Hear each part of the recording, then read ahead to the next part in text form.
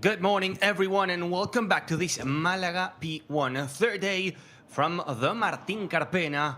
We're about to enjoy the first match in the center court, the one between Carolina Orsi, Nuria Rodríguez, and Marta Ortega, Tamara, Icardo.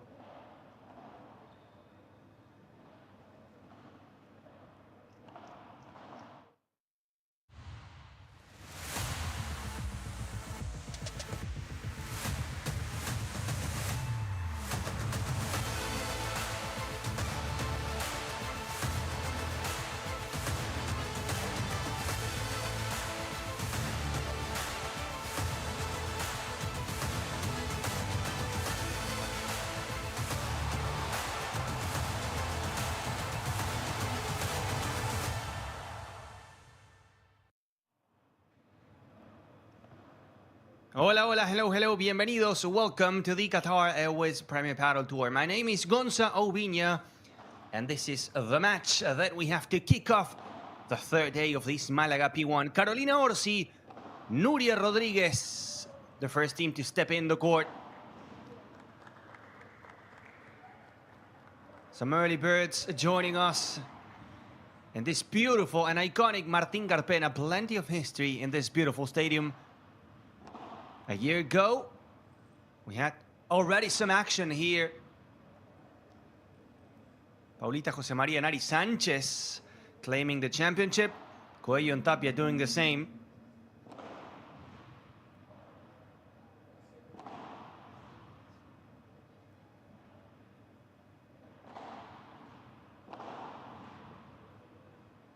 And today's opponent for Carolina Orsi and Nuria Rodríguez is going to be let's say new team. Not going to be the first tournament for them, but they are playing together very recently. We're talking about Marta Ortega and Tamara Icardo.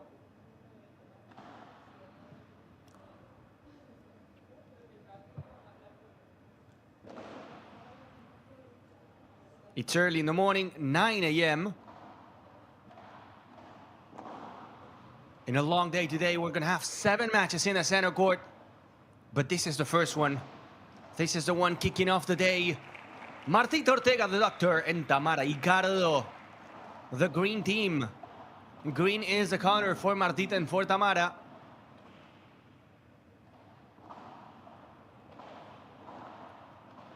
The handshake with Susana Arroyo, the chair umpire of the match. And in a few seconds, we will have, as always, the coin toss, the official picture, the warm-up, all the information you need to know regarding this match. And then, of course, the kickoff.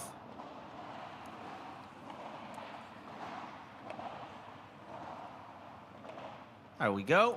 Say cheese. Cambio bolas 9 y 11, 2 revisiones de vídeo por set. Si necesitáis ir al baño, por favor, intentar que sea en el cambio de set, porque es cuando os corresponderían los 3 minutos. El baño está por ahí, muy cerquita. ¿Vale? Vamos a sortear. Cara cruz. Cara. ¿Rezamos? Fenomenal. ¿Y quién va a sacar? So Martita Ortega and Tamara Icardo winning the coin toss, choosing to receive. It's going to be Carolina Orsi and Nuria Rodríguez, the team serving first. First match of the day in this Andalucía, Malaga P1. Andalucía, for those of you asking, is the region. Malaga, one of the cities inside the region here of the beautiful Andalucía. Very sunny, very hot, especially during summer. And the ideal place, the place to be this week, the Martín Carpena. Warm-up is on the way. A closer look at Martita Ortega and Tamara Icardo. We go to the other side of the net. These are Orsi and Rodríguez, Nuria and Caro. After not playing Valladolid and the Bordeaux P2, they are back in Premier Padel for this Malaga P1. As you already know, a lot of players are choosing to go and play some FIP tournaments. That's the case for Carolina Orsi and for Nuria Rodríguez. Caro Orsi, born in Rome in 1991.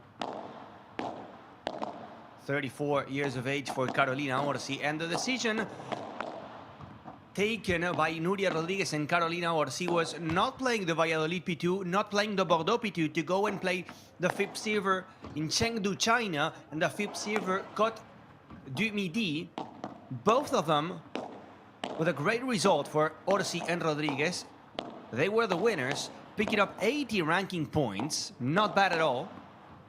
But yet again, taking the decision not to play or not to participate in the Premier Padel events. That's something you can do, something a lot of players are choosing to go for. And it's fair. At the end of the day, you need the ranking points. You're not going to miss a P1 like this one in Malaga. They are here, Nuria Rodriguez and Caro Orsi. And speaking of Nuria Rodriguez, just to mention, she is from Sanlúcar de Barrameda, 160, playing on the backhand. 30 years of age. And if we look back at the previous Premier Padel event, it was the Italy Major losing in the round of 32 and the P1 in Buenos Aires losing in the round of 16. On the other hand, Martita Ortega and Tamara Icardo, the green team today, they did play in Valladolid and in Bordeaux. It's a brand new team, this one. Third tournament for them. In Valladolid, reaching the quarterfinals, and in Bordeaux, the round of 16, yet to make it to the semis. Martita Ortega and Tamara Icardo. In Bordeaux, they were surprised by the spectacular match from Lorena Rufo and Jess Castelló. They didn't really play bad, but it was just amazing, the performance by Rufo and Castelló. An early goodbye, but they have a new chance here in the Malaga P1, their first P1 as a team for Tamara and for Martita Ortega. Martita Ortega, top 10. 8 in the rankings, born in Madrid. 28 years of age for Tamara Icardo. 29 from Valencia, 178. One of the tallest players on tour.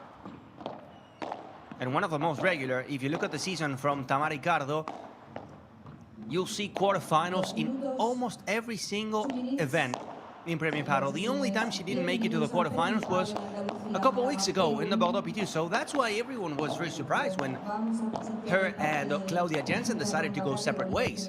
They were like, if you're making it week in, week out to the quarterfinals, why not keep insisting and keep working to go through the next round and play the semifinals? But sometimes it's not only about the result, not only about getting some points in the rankings, but about the chemistry, about the energy, and about sometimes needing something new. And that happened with Martita Ortega and Tamara Icardo. Marta Ortega starting the season with Sophie Araújo.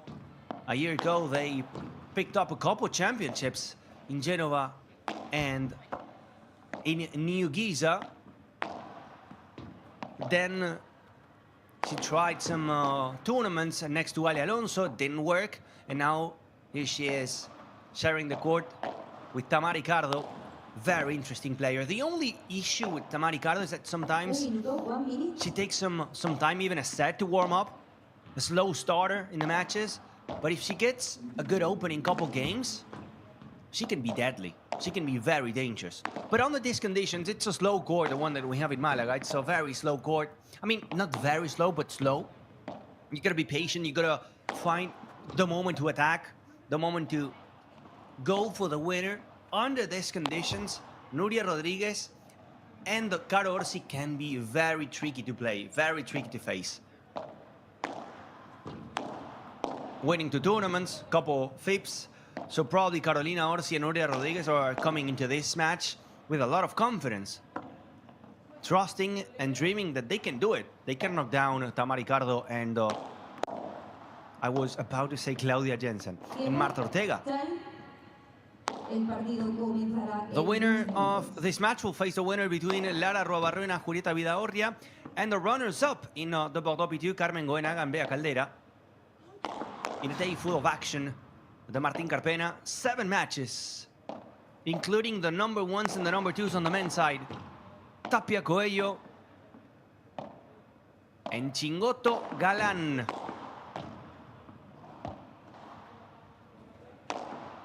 Thank you so much for joining us in the morning.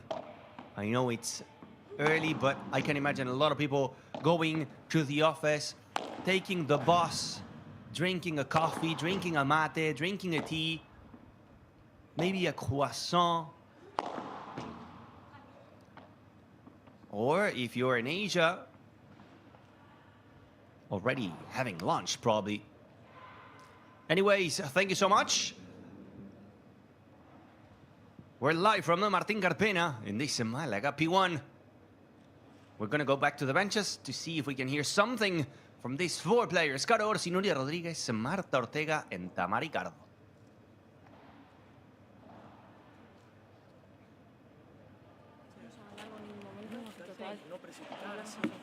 No querer tocar cualquier pelota, dejar pasarse dos. Tal cual, y que aparte yo creo que cuando ustedes están tranquilas, al final son un dolor de cabeza. Marta Ortega saying, if the love is good, we can play and let it go. No need to go for a risky bandeja. We can just let it go and play the bajada de pared. ¿Qué querés? ¿Querés algo? Vamos de entrada, says Maxi Gravia, their coach. From the beginning. Let's push from the beginning. And on the other bench we have Rodrigo Vide. Attitude, mentality, says Nuria Rodríguez. We gotta be fighters today. Tiempo, time. Vamos, vamos. Sí.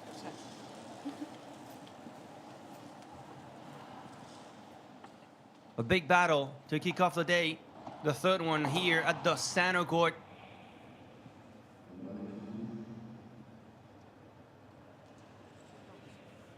Marta Ortega, Tamara, Icardo, Carolina Orsi, Nuria Rodríguez.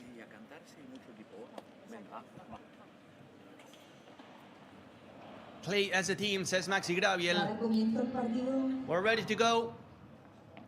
We're gonna kick off the third day of this Malaga P1. Carolina Orsi will be the player serving. Showtime. The Martín Carpena.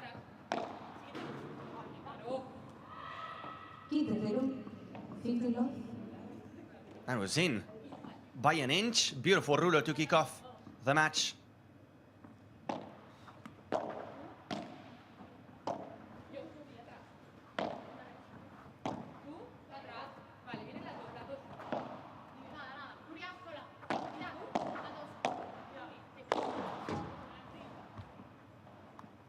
Changing the pace, Nuria Rodríguez, nicely done. That's something they're using a lot this week. The flat smash. You show a bandeja, but at the very end you change and you hit it flat and hard.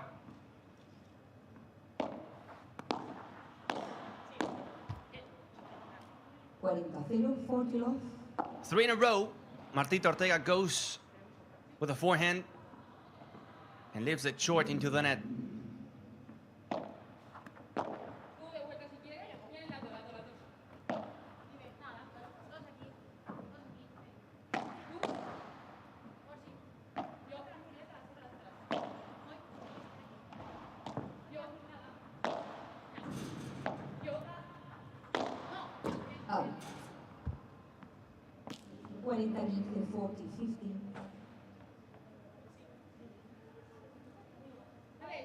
Even though she missed here, Nuria Rodríguez, she's really trying to find some variety at the beginning of the match. She played a flat smash, then a soft bandeja, a flat gancho to the fence. And again, same idea. She's missing, but I like the play. I like the fact that she's already trying different speeds, different movements, different placements.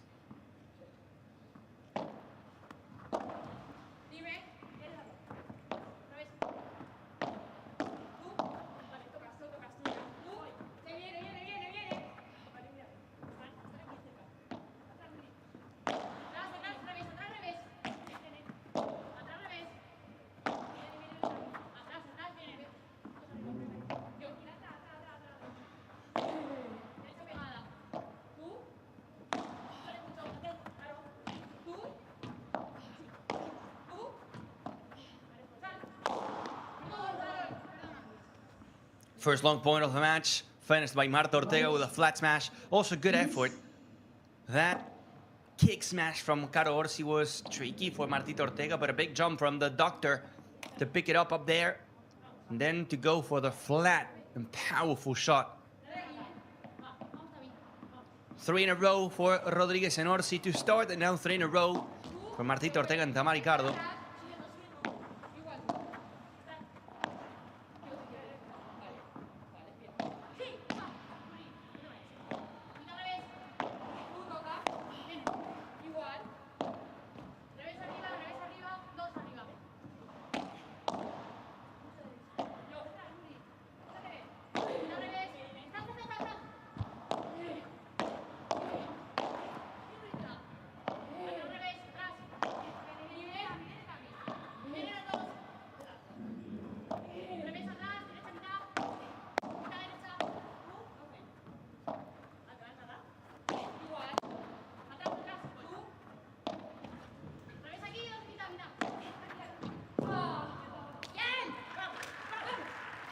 Good víbora. One of her best shots, the víbora from Tamara Icardo. And I'm sure that Tamara Icardo and Marta Ortega are trying to get some, you know, some new sensations. It was a tough loss, the one in Bordeaux. 6-3 and 6-1 to Jess Castellón, Lorena Rufo, but it didn't really feel like they played bad. It was a phenomenal performance, probably the best one that we've seen so far from Lorena Rufo and Jess Castellón. They just couldn't do anything. Marta will save it. She punishes Orsi in the corner from the 40 low from Orsi and Rodriguez to a break for Martita Ortega and Tamara Icardo. So quick. Marta Ortega, one of the most physical players on tour, if not the most physical. I would put probably Vero Virceda up there as well. They're just robots. Paulita Jose Maria also is a physical machine.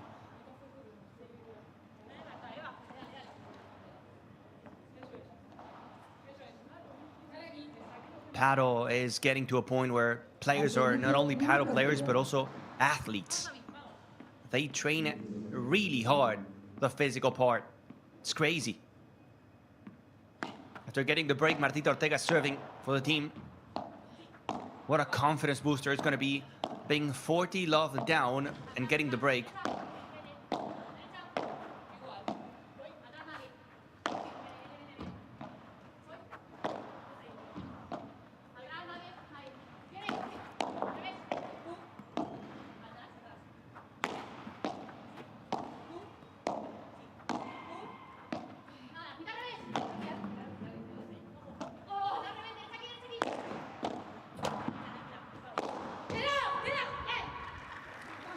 That was so smart. It was very smart because they were pushing both Nuria Rodriguez and Caro Orsi to the back wall. As you could see there, Nuria Rodriguez, she was very, very far away. That's why Tamara Icardo chooses to go for the smash, knowing that Nuria is not going to have time to run forward and to pick it up at the net. Nuria blocks it, but Caro was the one already trying to save it at the net. Tamara leaving the second smash for Martita Ortega, but Martita goes cross, knowing that Orsi was in the other position. It was fantastic from Martita Ortega and Tamara Icardo. Not this volley from Marta.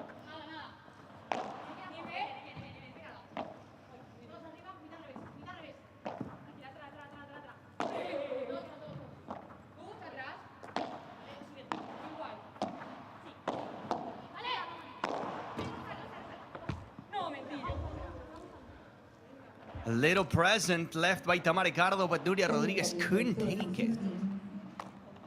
Finding the net. Even if they won the point, they're not happy. Not the best choice there by Tamara Icardo. Nuria already waiting at the net. If you don't send it por tres, it's almost giving away the point. And I mean, it's a fair decision, the one by Orsi and Rodriguez, not playing in Valladolid and Bordeaux in Premier Padel, but going to play and win a couple silver tournaments. You win 80 ranking points. It's a decision you have to take.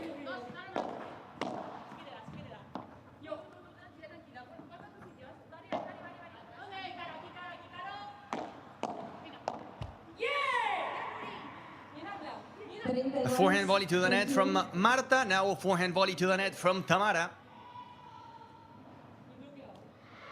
if you want to let me know your opinions, your thoughts about this decision taken by Orsi and Rodriguez and many other players, or anything you want to talk about, some questions, some predictions for the tournament, just go and add Premier Padel on our official Instagram account.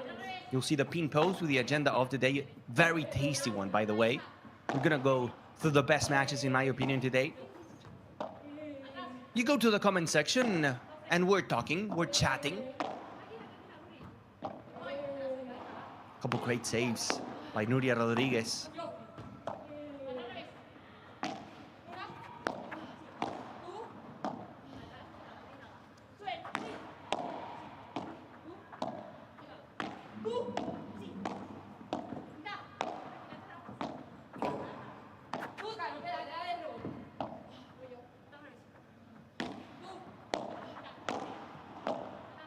Feels like it's always Tamara, Icardo and Marta Ortega the ones dominating. Nuria and Orsi are always behind the ball, just running and defending. And it's working, yes. But long term, is it actually going to work? Is it actually going to be enough? You always see Marta and Tamara at the net. And you see Nuria and Orsi running after the ball. In this game, they're going to have a break point. But all 3 points were with Marta and Tamara missing from the attacking position. A couple of forehand volleys and now a bandeja from Marta.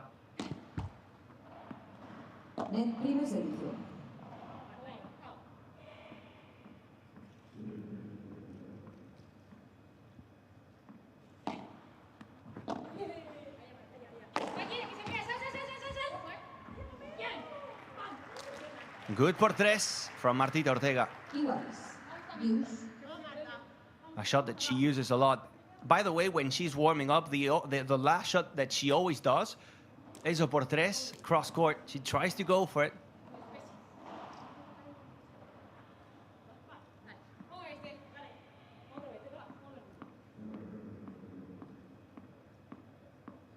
The difference of hitting a por tres from the right side, cross court, and doing it down the line, the different technique. The smash from Marta, to get more power, has to be more flat. But if she wants to go for the por tres down the line, she has to get more spin, more kick. Because the kick is going to make the ball open to that side. If you kick it and you try to go for the por tres cross court, it's going to be very complicated.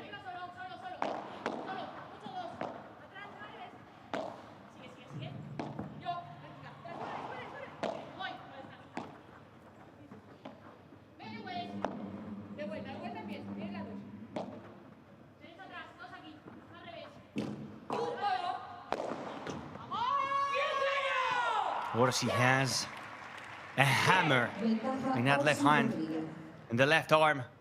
So much power from the Italian. The second break point for Orsi and Rodriguez. Much better going to the net. A tricky lob for Tamara, Icardo. The ball so close to the sidewall.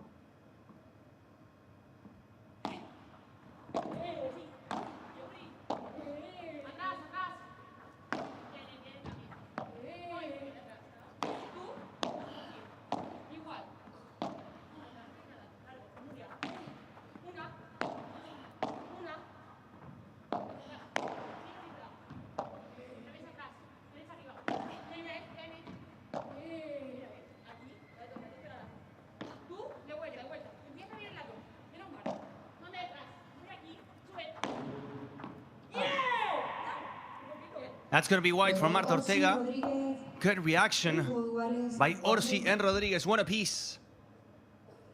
We were mentioning the agenda of the day that we have today.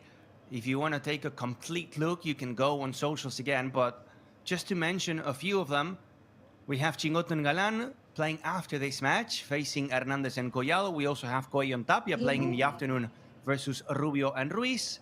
In court number 2, we have, for example, Cardona and Augsburger playing the last tournament as a team versus Del Castillo and Lamperti, or the match of the day between Garrido and Sanyo Gutierrez facing Torre and Cepero. And in court number 3, we have an interesting Tolito Aguirre and Alex Chozas versus Valdez and Gutierrez, and Carmen Goenaga, Bea Caldera, the runners-up of the Bordeaux P2, taking on Arrua Barruena Vidaorria. 7 matches in the center court, 7 matches in court number 2, and 6 in court number 3. You can go to our official YouTube channel and not to miss a single shot.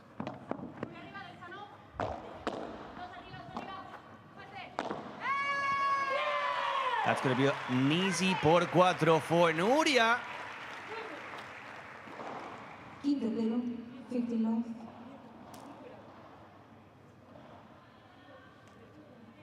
What a save there by Orsi, the twinner. So far in defense, they are perfect.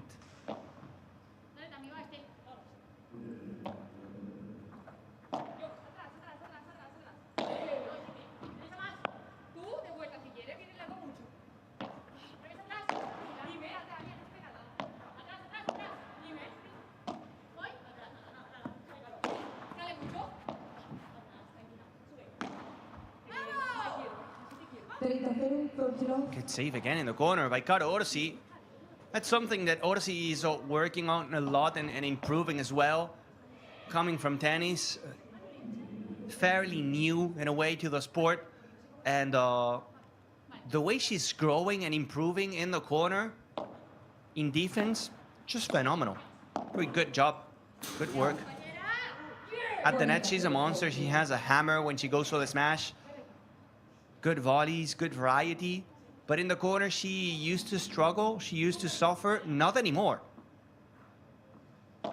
Another dominating serving game for Nuria Rodriguez and Orsi. Let's see if this time they can close it. In the previous one, it was a 40 love and they got broken.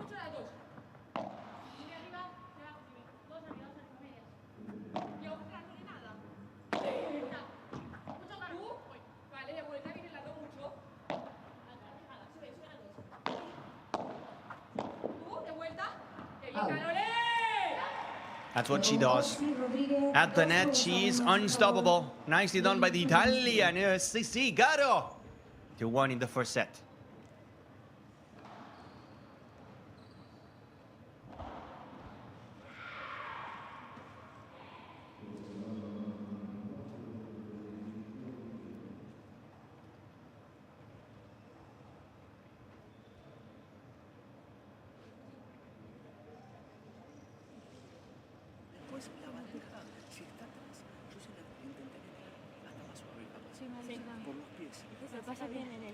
Exacto, y aparte le tiran y hace así y viene una velocidad incómoda. Si está atrás, capaz como más llevadita, así, a mí la velocidad, a ver qué hace.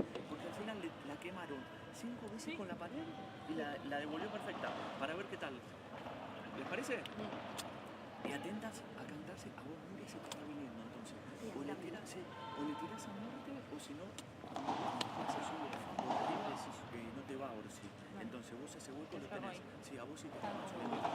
Pero bueno, se ve, esta te la hizo bien. Entonces, si no, se lo repito por una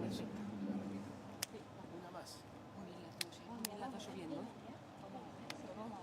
We were actually listening to Maxi Graviel's bench, talking to Martita Ortega and Tamara Icardo, even though we had the camera on the other bench.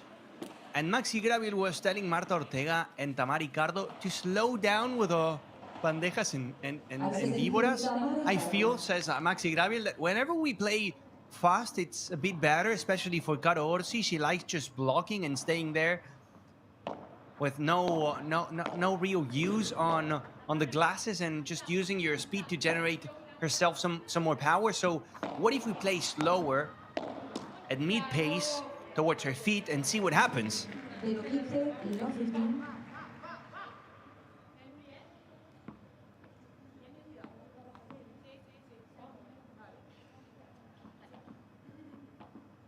Momento, por favor.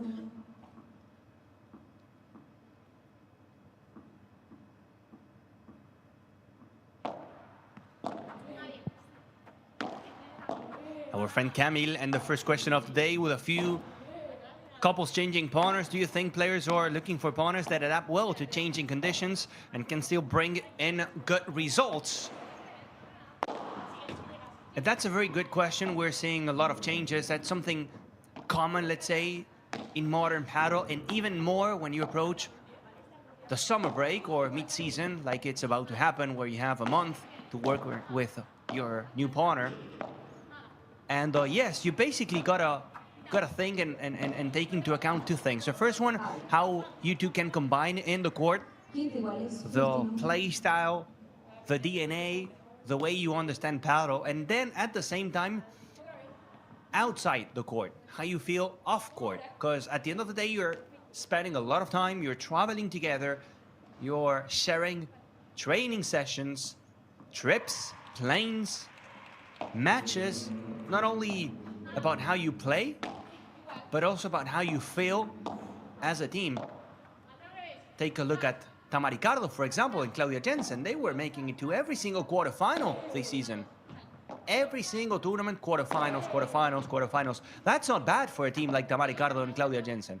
At some point, you want to make it to the semis. Yes, I agree. But it's not bad to be there week in, week out in the quarters. But still, they needed something different. They needed to change. So that wasn't really paddle. It was about energy, about sensations, feelings. So it's a big combo that you have to take into account.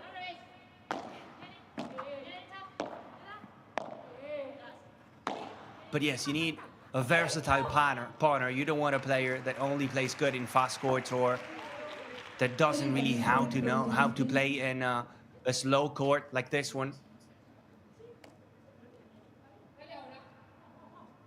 You gotta be like a joker and adapt. It's amazing how these players can change from a fast court to a slow one in just a week. Like, for example, what happened between Valladolid and Bordeaux. Quick and outdoor in Valladolid, intermediate to slow and indoor in Bordeaux.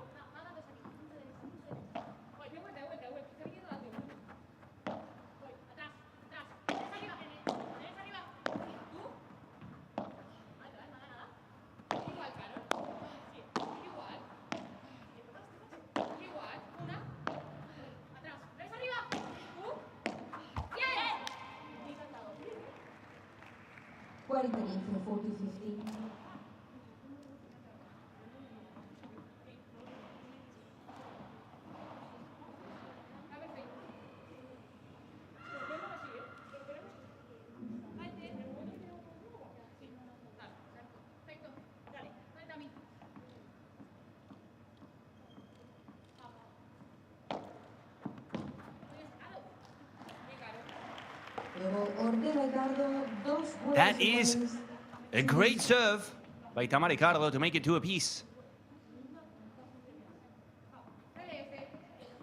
After a couple breaks in a row, now 2 holds. One for Orsi Rodriguez, one for Ortega Icardo. Pressure back to Orsi and Rodriguez. Just starting the match.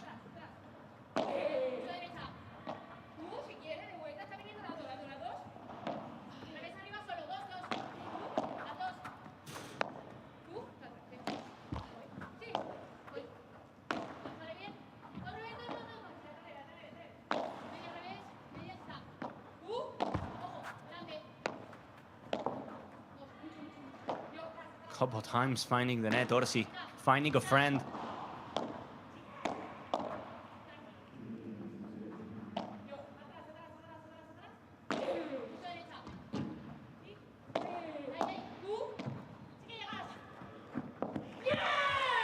Marta Ortega will never get to that one. Classy finish by the Italian Caro Orsi.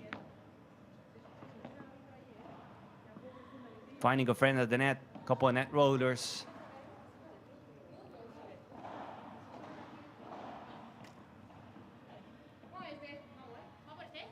We have some action at the same time in court number 2 and court number 3.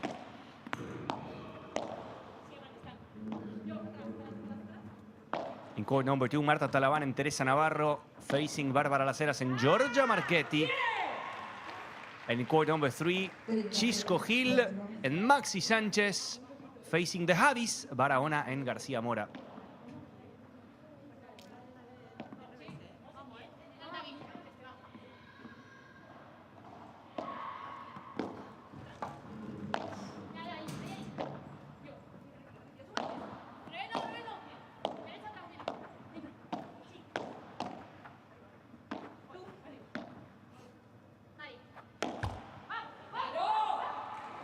To the net goes Tamara Icardo to make it 40-love. 3 serving games for Nuria Rodriguez and Caro Orsi. 3 times that we see them with a 40-love. Not the best starts so far when they are defending. Again, I feel like Tamara and Ortega are a bit better when they are at the net. Even if they're missing more, they are the ones pushing and setting up the pace. The moment they get more regularity, it's probably going to be better. But the best team in defense is Orsi and Rodriguez. Even though we see a nice match this time by the Italian Caro Orsi, 3-2. We're going to go back to the benches. But no big differences so far in the match. Está muy pegada. Está pegada. Para mí, claro, para mí hay que pegarle un poquito más de globo. Capaz que empezar por Nuria. El tema que cuando te pega la víbora que te queda acá, se te da un poquito de... Claro, exacto. Cuando la tenemos como yo la intentaría sacar. Por más que no sea el globo paralelo, no hace falta. Porque si va el globo al medio tampoco le va a pegar ni globo ni nada. Pero claro, necesitamos alejarlo un poquito de la red. Porque si no, si ella no juega cerca, te tira a la reja, te tira paralelo a vos. Sí, está tan pegada que solo la va tocando. Sí, la toca para abajo ahí. Sí, entonces si conseguimos sacarla ahí... Perfecto, perfecto. Y esa bandejita. Sí, pero anda variándole un pelincito más. Y si podés, como que gire. Si puede ser a la vale, había entendido al revés, que se quedase ahí. No, que le juegue por acá, pero que no le salga recta para adelante. Si la puedes hacer girar o que juegue por acá con efecto, perfecto. Bien, vamos a este. Y el otro las quiero rocosas. Sí. Rocosas en ese. Sí, exacto. El primero lo hicieron bien, El Tiempo. segundo lo jugaron bien. Time. Sobre todo enfocarnos en el globo. Si el globo va bien, sí. Y la Nuria también, porque si le tiras bien el globo, si le tiras bien el globo. Sí, está llegando bien, está llegando bien al banco. De última, si el globo va bien, también en el mismo te puedes ir a otro momento, porque está pegando muy atrás, vamos a enfocarnos en el saque ahora, va.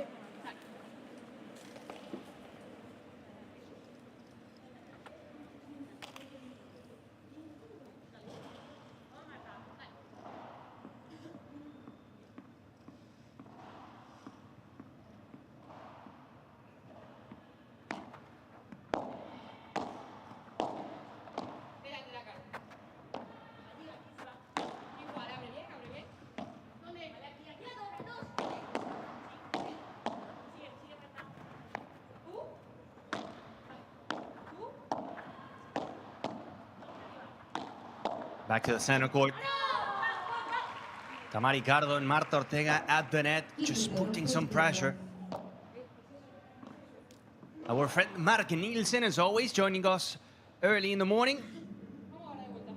And we have an interesting question from Niklas Olsson. It seems, says our friend Niklas, much easier for younger players to compete versus plus 30 players. Different style of paddle, they got taught, maybe. And I mean, I agree with the second part. The way the juniors and the new players are playing the sport is completely different to the old school, let's say. But I wouldn't say it's easier. They play faster nowadays. They are more physical. They like smashing. They like the víboras. They like the volleys. While 5 years ago, it was more tactical, more, let's say, positional in a way. Not only with the girls, but also with the boys. If you see some matches 10 years ago, it was slower, but very tactical. And whenever you get a slow court like this one, you see experienced player making it very tricky. And also the mental point of view. A player that is over 30 years of age has lived and experienced a lot of matches, a lot of situations that a young player in the early 20s hasn't. You gotta use it in your favor, just like in any other sport. Look at Novak Djokovic, for example, in tennis. How he's competing with young players and winning some matches just because of the mental part and also how he uses his strengths. That's the same. You cannot compare the way they play today, the young generation, to the older generation, but still, that's very good and very valid.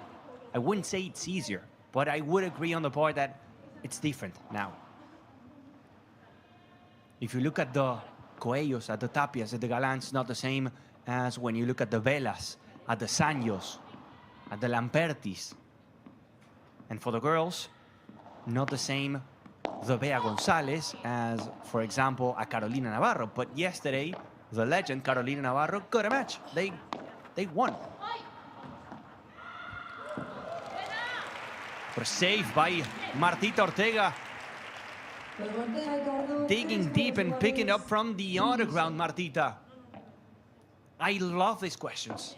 I love these messages from you.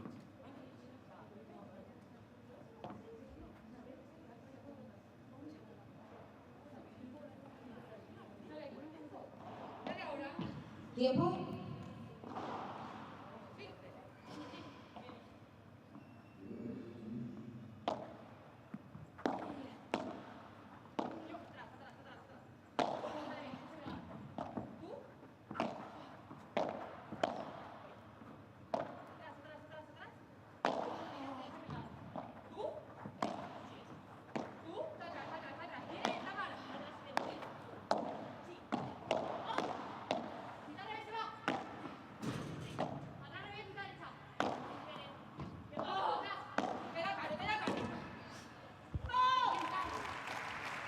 What a volley by Tamara Icardo.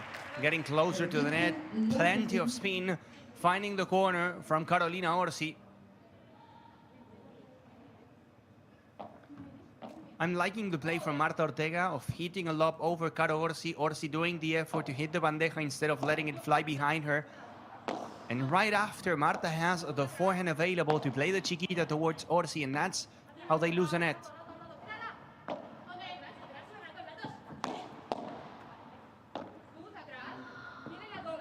That's the lob. This time Orsi lets it go.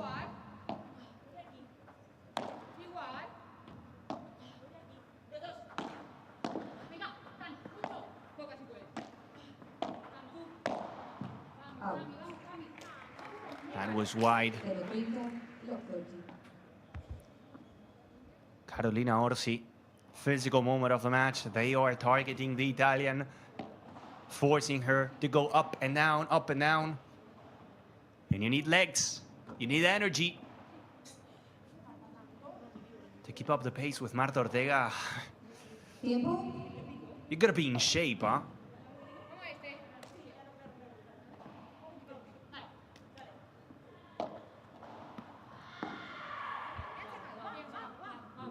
Oh, okay. One of us, Marta. ¿Qué pasó? What happened?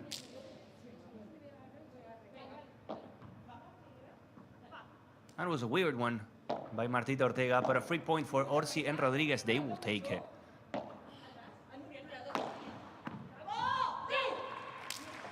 That's better, Marta. That's how you bounce back after a mistake. 15-40 and a chance for Marta Ortega and Tamara Icardo to go up in the match for the first time. So much angle there. Look at how close the ball bounces to the sidewall.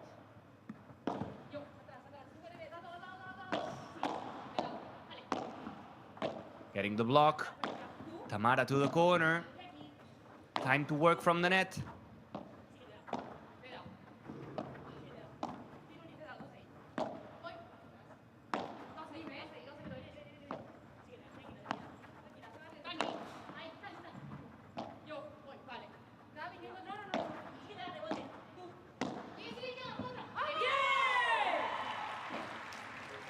Not the best decision there by Marta Ortega. Probably would have been better to wait for the bounce on the gloss.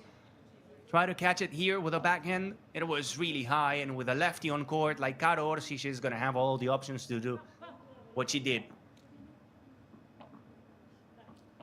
30-40, second break point for Tamara Icardo and Marta Ortega.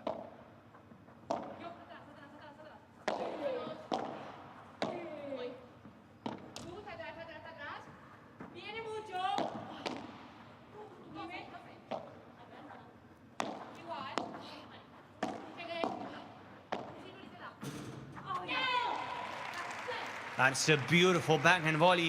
One with the forehand and one with the backhand from Tamara Icardo. Doing what she needs to do. Get winners. That's the break for Tamara Icardo and Marta Ortega, and they go up in the match for the first time. 4-3. Juegan dos juegos en donde perdemos la paciencia muy rápido en lo que es jugar. Es como que tiramos el globo, ya a la primera salimos corriendo para adelante sin ver el globo. Y no, si al fin y al cabo nosotros construimos y logramos recuperar el quiebre, porque repetimos, largo, con paciencia. No hay que subirle a la primera. Vamos a trabajarlo y en cuanto la veamos incómoda, que salta para atrás, que el globo vemos que es bueno. Sí, a que le repite más ahí, o sea, le tenemos que subir a volver cuando ella salta atrás de la línea de saque, no cuando está cómoda. Sí. Y después, chicas, yo no tengo que tirar el globo de primera, me está esperando a mitad. La tengo que traer, como la última que le he hecho, que de juego por la derecha. Sí. Y luego... Yo creo que a Marta, cuando vos le tiras el globo, tirale el globo a Marta después de la pelota que juega Tamara, que la tenés más cerca y el globo se lo puedes tirar mejor, porque si no, fíjate que vos totalmente le tirás el globo y no es bueno y te avanzas un poco, Marta la aprieta a Carol y Carol, si no sale limpia, entra Tamara. Totalmente. También he cambiado demasiado, tal vez ahora el globo cruzado. Estaba jugando bien para vamos a seguir otra vez con la misma. No es que lo cambies, es que es corto. O sea, no es bueno. Sí, es trabajar un poco para luego subir. Nosotros ganamos la red y ellas al primer globo que tiran nos sacan la red. Sí, es verdad. Sí. Esa es la diferencia. Ahora.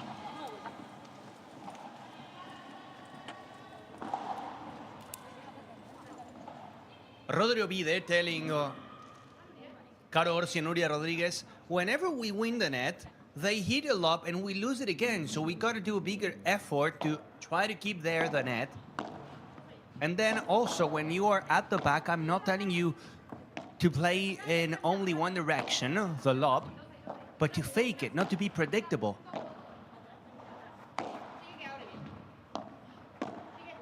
Really following a pattern here, trying to make it unpredictable for Martita Ortega and Tamara Icardo, but they're just playing so well, Tamara Icardo and Marta Ortega. Even though they were losing, even when they were losing, we were saying that they feel confident today. They are always dominating, they are always at the net.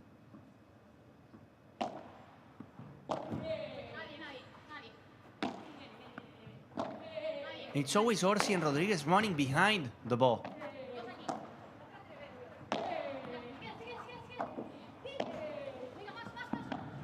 Look at the save from Tamara Icardo. Wow, Tamara. Wow, Tamara. What a save. Great defense by Tamara Icardo. This is Juan Mieres, also part of the team on Tamara Icardo and Ortega's partnership.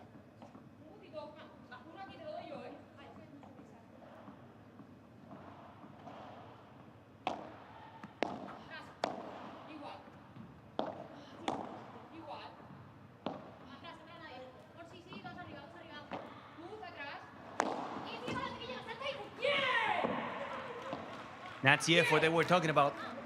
Not losing the net the first time. Reaching it and punishing. Nicely done by the Italian. Frustration on Tamara Icardo. Thought she had it.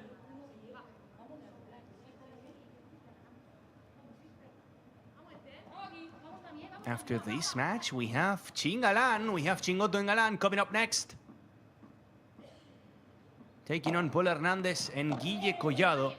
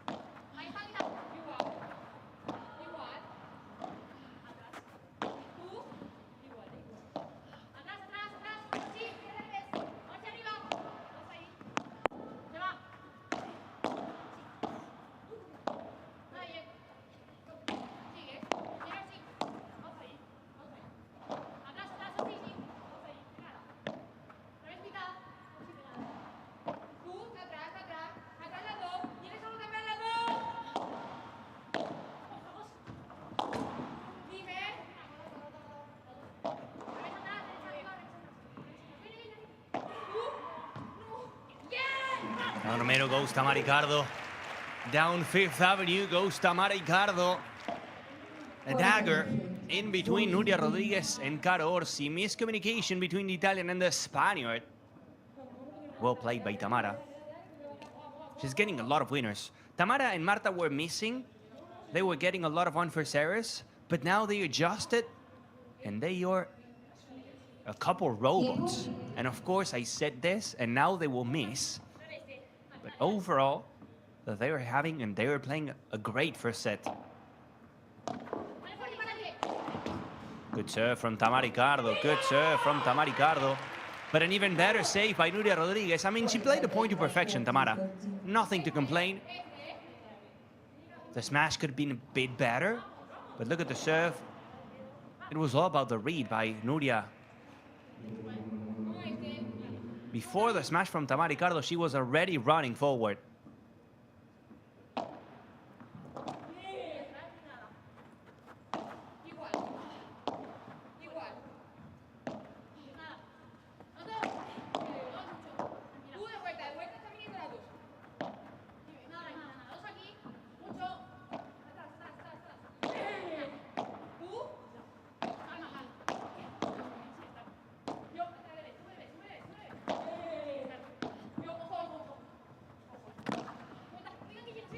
Orsi wants that shot, fakes a smash, finds a corner.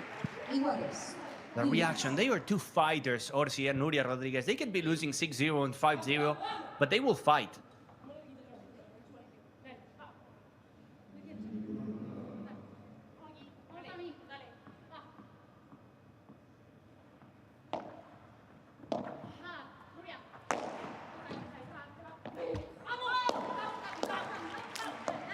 Second time that we see Nuria Rodriguez reading the smash from Tamara Icardo, and second time that we see Nuria hitting it into the net. That's unfortunate by the backhand player. She was ready. Se lo regalas, says Nuria. It's a present, and I agree. That's a gift.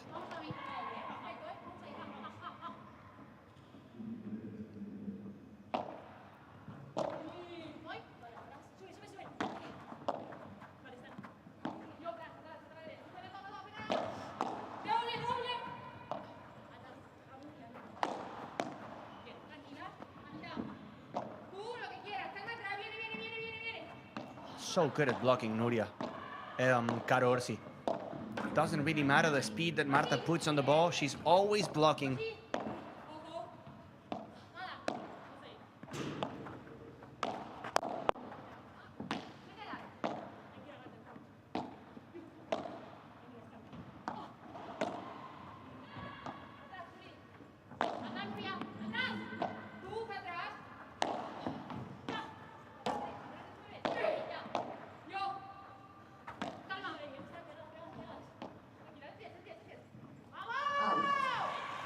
That's going to be wide for Marta Ortega. She had so much time that it was even worse. Sometimes having more time makes you think longer, makes you have 2 or 3 ideas. And when you have 2 or 3 ideas in your mind in paddle, usually this is how it ends, with a mistake. Thought about probably going flat and low, but at the end, she changed.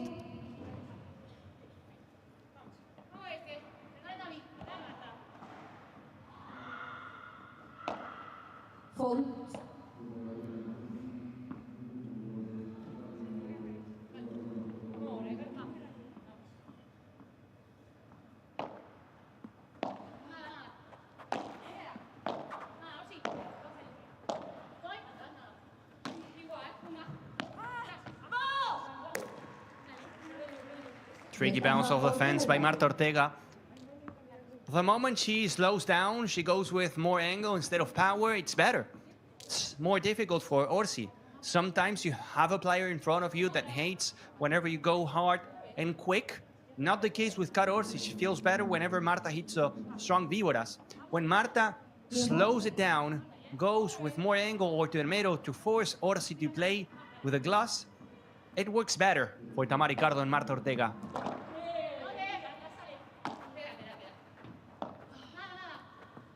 Like this.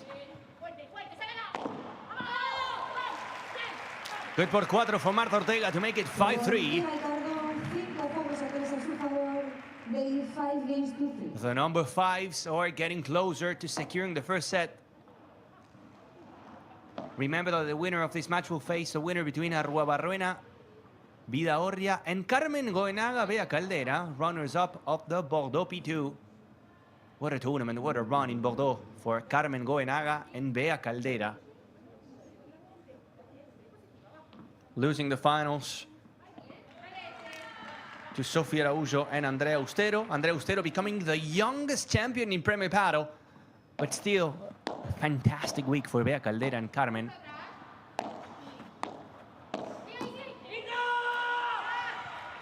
Look at the power from Nuria, cutting the court, waiting for the ball from Martita Ortega. Marta was again putting the plan to work. The lob over Nuria and the forehand to her feet.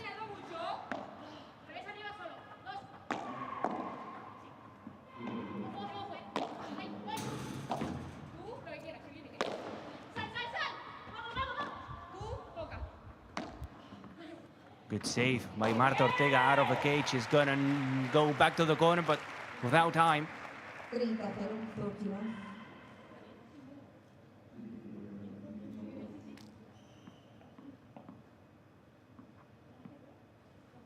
Our friend Yusuf, always here, always watching.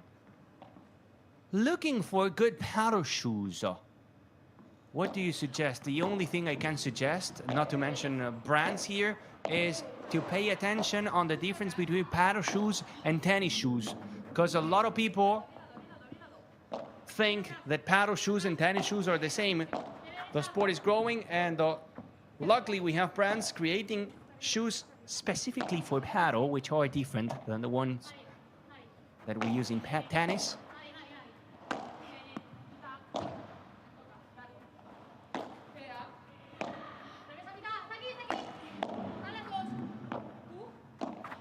By the way, you even have shoes for different kind of turfs in paddle.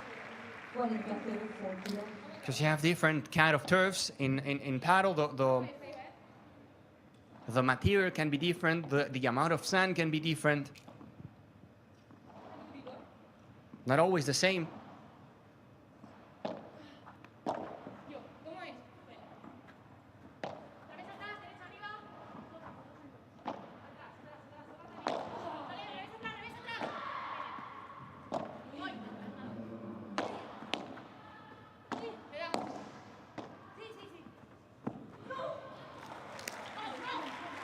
Good bounce off the fence for Marta Ortega.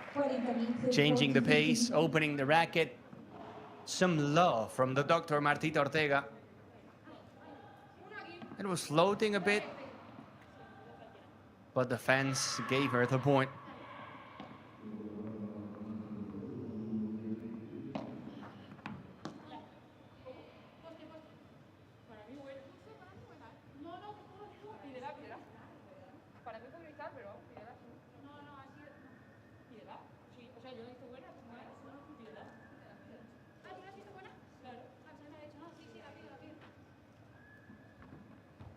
So, Nuria Rodriguez and Caro Orsi saying that the ball was in, same for the umpire. Marta Ortega was sure that the ball was out. In my opinion, I think it was out. The bounce was not very straight, to be honest. And Marta Ortega was close to the zone. She was in the best position possible. But hey, Orsi and Caro Orsi, both of them are saying it was in, so that's why we're going to go to the VAR.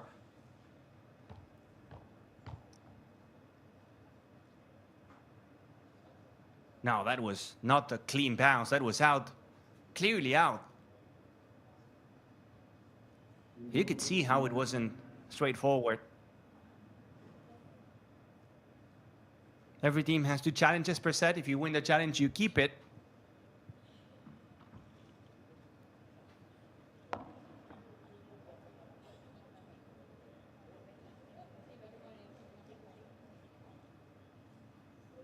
There's absolutely no way. That was clearly...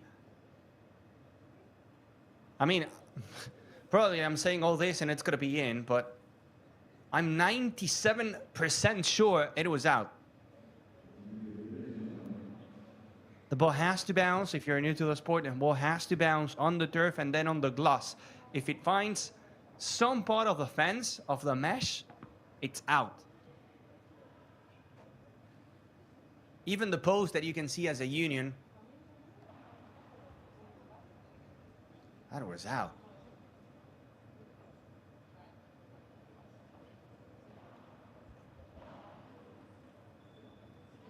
If it happens to be in, it's going to be a game. Yeah, of course it was out.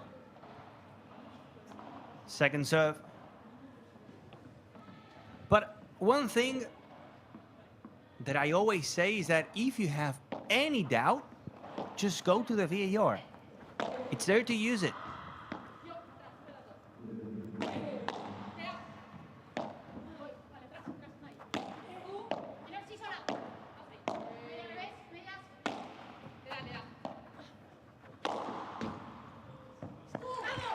Marta Ortega sending it por tres. The moment Caro Orsi has to spin around the corner, the moment she has to turn, the quality of defense gets a bit worse, let's say, a bit lower in terms of quality.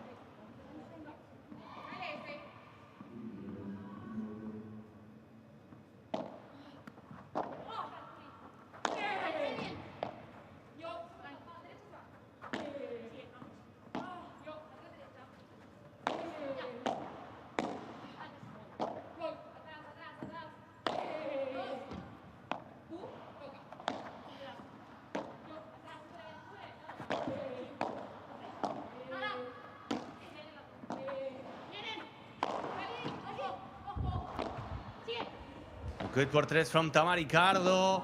Good block now from Tamara after the save from Nuria, but Orsi will finish the point big time.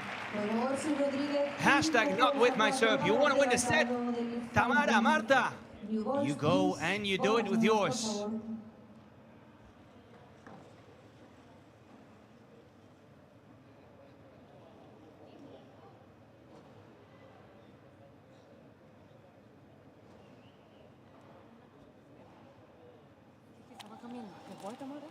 Y el siguiente le cambio a Ortega, que me está esperando a mitad, y ya mi globo no hace mucha calidad. Me voy a repetirle un poco más a Tamara y ya cuando la tenga ahí incómoda le echo.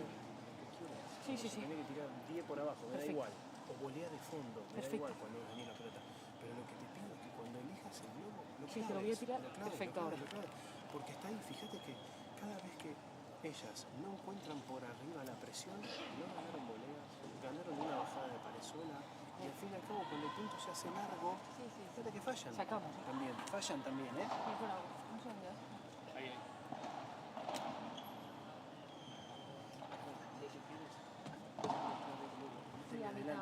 ¿Tiempo? Perfecto. ¿Time? Fíjate que recién en este punto te quedó una pelota para sacudir, vos te quedó una pelota para el rubro. O sea, chicas, con la misma confianza del principio, sigan apostando a eso, es que va bien, ¿eh? Vamos a aplicando nuestros tiros, sí. Vamos, ¿eh? Vámonos, va. Variamos, elegimos sin prisa. Si tenemos que jugar 2 bolas malas, jugamos. Pero Sí, con la cabeza puesta en que si me queda, pum, pum, aprieto. Vamos luego.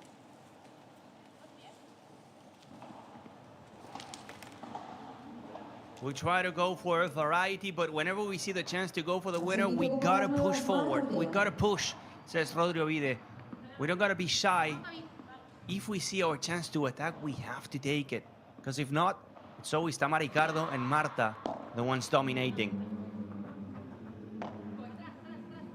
Marta Ortega and Tamara Icardo serving for the set.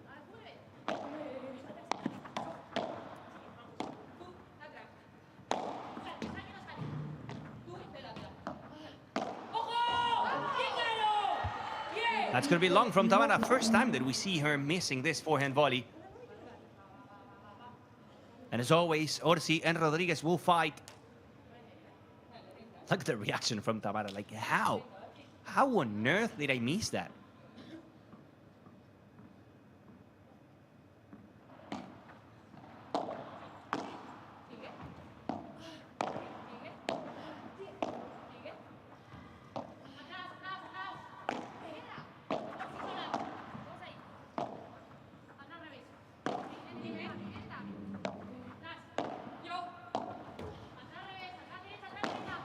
Giving the ball to Tamara after the mistake.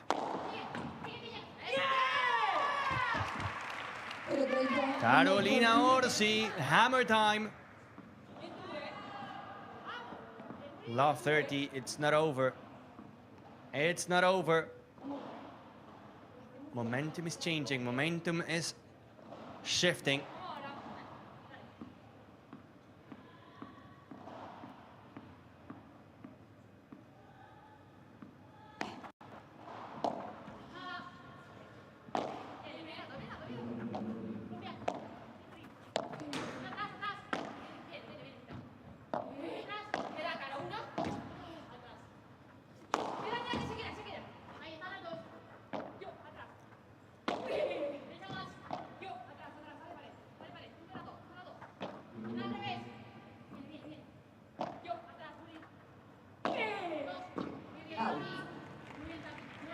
That is long from Nuria Rodriguez. Not the best choice. She wanted to go deep, and I like it, but not that deep. You have Tamara trapped in the corner. Just play. Easier to say it from here, of course. And she played the point to perfection, pushing Tamara back into defense position. But when she had the vibra, she wanted to go that deep to bury down to win the point. But it went long. And a big difference between a 15-30 and a love 40.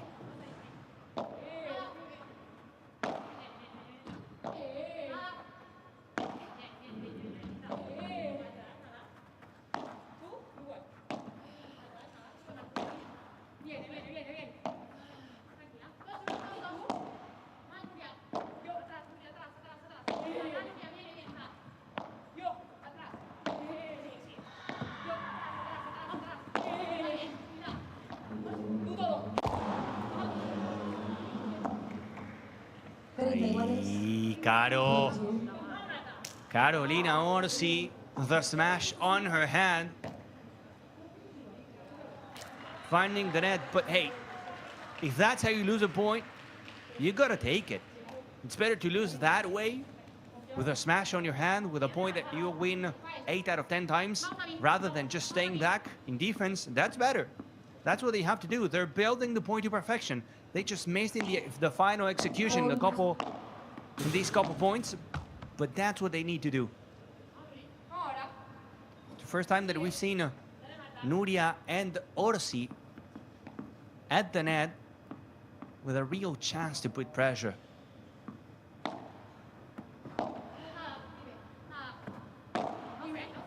How much those two mistakes are gonna cost.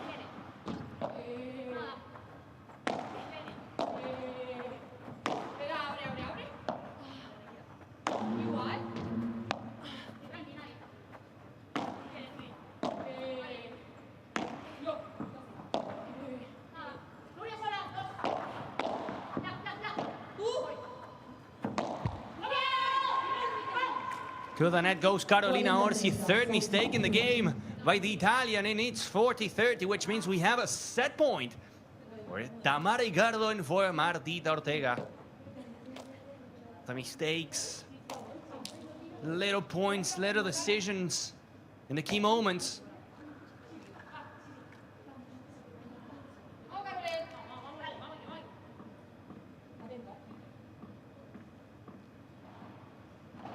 Set point for Tamara and Marta. Marta Ortega.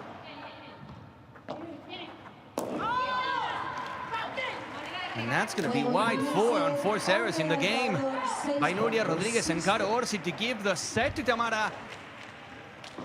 And Martita Ortega, 6-4. First set secured for the 5 seeds.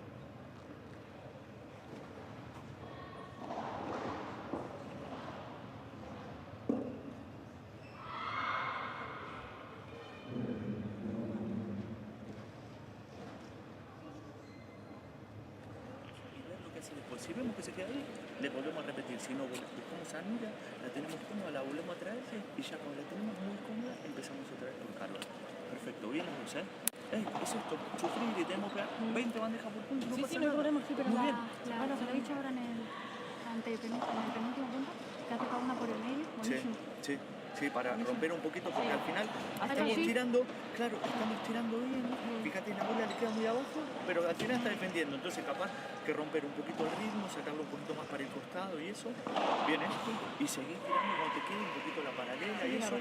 Bien, sí, pero está muy bien. Cuando te quede. Exacto, que la tengas abierta. Yo creo que está, o no le gusta defenderla a la que viene o se la sabe y entonces da un pasito y claro, si tiras, tienes que ir a la siguiente. Sí, por eso, tiene que ser mitad de pista y acá para que le puedas tirar, que ella volee acá. Entonces después vas a poder para después ir a, sí. Y yo voy al medio, por si queda. Chicas, igual, Bien, Salí fuerte, sobre todo de pared, que se te da mejor.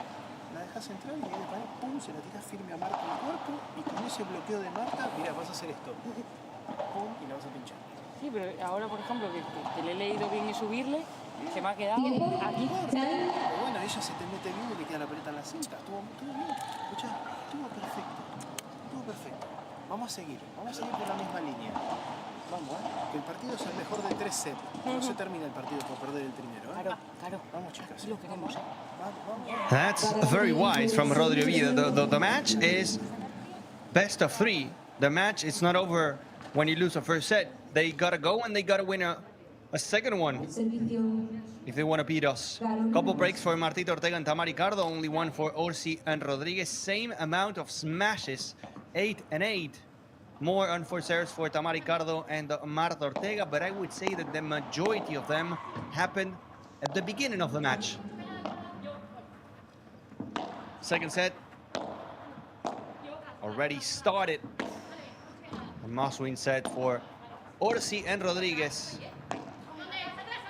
Thank you for joining us in this Malaga P1 third day. The day where the number ones and the number twos in the men's side are making their debut. We're gonna have to wait a day longer, a day more, to see the top 4 in the women's side. Ari Sánchez, Paula José María, Gemma Triay and Delphi Brea back in action. Bea González and Claudia Fernandez, and of course, the Bordeaux P2 champions, Sofía Araújo and Andrea Austero.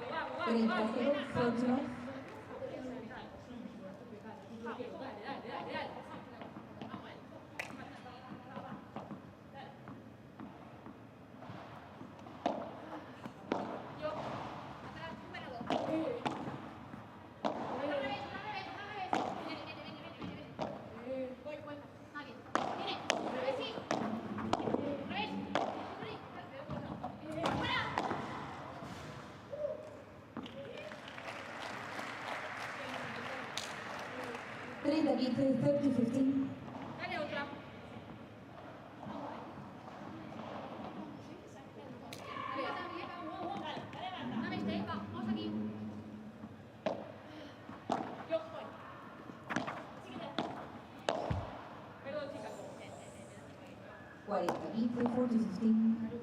Apologizing, but taking the point, 40-15, a chance to get the opening game of the second set. Rodriguez and Orsi, they didn't finish the set playing bad. It was only a couple mistakes that cost them the set. They had a love 30 with Tamara and Martita serving for the set, and then 4 unforced errors in a row.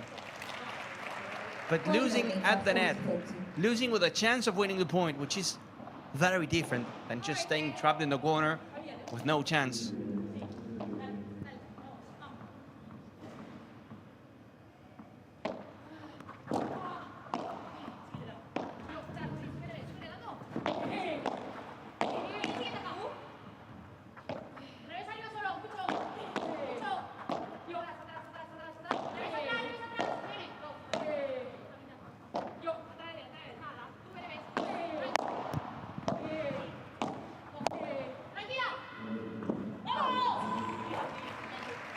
A bit long by Nuria Rodriguez. Good attack, good push by Tamara, Icardo, and Marta Ortega. At the moment they start getting closer and closer and closer to the net, it's very dangerous. They're very good with volleys in transition, both Ortega and Icardo.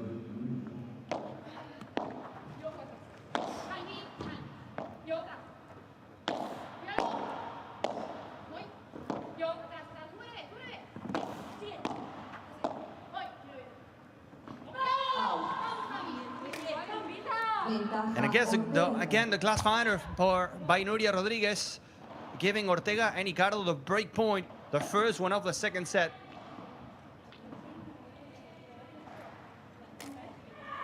Something that happens frequently to Nuria Rodriguez. She has some disconnections during the match, missing 2 or 3 in a row, and whenever you miss 2 or 3 in a row in Premier Padel, not ideal, not good for the program.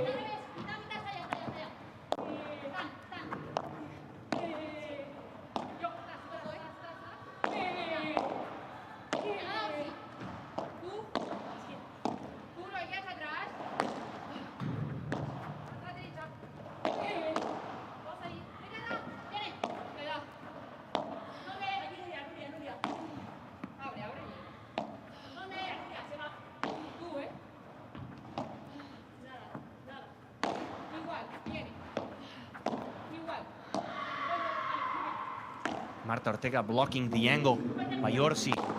Tamara down the middle. Marta Ortega will go for the flat smash, getting lucky, finding the union between the glass and the fence up there. That's a break for Ortega Icardo.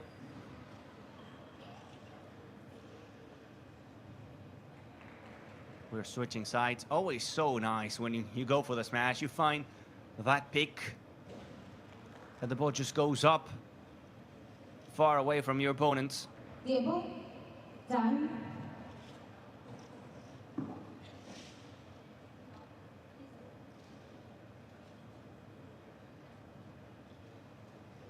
Why Cardona and Augsburger are playing the tournament together if they're going separate ways, says our friend from socials. That's because they signed up for this tournament before announcing the split. They will play this tournament and then they will go separate ways. Augsburger joining Martín Dinero and Cardona doing the same with Juan el Gato Tello.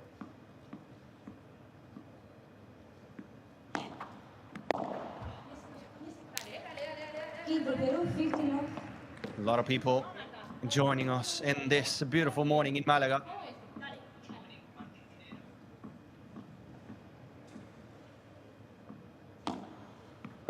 After this match, Fede Chingotto and Ali Galan.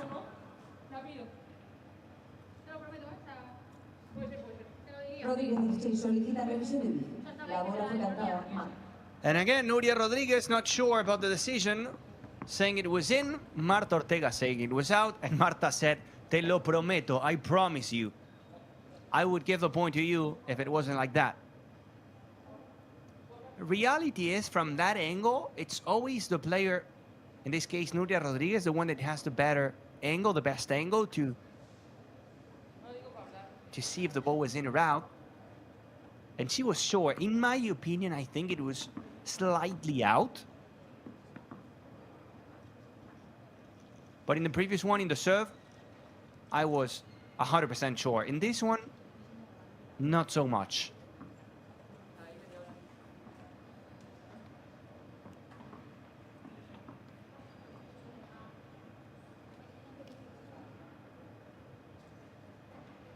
What you're seeing at the end of it looks out to me. So it was out. Marta Ortega was right again. Good eye, Marta. 30 love.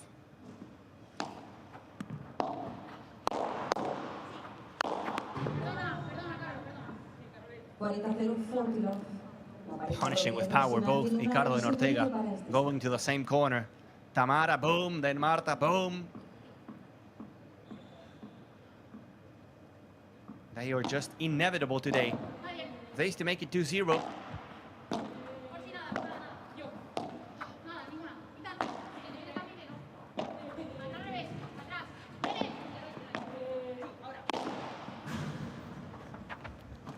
And she goes for the same shot again.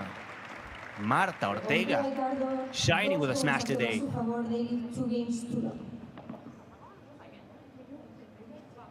Break is confirmed. And by the way, we have some information coming from court number 2. The match between Talaman Navarro and Bárbara Laceras Georgia Marchetti is finished. So in a few seconds we will have Stupa and Arce. A lot of people waiting for Stupa and Arce. LeBron couldn't play this tournament, still recovering from his injury. Stupa choosing Maxi Arce to be his partner. We're gonna have the chance to see Stupa and Arce in just a few seconds in court number 2.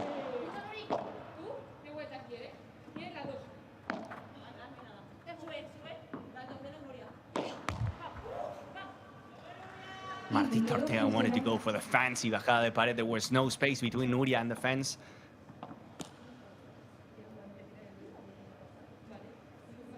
It's unfortunate because if you're Ortega and Icardo now, you want to take every single chance, every single point you can, because at some point you expect Orsi and Rodriguez to react, to bounce back.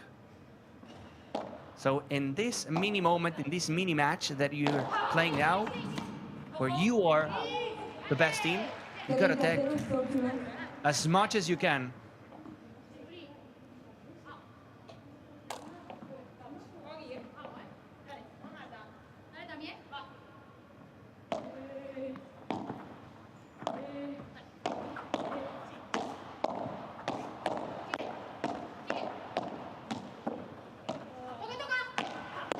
beautiful duel at the net. The volley exchange, that was beautiful at the net. How quick the players are. Let's see if we can find an angle from the side, yes, like this one, to appreciate how quick the ball was moving. Bam, bam, bam, tac, tac, tac, tac, tac. And at the end, Icardo and Marta Ortega getting the point.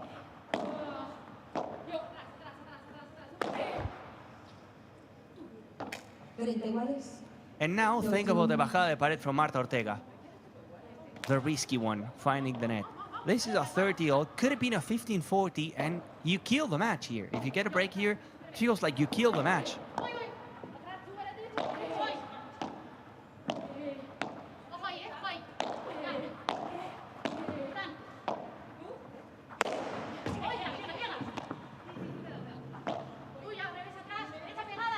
Martita Ortega wanted to go for the dunk with a reverse.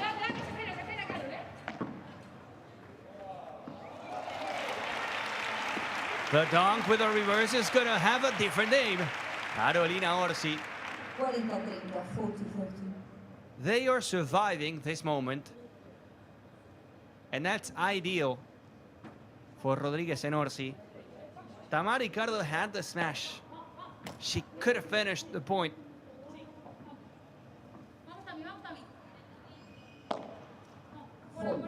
Vamos, Tami, says Martita Ortega. Let's go, Tamara. Let's go, Tami.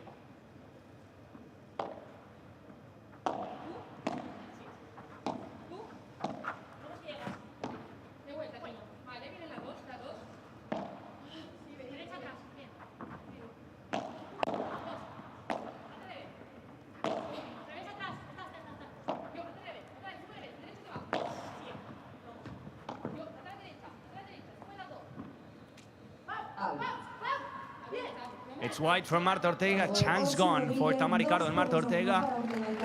And the first game of the second set for Caro Orsi and Nuria Rodriguez. They are alive in the match.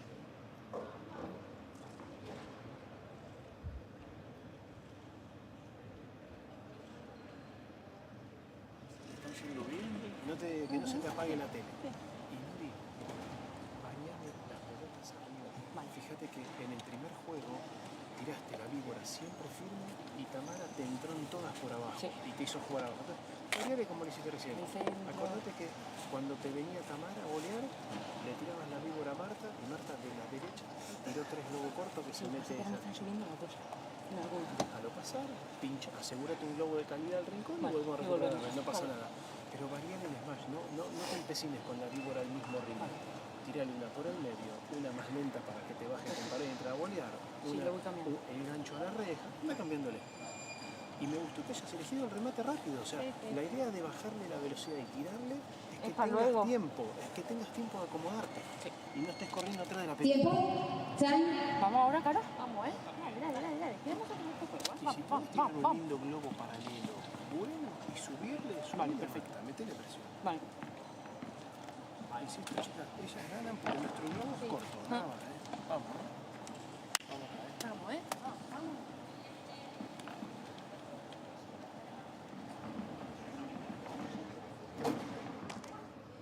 al servicio Tamara Icardo.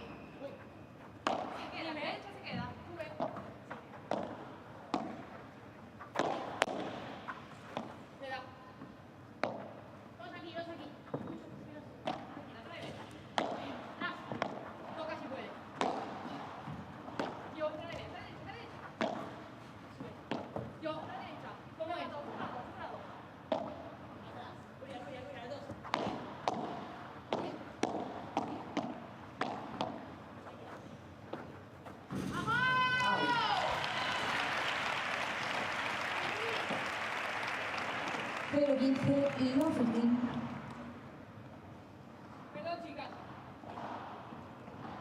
Blocking 1, 2, 3, and 4 in a row to survive. And then Marta Ortega, frustrated, wanting to finish the point, goes for too much and sends it wide. Very good by Icardo and Nuria. Segundo servicio. Stupa and Arce, Sanchez Chamero and Santigosa warming up on court number 2. Gil and Sanchez, Garcia and Barahona playing their match in court number 3. It's here. We're making it to 1 hour and 15 minutes. And this beautiful match. 15 iguales, 15. Kicking off the journey in the center court of this Malaga P1. Up next, Chingotto Galan. The champions of the second major of the season in Italy. But then losing in the semi-finals to Lebron and Stupa in Valladolid. And losing in the finals of the Bordeaux P2 to Tapia and Coello. Let's see what they have to offer this week.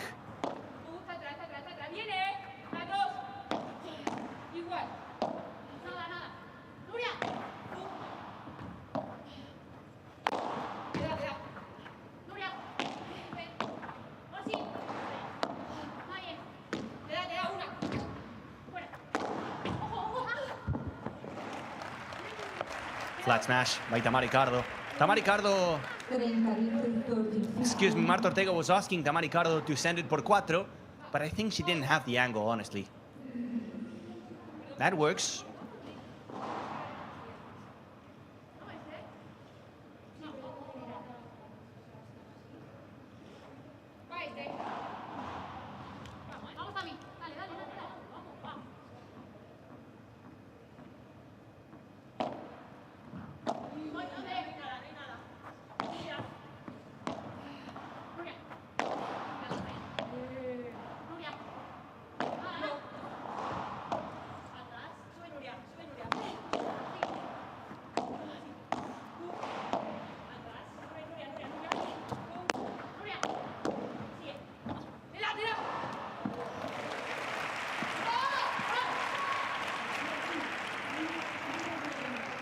Alvarez, 40, 15.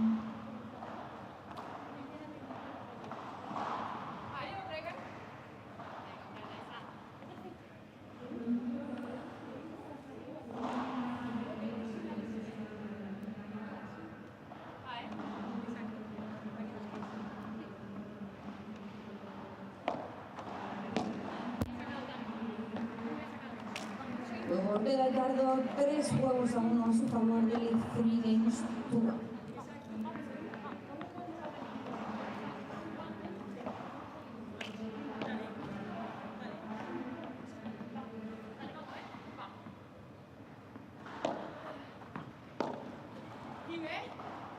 Out. 15-0, 15 love.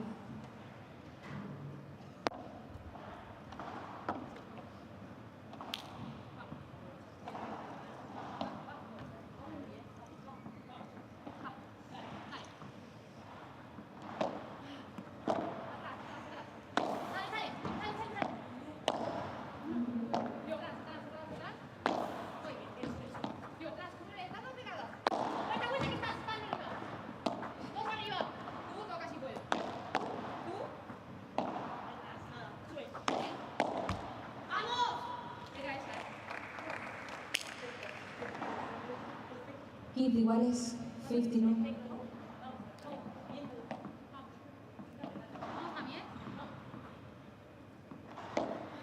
Fold.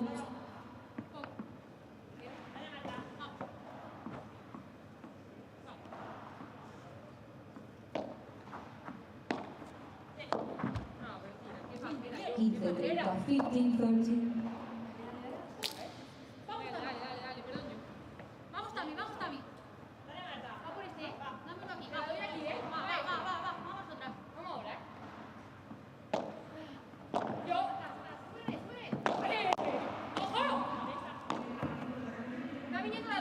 What a block again by Tamara Icardo.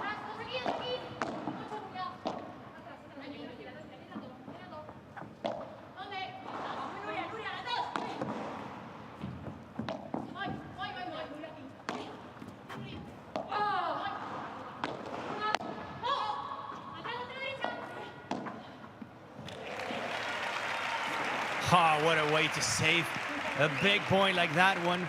Switching sides. The lefty going to the backhand.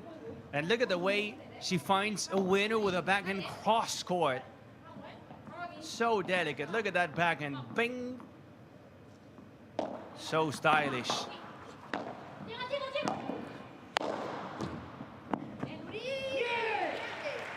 They are just surviving these situations. 15-30, a lot of danger, a lot of...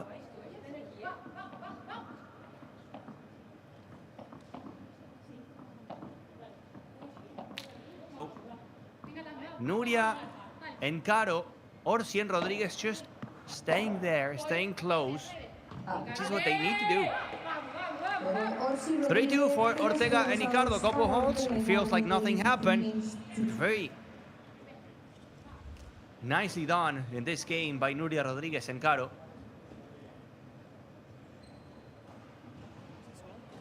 Seguimos. Sólida. Aparte tenemos el break, tenemos que seguir sólidas en el saque y lo estamos haciendo bien. Eso lo estamos haciendo perfecto. Después si podemos romper otra vez, genial. Pero lo tenemos que intentar. Muy bien, ¿eh? Sí, seguimos. Bien cantándonos ahí. Ahora yo lo que trataré de hacer a Nuria, si luego ha pasado, le sigo subiendo. Y si no le amago, porque viste que cuando va a mitad de pista te tira muy fuerte. Sí. Entonces amagarle y ahí le podés volver a jugar después con el rebote. Sí, esperar un pelín. Sí. Pero si el globo ha pasado y encima cuando lo tirás vos que va más angulado y eso, que no tiene tanto lugar para meterse, seguir yendo. Sí, decidir un poquito más. Sí. Pero lo estamos haciendo bien. Bien, ¿eh? Vamos acá. Seguimos. Va. Y bien que estamos abriendo un poquito también la pista. Alguna por el medio de velocidad, la juntamos, después volvemos a tirar para los rincones. Bien. ¿Vamos a qué? Vamos. Vamos acá. Va. Vamos, Marta, ¿eh? Vamos. Tiempo. Dale. Primer puntito, va.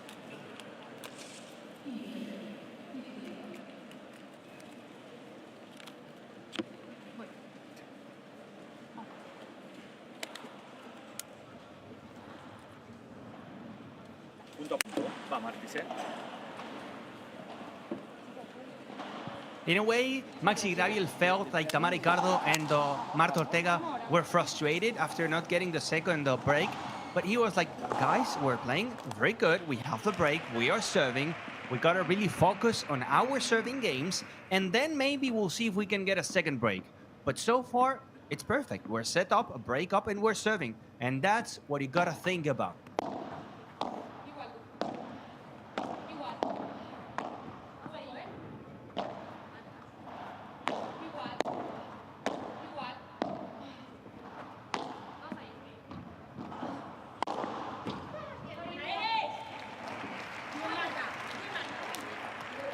Choosing very good today. Marta went to go for the smash. Obviously not her forte, not the best hitter on tour, but as a right side player, she has what it takes to bring it back or to get some por tres. Some others that are even higher in the rankings, I would say they don't have the smash from Marta Ortega. Del Fibrea, for example, Claudia Hernandez, for example.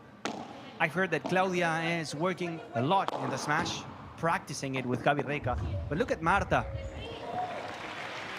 This time left it short, she clipped the sidewall, but she has the power to send it for a walk.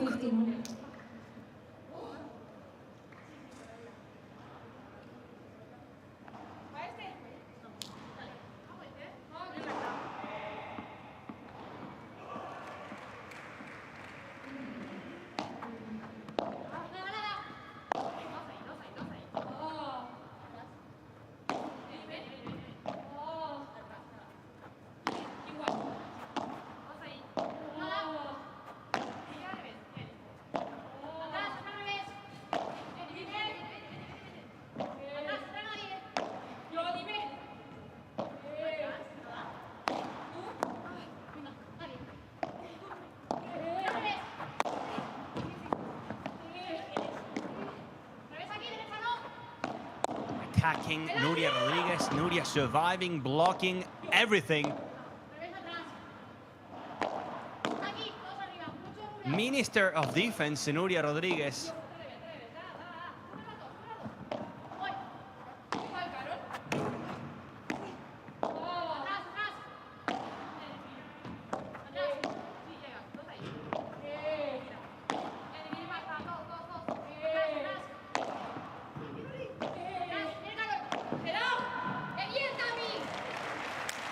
Trying to go behind the back. Caro Orsi in the final touch. She couldn't stop Tamara Icardo to find the gap down the line. But it's better from Orsi and Rodriguez. That's what it's taking now to win points. Look at the beautiful shot. That's going to be on socials. No one wants to miss the superstars in Premium Padel.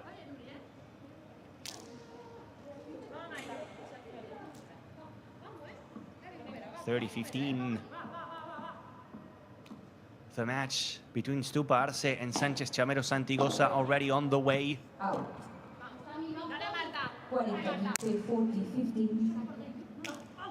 40-15, a little present by Nuria.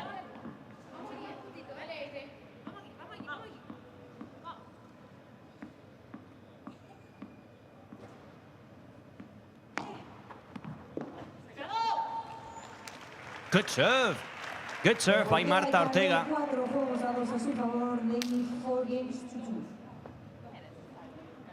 4-2.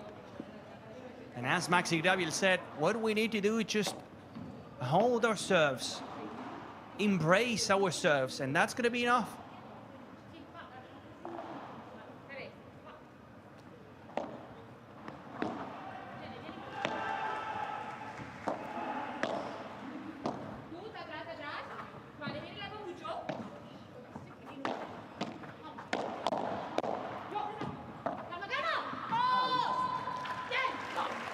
Good ball down the middle, finding a gap between Orsi and Nuria Rodriguez.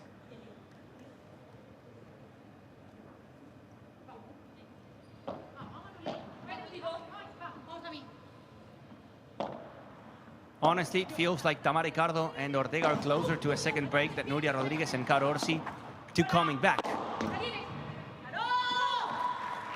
The smash from Marta Ortega, the shot of the day.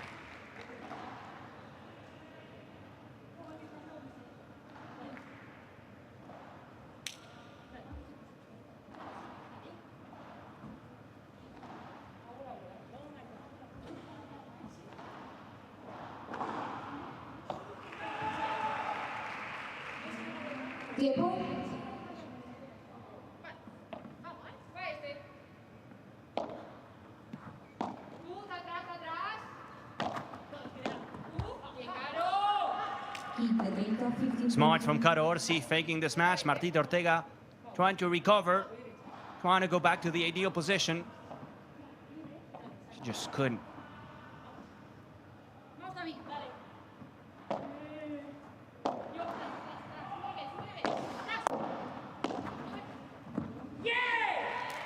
Orsi, always Caro Orsi. If they don't suffer, it doesn't count, seems like. Love 30 now turning into a 30-all. They know that if they get broken, it's gonna be basically game over.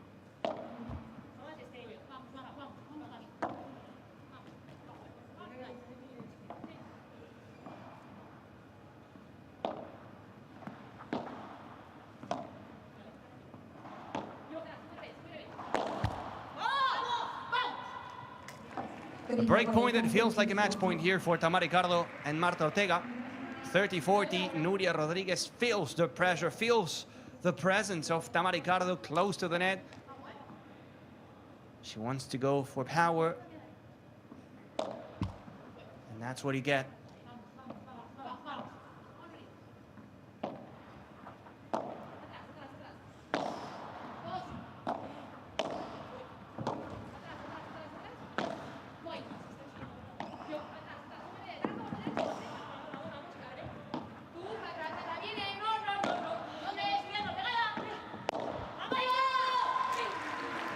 And they have it. A second break for Tamara Icardo and Marta Ortega. Finish line is getting closer for these two. Pair number 5 of the tournament, getting closer to the round of 32. They will be serving for the match.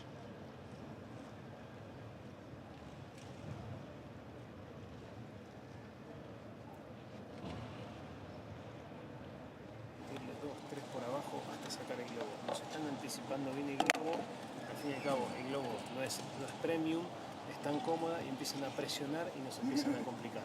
Y empezamos a manotear la pelota del fondo. Entonces, pues pongámosle por ahí sin ajustar demasiado, como puede ser el resto, no se lo ajustes tan paralelo, pero dásela por abajo, que volee, si nos queda se la repetimos otra vez y después le sacamos globo.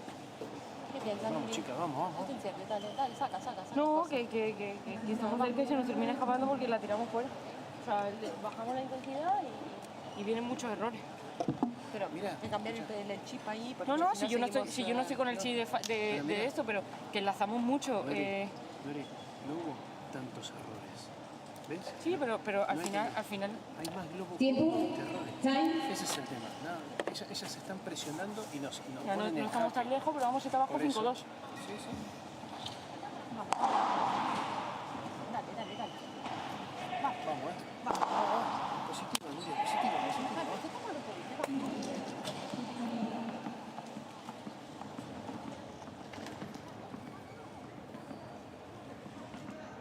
Tamara, Icardo, Marta, Ortega.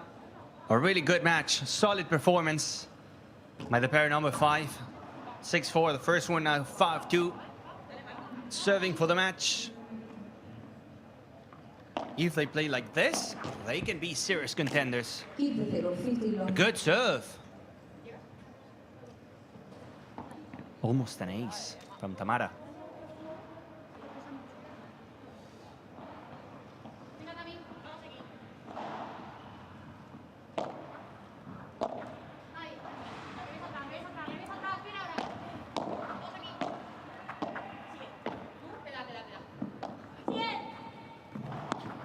The angle from Orsi after the angle from Ortega.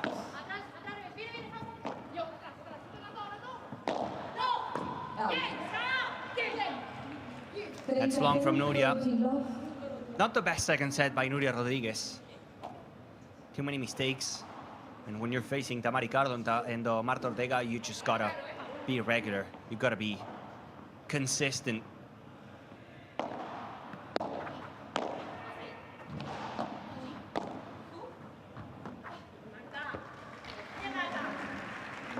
Three match points for Tamara, Icardo and Marta Ortega. Good debut for Ortega Icardo. We were expecting big things from this team, and today they are performing, they are delivering.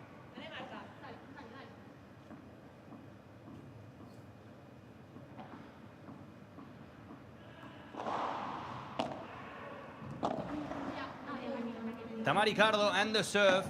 Letting it fly, she's gonna go for the bajada de pared. Playing the angle, Marta covers, Tamara, cross. Going back into the corner.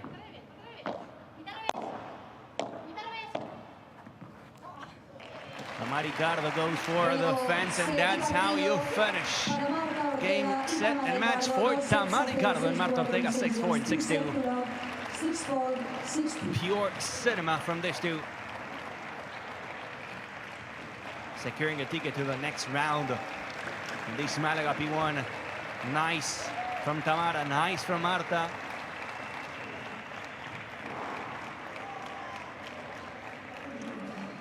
And again, if they play like this, they will be tough to beat.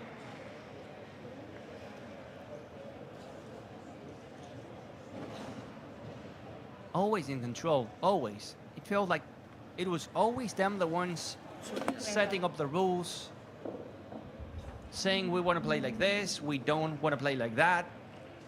Always in control.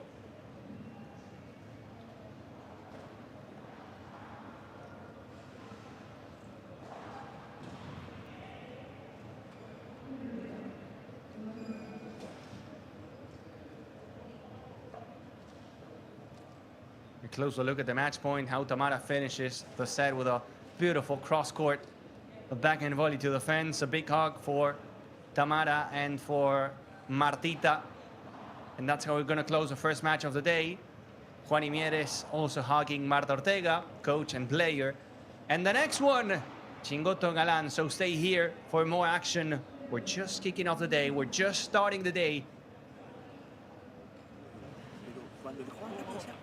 33 minutes, a couple breaks for Ortega Icardo and a 6-2. Not really missing, 6-4 serves and 14 winners to 9-14 for Orsi Rodriguez. Look at the smashes. We were talking about Marta Ortega and how aggressive she was. 13-3, that's a big difference, considering that you have a player like Orsi known for her smash. If you look at the overall picture, again, more winners and less unforced for Tamara, Icardo and Marta Ortega. Only a break for Orsi Rodriguez and 4 for Ortega and Tamara, Icardo.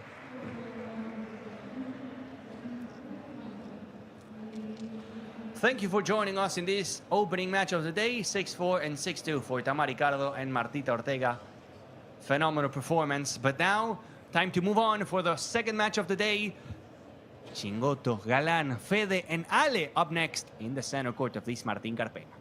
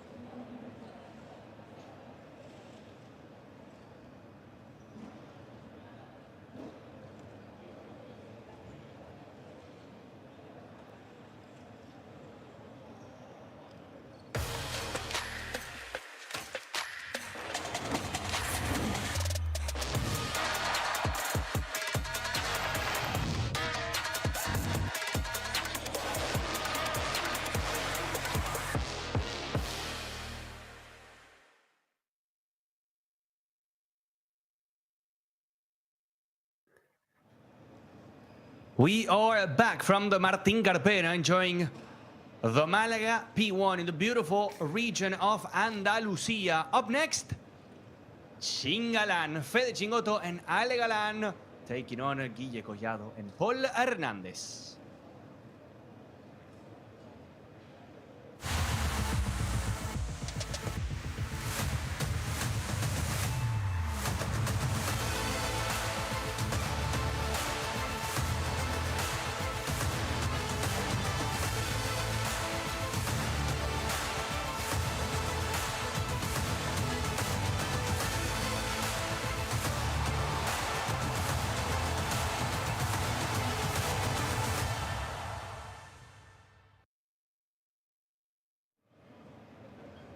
Hola, hola, hello, hello, bienvenidos. So welcome to the Qatar Airways Premium Paddle Tour. My name is Gonza Obin, and it's an absolute pleasure being here this morning with you to enjoy this match between Fede Chingotto, Ale Galan, Paul Hernandez, and Guille Collado. Ale Galan and Fede Chingotto making their debut here and facing these two young talents, future stars, Paul Hernandez and Guille Collado, getting some love and support from the crowd as well at the Martín Carpena.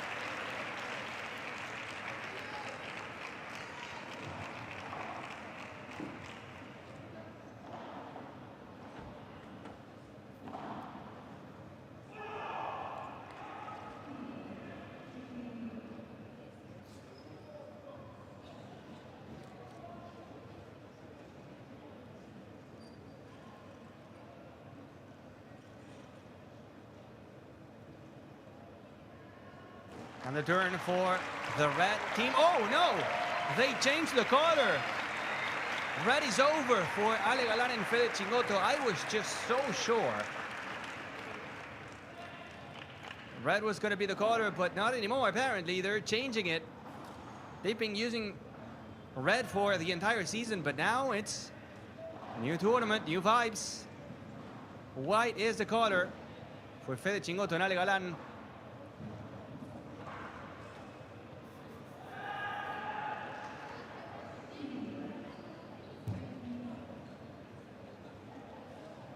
The second seeds of the tournament.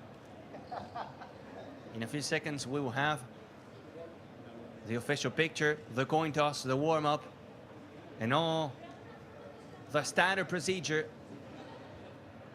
This iconic Martín Carpena, where a year ago Fede Chingotto and Ale Galan played the finals against Arturo Coello and Agustín Tapia, losing it in straight sets. We're gonna talk about that through the match.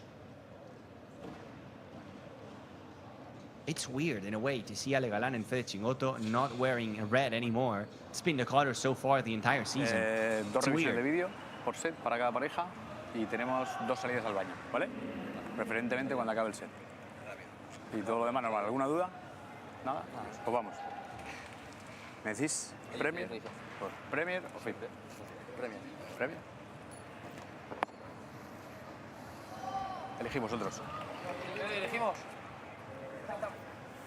¿Quién sacará? Yo. Vale, suerte a los 4. Suerte.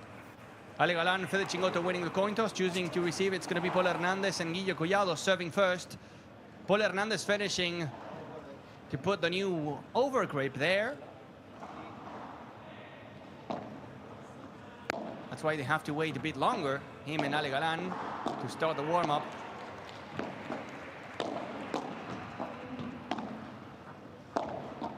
There we go.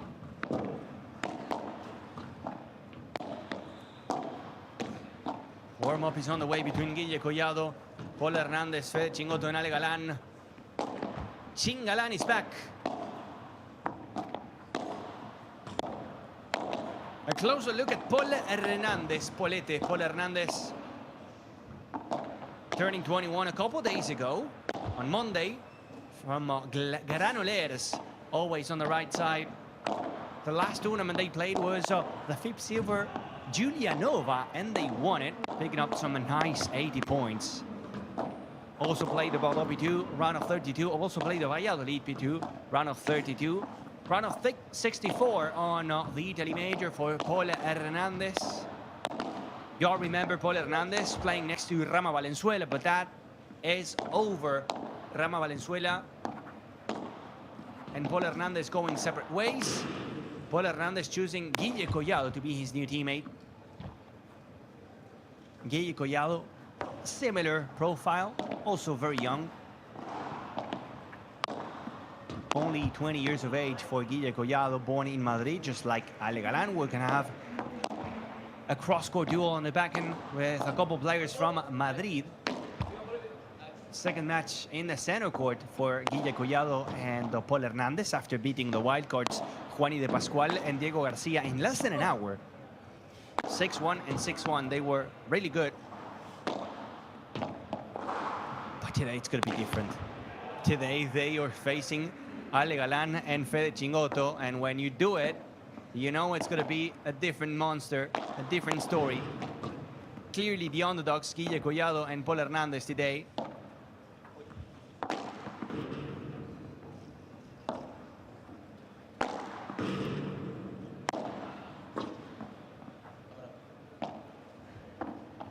Slow court, the one in Malaga. Slow court, the one here at the Martín Carpena. Which could be nice for Fede Chingotto, but for a player like Ale Galan, not the best news. Cannot use all his power, cannot use all his weapons. Has to adapt very quickly.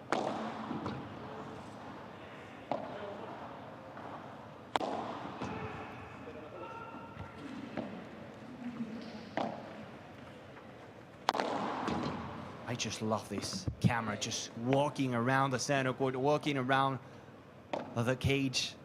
So nice. Ale Galan and Fede Chingotto from all the angles. Warming up the smash, warming up the volleys, warming up every single shot.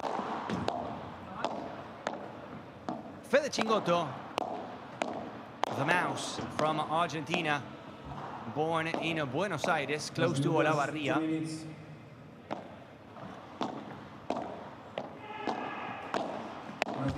And if you look at the results from Fede Chingotto and Ale Galan, they were not bad. Winning 4 tournaments this season: Miami, Santiago, Asunción, and the Italy Major. So a couple great tournaments, including a P1, couple P1s, and a major in Italy. But then they lost in the semi-finals in Valladolid, and they lost in the finals in Bordeaux. In Valladolid, losing to Stupa and Lebron, and in Bordeaux doing the same versus Tapia and Coello. Not a bad season so far, facing and running face-to-face, head-to-head with Tapia and Coello for the #1. Ale Galan, the alien, born apparently in Madrid, but for some of you, born outside the planet Earth. One of the best players in the world, for many of you, the best one. Same results with Fede Chingotto, as you already know. And if you look at percentages this season, they played 43 matches, winning 37, only 6 losses. 86% of efficiency for titles. That's insane. And everyone says, oh, are they really close to Tapia and Coello, or is this really a rivalry? It is. It is. They are the only team that is capable of going every single tournament to the finals and being a real challenge, a real threat for Tapia and Coello. You also can think about Stupa and Lebron, but the injuries having a problem for Stupa and Lebron. First, it was Stupa, couldn't play the Italy Major, couldn't play a couple tournaments, and then same thing happened with Lebron, missing the Bordeaux P2 and now this Malaga P1. Actually, Stupa, he didn't miss the Italy Major, he missed the Qatar Major. This is Jorge Martinez coaching Fede Chingotto and Ale Galan, one of the best coaches in the world. Also part of Premium Padel communications team, commentating some matches in the Spanish channel.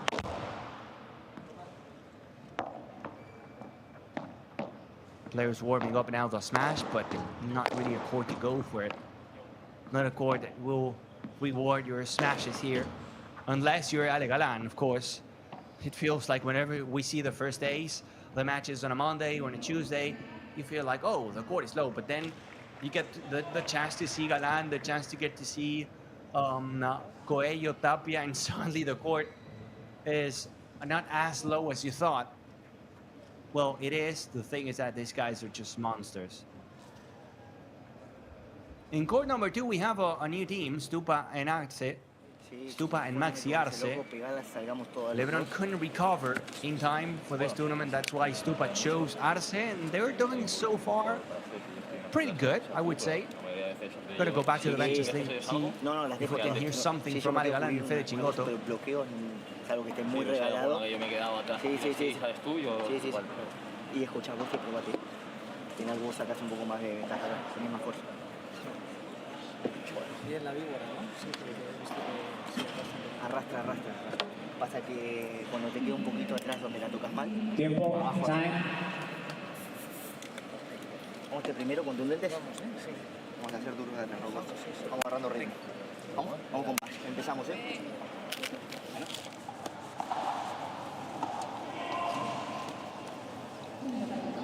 Fede Chingotto was talking about the víbora and how that can be a shot that, if you hit it well, it can produce a lot of winners, because the moment it goes down, it goes close to the glass, it just dies.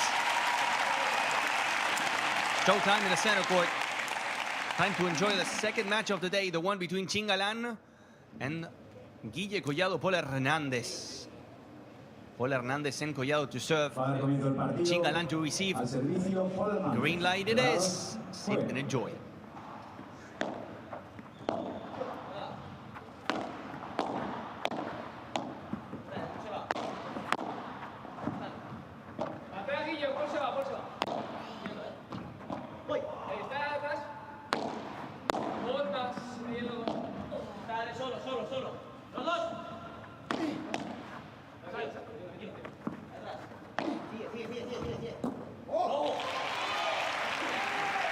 Good ball, bearing it down. Was Fede Chingotto the one telling Ale Galan, when you slice it hard, the moment it gets to the glass, it just dies. And that's exactly what happened there. Nice winner by Guille Collado. Out. 30-0, Felicidad.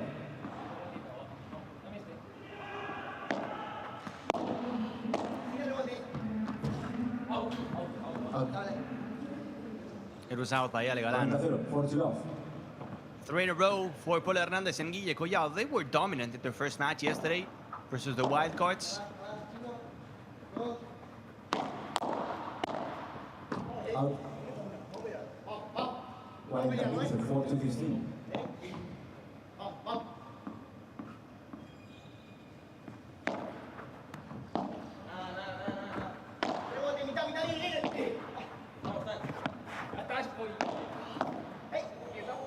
Out.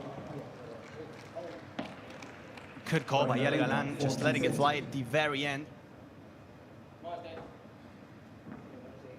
Everyone taking pictures of the scoreboard up there in the Martín Carpena.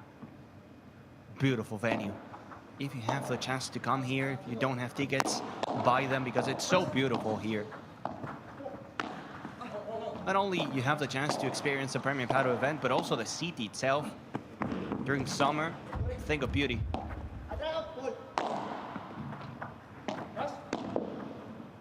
Galan refusing to go for the smash.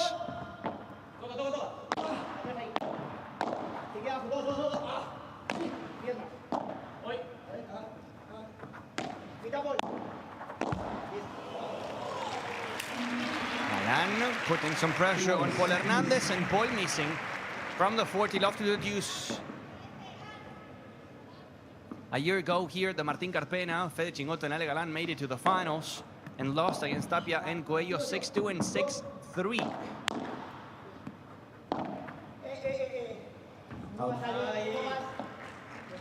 That's going to be a break point for Fede Chingotto and Ale Galan. It just feels wrong to see Chingotto Galan with white uniform the entire season using red, and now, I mean, it's only a quarter, of course, nothing important, but still, it's weird.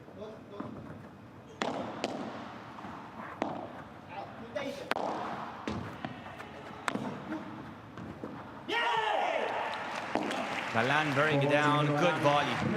Classical backhand volley from Ale Galan. The early break for Chingotto Galan, and it feels like more than just a break. They were 40 love. And to get it, big satisfaction here for Ale Galan and Fede Chingotto. As we always do, we're gonna make you part of it. And happy to read all the comments, all the questions, all the opinions on @PremiumPadel, our official Instagram account. You go on the pin post, the agenda of the day. And on the comment section, we're talking. I'm reading absolutely everything. Third day here at the Malaga P1. First time that we see the top seeds on the men's side. In the afternoon, we will have Coello and Tapia facing Rubio and Ruiz.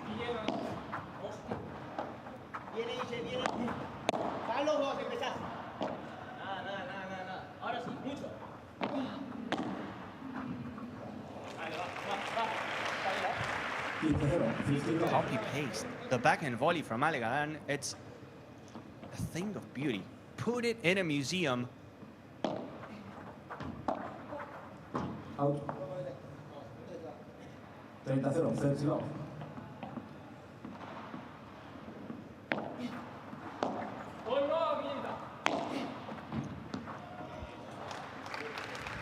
The víbora from Fede Chingotto. Signature move as well. He's going to have fun this week, Fede Chingotto, with that shot. He was talking about it, about how the ball, when you find the union between the gloss and the sidewall and the back wall, it's very tricky, very complicated to defend. For a player like Fede Chingotto with a nice víbora, can be very complicated to face.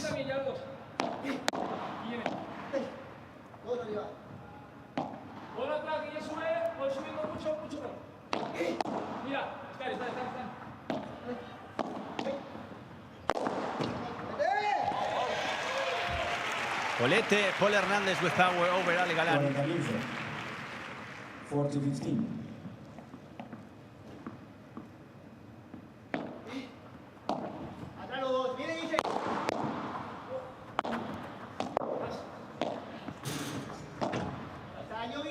Chingo goes to the fence. The contrapared from Collado and Ale Galan from the line. Short, way short. No kick at all. 40-30, 40-30.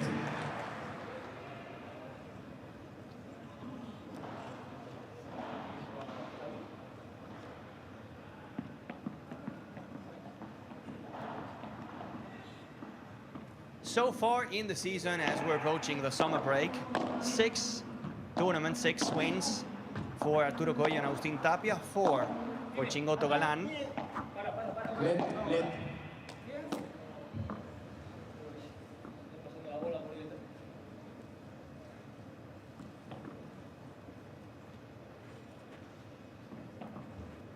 Do you think it's a good season so far by Fede Chingotto and Ale Galan? Do you think has been dominant from Tapia and Coello? In my opinion, we had some good moments for both teams. But Tapia Coello just did better so far. The biggest win so far for Galan and Chingotto was the one in the Italy Major Final. Beating Coello and Tapia in a major final feels special. But then you cannot deny that the head-to-head is trending towards the same direction, and that's Tapia and Coello. 10-1 in the last 11 matches. Good jump by Ale Galan. A good start for the second seeds in the match.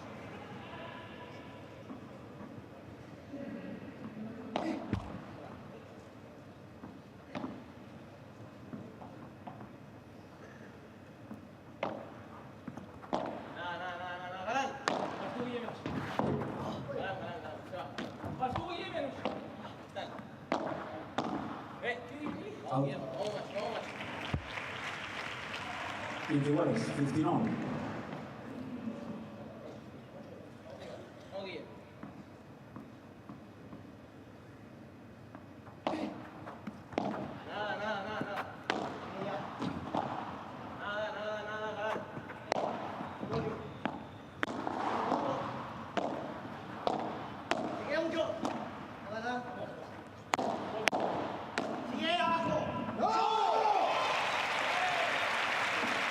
Se queda abajo, says Chingotto. It's going low, and it was. Even for Ale Galan. We have Jorge Martinez as a coach today for Chingotto Galan, and we have Jorge de Benito as a coach for Guille Collado and Paul Hernandez. Both of them part of the same academy. They work together. Jorge Martinez and Jorge de Benito, part of the same academy, same DNA, same way of understanding the sport.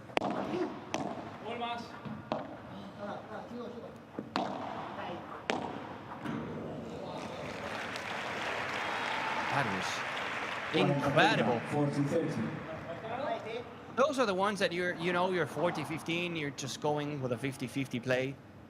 And it ended up in a nice way for Ale Galan. Fantastic forehand.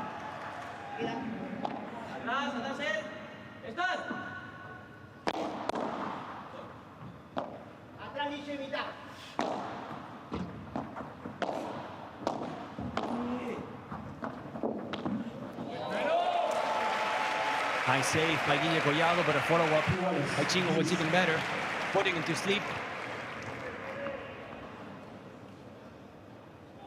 Just like in the first game, from the 40-15. Well, in the first one, it was actually a 40 love. Here, from a 40-15 to the deuce.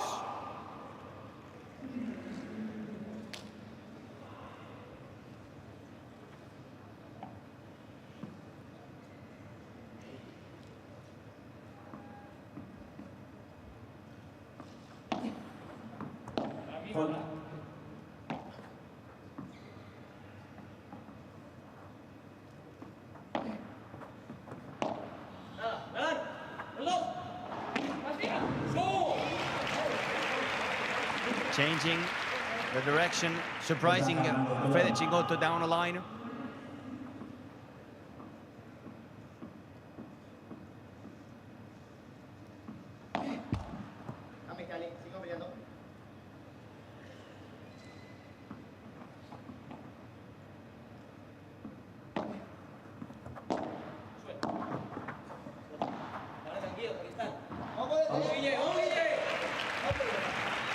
Just long by Ale Galan. First game of the match for Hernandez Collado, 2-1 with a break for Chingalan. Their first match of the tournament for the second seeds.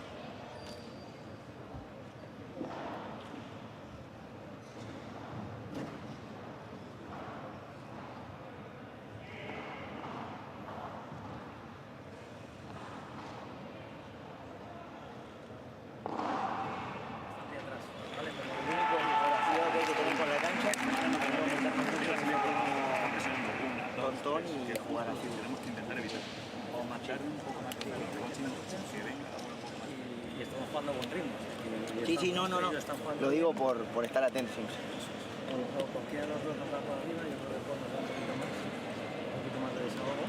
El otro atrás de la cabeza tira bien. Bueno, igual le venías ganando todo. Está perfecto. Sí, se cayó muy rápido. Sí.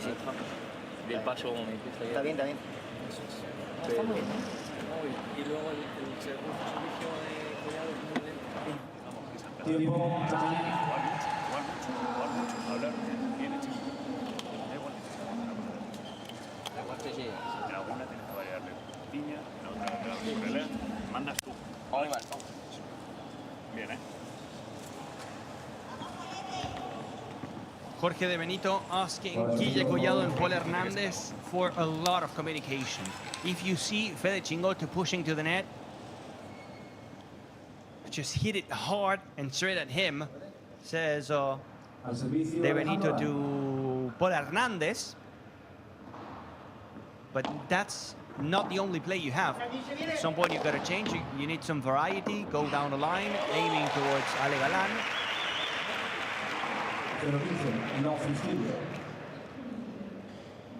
Ale Galan left it short. Not the court to smash. Even Ale Galan is leaving it short. Decision making, how they just choose to test the court when the score is a breakup and 0-0. You're never going to see Galan going for a risky smash in a tough position with a 30-40, let's say.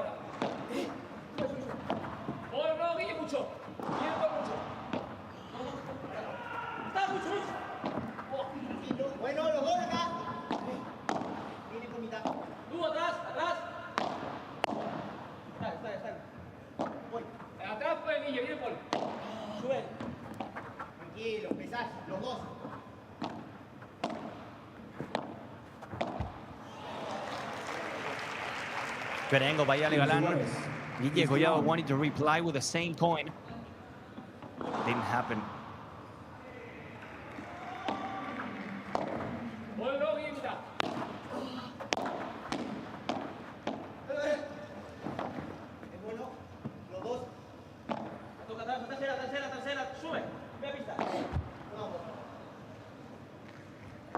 Too risky. Bajada de pared with the backhand, not easy to do.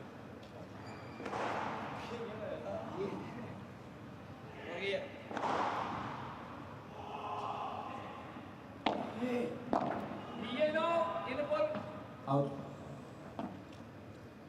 40-15, 40-15.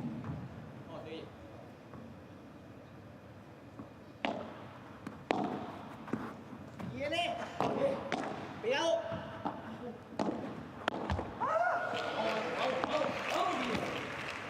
40-30, 40-30.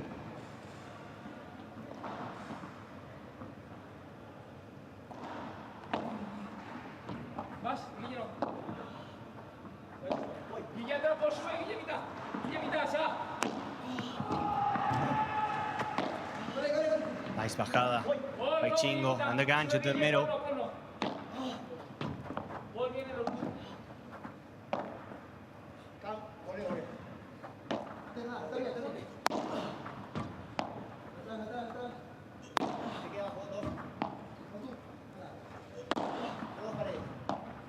Look at Galan defending on the right side. Can he survive?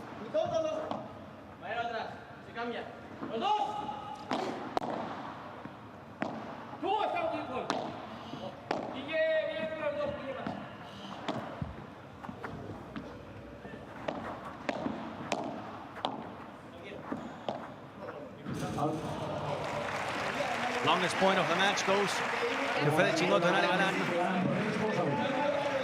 Guille Collado wanted the chiquita, the rolling chiquita.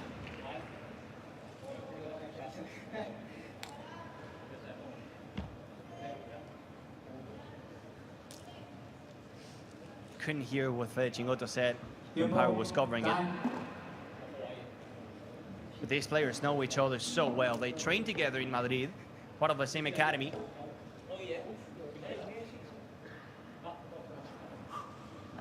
In a good mood today, Ale Galan and Fede Chingotto, just talking non-stop. In the Bordeaux P2 finals, we didn't see the best out of Fede Chingotto and Ale Galan. They were not very competitive against Galan and against Coello and Tapia, excuse me. They're so quick. They're just about to hit the ball, and at the very end, they just let it go, find the glass, and get the point for free. You've got to be quick. 59.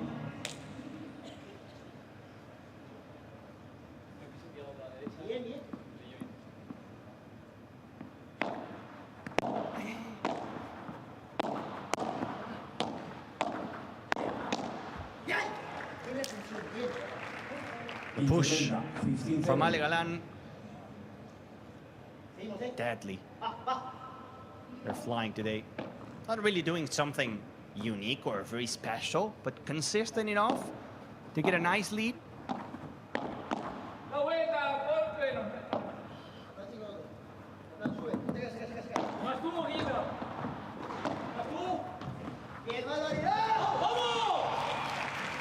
Good volley. Once you put some spin on the volleys, it's really tricky to defend. The glasses are really grabbing the balls, so whenever you put some spin, when you slice it, the ball dies. It really goes low. These are not jumpy glasses. 30-40 break point to make it 4-1 for Fede Chingotto and Ale Galan. New uniform, new color this week for Fede and Ale. And so far it's working.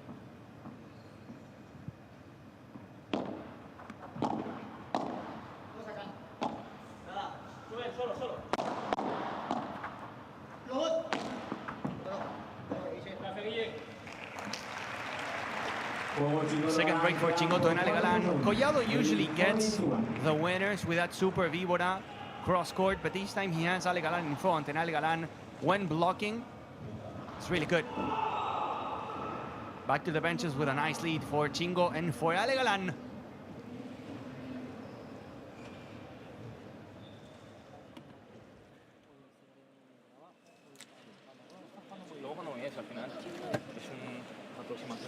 Una que me queda a mí, la pongo tibia y luego no la ganan.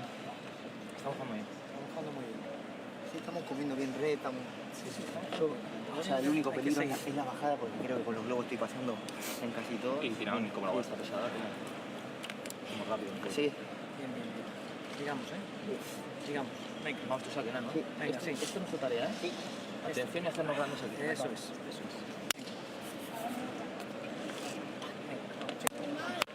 Tiempo, time. Fede Chingotto taking the lead here, saying we're playing a good match, Ale. We're covering the net like we have to. We're getting winners. Whenever we're not hitting really great balls, says Ale Galan, they're not going for it, so it's all good. And Fede at the end saying the only thing that we gotta pay attention to are the bajadas de pared, because all my lobs are being really good, and I'm pushing them back. So the only option they have is not playing the víboras, but waiting for the rebound off the glass and hitting the bajadas. So the moment we go to the net and we're careful and we pay attention to that, it's going to be over. They have no chance.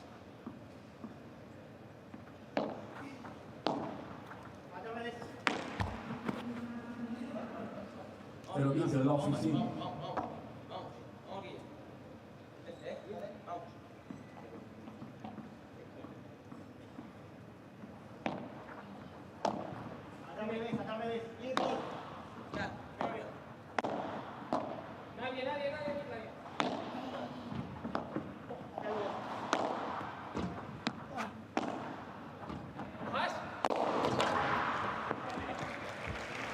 Fede Chingotto using the flat smash, the winter smash. Not jumping, but really speedy.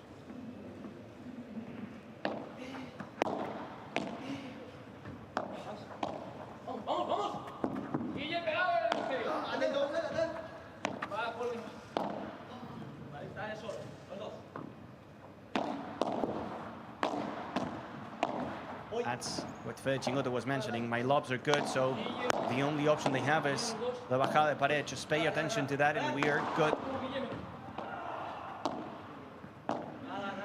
We are goated today.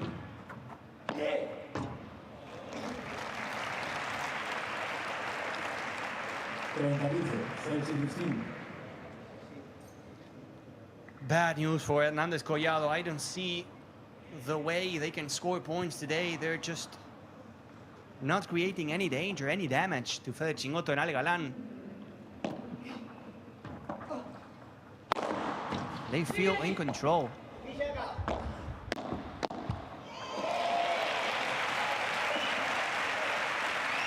Fede Chingotto finds the net.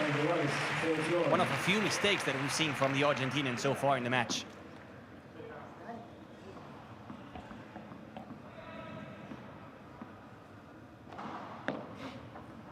You can see around the court the Wilson screens. Out. That's going to be long. 40-30, 40-30. And about the conditions and the balls, Wilson is the official supplier for the balls in this tournament. We're using the Premium Paddle Wilson in the men and the Premium Paddle Wilson S for the girls.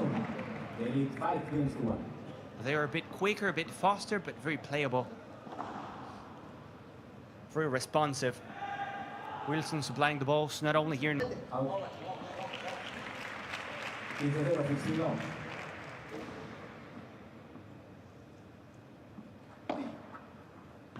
5-1 for Fede Chingotto and Ale Galan.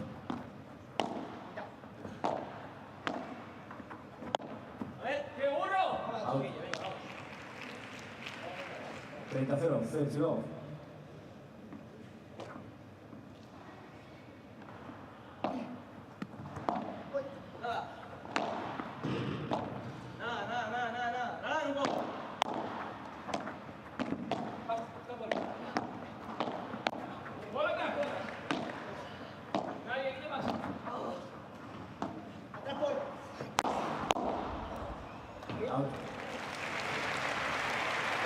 That's something new in Fede Chingotto and Ale Galan. Sometimes we see how Ale does the effort to go behind Fede Chingotto's back, plays this rocket cross court, stays in the right, and Fede is the one moving to the backhand, excuse me.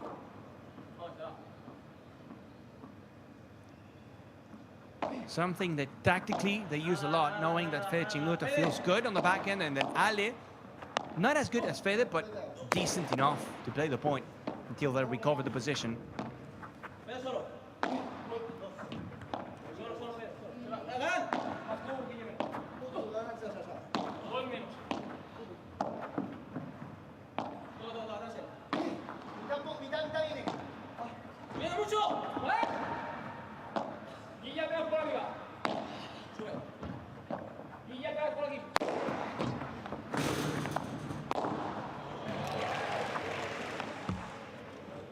No por cuatro from Paul Hernandez. We stay alive, we start a point again. Fede up in the sky in Malaga.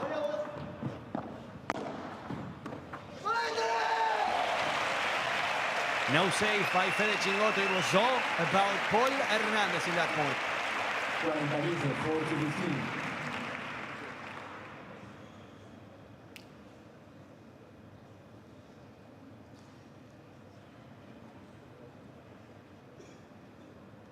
40-15 here, chance for Collado and for Paul Hernandez to get one more on the board. Very nice for the confidence.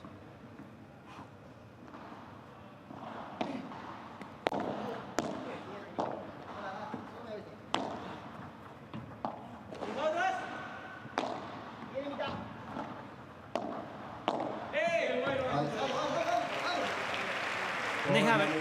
It's 5-2. Hashtag not with my serve. You want to win the set? Fede and Ale, you go and you close it with yours.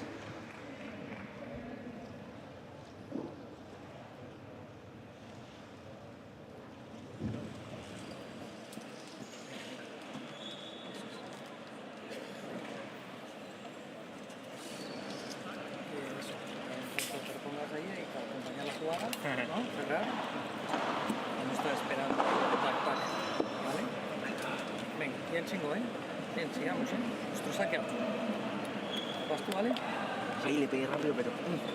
No, pero está bien, está bien. No, quedó ahí media muerta. Pesa tanto que bota. Sí. Pero bueno.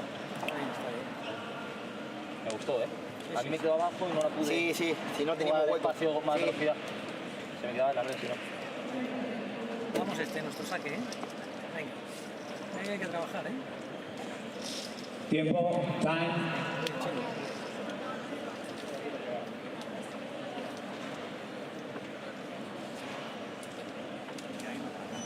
Es eso, ¿vale? Vamos. Por Dios, hemos fallado, chaval. Estamos jugando, ¿eh? Estamos jugando. Y me da igual si no lo enganchamos ahora, tenemos 2 sets por delante para hacerlo, ¿eh? Con esa pista, por favor. Bien, Marta, venga.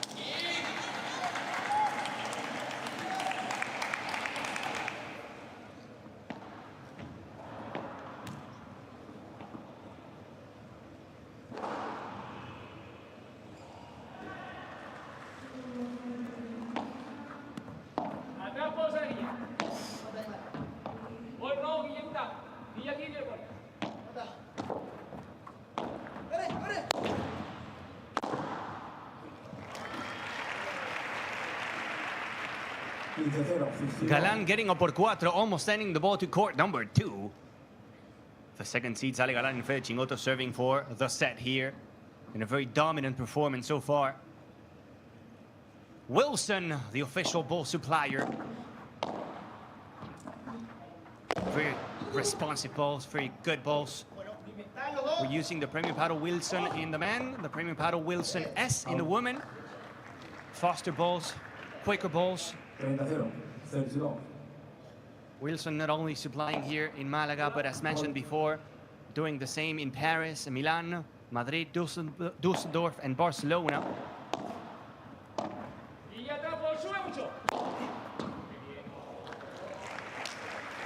Fede Chingotto in a rocket ship with a víbora, a dagger into the corner to have not 1 but 3 set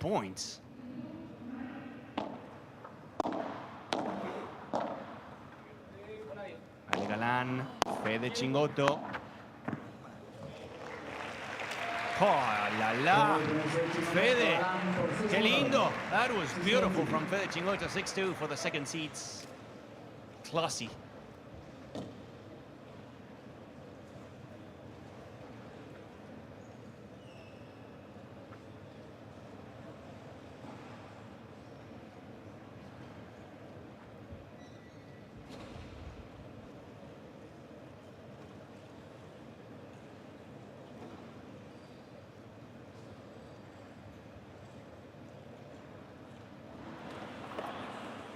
Sí, tira muy bien. Y si le avanza después lo que yo veo, alguna va con peso y con efecto, y si no, la puedes dejar entrar. Sí, sí, te deja arrancar de vuelta. Empieza mucho más su bajada que la toque.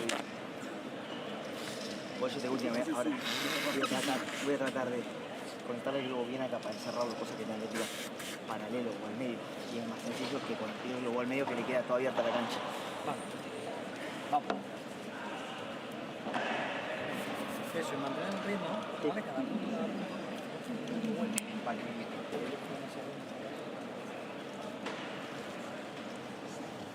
Hasta que quiera. ¿Vamos? Sí. Camacho. ¿Quién saca? Guillermo. ¿Vamos con primeros? Vamos, Guillermo. Venga, señores. Vamos, macho, vamos. Vamos. Venga, vamos. Tiempo, time.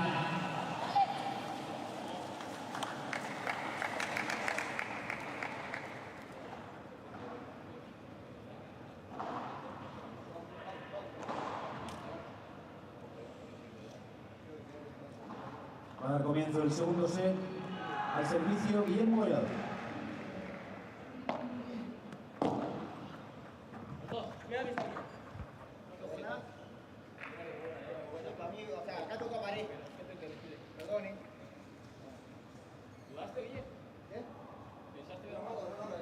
Pero 15 en la oficina.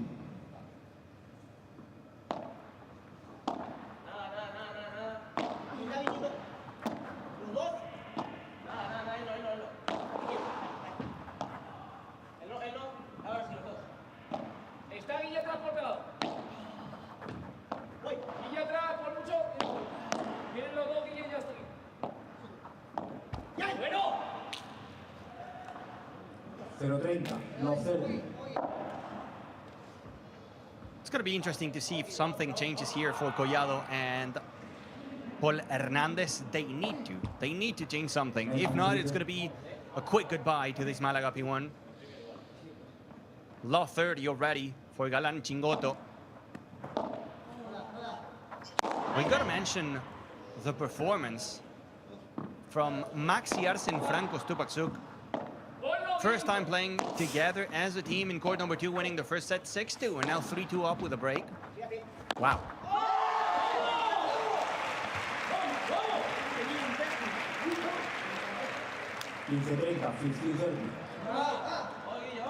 How good they are, Ale Galan and Fede Chingotto. They only miss a shot and they're like, oh, come on.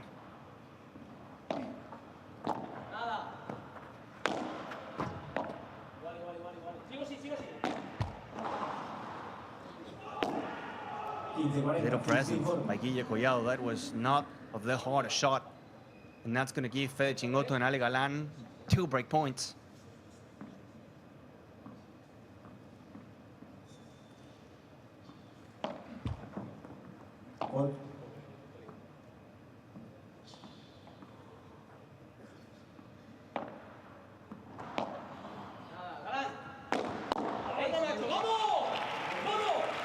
Good ball. After missing, brave enough to target Ale Galan and to get the winner. That was nice from Guille.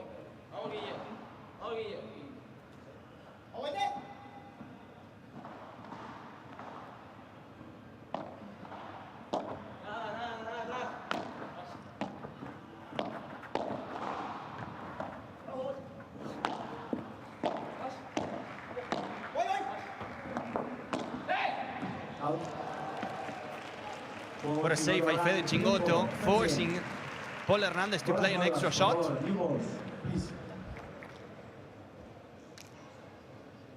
And that's a break for Fede Chingotto and Ale Galan.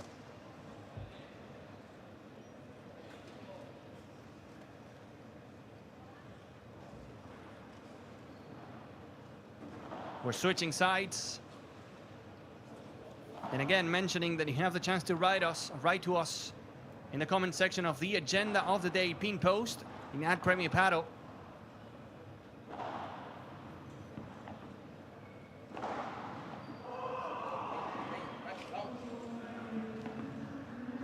Time. Ale Galan, 15 PremioPadel titles, the third with more titles in PremioPadel just after Coello and Tapia. Fede Chingotto, 9 titles, just behind Ale Galan. All of them playing next to the alien. Galan has some championships with Fede Chingotto and some others sharing the court with the Wolf, Juan Lebron.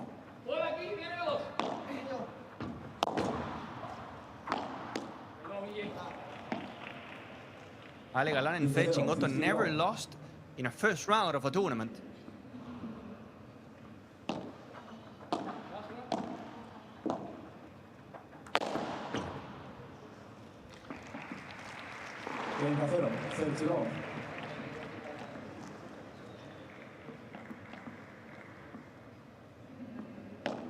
And it's a special place, this Martín Carpena, because PremioPadel played here a year ago. Ale Galan and Fede Chingotto lost in the finals against Tapia and Coello, but not the only time that Galan played a final here in Malaga, in this Martín Carpena.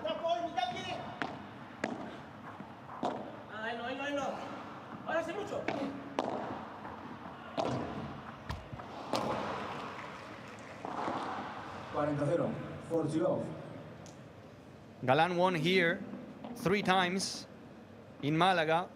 In 2019, playing with Pablo Lima, beating Coqui Nieto and Javi Rico. In 2021, playing with Lebron, beating Lima and Tapia. And in 2022, playing with Lebron and beating Momo Gonzalez and Alex Ruiz. But none of those 3 titles happened here at the Martín Carpena.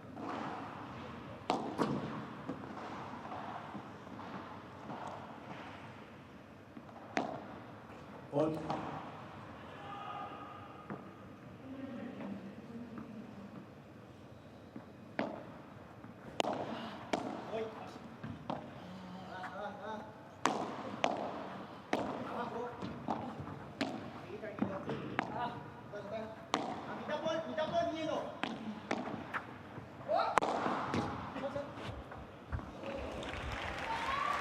3 cross-court from the alien.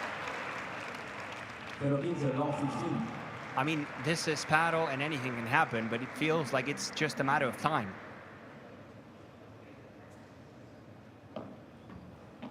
Hard to believe that something can change here for Collado and Hernandez. Body language, energy, chemistry, and also the way that Ale Galan and Chingotto are feeling on court today.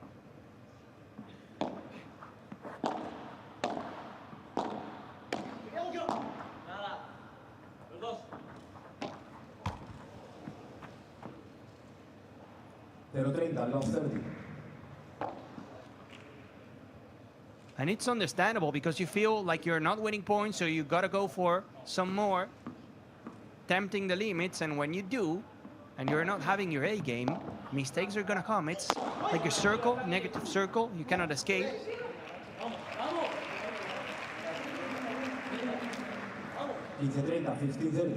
Good smash by Paul Hernandez.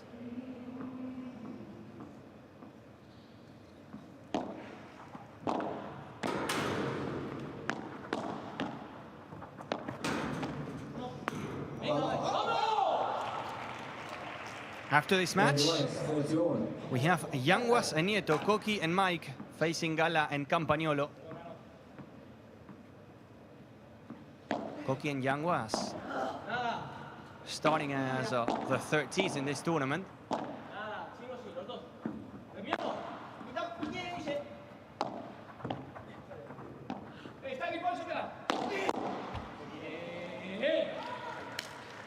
That's a bullet from Fede. So tough to defend. That's a bullet from Fede Chingotto.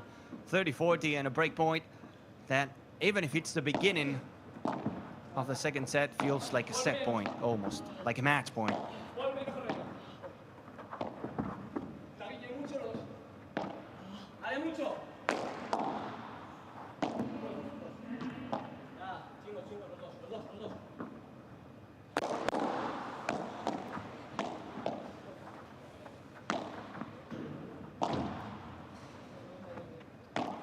Couple great blocks by Galan.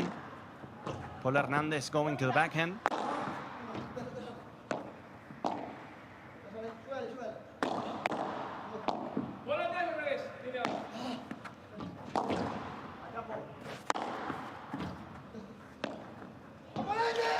Not getting the por tres. Galan he just wants to get a por tres, but he can't. So tough to do it here in Malaga. Smart from Paul Hernandez, just waiting inside the court. Saying, okay, Ale, thank you so much, gracias.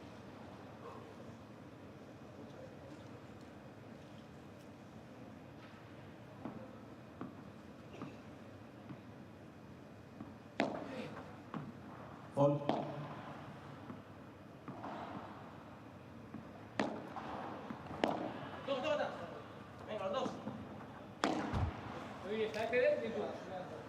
Ventaja Chingotto. Collado not finding anything. It's a second break point for Galan and Chingotto in this game.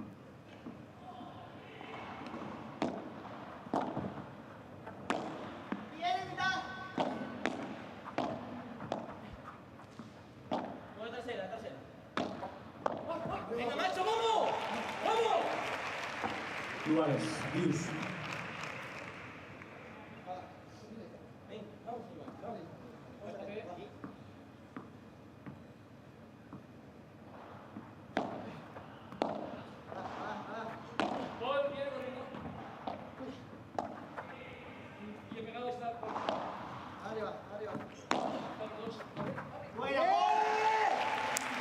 To the corner goes Paul Hernandez. Chingotto was expecting a different bounce.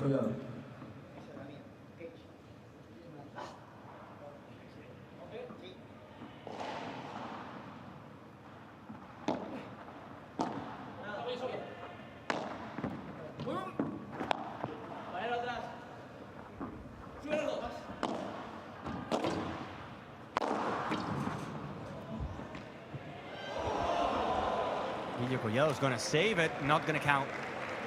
The ball touched the top of the fence and you cannot do it. The ball has to go straight in.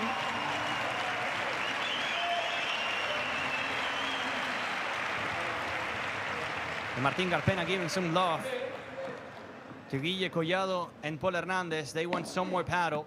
It was actually the light post stopping the ball to going in.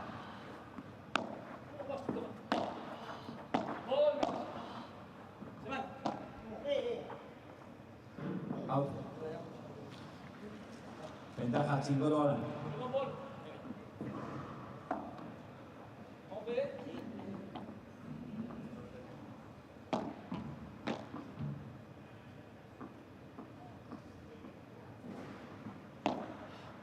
Paul.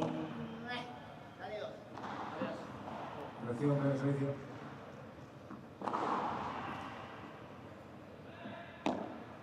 Paul.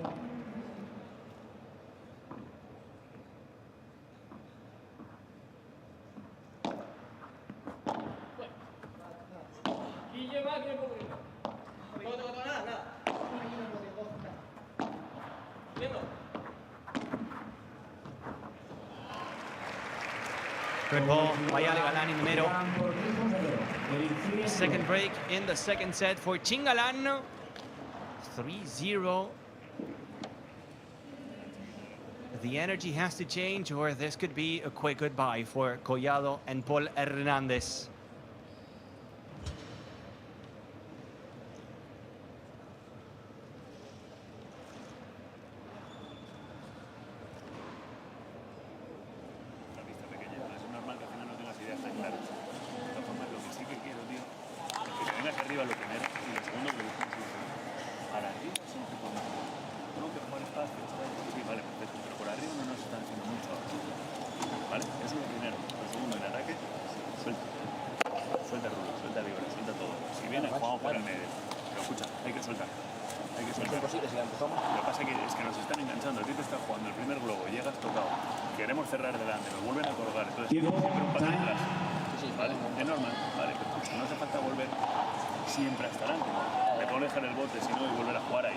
¿vale?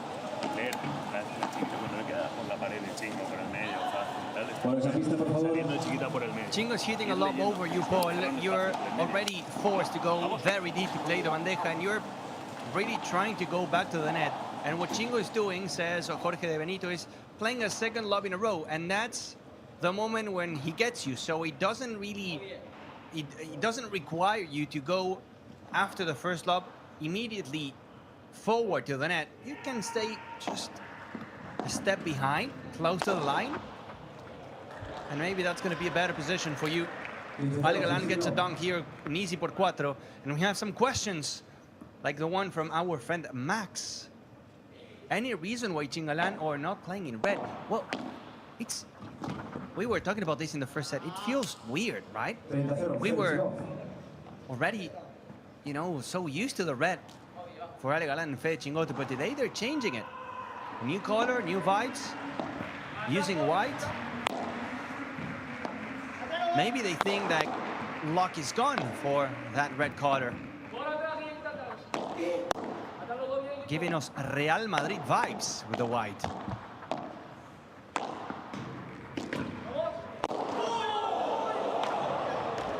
Oh no, that's so unfair and unlucky. That was going so long. That was going not out, super out. He catches Paul Hernandez, gets the point. So unlucky.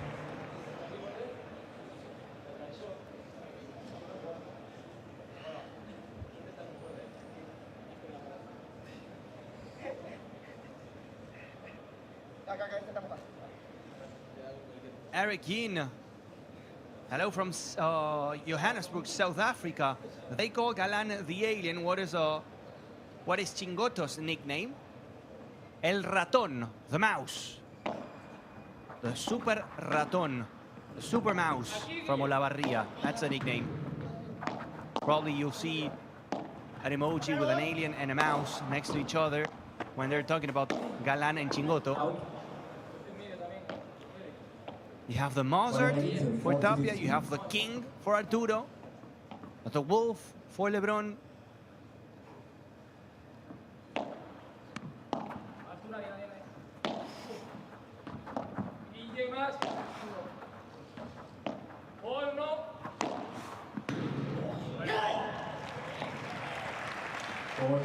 Well played to the fence by Fede Chingotto. Not really going quick, but since he was aiming to the fence, that was enough.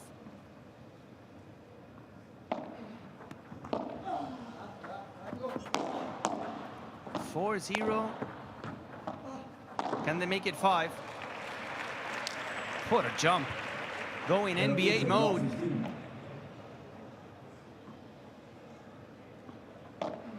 Pau Gasol and the dunk. Bing. Out of the court.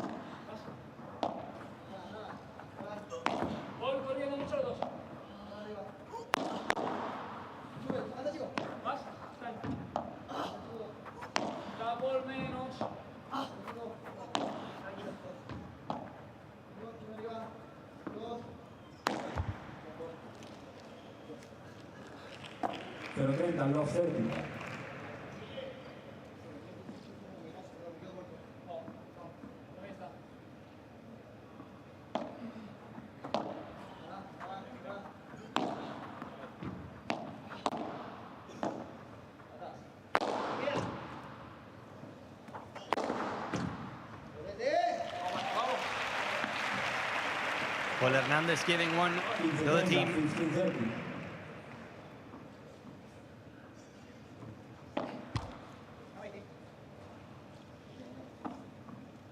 Luis watching from Sweden, wondering how Libak is doing. Still injured? Yes. He was supposed to be out 3 to 4 months, so we gotta wait until at least after the summer break. We're not gonna see Tino Libak playing here in Malaga. We're not gonna see Tino Libak in Tarragona. Javi Garrido, his partner, playing this tournament with Sancho Gutierrez. We're missing Tino Libak.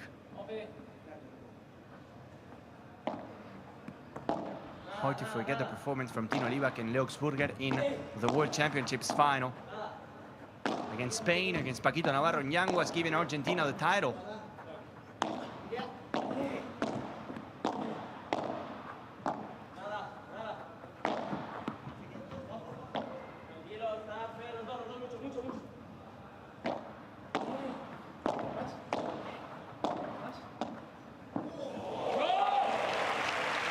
Fede Chingotto, signature move from the Super Mouse. 30-40 and break point once again. Flawless, just unstoppable by Fede Chingotto and Ale Galan. 49 minutes and this could be over in 5. White is working. New color is working.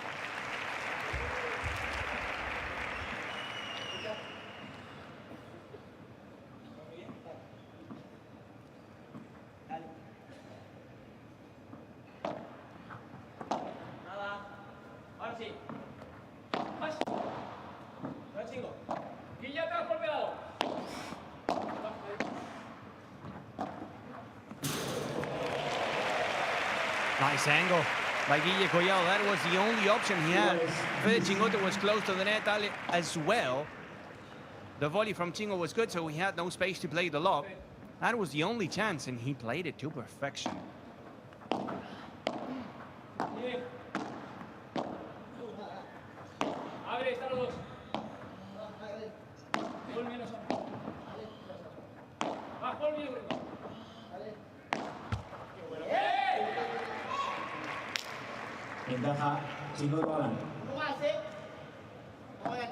I would say there's not a better player when it comes to going to these deep rallies, going up and down than Fede Chingotto.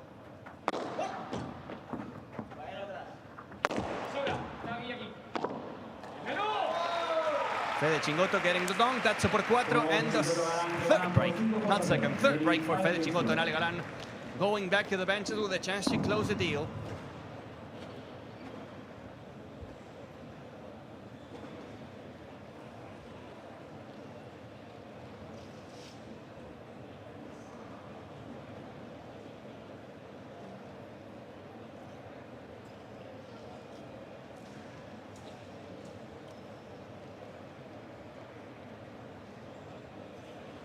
Muy importante.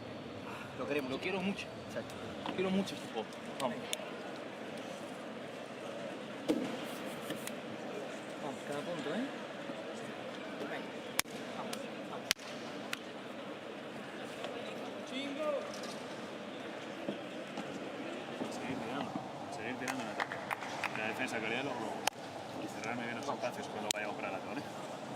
Venga, vamos, una vez más. Tiempo, time.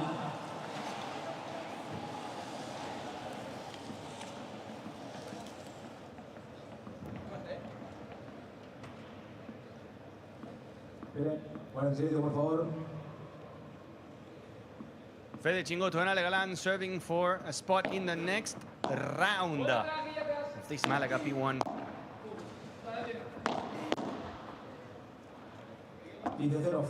Creating a lot of damage with the Víbora today.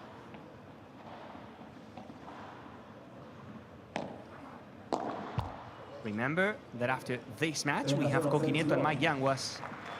With my colleague Nicolas Wallace van Offerd on the commentary box.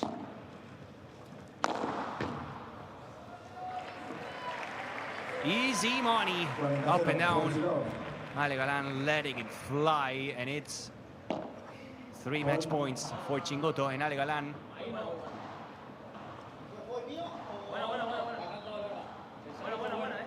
Oración, primer servicio.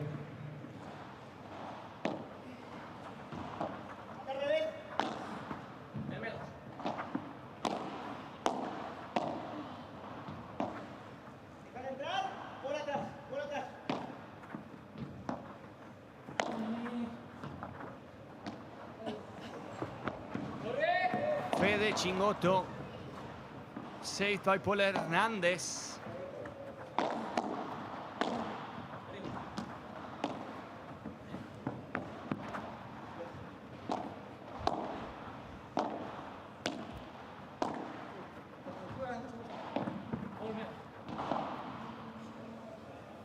Out.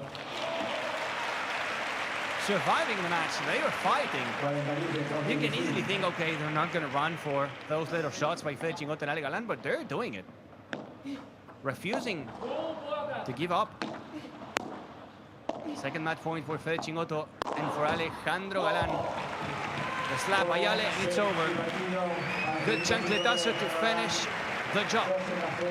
6-2 and 6-0 for Ale Galan and Fede Chingotto over Paul Hernandez and Guillermo Collado. The second seats are up and running in this Malaga P1.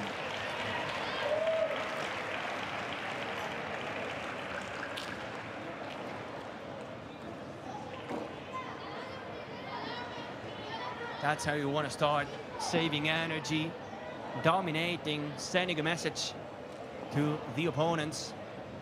Only 54 minutes.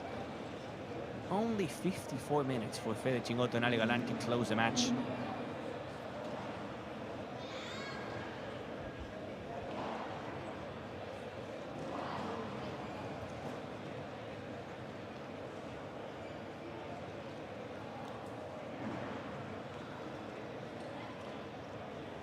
In a few seconds, we will go to the stats. But remember that we have Mike Yanguas, Coqui Nieto, David Gala, and Lucas Campagnolo in the next round of this center court journey today. 7 matches in total today. A lot to enjoy. 23 minutes in this second set. Clearly the breaks are wrong. 3 breaks for Chingotto Galan, not only 1. Winners 21 to only 9. Same amount of unforced errors, 3-3. And the overall picture showing pure dominance from Chingotto and from Ale Galan, 6-2, 6-0.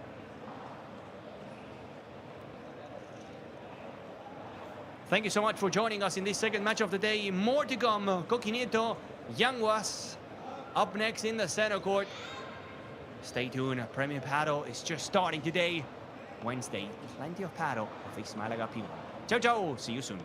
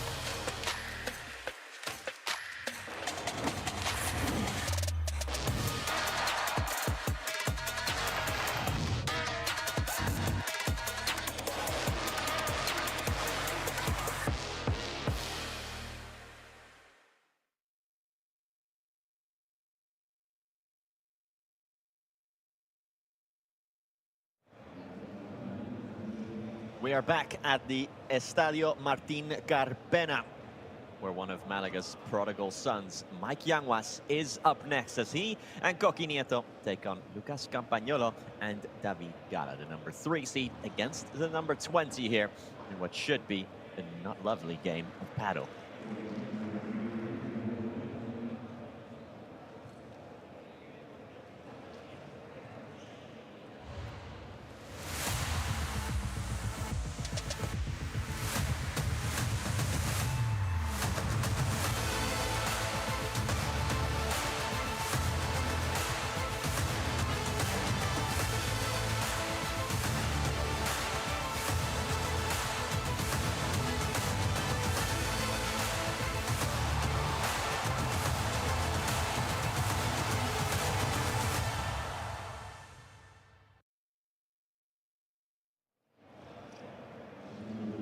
Welcome along then to the round of 32 of this Malaga P1 here live from the Martín Carpena.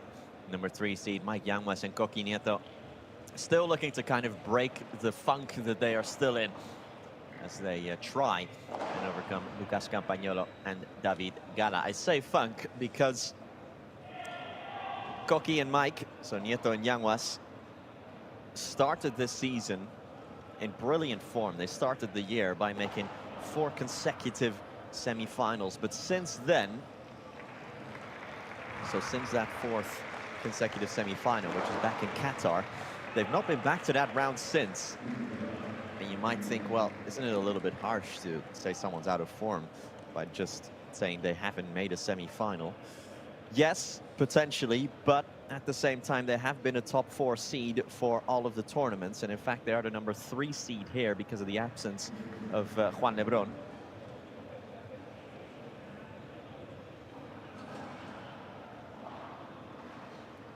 So now they come here as a 3 seed. But what I mean by that is, so to make a semi-final, they wouldn't have to face a top 4 seed before the semi.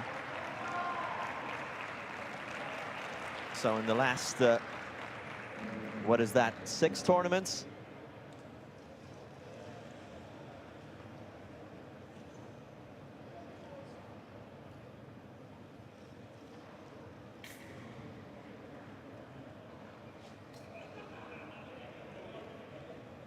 In the last 6 tournaments, it's been a quarterfinal exit in Brussels, okay, and 2 round of 16 exits, and then even a round of 32 in Valladolid. 2 more quarterfinals in that time, beaten twice, as you probably well know, by Javi Leal and Fran Guerrero.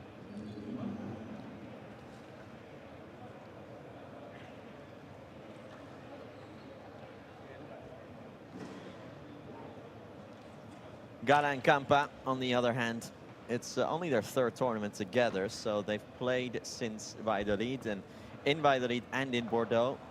Both occasions knocked out in the 1st round, but in both of those tournaments playing against seeded couples. So in Valladolid they lost against Momo Gonzalez and Jon Sanz. In Bordeaux they lost to Lucas Bergamini and Paquito Navarro. Well, they got thumped by Paquito Navarro and Bergamini. But at least on Monday, because they have to play the round of 64, they won their first match together, did Campa and Gala. They beat Gonzalo Alfonso and Arispa Tignotti 7-5, 6-2. So at least they're off to a running start now. Can they carry this momentum and cause a big upset here? We'll have to wait and see. ¿Restáis? ¿Sacáis en este campo de ahí? Sí. Suerte.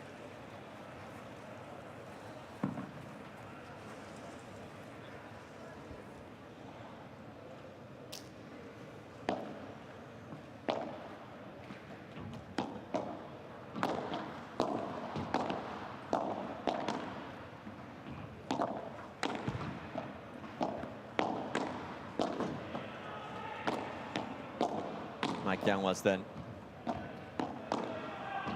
for his entire career pretty much, a lot has been expected of Yanguas, often seen as a future #1 of the world, and slowly but surely he's been rising to the top, and he's won the all tournaments, including with Coqui Nieto back in 2022. winning the Bajo Aragon Challenger back then.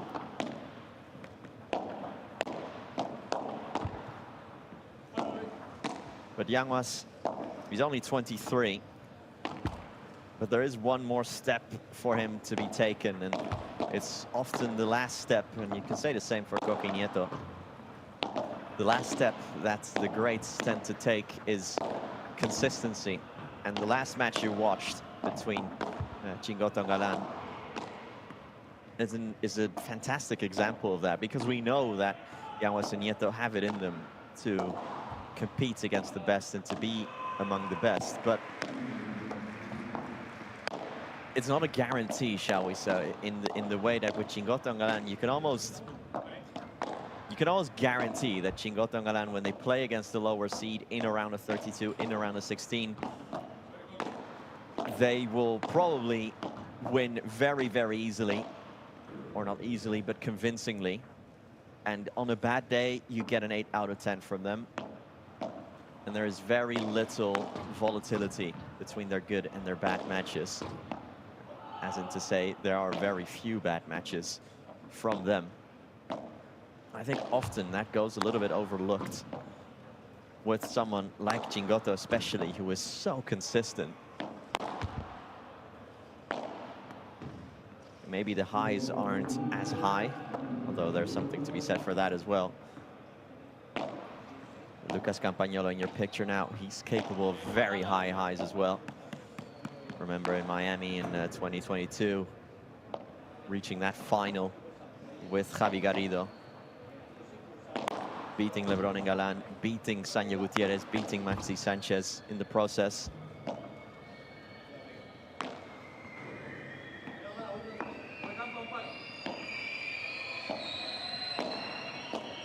Like Yanguas, you can hear him saying something about the lights, saying that the lights are very bright, so it's hard to look up.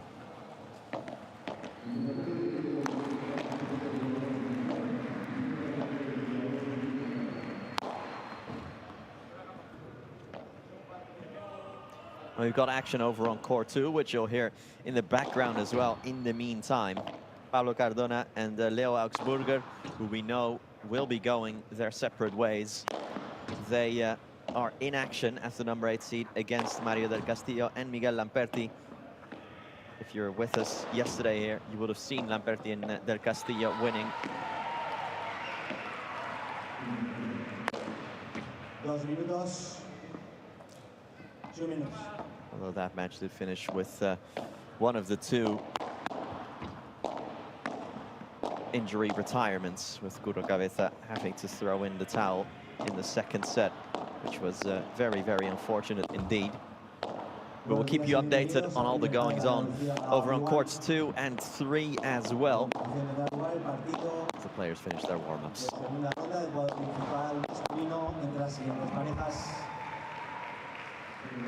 A la derecha de la silla, David Gala y Lucas Campagnolo. Y a la izquierda de la silla, Miguel Yanguas y Jorge Nieto. El partido se disputará en los meses, con tiebreak de todos ellos si fuera necesario. La pareja Yanguas-Nieto va al sorteo eligiendo restar.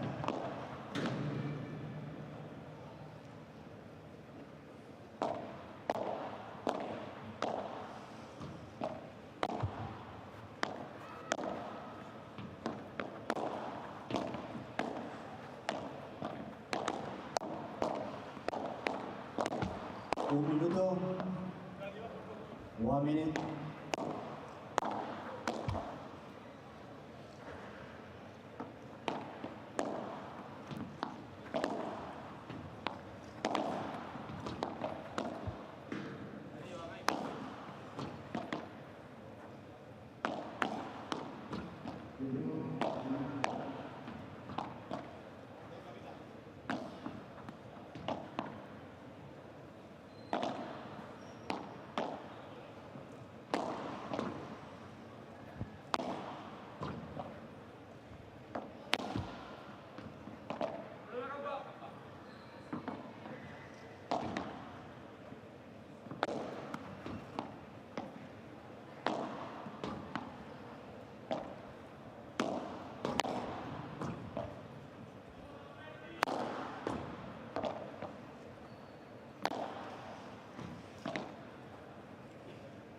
Tiempo.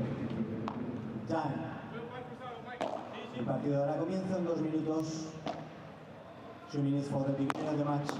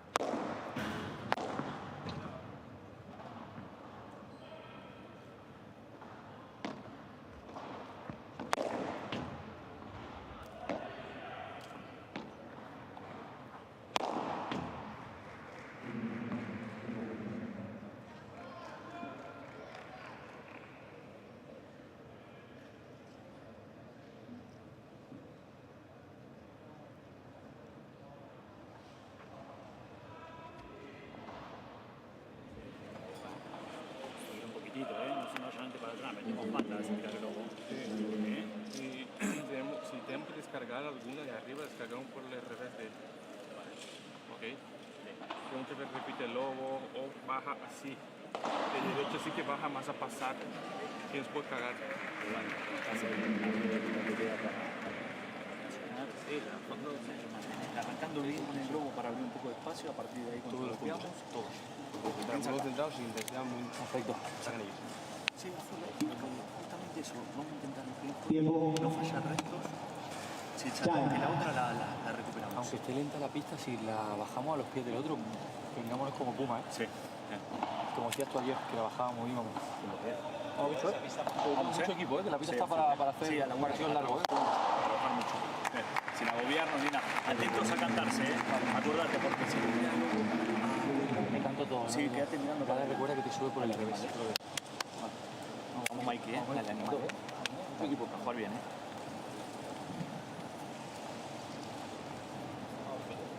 We are ready for action at center court at the Martín Carpena. Nieto and Mike Yanguas looking to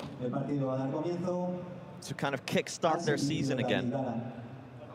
Although I have to say, what I do like with this Yanguas and Nieto project is that they've always acknowledged that, listen, we want to get out of this rut together. We don't want to just have a couple of bad results and then pull the plug on the project immediately. You have to get through the adversity. Hopefully after having said that, I hope they don't have another bad result this tournament and then announce that they're splitting, because that would look like a bit of a mug then. But to be fair, that wouldn't be the first time, or for that matter, the last. My name is Nicholas Quartasonafort, by the way, to talk you through this one. And welcome to everyone who's joining us here on the Premier Padel feed. We've got a lot more action coming your way all of today. This is the third match of 7 here on center court.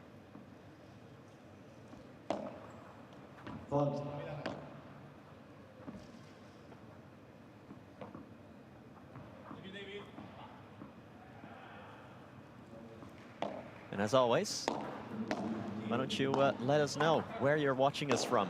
Who are you rooting for in this match? Do you think Campa and Gala have what it takes to cause an upset here? Let us know. Hit us up on the Premier Padel Instagram account or Twitter account. Go to the pinned post, pinned tweet. Let us know in the comments. We always love to hear from you. As David Gala gets the first points on the board for himself and Campa. 15-30.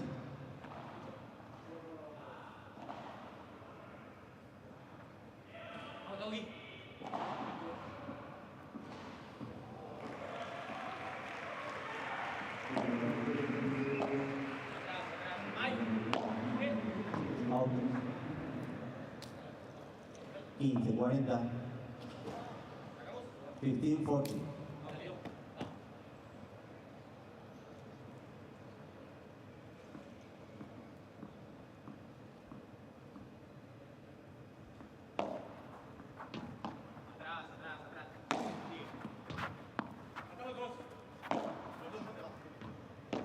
straight away we've got break points here. Yanguas. We mentioned the Yanguas and Nieto bogey team of Javi Leal and Fran Guerrero. But of course we have to mention as well that after those first 2 victories, as Yanguas returns the favor, returns it to sender and gets the break straight away. But we have to mention that the 3rd time they played, so in Bordeaux, they played again for a 3rd tournament running. And then it was a double bagel, as they like to say in tennis, or a bicicleta, as they say in Spain. So a 6-0, 6-0 for Nieto and Yanguas, and that must have felt very, very sweet indeed.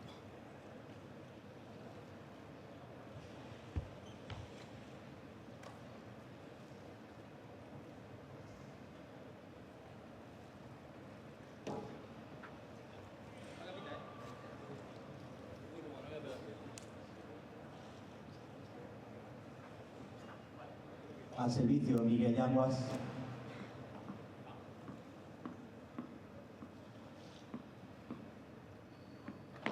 Mike Yanguas, again, one of Malaga's prodigal sons, serving for the first time this year on home soil.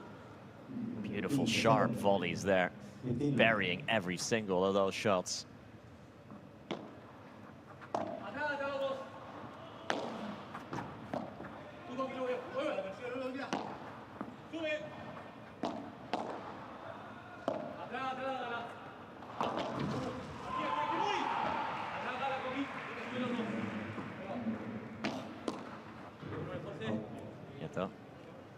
Way to bring that down by Nieto. Definitely feel like Nieto and Yanguas, at least to start this match, absolutely dialed in here.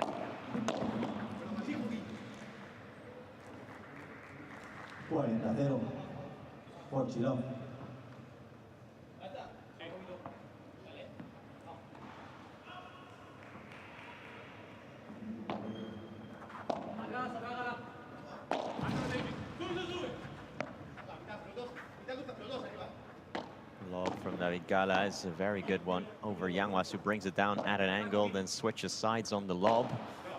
It's very high difficulty shots here.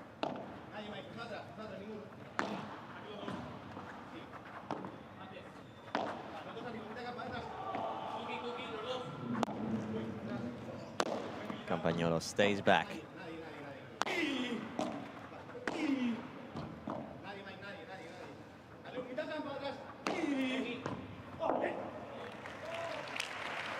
Three really world-class shots from Mike Yanguas in a row. The approach, the volley, and then after the lob from Gala, another bajada that just fizzes past Gala and away from Campagnolo. They consolidate their break, and Mike Yanguas has come out to play here, everyone.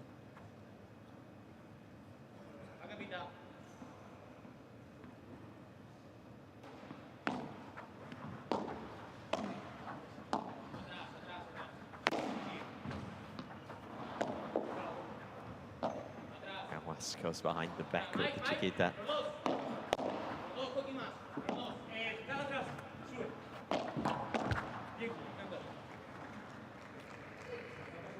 Campagnolo steps into the volley.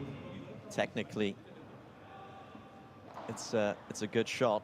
So we have another look at that. Speaking of a good shot, although it's maybe not technically sound, but it is spectacular.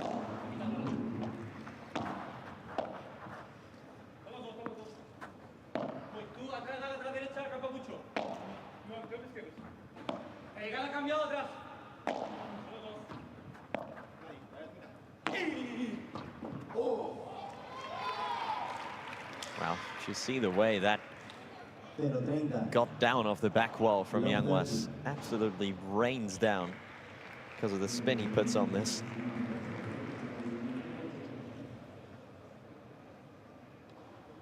Again, Mike Yanguas looks like a very concentrated man right now.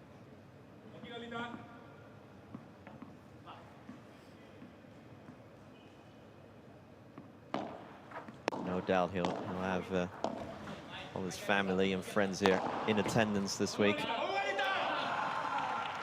Campagnolo warms up the right shoulder and unwinds on the smash.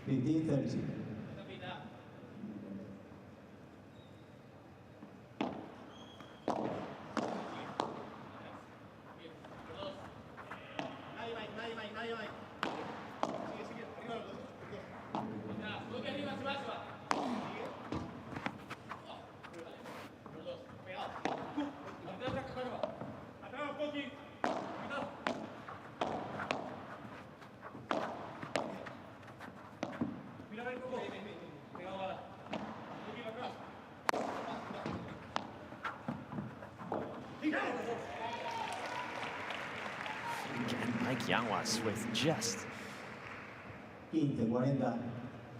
the quality of every single shot right now, and the way he's playing on the absolute limit without making a single mistake is pretty remarkable.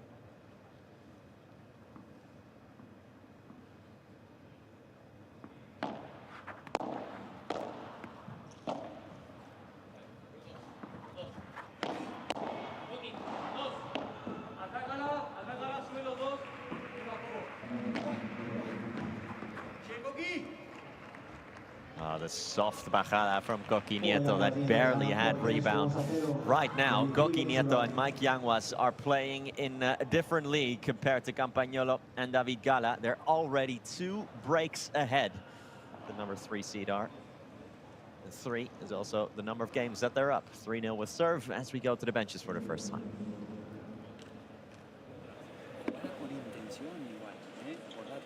Es un poquito más lenta, así, pero decime atrás, no me diga Coqui. Claro, no, pero dale siempre que está atrás. Así es más fácil para atrás, así le tiro atrás Yanguas, listo, le juego a Yanguas. Cuando yo le tiro a Yanguas fondo lateral y de arriba, está saliendo alto por arriba. Quédate un pasito más atrás, porque te queda. Pero quédate un pasito más atrás porque estás allá adelante y ahí te queda. Me queda un poco más, lo que pasa es que lo tira muy... Si la ves, quédate un pasito más atrás. Vale. Y yo te subo el nivel de fondo. Si entra no pica la pelota, la está jugando bien. Dale, va. Tira el 90% paralela. Si va al medio, cruzada, que sacaste la rodilla y te corre ahí, ¿eh? Vamos a quererlo. Lo tenés más. A poco lo que hay. Dale, vamos ahora. Vamos a dar un pasito más. Vamos, después. Vamos. Vamos. Dale.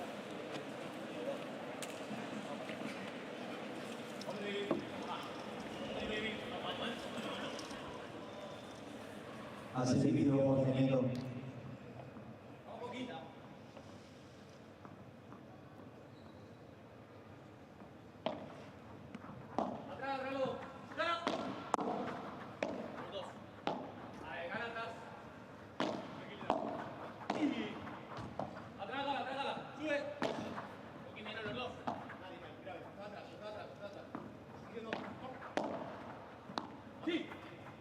Underway, and right now it's a case for Gala and Campagnolo to just weather the storm here and to just stop the bleeding, because the way Yanguas and Nieto have come out of the blocks is remarkable.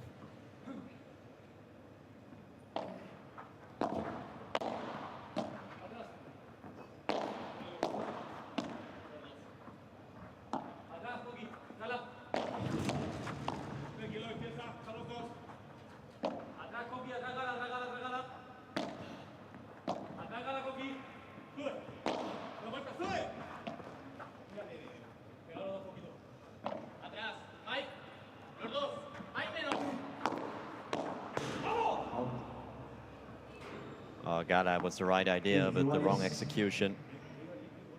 15-0.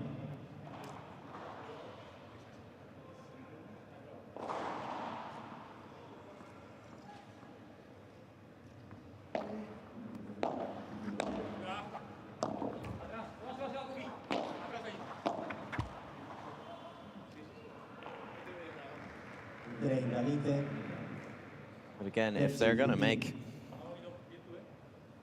errors like this when your opponent is playing like they are right now, This could be a long old day. 40-15. 40-15.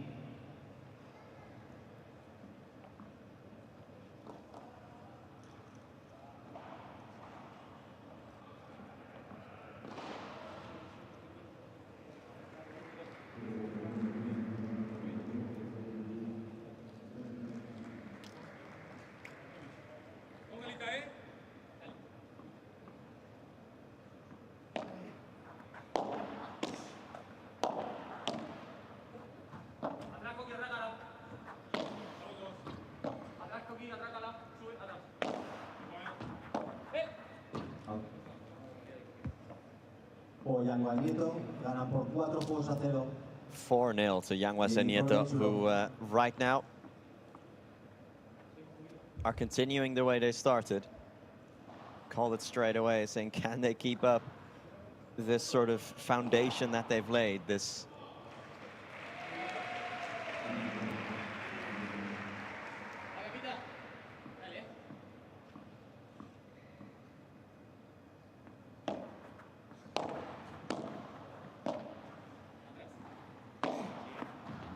feel like, especially Yanguas, is just hot right now, to say it in NBA terms. He's very much a player that is reliant on form and on confidence. So when his confidence is low, like it has been for the last couple of tournaments, he can look like a shadow of himself.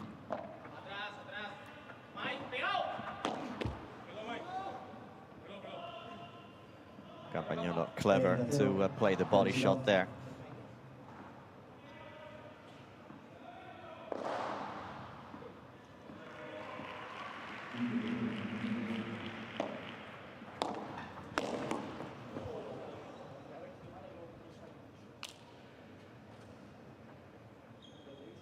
Well, there's no harm, no foul, but they seem to really be going at Mike Yanguas like it's personal almost.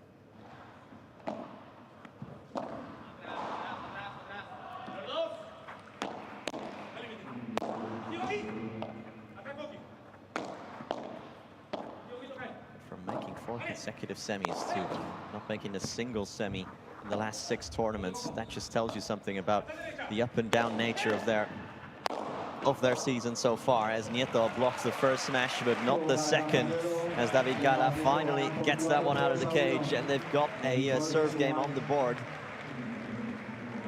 What will that do for the health of this set and of this match as a whole? Feels like Gala and Campa have finally arrived, but is it too little too late?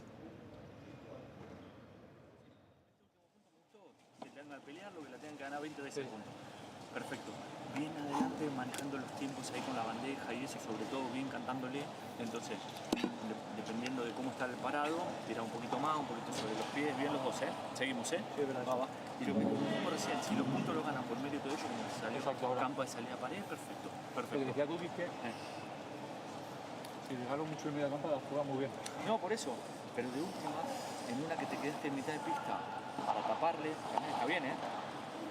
Sí. Porque si te tiras yo creo que es quedarse atrás. ¿El qué? La que no va es quedarse atrás. Claro. No va nada. Exacto. Claro. Mitad. Pero mitad, por si te tira la cruzada, esa se la boleas y te da más tiempo. Yo creo que si le dice mitad, no te va a tirar el ángulo. Si le canta mitad, un poco más del medio. Igual hasta ahora, escucha, no te pasó ni igual, una. por eso te digo. No te pasó ni una. Esta no pasó por 1 milímetro. Vale. Que te la tire. Vale. Va este, ¿eh? Va. Bien los dos, ¿eh? Vamos por este y vamos para el otro. Dale, ni más. Va.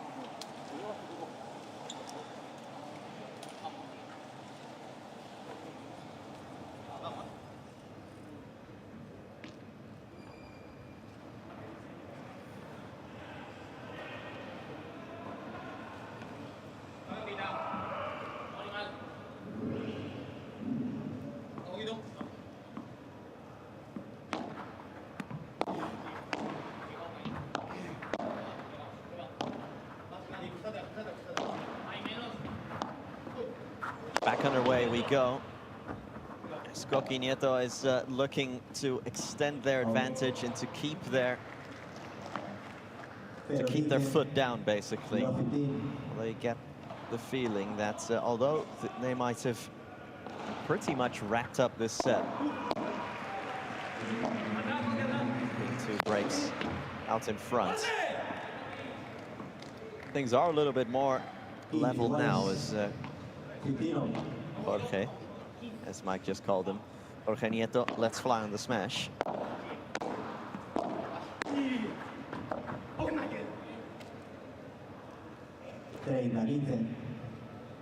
Percy, 15.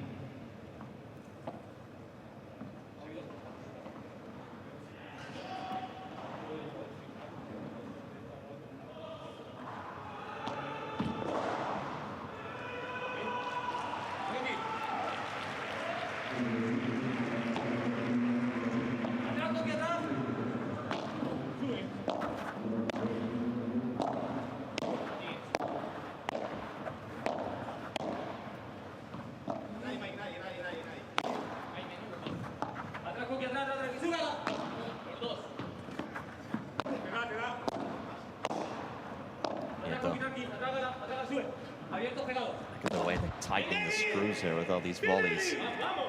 But Nieto and Yanguas are starting to slowly but surely come back down to earth.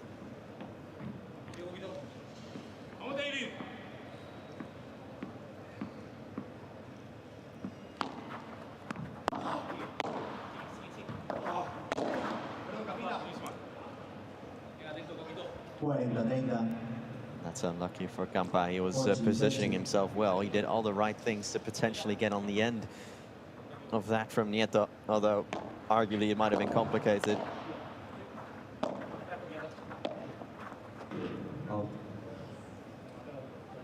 Iguales.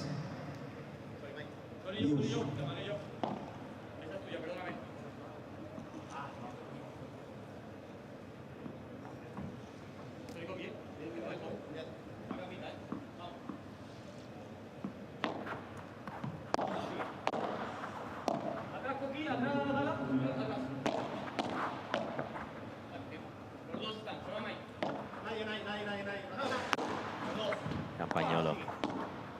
Good defense from Campa. Who operates well for the back of the court. It's where he's at his best. Oh,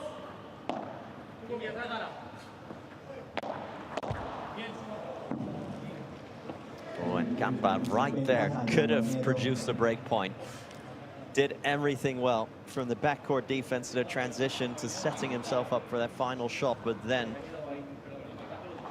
unfortunately, it's the last step that is missing.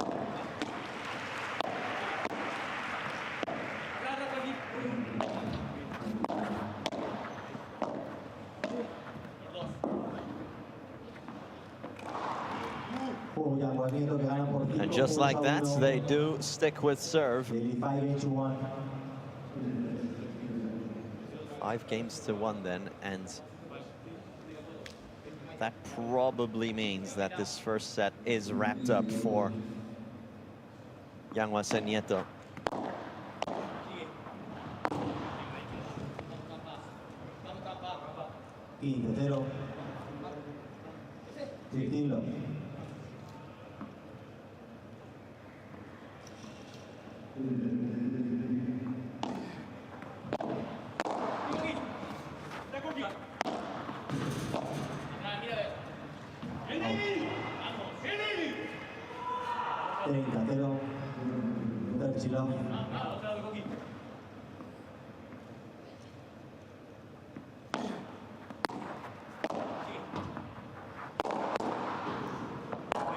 Great save from Yanguas, with Gala almost out of frustration there, saying that enough has to be enough here.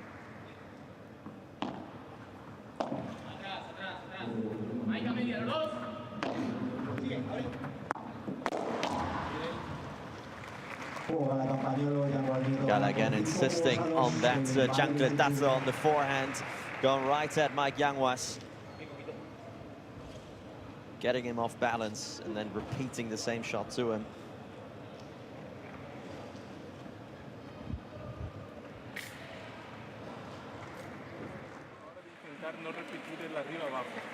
de repetir por arriba, por ejemplo. Vale.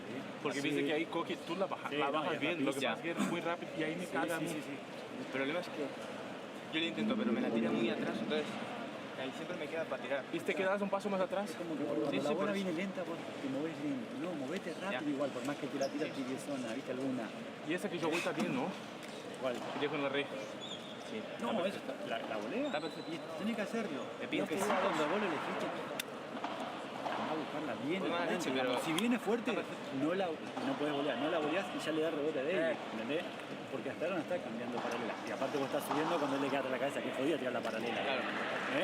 Está bien elegida. Un poquito más de decisiones. Sigue haciéndolo eso. Agarramos, Dale. Cuando vos estás rápido, Tiempo. estás activo, tenés el globo Ya, bueno, ¿no? tenés la chiquita buena, viste que lo tiraste una chiquita roca y sabido para.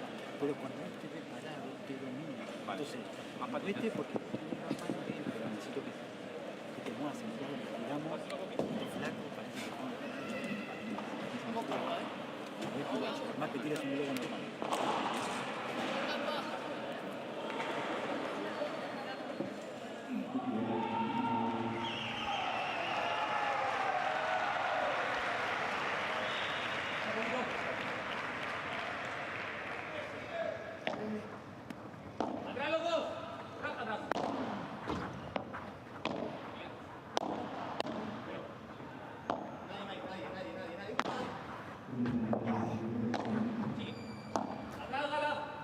Coqui Nieto serves for the opening set here, an opening set that has flown by, at least the first part of it. We have noticed in the last 3 or 4 games that things have been leveling out quite a bit.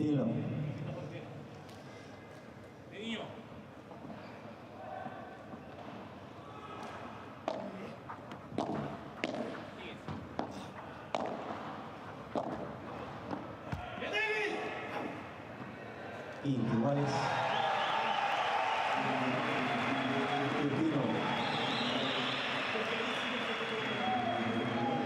Those chairs aren't very delayed chairs. These are chairs from over on court 2, where Pablo Cardona and Leo Augsburger have won the opening set against Miguel Lamperti and Maria del Castillo, and it's currently tied at 1 game apiece in the second. And on court 3, by the way, it's Lara Arua Barena and Julieta Vidaoria taking on last time out's finalists, Bea Caldera and Carmen Goenaga, as Campagnolo put such an odd angle on that chancletazo that Mike Yanguas didn't know where the ball was.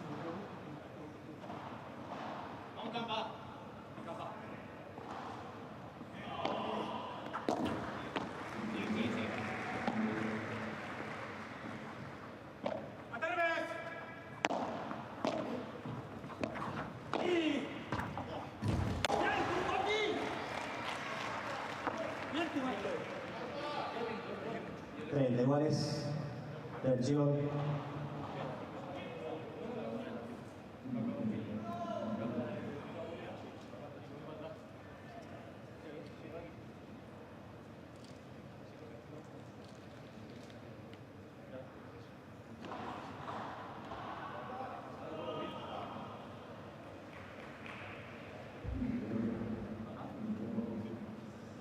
We're gonna have a quick clean up here as Campagnolo clearly got into that glass quite heavily.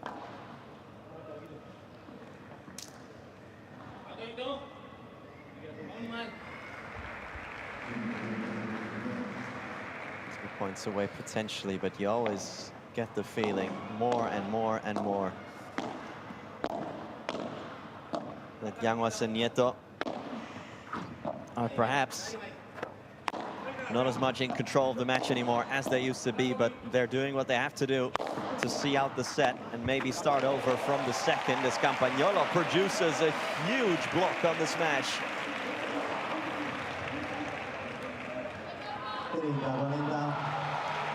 30-40.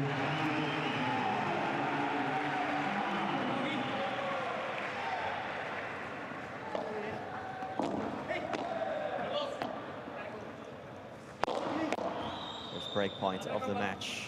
Nieto smashes, Campagnolo blocks it into a perfect lob. Here comes Nieto again. Campa runs onto it. Gala and Campa getting in each other's way that sad bit, and Gala, it's too high, that Chiquita. Nieto could attack it, but it's a great lob from David Gala to follow it up.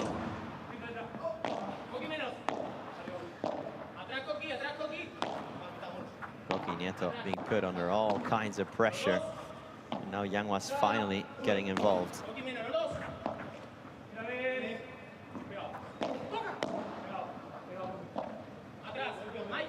Quality of lobs in this point has drastically improved for Campa and Gala. And there is the angle from Mike Yanguas. It is stupendous. Iguales. Views.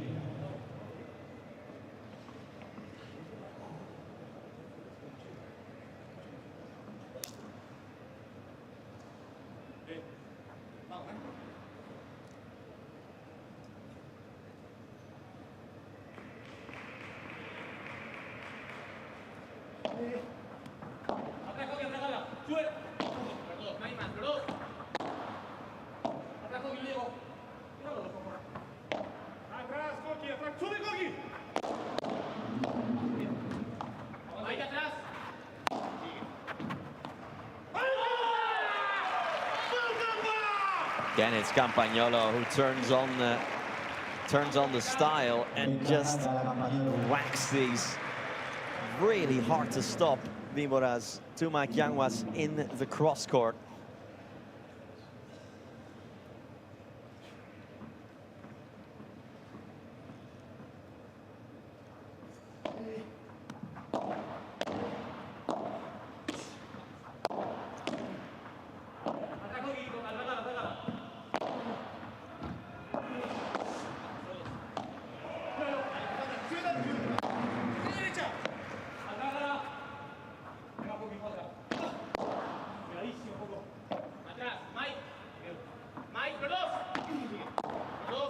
Breakpoint 2.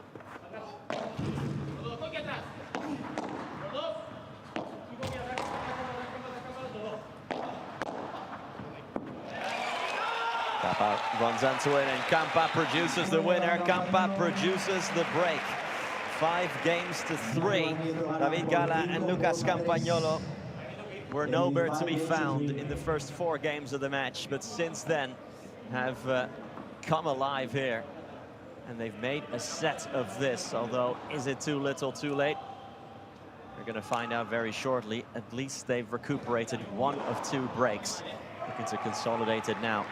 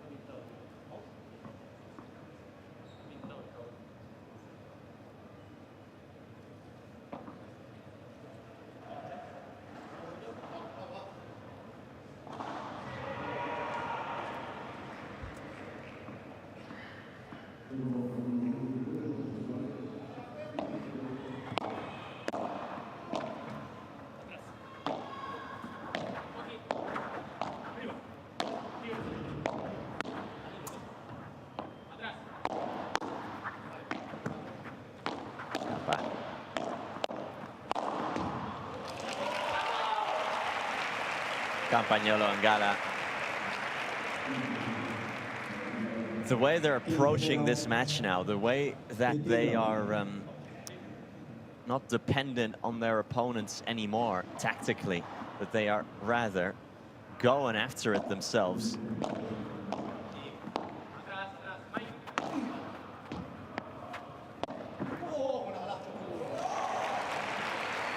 And David Gala.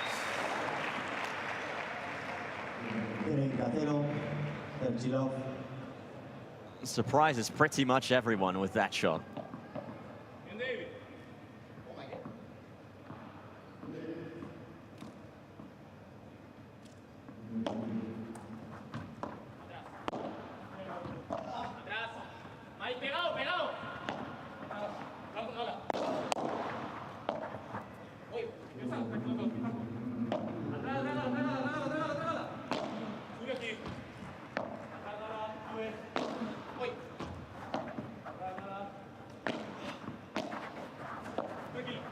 Nieto stopped in his track as he approaches the net, but again, oh, that's unlucky. But Galas Chiquitas, when Nieto and Yanguas are at the net, are often too high over the net.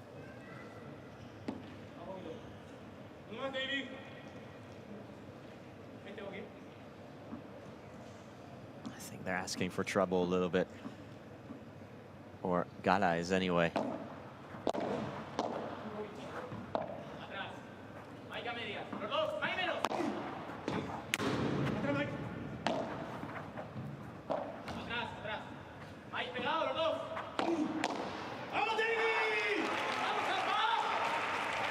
Campagnolo, on the other hand, has definitely found a gear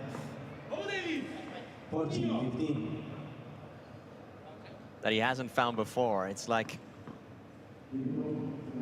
he previously thought his car only had 5 gears, and now suddenly, oh wait, there's a 6th. Could put my foot down. Now it's flat backhand. 40-30. 40-30.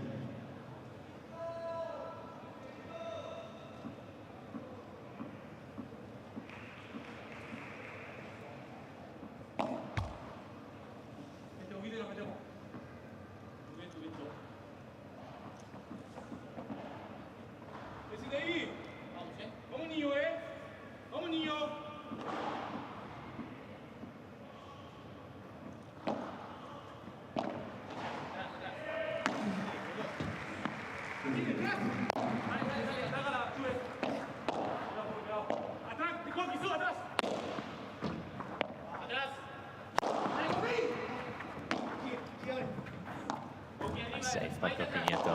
It's a great pickup here from Yanguas as well. Campa continuing to be very aggressive and to just offset Nieto and Yanguas, get them out of position. And look at the way he's repeating shots, but look at the defense as well from Coqui Nieto. Mike Yanguas going behind the back, and David Gala finally finishes off what has been the best point of the match so far, 5-4. And this is getting better by the minute as a contest. Gala and Campa now will have to try and muster a second break, but they are operating on a high level here.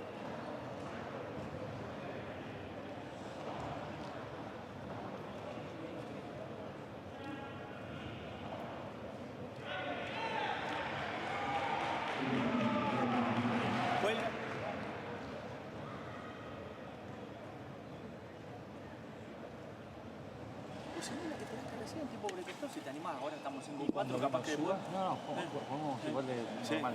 Cuando nos suba, David sigue viniendo con la pala aquí. Claro, o tirarle, exacto, o tirarlo un poquito más para abajo, que lo venís haciendo genial eso, o si sacarlo por el medio para la derecha de Campa, porque juegue por delante, no larga. Pero igual, bolas nuevas, vamos a mantener. Sí, seguimos juntos, Coco, sí, todo. En el juego anterior te tapó 2 bolas increíble, Campa. Seguí pegándole. Vamos. Va dale, va acá. Para mí, si quieres, le tenemos que pegar al centro maxi porque sale Gala para acá y Campa se pega a la derecha. Y aparte, cuando atacamos, no atacando sobre el rincón a Gala, porque esa la se ve, mete casa así, te juega paralelo, sale fuerte. Lo que han dicho tú antes de la volea al medio. Me gusta. Porque ahí es donde mejor toca, limpia bien ahí. Cerramos acá, va. Muy bien, bien los dos. Va acá.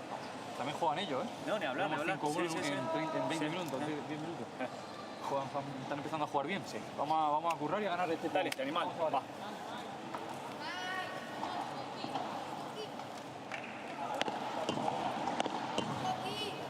They're starting to play well, says Mike Yanguas there at the end, but it's work. Let's get this set. Let's close this set out. New balls as well to play with here. Al servicio con bolas nuevas, Miguel Yanguas.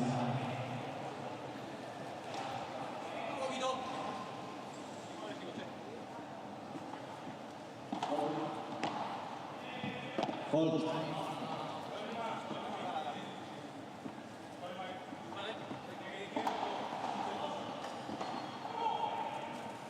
What'll be most curious to see for me in this instance is if Gala and Campagnolo end up losing the set here by 6-4, despite being the better team now for the last couple of games, but just haven't given themselves too much to do with the way they started the match. Can they continue that upward trajectory in the second set? That's what I'd be very, very curious about.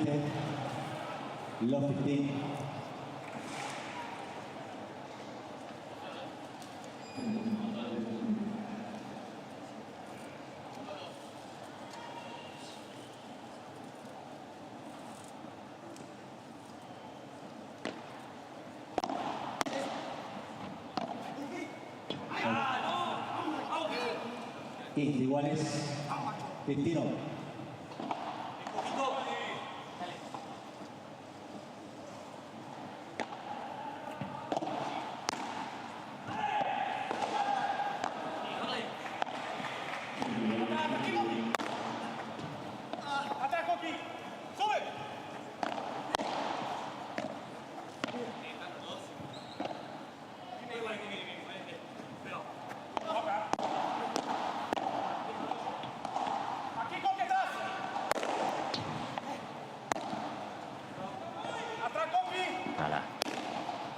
Right at Coqui, and there's just a little bit more zip in every single shot that they play here. Gala smashes, por tres it goes, Nieto gives chase, and Nieto with a beautiful salida.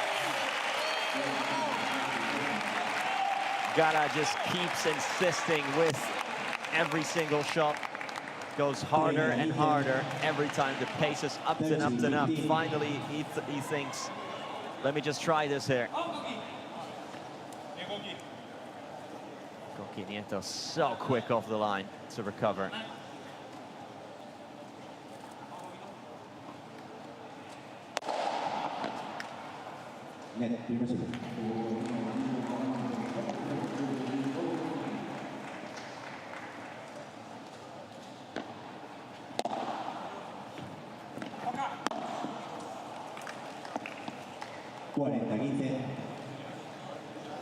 Orsi 15.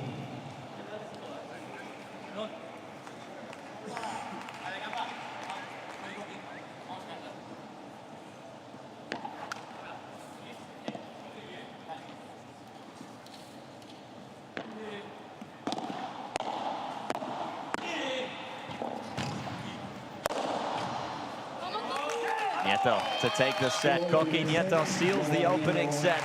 Mike Yanguas and Coqui Nieto start the match out on fire and have done just about enough to hang on and take it 6 games to 4.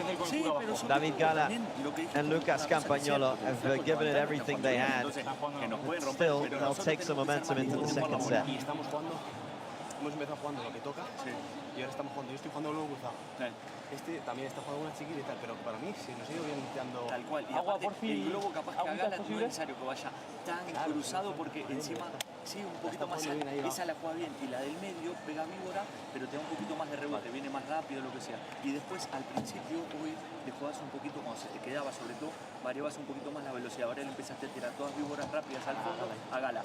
Viste que pegaba alguna caro. ¿Qué juega con el bote pronto? Capaz que pegue bien. Igual la tiraba lenta porque no podía separarla. Pero preferimos que nos venga por abajo, porque están boleando bien. Entonces, si está atrás, alguna lenta, alguna rápida, alguna por el medio, que sigue ir variando un poquito. Que me la deja la verdad. Que me la deja la verdad.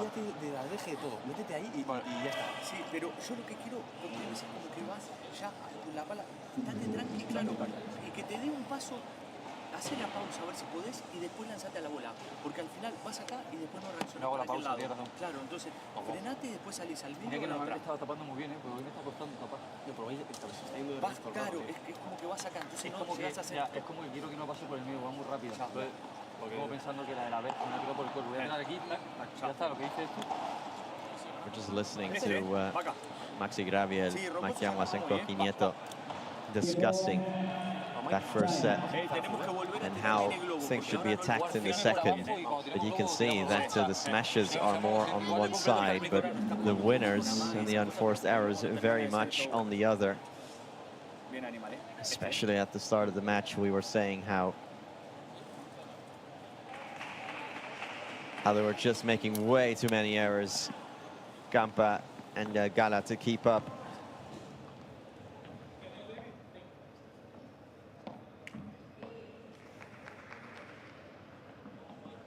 Para el comienzo del segundo set, al servicio David Galan. Este juego,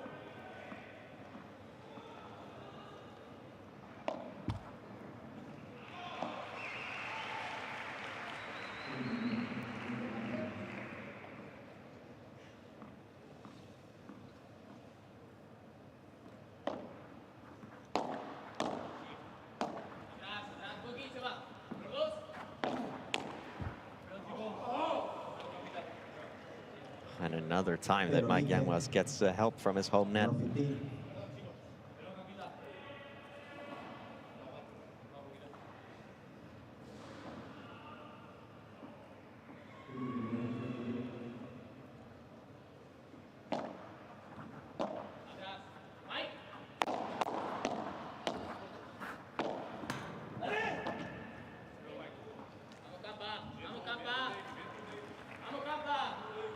Iguales.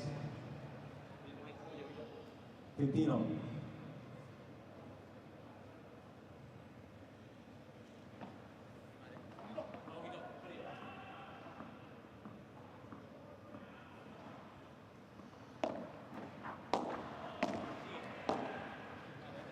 Will this momentum carry over into the second set, or will the fact that they've lost the set just take the wind out of their sails, is what we're going to keep track of.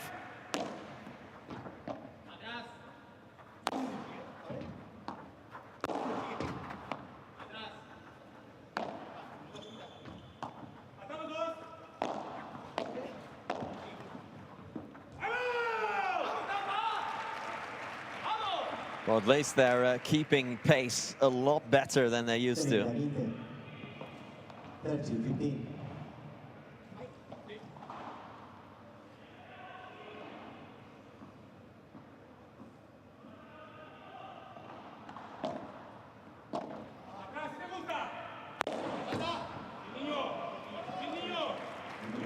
Gala is a great smasher, even at his young age. And he's showing us there just what he's capable of. David Gala, who on Monday had to beat his former teammate, Aris Patiniotis, to get here into the round of 32. Yanguas and Nieto could skip that round as a seeded couple. But on the other side, the number 20 seed did have to play the first round, which they won 7-5, 6-2 against Gonzalo Alfonso and Aris Patiniotis. Like I said, David Gala, who ended last year with Chipi Munoz, started this season with Aris Patiniotis.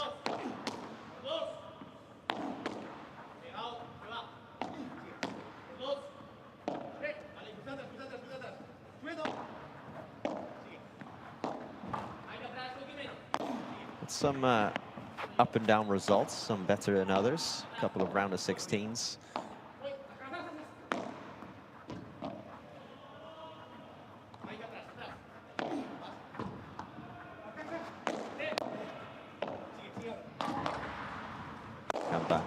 Clever finish from Campa, and he sets up David Gala for glory. Beautifully done. The way they're combining here, the way they are setting each other up. Campagnolo, the veteran of the two, doing a heck of a job there of enabling his teenage partner.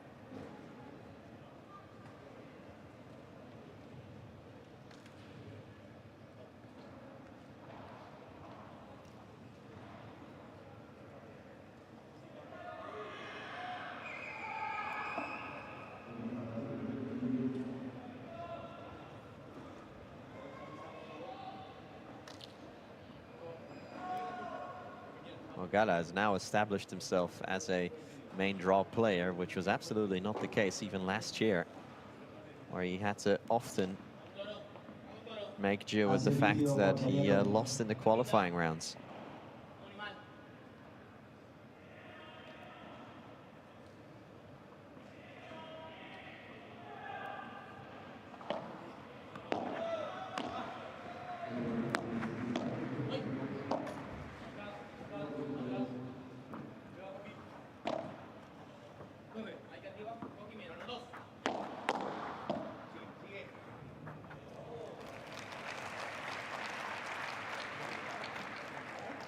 0, 15, los 15.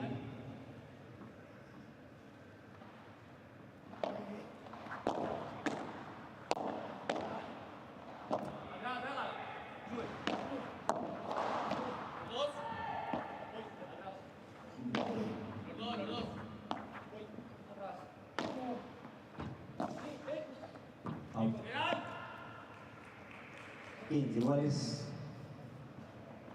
15 all.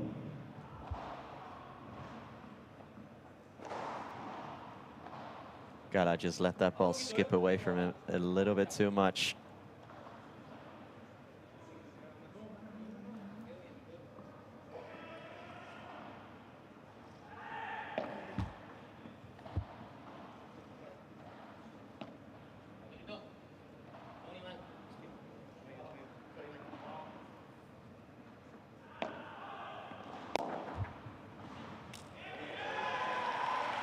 Campagnolo, that's just something you absolutely cannot do. Is to just give away points like that with the return, the cardinal sin of not returning a ball.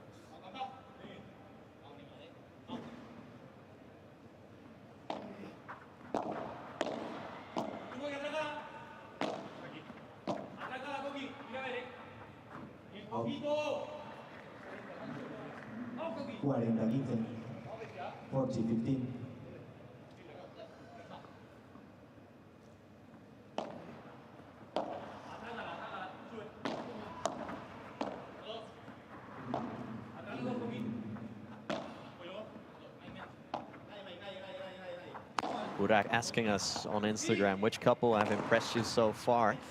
I would like to see some new faces, but I think the competition is too hard.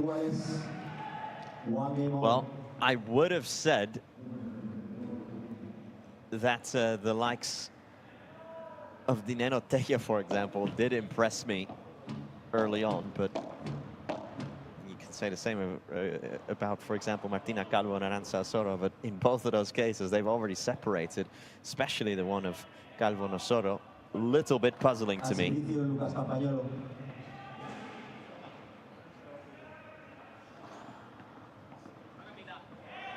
As far as couples go who can maybe break up the established pecking order, it's a difficult one to call, isn't it?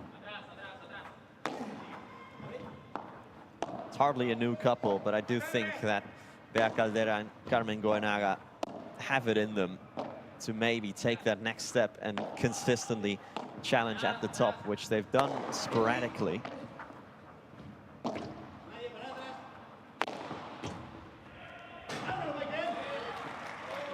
Mike Yanguas lets fly. It's a good smash, really is, on conditions like these, which are very, very tricky.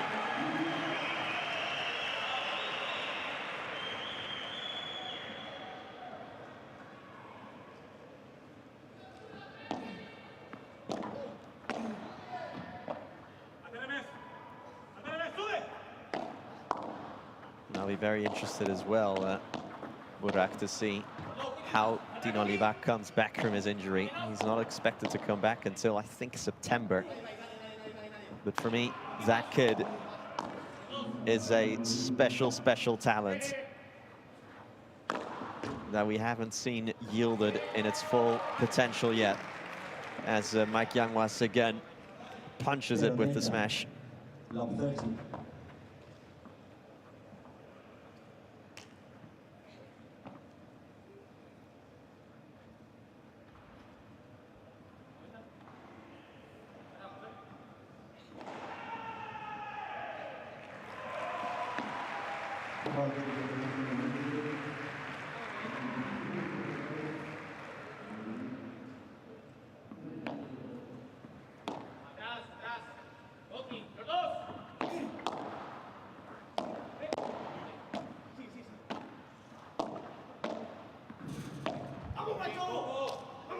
Yanguas and Nieto have gotten themselves 3 break points now. 3 break points to potentially deal a killer blow to their 2 opponents here.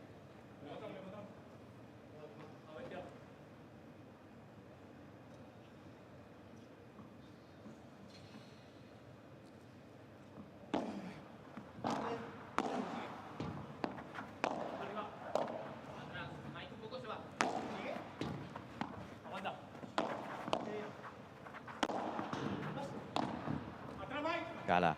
Will smash this one, David Gala. And they erase at least one of 3 break points. It's a long way back. You have to start somewhere. When the ball's coming back off the wall with topspin coming your way, that close to the nets, you have to try and smash those.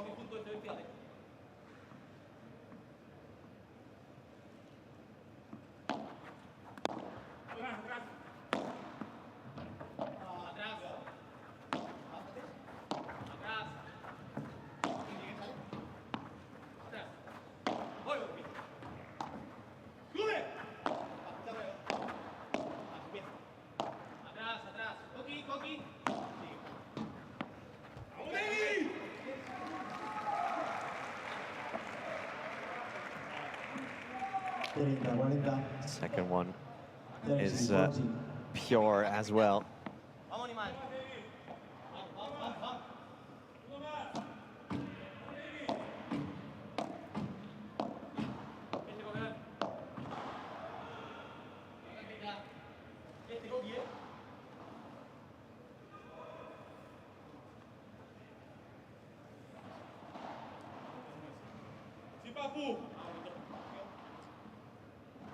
It would be a very, very significant comeback here if they can manage to keep their serve.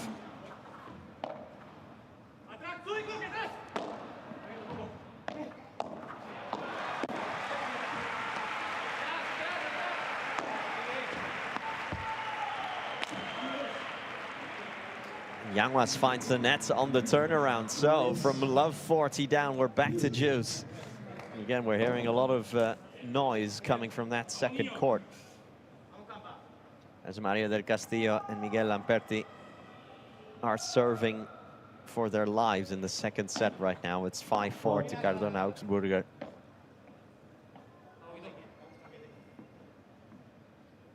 Their swan song tournament, Cardona and Augsburger.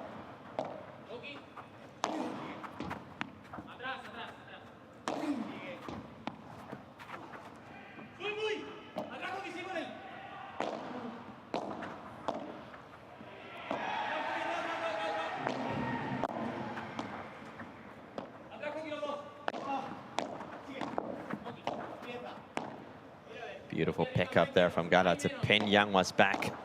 But Yanguas between the legs produces an excellent lob still. The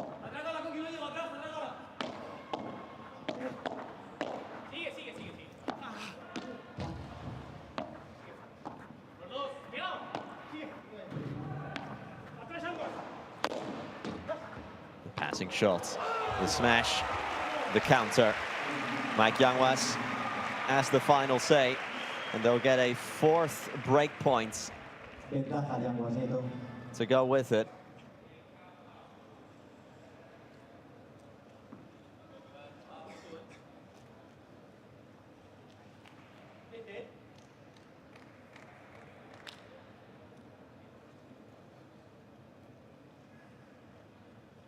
Surely at some point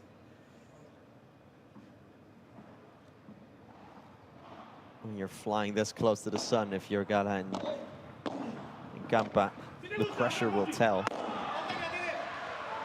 But Gala will save another break point here, or will he? Because Yanguas somehow got a touch on it. Somehow, some way, Mike Yanguas keeps the point alive. Supreme athleticism.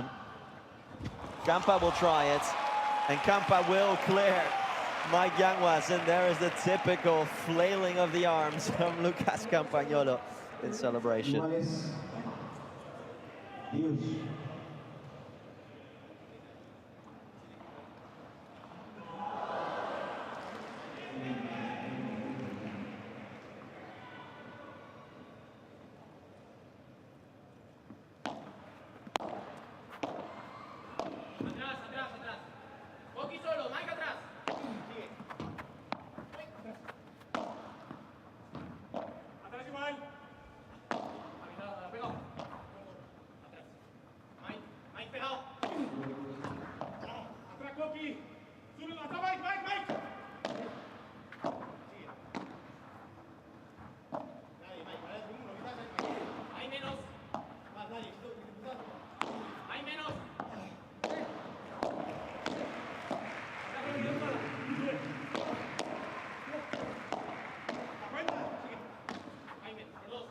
Nieto in transition, just looking for that killer blow, but Campa holding so firm. Yanguas sets and fires. Can Nieto get to this? Yes, he can. Point is still alive, but Campagnolo with a supreme block on the backhand.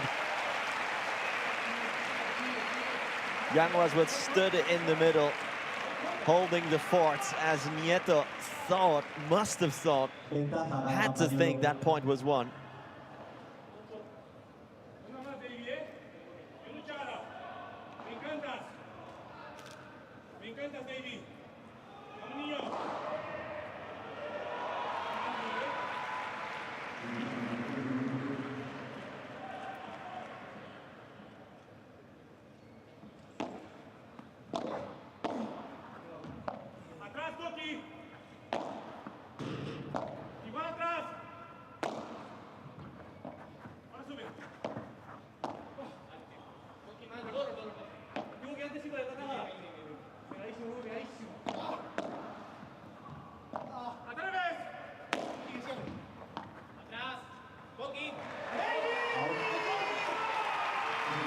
As it goes, Mike Yanguas is complaining about something, not sure what it is, but the truth of the matter is, it's 2-1 Campagnolo Gala, despite four break points for the number 3 seed.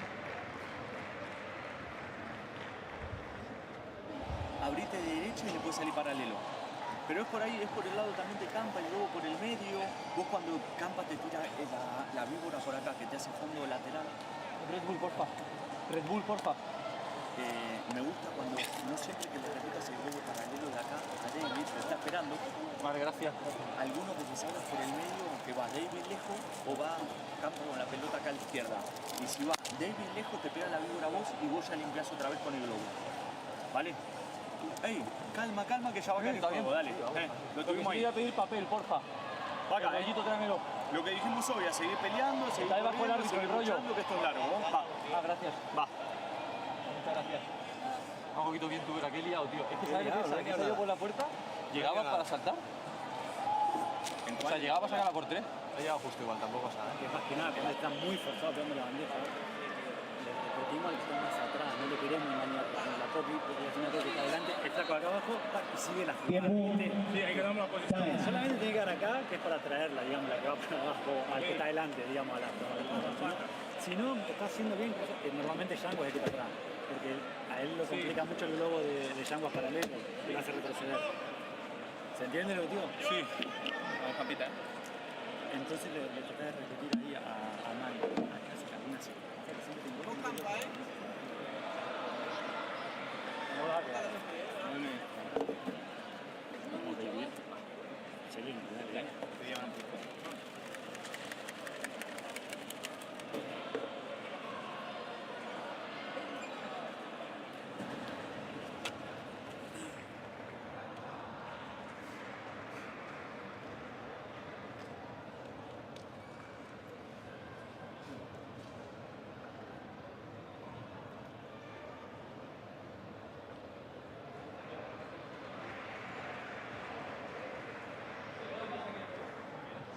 Al servicio Miguel Yanguas.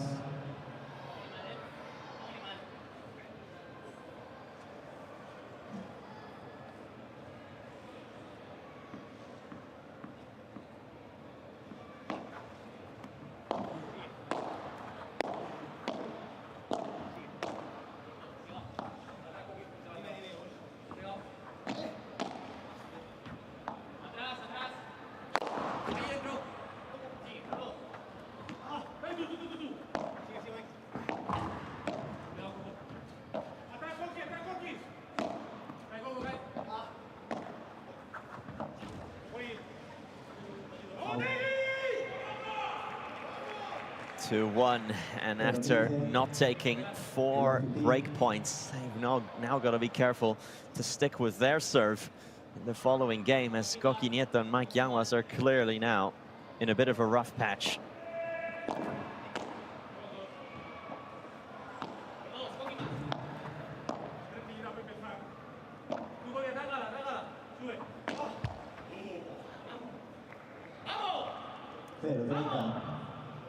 Lob 30. Bravo, Guido. Niño.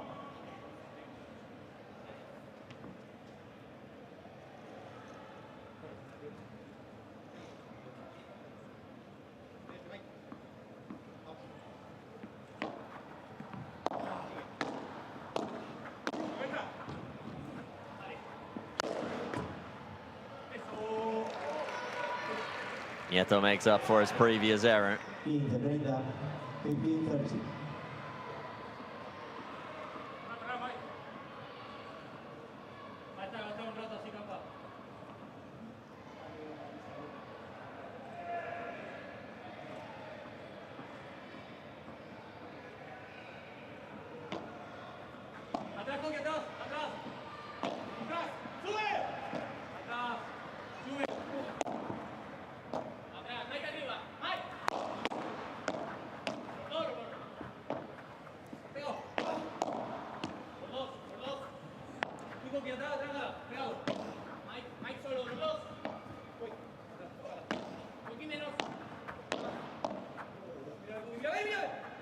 Out. 30 iguales. Tercio.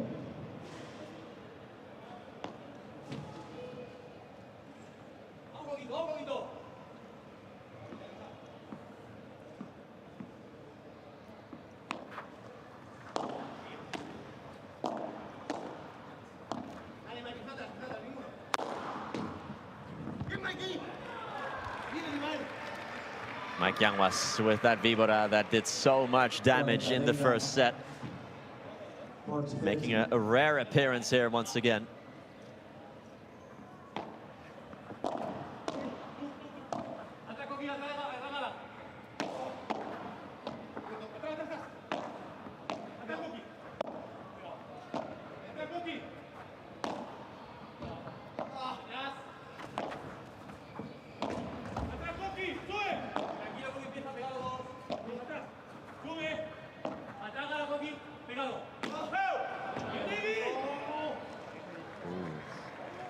Nieto has just gifted another points. If I'm not mistaken, all 3 points that Gala and Campagnolo have won this game have come of errors from the man from Madrid.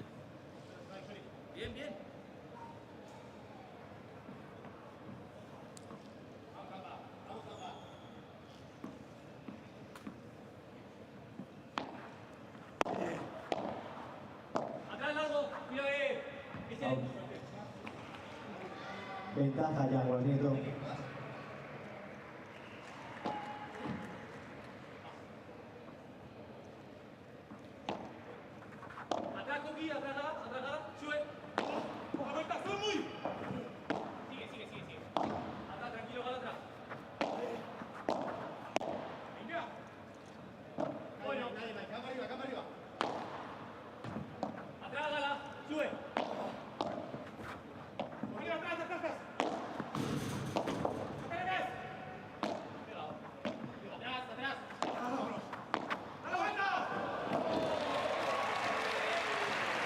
What a passing shot that is from Mike Yanguas. Sheer brilliance as David Gala stumbles, bumbles, and hits the deck. That pickup on the forehand.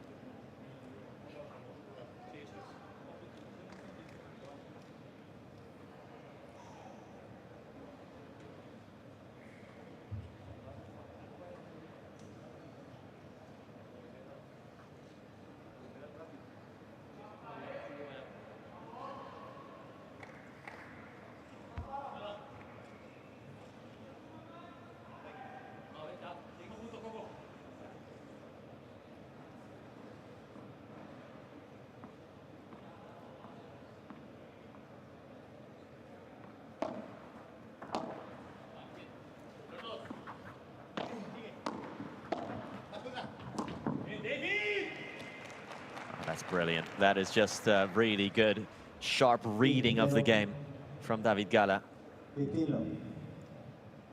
He knew that Yanguas would try and avoid him, try and play it Campa's side because he'd be leaving himself vulnerable if he played that parallel.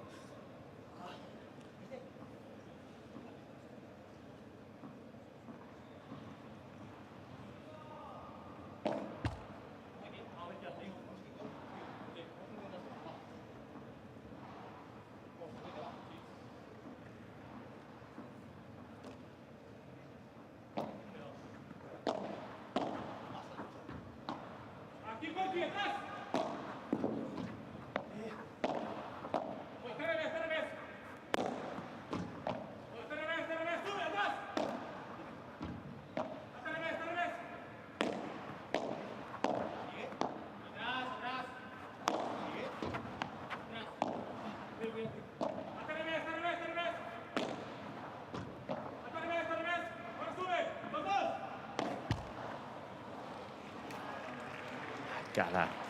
He's come back down to earth now. It's gone and coming waves, this match, for both teams.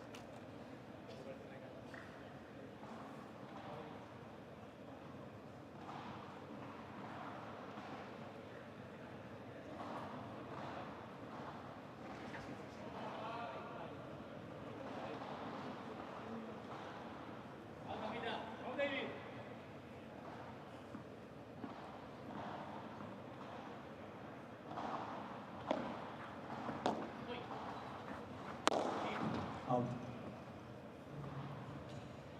15-30. See what I mean? 15-30.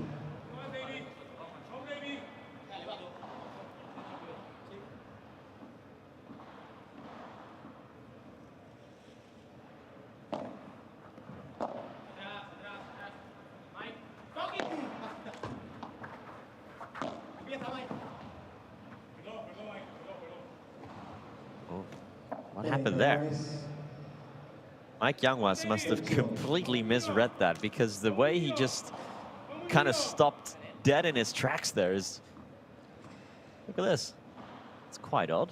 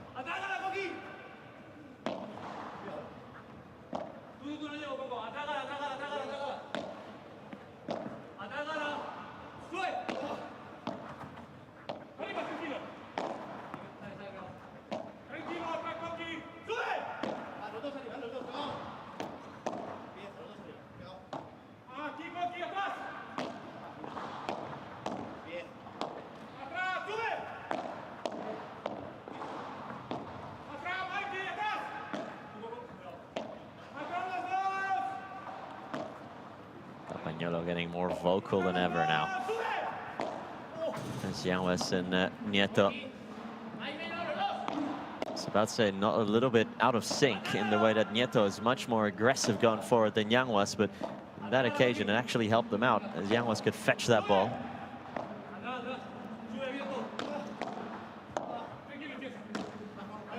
Nieto to surprise Campa with the switching of angles there. Here's Campa again.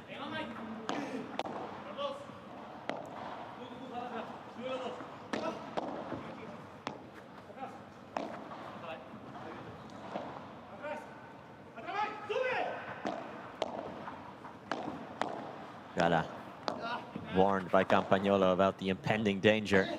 Campa plays it down towards the feet of Nieto, who lets it bounce, who attacks it on the backhand. And Coqui Nieto gets himself and his partner a break point.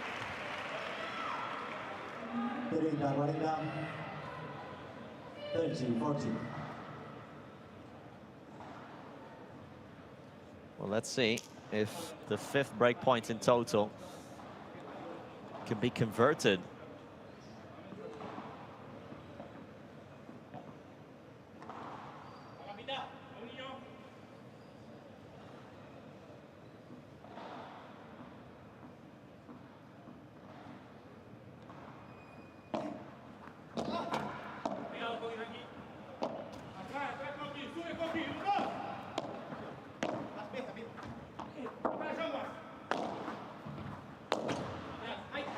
Gala, nice view behind Nieto, but he can fetch it. Campa will smash. Campa will smash again, and the second one does the job.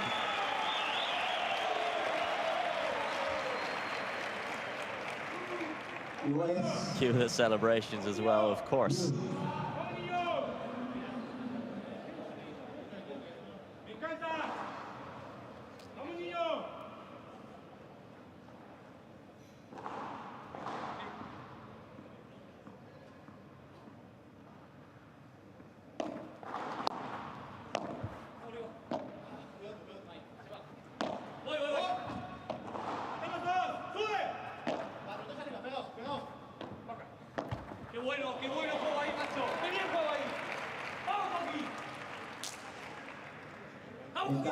after squandering 5 break points.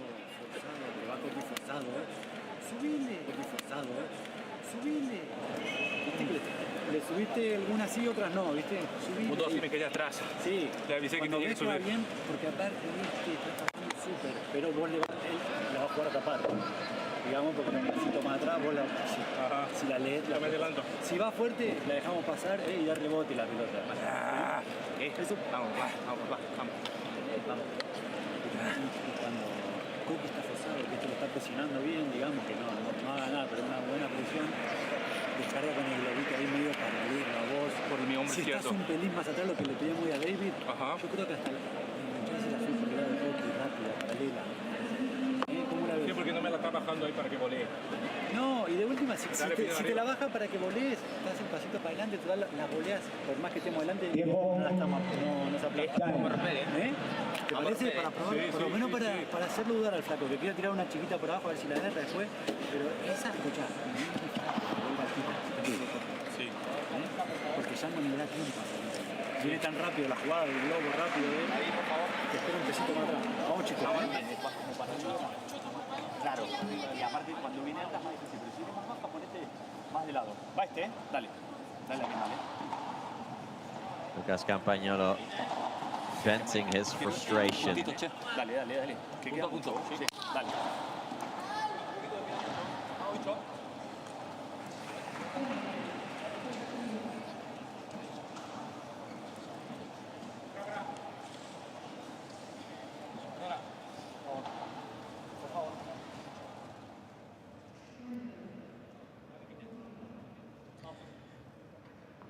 Yeah, and frustrated. They must have plenty of that because they are suddenly now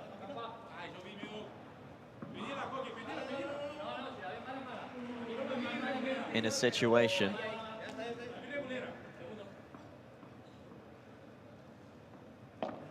this is finally sorted out, but they are in a situation where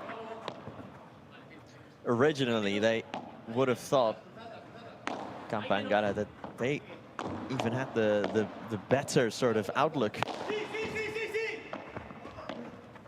on the second set after the way they finished the first, but they didn't take their chances. They couldn't muster any kind of break points or breaks, and now they find themselves down.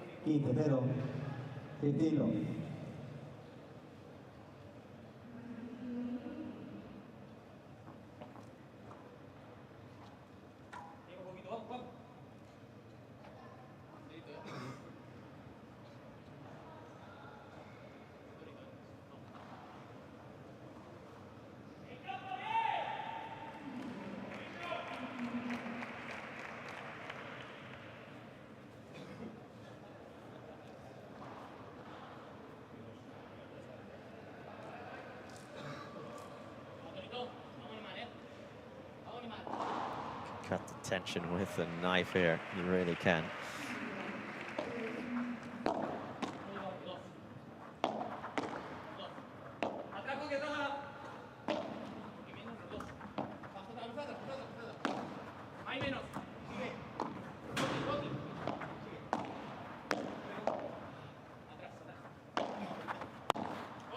They'll need to immediately break back here, you do feel, if they want to make a fist of it, if they want to make something out of this match.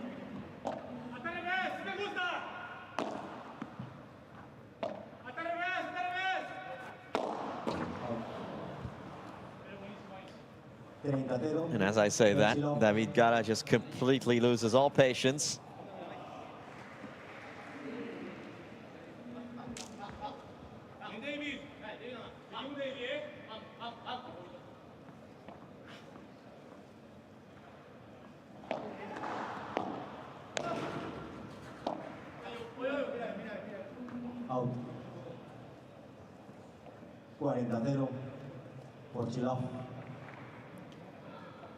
This match is now dangerously slipping away from them.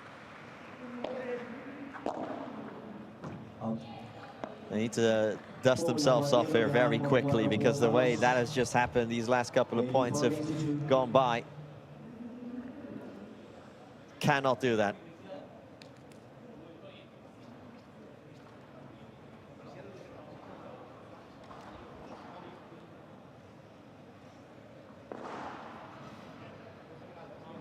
cannot afford to do that, and Coach Restivo will know that as well, better than anyone.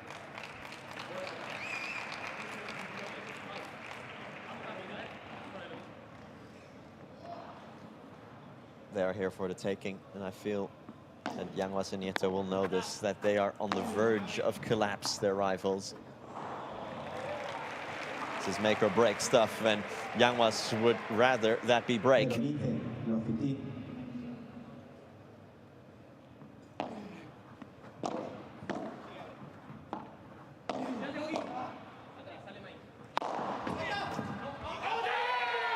Campa.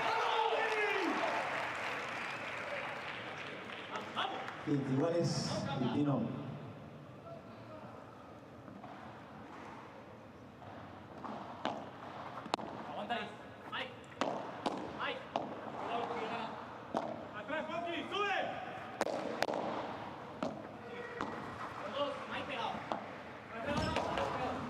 Once again finds a way through, but this time Campa can defend it.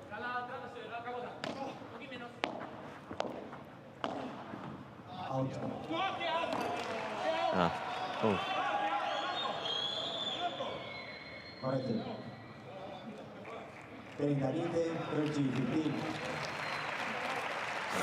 Campagnolo was about to have a fit there.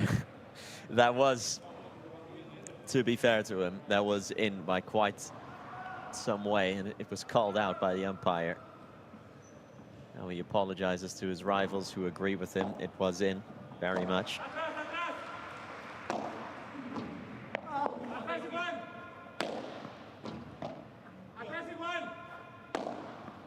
Campa, who started his career on the left-hand side of the court,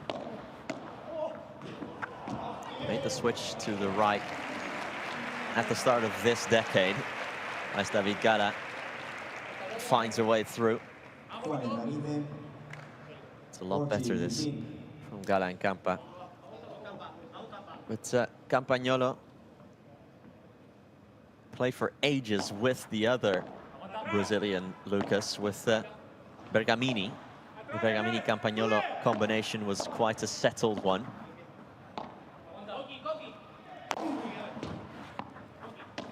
We once had an all-Brazilian match many moons ago when Pablo Lima played with Marcelo Jardim because of, I believe it was an injury to Berasteguin at the time. But we'll pick that back up when we come back from the benches. Little history lesson. Pero está bien, pero prefiero que tires. Jorge, seguimos juntos ahora. Ahora, dale. Este jueguito. En el otro arrancamos presionando. Si nos pasan la red, Coco, cuando le tire alguna Gala, luego cámbiale al medio rápido como para Campa. Como que te haga hacer así. Sí. Ahí. Vamos a empezar en el juego anterior, presionamos bien con la primera volea. Vamos a ver si podemos jugar con el primer saque. Es importante meter el primer saque. Va. Vamos, Coquito. Seguimos igual, Muy bien haciendo defender a Gala, que a la segunda o tercera nos la da normalmente.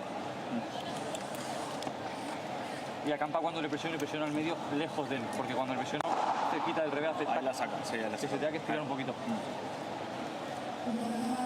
Va acá, Venga. Vamos, Jorge. Seguimos, Tiempo. Aquí voy yo, vas tú. A trabajar esto. Que ya sé que nos están volviendo. Parece como que insinúa que hacen ruido con intención. No te para cualquier lado. Vamos, Campita, que está ahí. Vamos.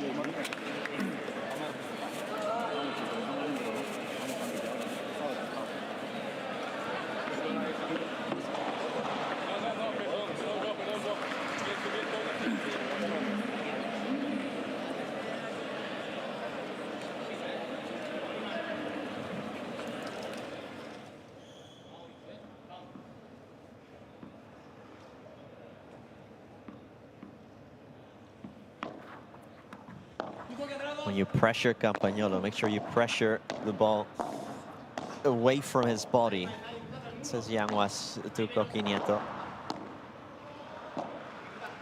Apparently, Campagnolo is good at getting those balls or defending them well when they're closer to his body, so they have to try and avoid that bit.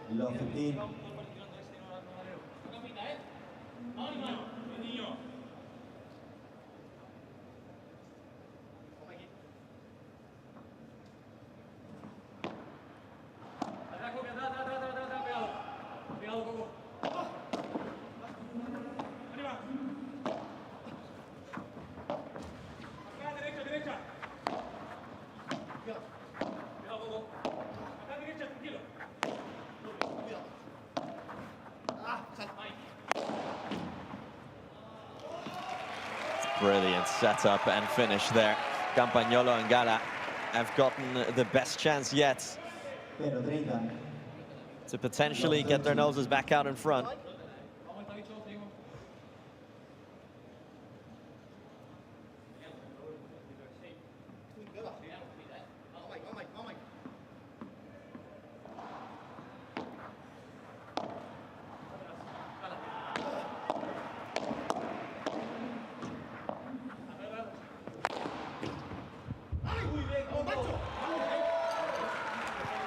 Yanguas and Nieto did very well there to kind of flip that rally on its head. 15-30.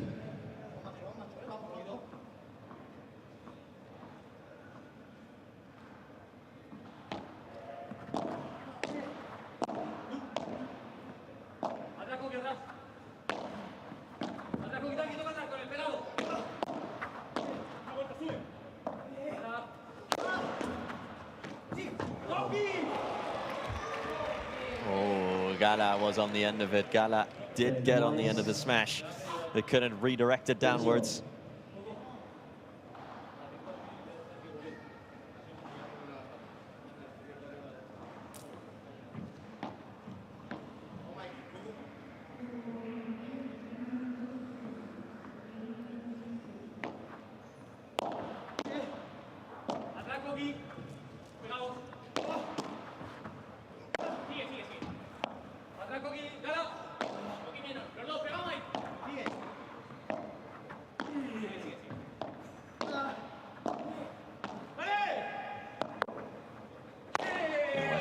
Drop shot, Gala gets there, but he only sets up Yanguas for another smash. Mighty smash by Mike Yanguas. 40-30, 40-30.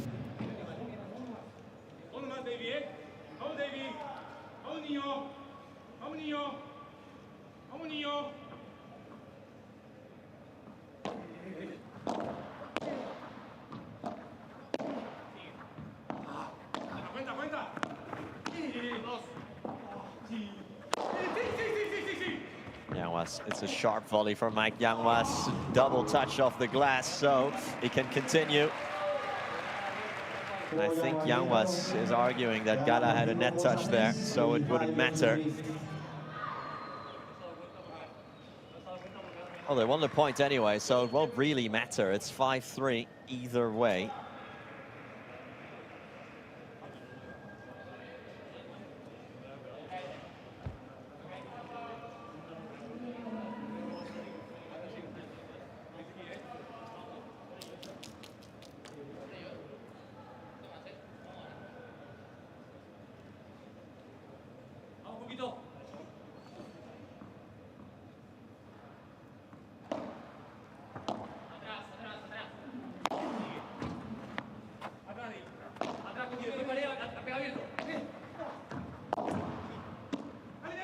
On the turnaround. Yanguas had to kind of flip that. It's an awkward little touch he had there.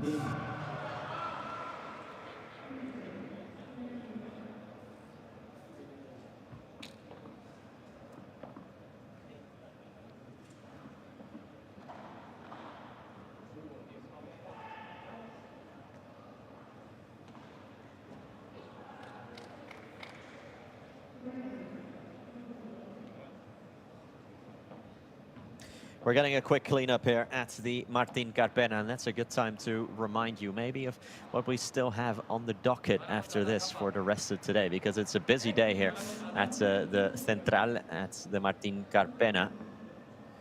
Because after this, we still have 4 more matches to go, believe it or not. So we've got your day entirely taken care of here at Premier Padel. After this,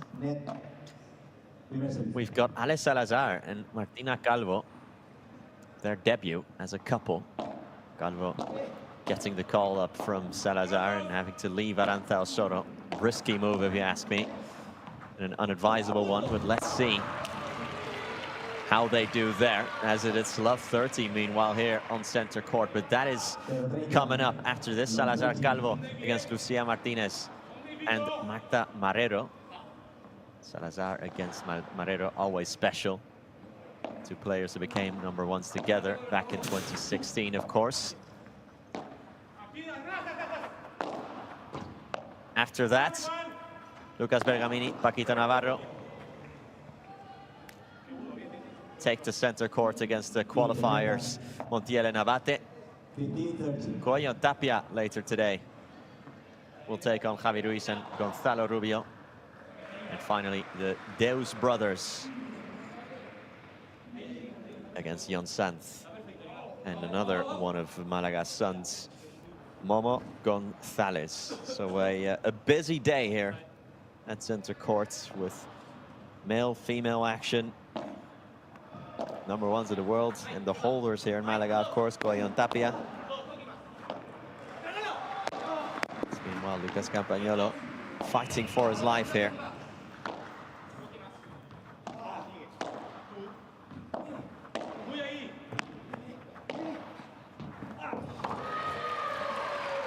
What a volley that is, the pickup from Nieto. Steps into it so nicely here on the forehand. And these are then 2 match points for Nieto and Yanguas.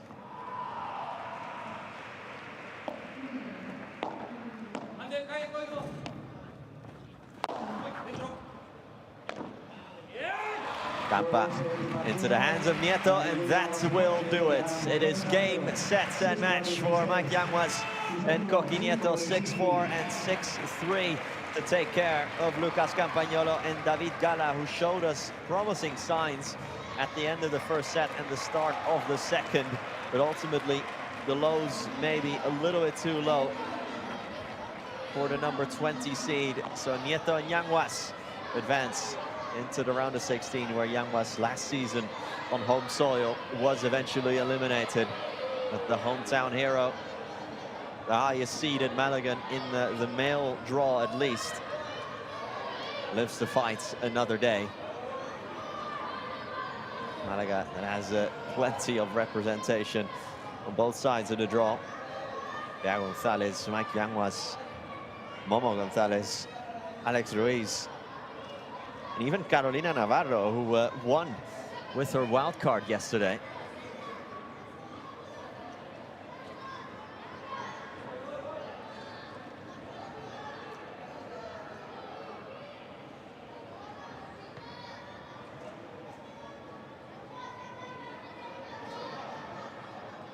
Easy finish from Coqui Nieto there in the replay.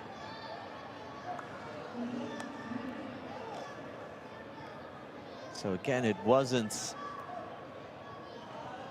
a stellar performance, I wouldn't say, from Yanguas and Nieto. They started well.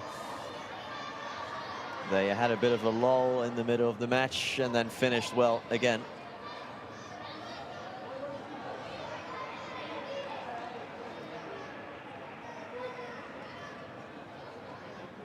Here is the second set. That is 49 minutes long. Galan Campagnolo. We said it at the start of the set. Could they continue the form that they had shown at the end of the first? Or was the fact that they'd lost that first set, despite being on top, such a hammer blow that they'd had to start anew? What proved to be that, really. It's pretty much all of the stats point the same direction. Campagnolo and Gala, who just gave themselves a little bit too much to do at the start of the match. Another poor start for them. This Bordeaux left out against Bergamini and Paquito Navarro. But that's it from us. We'll be back in a couple of minutes' time with more action from Premier Padel. Don't go anywhere. I've been Nicholas Quaresonefort. Thank you so much for watching.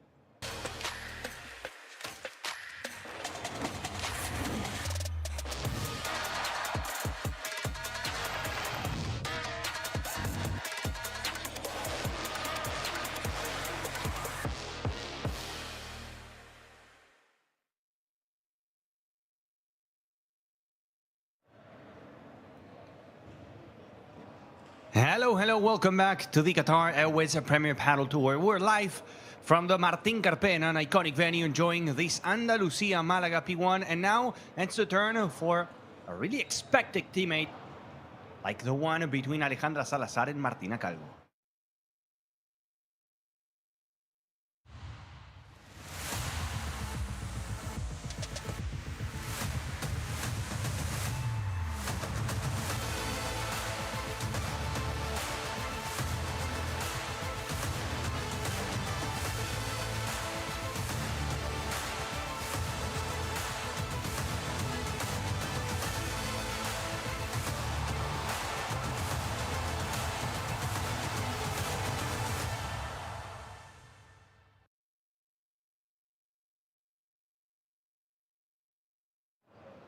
Hola, hola, hello, hello, bienvenidos. Welcome back to the Qatar Airways Premier Paddle Tour. My name is Gonza Oviña, and this is probably a match that a lot of people wanted to see. Huge expectations, a lot of hype around Martina Calvo and Ale Salazar making their debut today. In front of them, Marta Marrero and Lucia Martinez. A lot of people talking about the decision taken by Martina Calvo, accepting the proposal by Alejandra Salazar. We have some time to talk about it, to analyze it. One thing's for sure, it feels like we are talking here about a GOAT, a legend like Ale Salazar, and a player that is only 16 and that probably is meant to be the leader of the future, a superstar of the future, like Martina Calvo. And here they are, pink is the color for Martina Calvo and for Ale Salazar. A lot of people are going to be watching this game. Hola Martina. Hola Ale.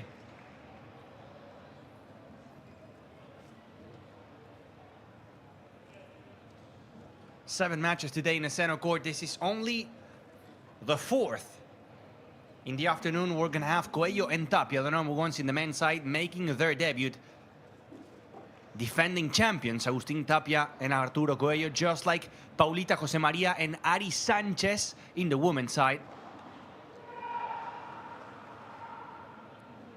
A big chance for Ale Salazar and for Martina Calvo to prove people wrong. A lot of people were saying, why, Martina, would you say yes to Ale Salazar after getting so good results next to Aranza Soro? This is not the Ale Salazar from 2019-2020, but it's Ale Salazar. It's Ale Salazar. You just gotta remember. Vamos a sortear cara o cruz. Cara. Muy bien. ¿Y sacará? Listo. 5 minutos.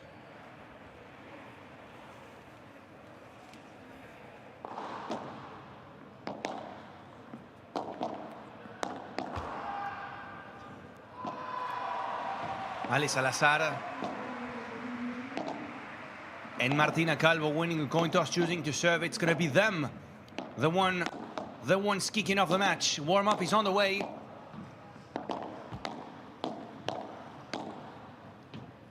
A closer look at Lucia Martinez here on the right side of the court. Also an experienced player, born in 1991. She is already 34. 166, player from Granada.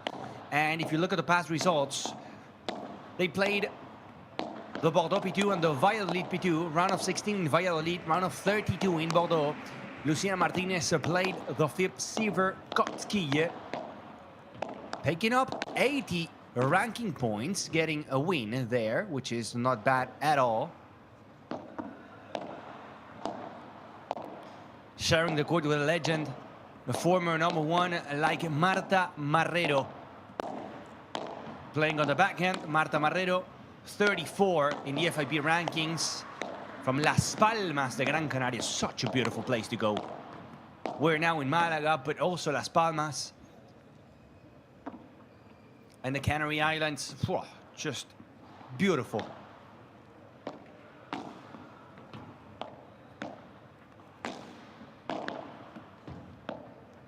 43 years of age for Marta Marrero. Still competing. Such a beast. Former number 1 with Marta Ortega, also with Ale Salazar. We're going to talk about the partnership between Marta Ortega and Ale Salazar during the match. There's a lot to mention, a lot of things to say about this match.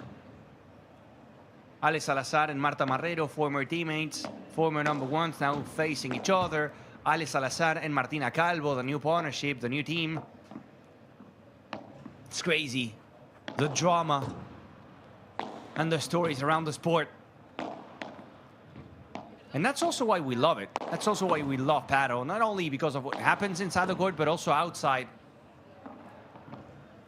Martina Calvo and Ale Salazar, first tournament for this new team. A closer look now at the legend, at the GOAT, Alejandra Salazar. 3 minutos, 3 minutes. Born in Madrid, 168 for Ale. 39 years of age for Alejandra Salazar. And if you look at the previous results, she was sharing the court with Vero Virceda, but things were not working. Not only about the results, but also the energy, the chemistry was not on point. And that's why Ale said, okay, this is over. I'm going to give Martina a call. Martina, you know, being the Martina we know, the rising star, the promising star in the biggest stage in Premier Padel, reaching semifinals, competing against everyone like she was playing this sport for 30 years. And that's why probably what was attractive for Alejandra Salazar to call the young Martina Calvo. And Martina Calvo was in a very complicated situation. Playing with Arantxa, shining, making it to the semifinals for the first time ever in a P1 event in Buenos Aires, repeating in the Valladolid P2, reaching the top 4, quarterfinals in Bordeaux, and everyone was like, okay, it's not only about Martina, it's also about how they play together as a team, about Arantxa and Martina. But Martina gets the call from Alejandra Salazar, and here you gotta take into account 2 things. The first one, it's Ale Salazar, and for Martina Calvo, as a young Spanish player, it's really tough to say no. How do you say no to an idol of yours when you're a kid? And then, thinking maybe in the present, you could think or not that Arantxa is a better choice for Martina Calvo. You can really understand that for some of you, Arantxa is a better player than Ale Salazar today. But long term, what Martina Calvo can learn thanks to Ale Salazar in the next 2, 3, 4, or whatever months in the future, it's insane. For a young player like Martina Calvo to be absorbing the knowledge from Ale Salazar, it's something really good. Let's say Coello, for example, now number 1 in the rankings in the men's side. He played with Vela, a legend itself, and he learned a lot. Probably now, if you ask Coello, was that the best Vela? No, it wasn't. But he learned a lot of stuff as a number 1, as a former number 1, that he uses now as the Coello, as the king that we know. And probably this is the case for Martina Calvo. So I think it's a right decision. I get that probably the results are not going to be as good as with Arantxa, or yes, we will see in this tournament.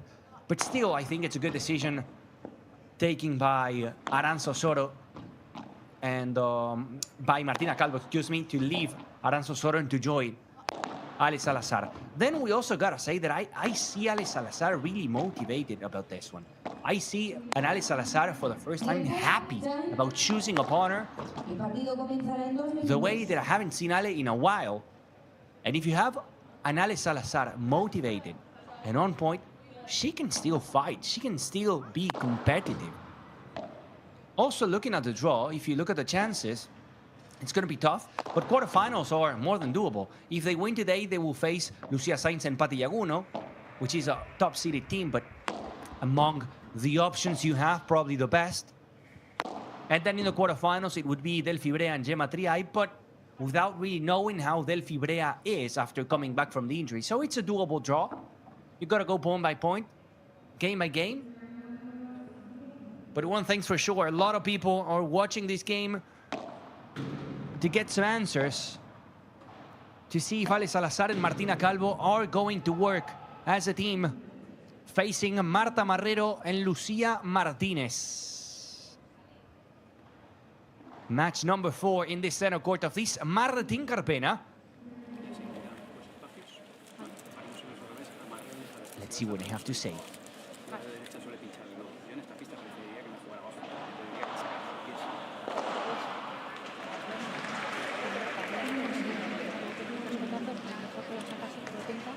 Para entrar al medio y al siguiente vas tú. Recordad que yo lo que quiero es que nos llevemos así, nos vamos a Como querés, le pegas un chutazo. Sí, sobre todo eso.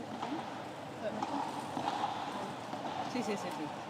Pero otra sale bien.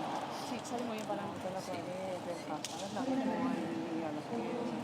Alguno te va a quedar para cruzado también. A por 3. ¿No? Por 3, que la Severino asking Marta Marrero to hit the smash down the line, and only sometimes cruzado, cross court with a por tres. But since the ball is not really flying fast, the smash works better down the line to give your opponents less time to react. In this case, Ale Salazar. Para comienzo el partido.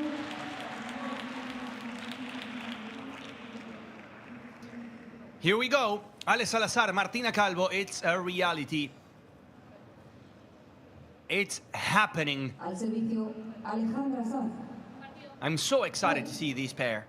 I think they can do big things. Ale Salazar to serve. Showtime. Out. 0-15, low 15.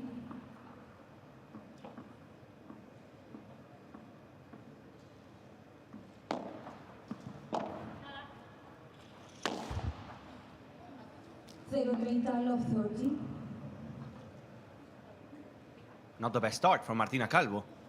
One bandeja going long, one to the net. Some nerves from the young Martina Calvo. Hold.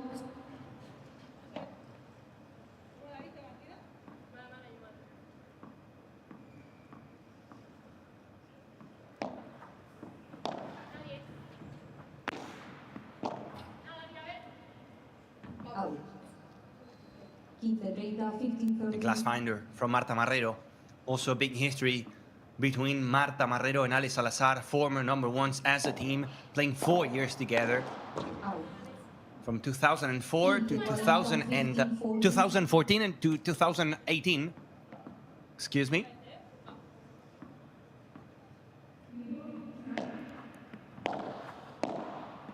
"14 titles as a pair.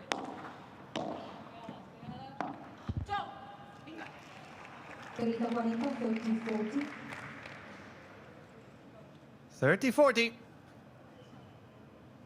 A second break point for Marrero and Martinez.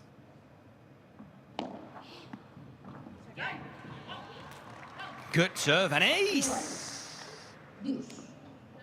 from Ale Salazar. They always talk about each other, not only as a former teammates, Salazar and Marrero, but also as friends. We're talking here about two former number ones, two legends of the sport. Marta Marrero also got to the number one, playing with Marta Ortega. That was fantastic from Martina Calvo, opening the racket. That's what she does.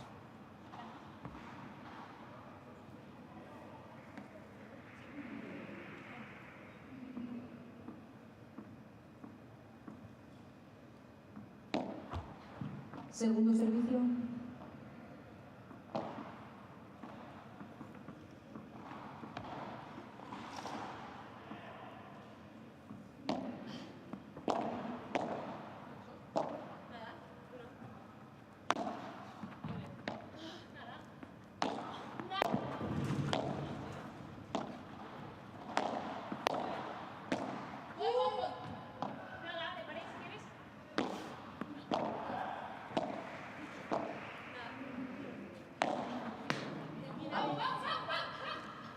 That's going to be just out by Ale Salazar. For Martina Calvo, it's going to be a period to adapt, not only to a different player, in terms of pure power, but also personality. You know Aranzo Soto and the way she talks on court, the way she communicates on court. Ale Salazar is different. Lower profile. Of course, she's talking, she's dominant, but not the same way as Aranzo Soto. So for Martina, it's also a challenge to understand a legend like Ale Salazar and what Ale needs from her.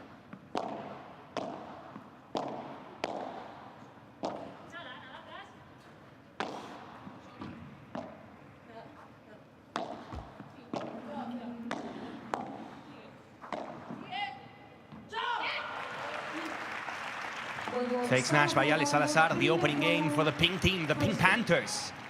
Martina Calvo and Ale Salazar. And everyone was talking a lot about Martina Calvo and Ale Salazar, especially about Martina. Did she take the right decision? Did she not?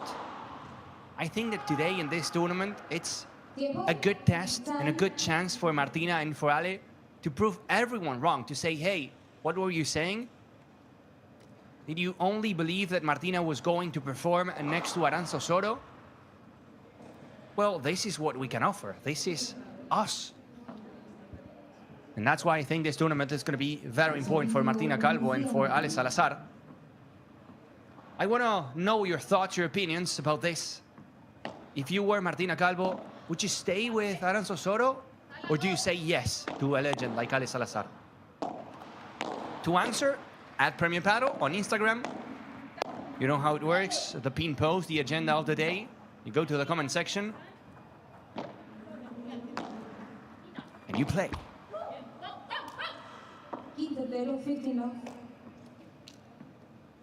On Ale Salazar's side, I would say it's a great decision. Martina Calvo is proving to be one of the best players of the future. And if things were not really working with Vero Viceda, why not giving it a go with a young player? Ale Salazar fist pumping it. I haven't seen Ale Salazar this motivated in trainings, in competing again, like now.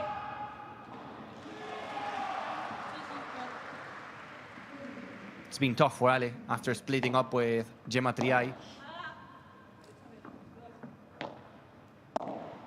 Gemma found Claudia. Gemma found Delphi, but Ale didn't.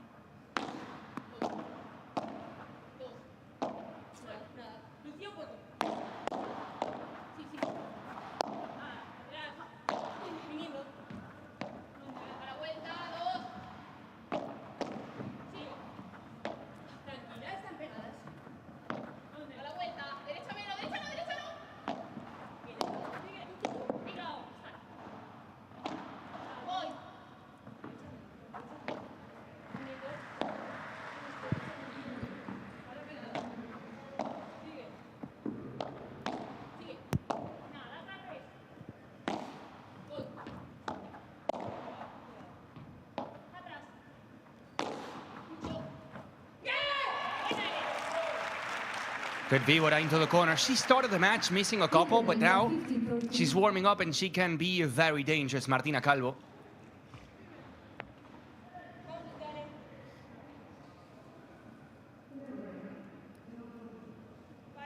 Thank you, Shaika, for the messages. New partners match. We're waiting for them. Yes, we were. I was expecting, and I was waiting for this match a lot. And then when you have a team choosing a new partner, you also have two players that, in a way, pay the price. And that happened with Aranzo Soto and Vero Viceda, forced to join forces. And the first tournament wasn't the best. They lost in the first round. Not ideal for Aranzo Soto and for Vero Viceda. A lot of work to put on.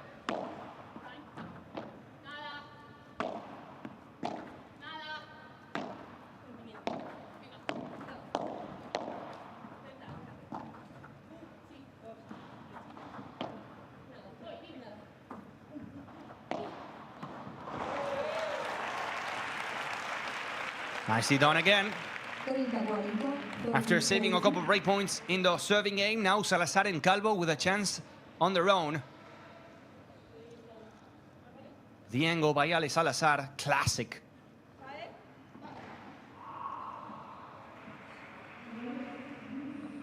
Manu Martin, one of the coaches of the Calvo-Salazar partnership. That's a great serve.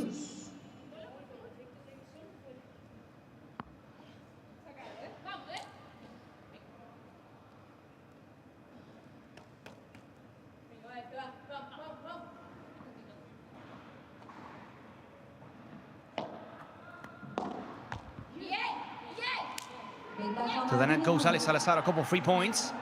Good serves by Lucia Martinez. For those saying that in paddle serve is useless, well, here Salazar, Martinez and Marrero were facing a break point, and now they are leading the game without even playing the points, thanks to a couple good serves.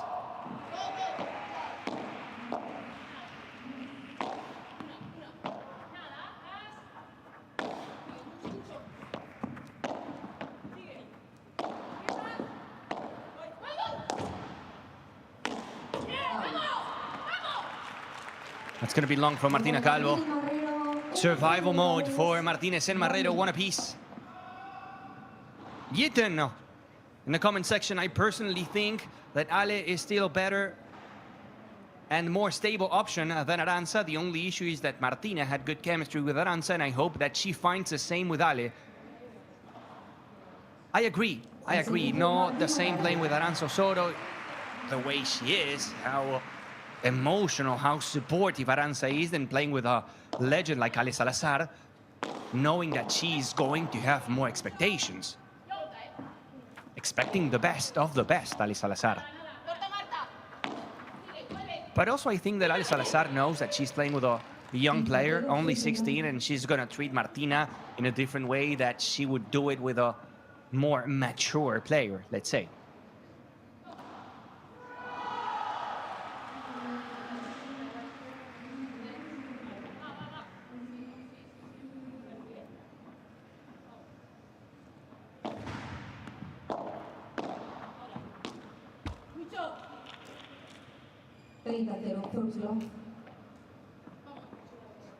Good start by Ale Salazar. I want to know more thoughts, more opinions about this situation, about Martina and Ale Salazar joining forces and leaving Virceda Osoro.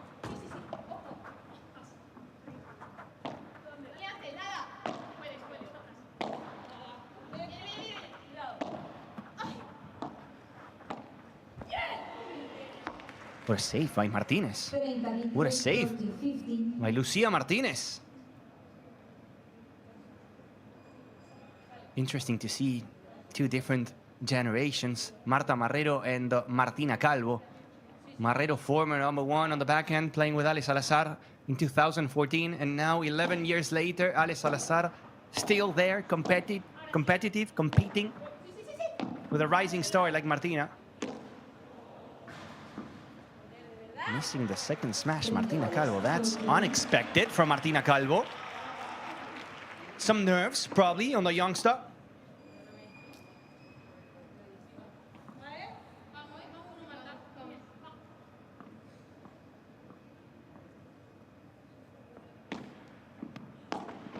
Out. 40-30, 40-13.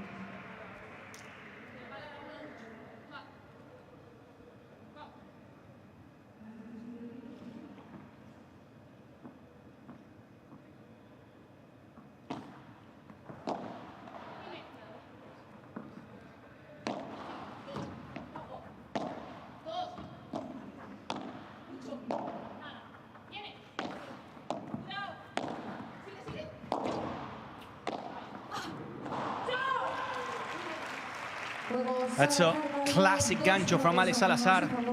2-1. We have seen a couple break points, but none of them converted. Martina Calvo and Ale Salazar making their debut here in Malaga. Lucia Martinez and Marta Marrero fighting to get a surprise.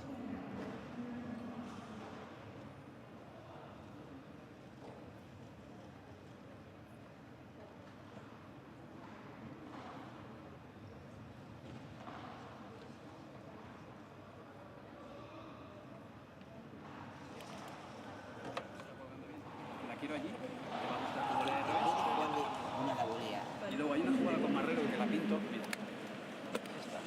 Quiero que sigas trabajando a ver que entra hasta el final. Que sabe que Lucia se saca de aquí, luego tú entras con la víbora y se tiras todo el mundo. Sí, sí. Sigue trabajando, le ha entrado 2 veces. Sí, sí, claro. Está bien, ¿eh? Mantengamos Sí, sí, está en bien. algún momento un poquito más de intensidad y no hay prisa, ¿eh? Fíjate que hemos salido con la volea de derecha. Tiempo. Lo único que os pido es, nos vamos a encontrar el winner, no salgamos a buscar el winner en esta pista, nos lo vamos a encontrar, pero trabajemos hasta que llegue eso, ¿vale? Salimos a meter pelota, generar volumen y el winner viene. Sí. We were talking about the slow conditions here at the Martín Carpena in this center court. And Manu Martin, the coach of Ale Salazar and Martina Calvo, was saying, in this court, I'm asking you not to go and try to hit the winner. The winner will find you. Don't look for the winner will find you. You will find a situation to really go for the attacking shot. You just cannot risk in every single point because it's just not paying off. You gotta be strategic, you gotta wait. It's a nice one. Don't try to find the winner will find you.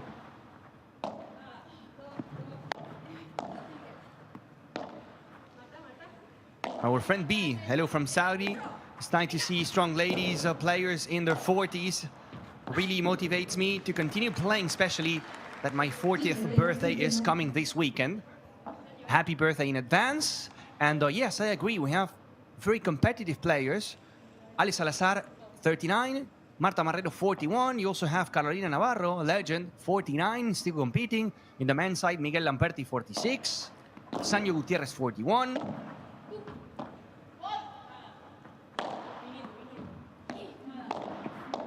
Absolute athletes as well. I mean, to be this strong at this age, competing with players under 20 or in the early 20s, you gotta be a robot, a machine.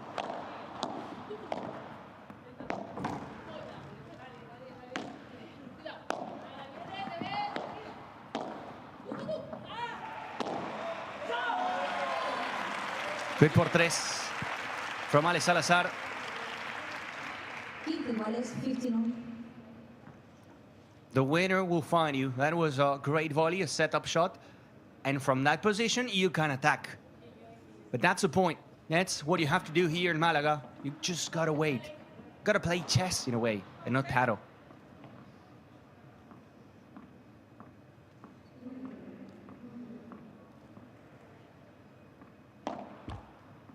Segundo servicio.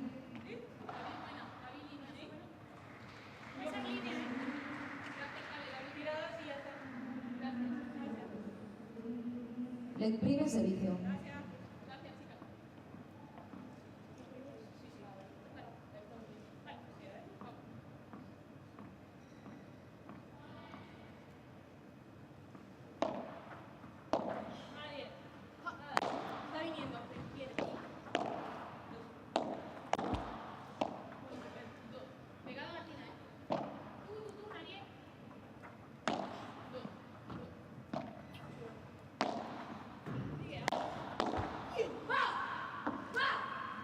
The block from Martina stays short. Look at the reaction from the crowd here. Clearly one of the favorites, Martina Calvo. Every single ball that Ale touches with a forehand is a thing of beauty. Probably one of the best forehands on tour in the history of the sport. Not to even mention her bandeja. She's known in Spanish as Bandejandra Salazar.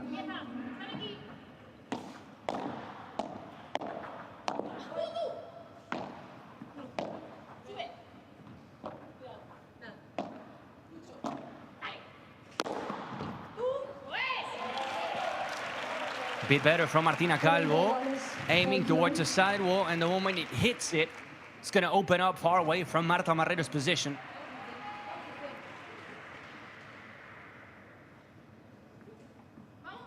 We're talking about Ale Salazar and Marta Marrero's generation, but also Martina is part of this new wave with Claudia Hernandez, with Ustero, with Alonso, Claudia Jensen. Beautiful smash from Lucia Martinez. Martina Calvo running really quick, but not quick enough.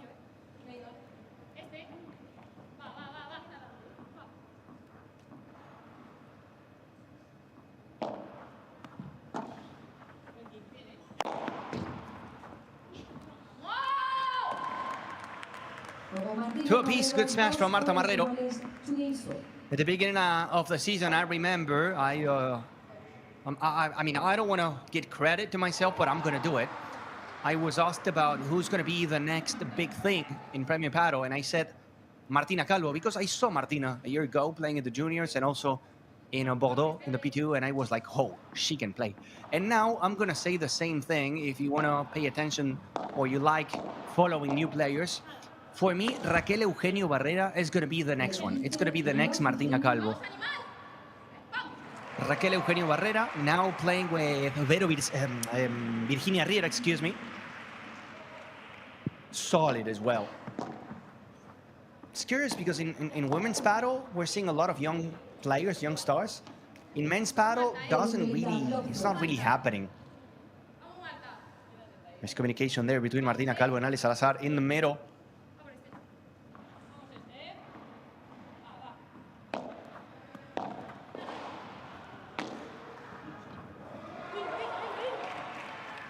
Quinta 15-30.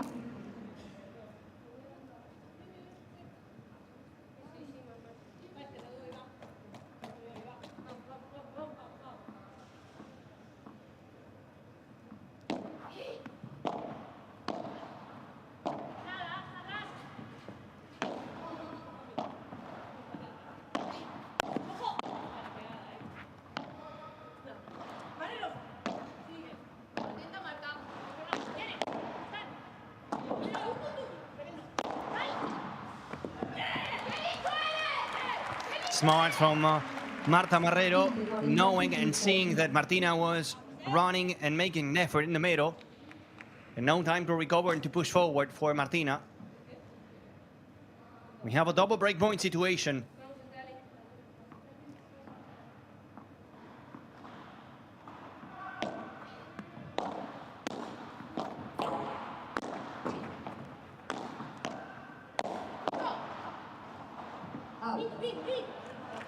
That is going to be just out.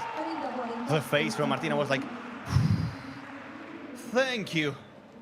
Thank God it was out.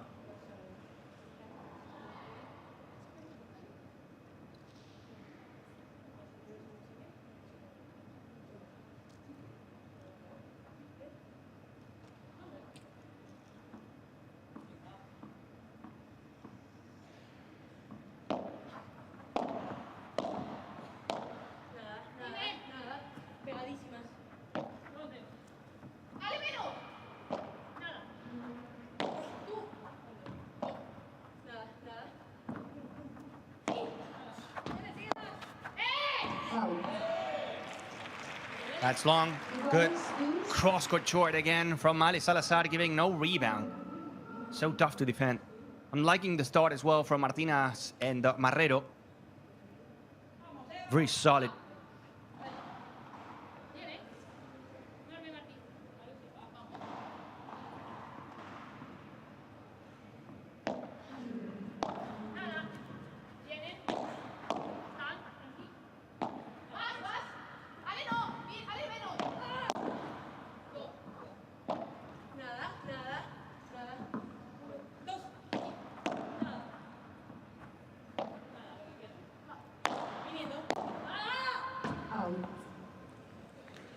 Ale long. Break point once again.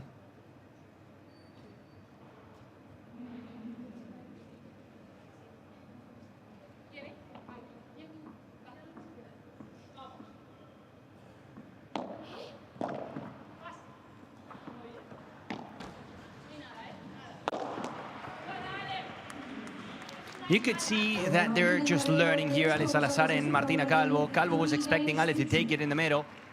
Ale left it. And it's a break for Marrero and Lucia Martinez.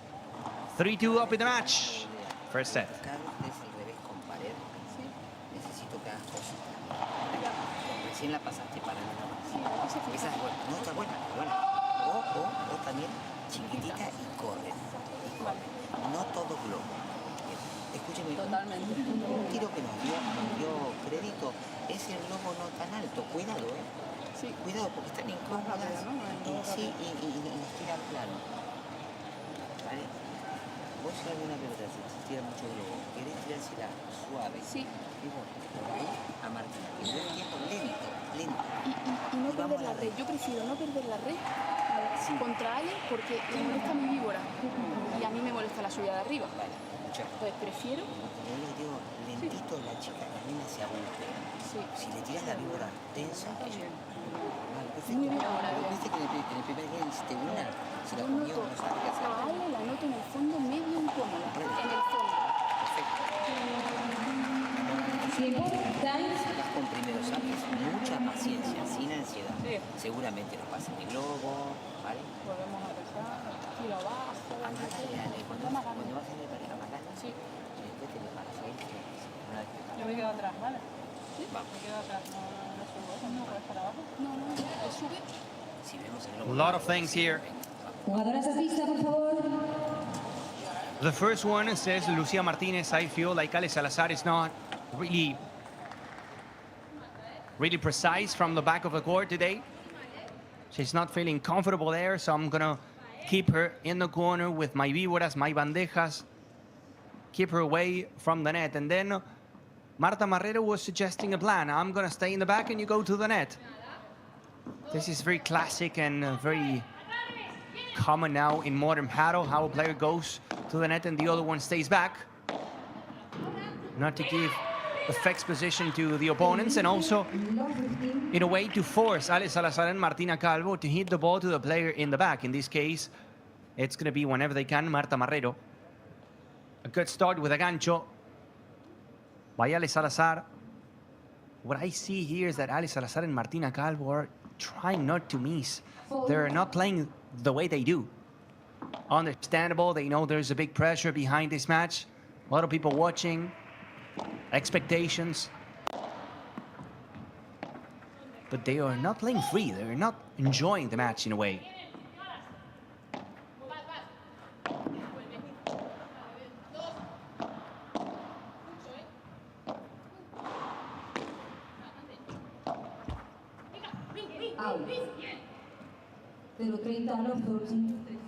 The difference between Aranza Soto and Ale Salazar is that Aranza takes a lot of balls in the middle. She likes playing a lot.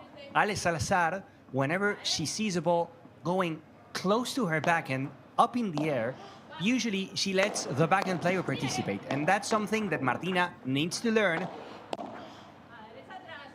and needs to change. And that was better. Honestly, I mean, she missed it short into the net, but she made a step closer to the right side to be closer to that position, knowing that the middle has to be her. Has to be her. Look at the step she does. She's going to have to do it.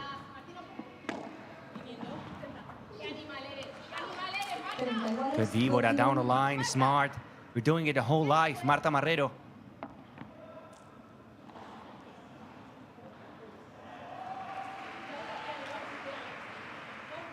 Speaking of Aranza Soto, that was first Marta Marrero's teammate after her return, also in Bordeaux. Marta Marrero left professional paddle for almost a year and a half. Became a mother. And she was back in Bordeaux with a sensational performance next to Aranza Soto. And again, that middle has been a problem for Martina Calvo and Ale Salazar. Martina wanted to cover, but she couldn't.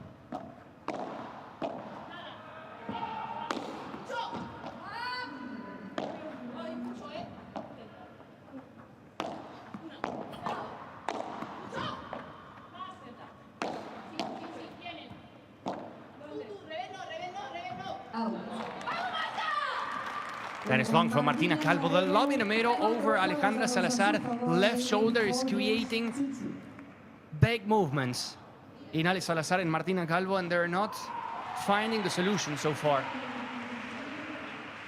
It's 4-2 for Marta Marrero and for Lucia Martinez.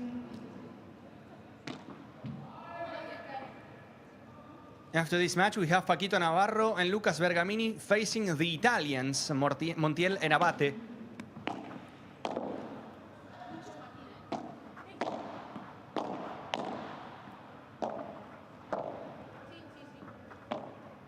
Look at the way Marrero's moving the ball.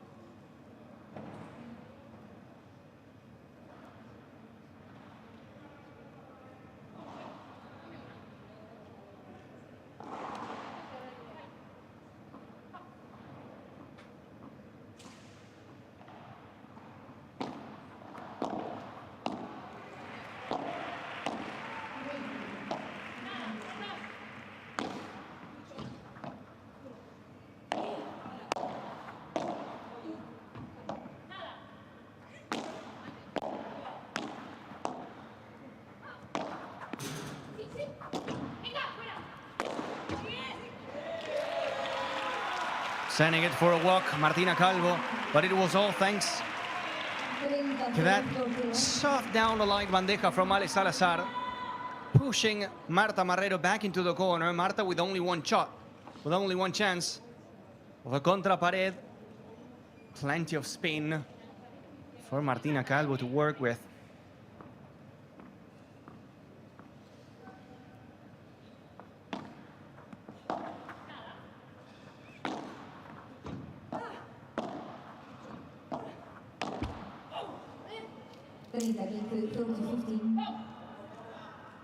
Way too many unforced errors.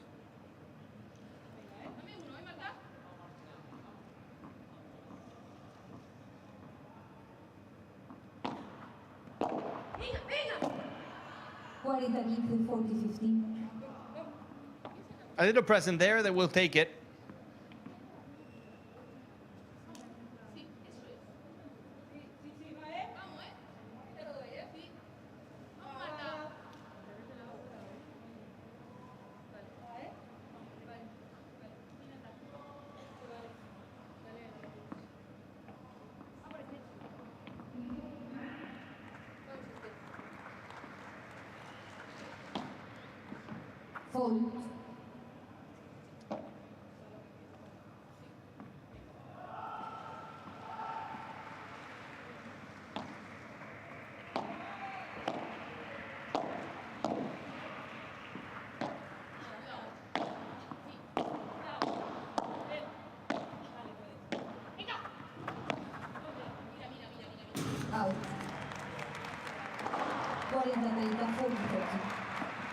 Good placement again, this time from Martinez. Free complete match. Now the question is, are they gonna keep playing like this for an hour and 30 minutes? Maybe 2 hours?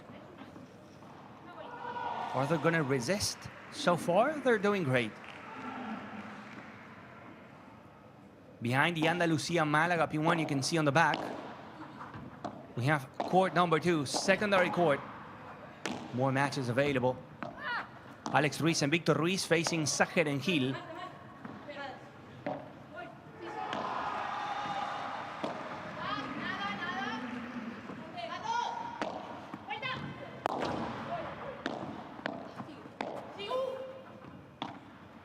That was better for Marrero, catching with the forehand. But Martinez wanted to participate.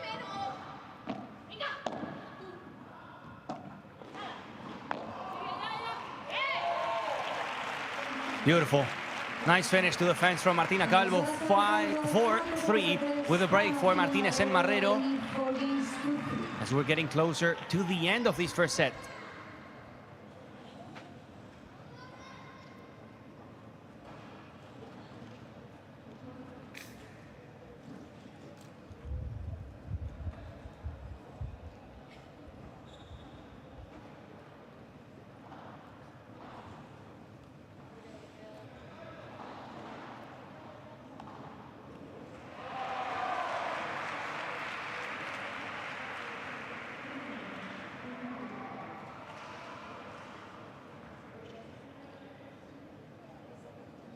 Obviamente tu total lo tienes que mantener, pero cuando tú puedas ahogar un poquito más a Marta por la paralela y no te quede incómoda y no se te cierre la pista, eso nos ayuda mucho también para que la bola no cambie tanto de dirección. Es que luego me tiene que ir a esto. Yo sé, pero por ejemplo ahora tenemos a Marta bastante fuera de sitio y le tiras a Lucia que está a mitad de pista. Sobre el papel puede ser buena, pero si vas a marcar la diferencia, si no me desordenas la jugada y ya estamos consiguiendo que Marta vaya saliendo de la posición. Mover mucho las patas, no quiero errores que no corresponden, ¿vale? Hay que la jugada nos va a durar y los quiero más valientes cuando hacemos una propuesta por arriba. Antes de primero estaba a mitad de pista, el globo, sale del globo y le pega fuerte a ella. Entonces atenta a cantar, pero se queda a mitad de pista y ahora va a sacar. Entonces si se queda a mitad de pista quiero algo por abajo y si está pegada quiero el globo por arriba y valientes. ¿Sí? Vamos. Vamos. Poner las pilas, ¿eh? Sí. Jugadores a pista, por favor. Medio que se sobre las palas.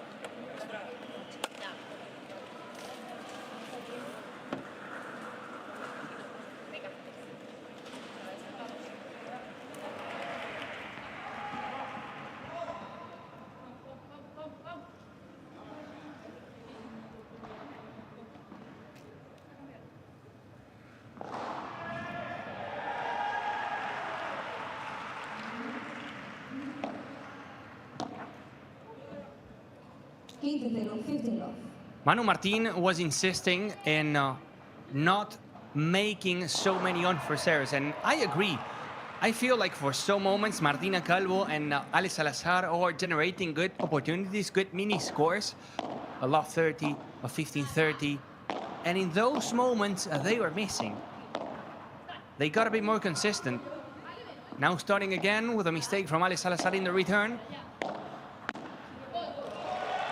They just need to find the winners and the consistency. The moment they reduce the unforced errors, I think it's going to be way better for Martina Calvo and for Ale Salazar.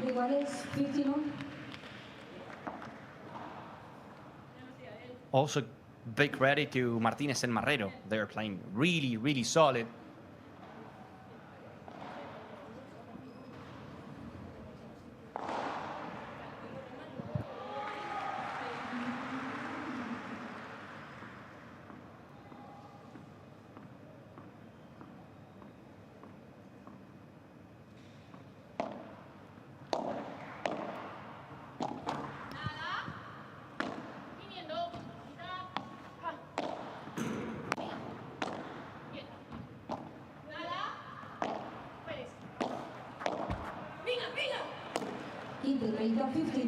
This is the moment. It's a 15-30. You have the advantage you were looking for. You're putting yourself in a position to get the break.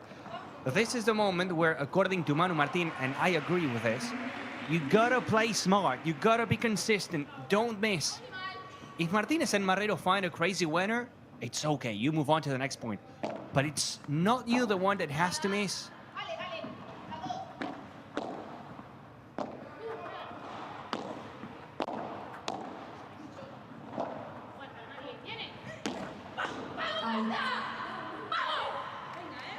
Again, we were talking about this.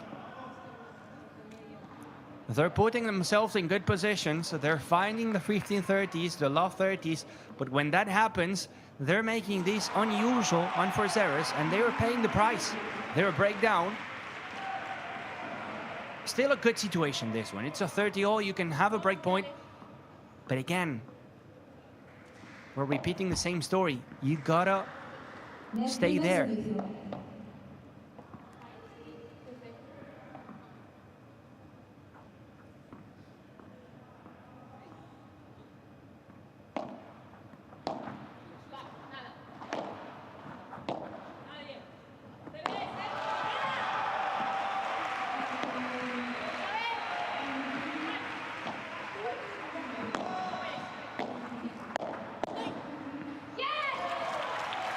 Good block by Ale Salazar.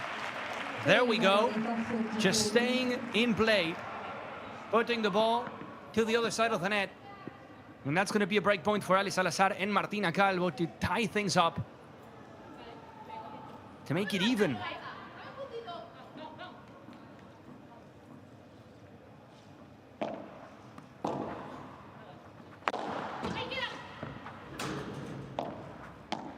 Martina Calvo somehow saving it. Second one as well.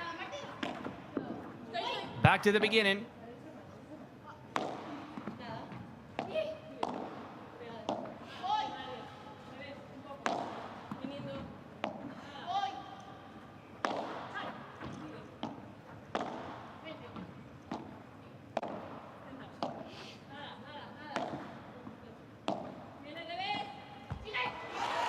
The chiquita, Vayale Salazar.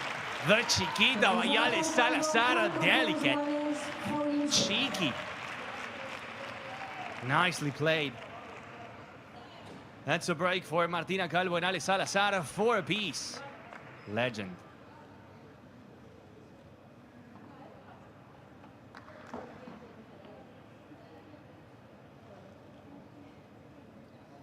Tiempo.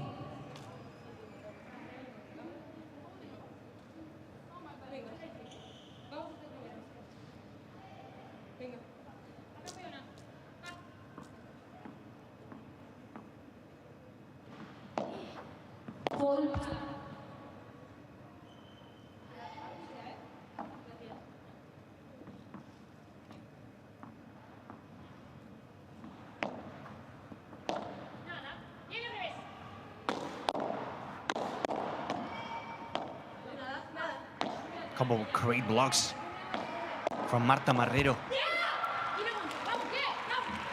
And now the ones finding the mistakes in the attacking side, in the attacking position, are Lucia Martinez and Marrero. That was a push from Lucia Martinez from the back to the net. What you have to do, that's what you gotta do. But she wanted to go so thin, so close to the net, end up missing.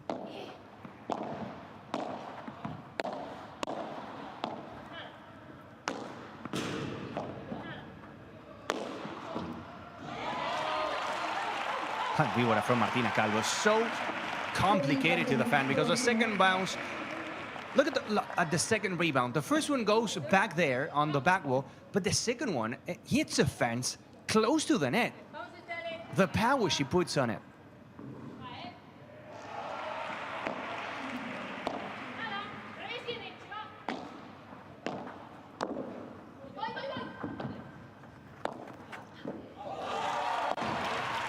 Ay, sí, sí, sí. This is Martina Calvo. She woke up.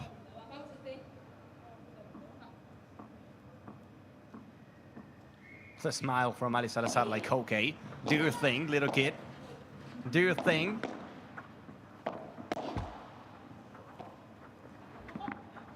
Getting all the breaks as well. Salazar also dancing in the party. It's been a while, but they're up in the scoreboard. 5-4 for Ali Salazar and Martina Calvo, putting a lot of pressure in the next serving game from Marta Marrero and Lucia Martinez. Y por la derecha, no he dicho la izquierda. Claro, por la derecha mejor que por el revés. Y segundo, como ya la has pegado firme, es probable que la siguiente se quede medio paso para atrás. Donde tú veas espacio, tiras para abajo. Y tienes la firme o esquivar por el medio. Vale. Tú decides la que quieres hacer, ¿vale? Cuidado, cada vez que tú cambies por la derecha para la zona lateral, sí. Escucha, esta jugada quiero que la tengas. ¿Qué hago desde aquí? No, está bien, lo único que ya sabemos que ya va y volea. Claro, esta bola es que tiro ahí y a ver si cae. Escucha, te llevas a Marrero, ¿sí? ¿vale? Le ganas Ay, de sí, la mierda esa, ¿no? ¿Le has jugado los dos? ¿Qué mierda? Sí, Vale. Vamos a avisarnos. Vamos a avisarnos. Atenta. Va. Algo, y vamos. Va, ¿eh? Vamos a contarnos que nos están amagando, se están empezando a amagar, ¿eh? Con mi salida de pared, hubo una que se me quedó Martín atrás. Sí. Nos están empezando a amagar. Vamos a cantarnos bien y le hacemos lo mismo. Primero saque. Sí. Variante saque. Vamos, Marta, ¿eh? Vamos con fe, ¿eh? Vamos el nuestro, ¿eh? Ha pasado por nosotras, ¿eh? Esto. Sí, sí. Va, ¿eh? Ha pasado por nosotros totalmente, por eso, vamos. Jugadoras a pista, por favor. No dejemos pasar. Venga, venga, va, ¿eh?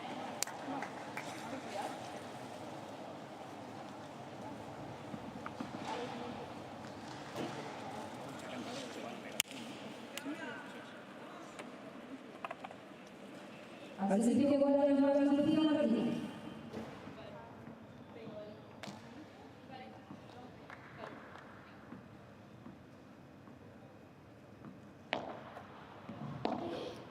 Lucia Martínez and Marta Marrero serving to stay alive in the set. Ale Salazar dodged it, but on the way back, she couldn't pick it up there in the sky.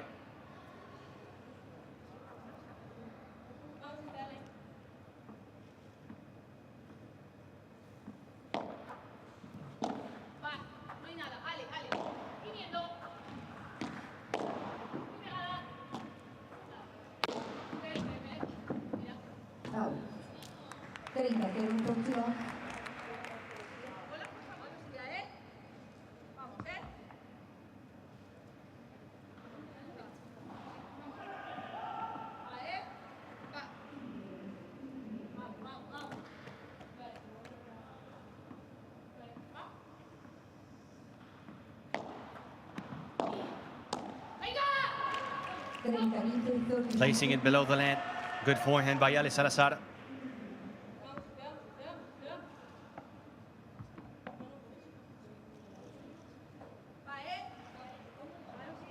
This could be the last game of the set, or just the beginning.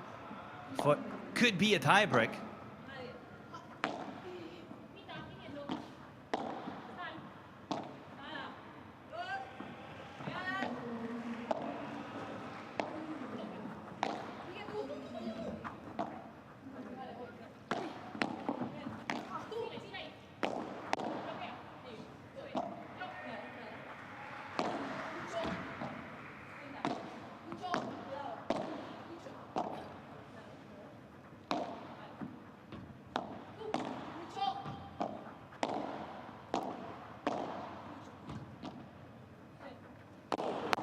Long point, but Ale Salazar and Martina Calvo are not losing the net. Fence fighter from Martina Calvo today, not very precise with those shots. She's getting winners, yes, but also a lot of mistakes. Martinez and Marrero getting a point from the back line. They will take it, and they need it.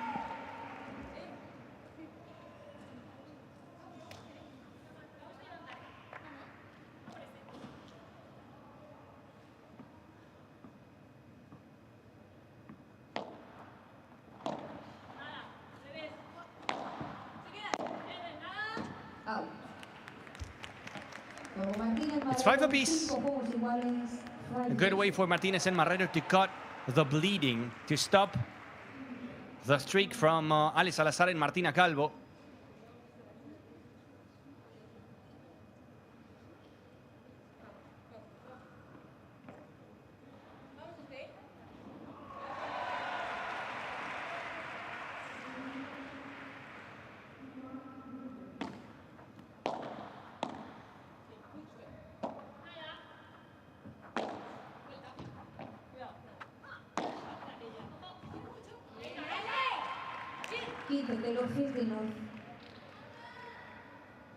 Lucia Martinez probably expecting less bounce, less rebound on the sidewall. If she turns around, she gets it. So tough to judge.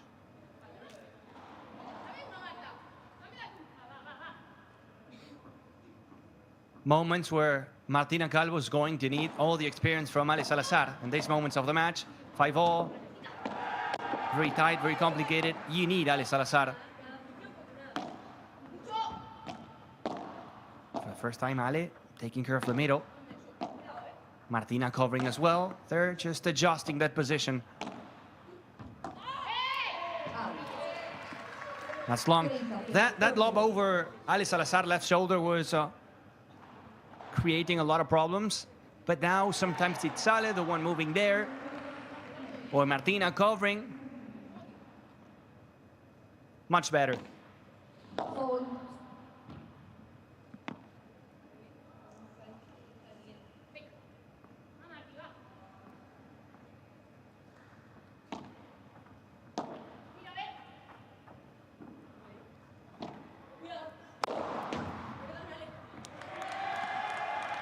Martina Calvo left it short, and Marta Marrero capitalize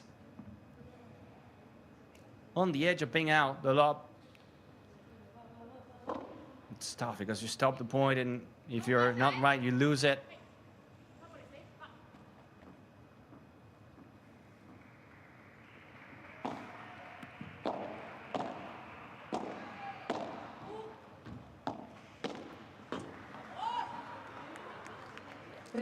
That's long. I mean, even if they win the first set, it's not the best stuff from Ale Salazar and Martina Calvo. Obviously, I think it's a big part of the nerves, the situation, the expectations around the new pair, all the talking, all the comments. I think it's natural. Have some ups and downs. But so far, even if they're not having the A game, they are there. Just a point away from securing the tiebreak.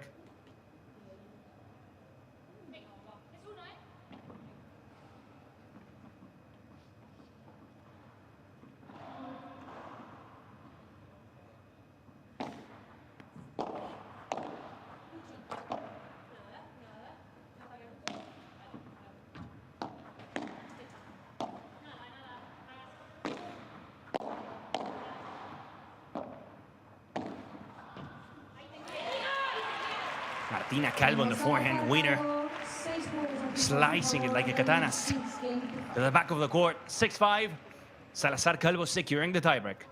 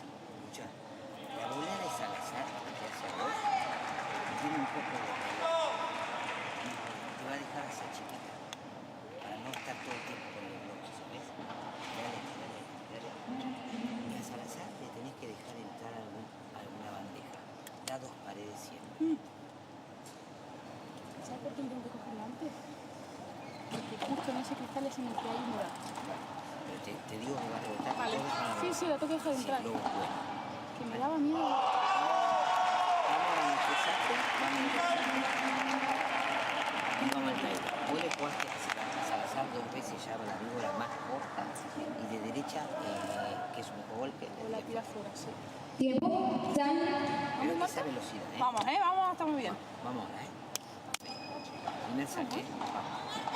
Podemos, Van a proponer ellas ahora, tenemos que estar atentos. Vamos nosotros. Vamos nosotros. En ataque nos tiran. Sí. Venga, vamos. Salazar la toca mucho por ahí.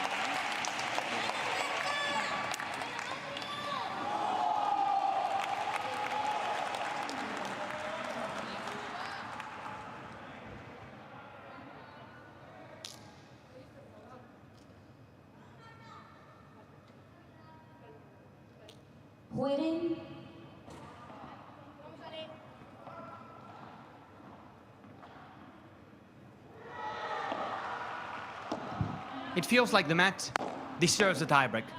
Would be a little unfair for Lucia Martinez and for Marta Marrero not to go to the tiebreak after a good performance in the first set and after not having the best from Ale Salazar and Martina Calvo.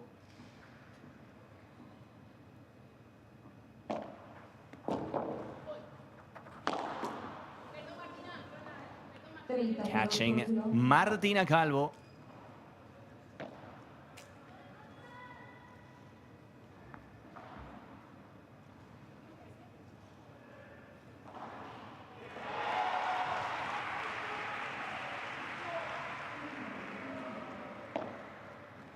The winner of this match will face Pati Yaguno and Lucia Sainz.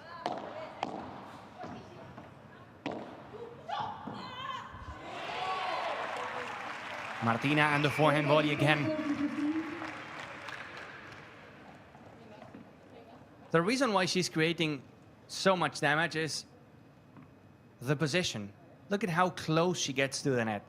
A lot of amateurs, when they were playing and they are at the net, the tendency, the instinct is going down, down, down, down, down. The players, the professional players, when they volley, they go as close as you can to the net. to get more angle, to get more power. That's something you have to copy.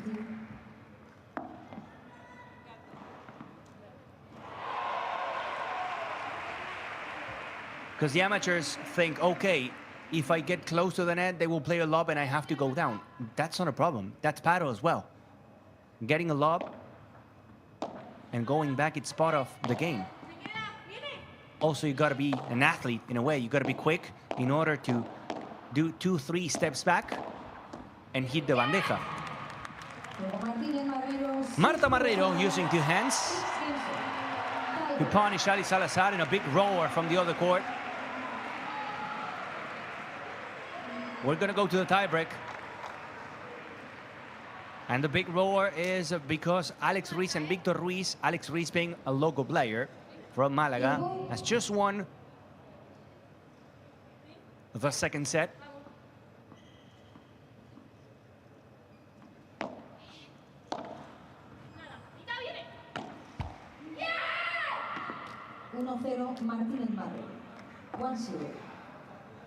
Martinez Marrero taking the mini break.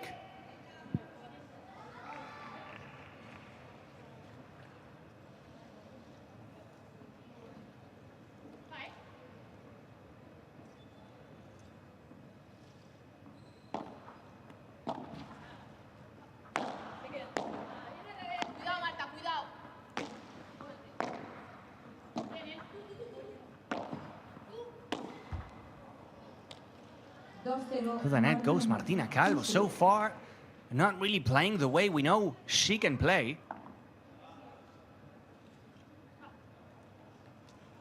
2-0 for Martinez Marrero. The M-A-R combination. Martinez Marrero trying to get a big surprise.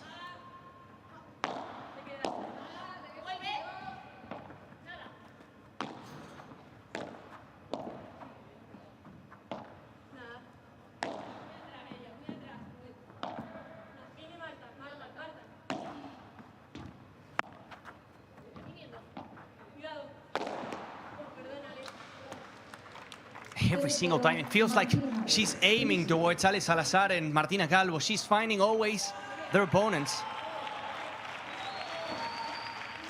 3-0 lead for Martinez Marrero.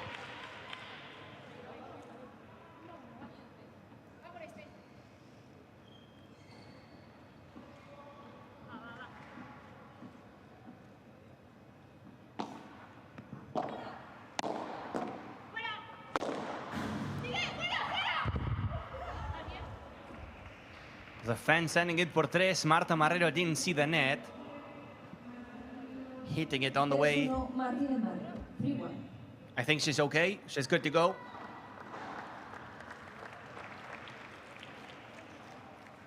First point of the tiebreak for Ali Salazar and Marta and Martina Calvo.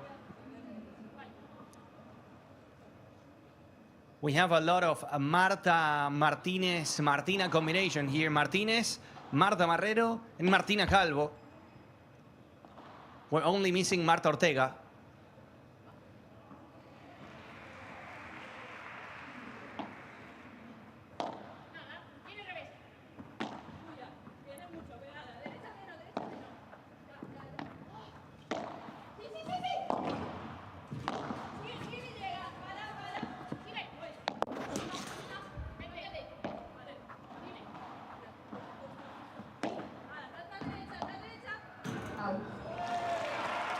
Good bajada de pared from Ale Salazar, not giving any rebound to work with to Lucia Martinez. Even if Ale was staying in the back, just waiting for the shot from Lucia, it was so tough to defend. 3-2. Ale Salazar and Martina Calvo getting closer to Martinez Marrero. Look at the reaction from Ale Salazar. They needed the point. They need every single point they can take.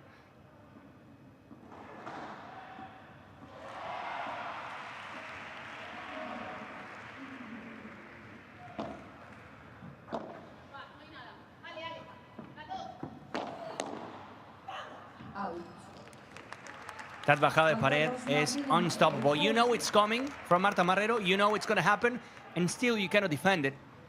one of the best bajadas de pared of the history of the sport. When she hits it clean, it's absolutely unstoppable. And it's frustrating because you know it's coming, you know what is going to happen, but still you cannot block it.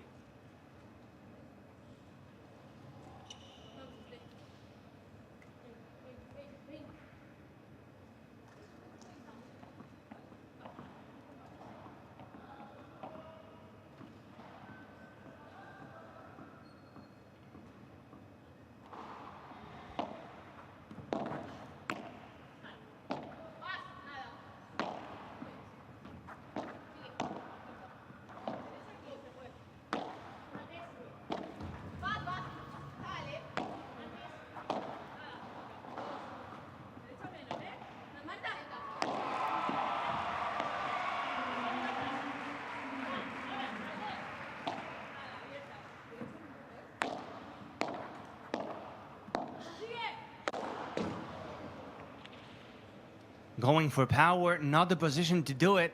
Lucia Martinez, that wasn't a high ball. It was moving towards her left shoulder. To go for the chancletazo there, you require a lot of coordination. Didn't happen.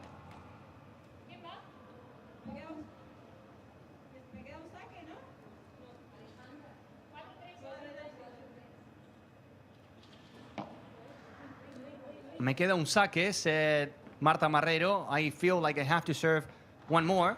Ali Salazar said, no, it's 4-3, 4-3. It's our turn. And Ali Salazar asking the umpire who serves. And it's her.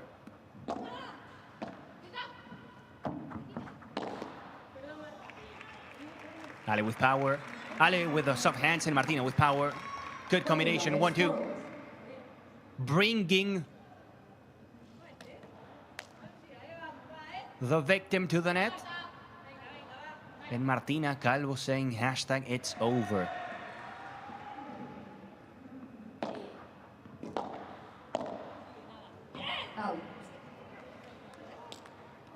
That shots in the middle are a problem for Martina Calvo and Ale Salazar. Martina wanted to take it, but it was far away from her position. Ale Salazar found the ball close to her body, couldn't react.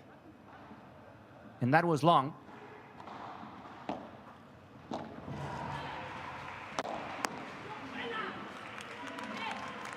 A little short in the lob by Martina Calvo. Nicely done by Lucia Martinez. It's 6-4, which means we have a double set point for Martinez Marrero.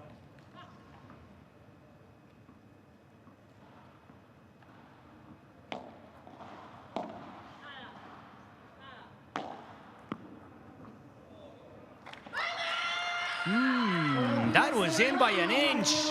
Lucia Martinez, look at the reaction.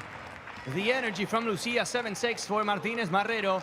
And we can have a big surprise in this Malaga P1.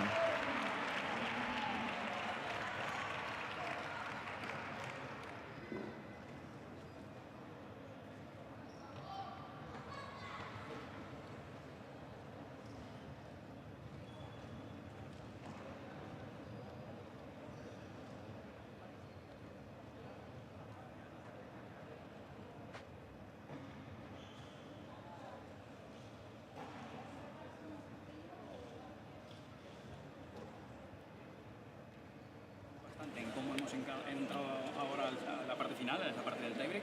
Luego la pelota por el centro no nos puede pasar si no te que tú te estás yendo bien para adelante, ya tienes presencia, no puede pasar por. Porque ya le tapas y ella no maneja el despacito. A ella le gusta la marcha. ¿A quién? A Martina Calvo, cuando le juega suave, la aburre. A ella, a Martina Calvo le da marcha. Por la derecha despacio no la. Entonces nada, vamos.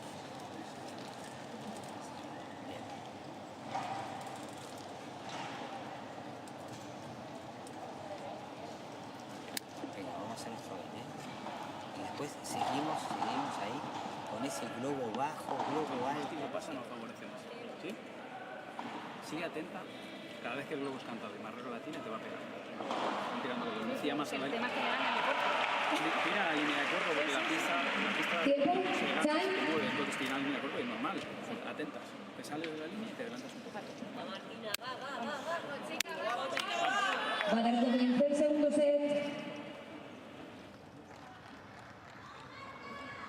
Te abran un rato. Ahora.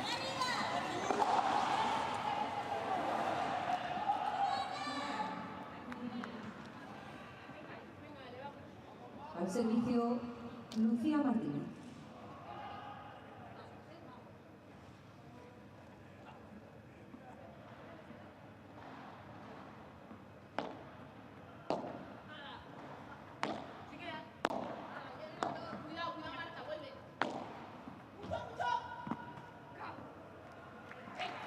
Pero 15, no 15.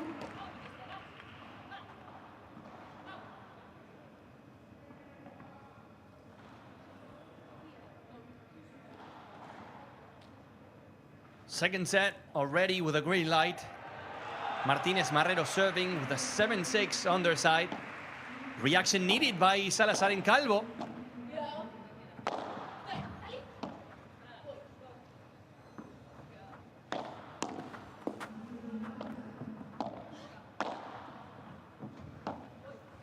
What a match by Martinez, by the way.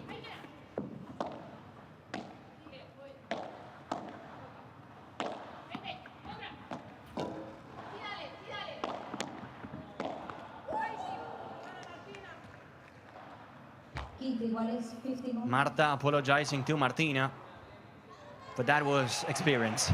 That was paddle. Played for a long time. You just gotta go for it. You just gotta hit the opponent. This is Premier Paddle. This is no joke. And now is a moment where all the questions around Martina Calvo and Ali Salazar are gonna be stronger, right? I mean, it's not over. They can come back in the match, but in this exact moment, as of now, a lot of people are gonna be thinking, was the right decision? Was it the best call? Would be unfair for both Martina Calvo and Ale Salazar to take any position in this matter after only a set. But still, you know how it works, you know how the drama around the sport works. You just cannot stop people to talk, to comment.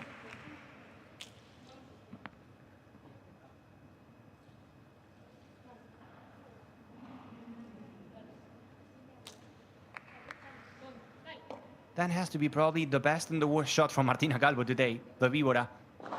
Winning a lot of points, but at the same time getting a lot of unforced errors. Strange, but real.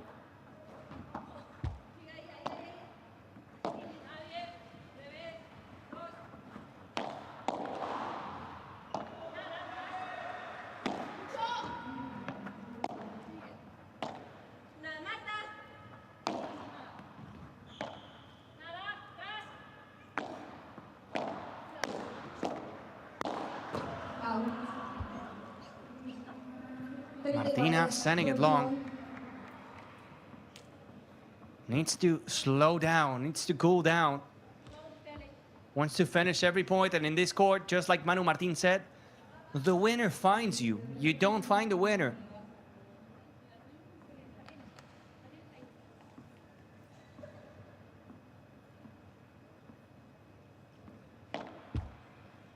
Net primer servicio.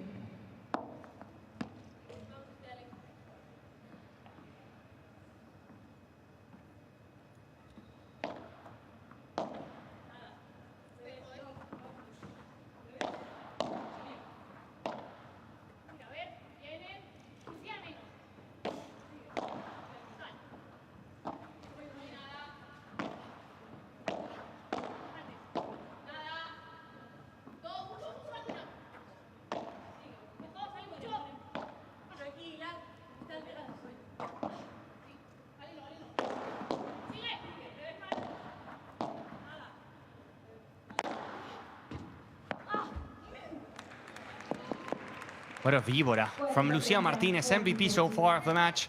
We gotta say it. She is dominating Ale Salazar so far.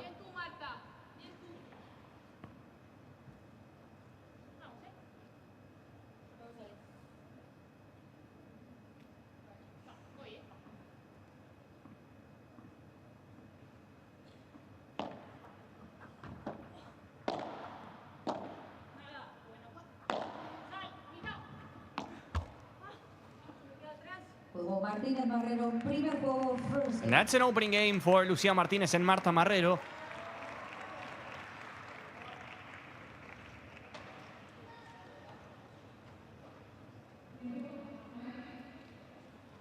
Some more fans joining us in the beautiful and iconic Martín Carpena. It's a nice stadium. Ideal temperature inside. We're having fun in Malaga. Yesterday we were talking and mentioning the amount of tourists that are taking the event, the Premio Padel tournament, as an excuse to visit the city, enjoy the Spanish summer. Malaga is known as the Sunshine City. More than 300 days a year with sun.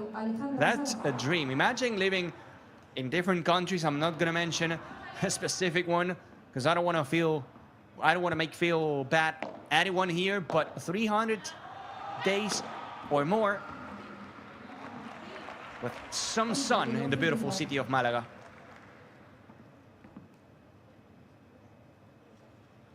And this is a trend that we're seeing not only in Malaga, but in different tournaments, how people are traveling just to see a Premio Padel tournament. In Argentina, we had some fans from Paraguay, Uruguay, Chile. In Italy, you have fans from Portugal, even from Spain, Germany. A lot of people traveling and just moving because the sport is growing crazy fast. And they want to experience it.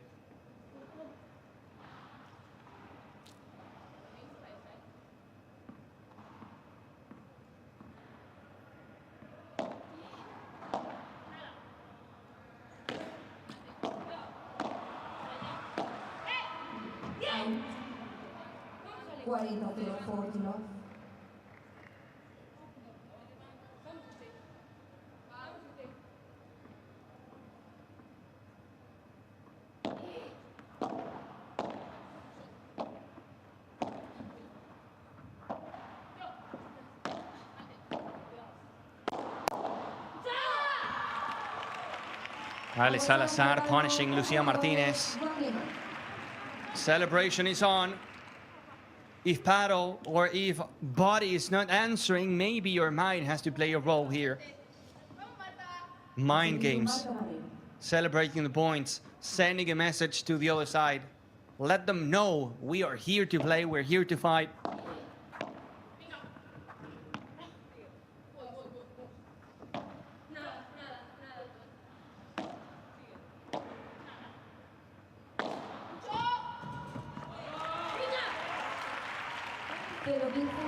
Viborita, little snake.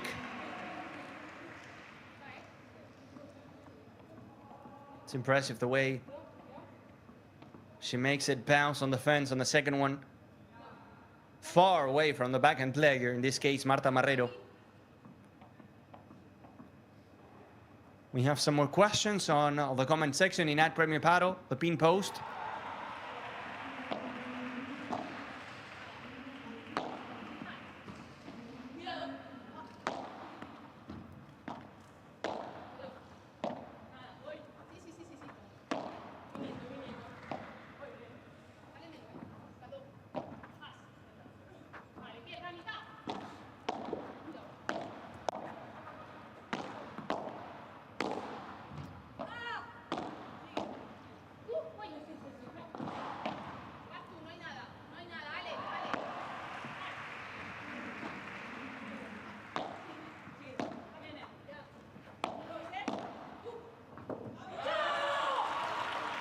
Well played by Ale Salazar. So Daniel from Norway, when are the top four going to play? That's a very good question. We start tomorrow with the top seeds in the women's side. As you know, they have a benefit, let's say, for being inside the top teams. We're going to have Gemma Triay, Delphi Brea. We're going to have Ari Sanchez, Paula Jose Maria. We're going to have Bea Fernandez and Claudia Fernandez. And we're going to have the champions of the Bordeaux P2, Sofia Araújo and Andrea Ustero, making their debut in this P1 in Malaga. Special tournament, for example, for Bea González and Claudia Fernandez. Bea González, the best player from Malaga. The reaction we were waiting for, Ale Salazar and The young Martina Calvo facing 3 break points.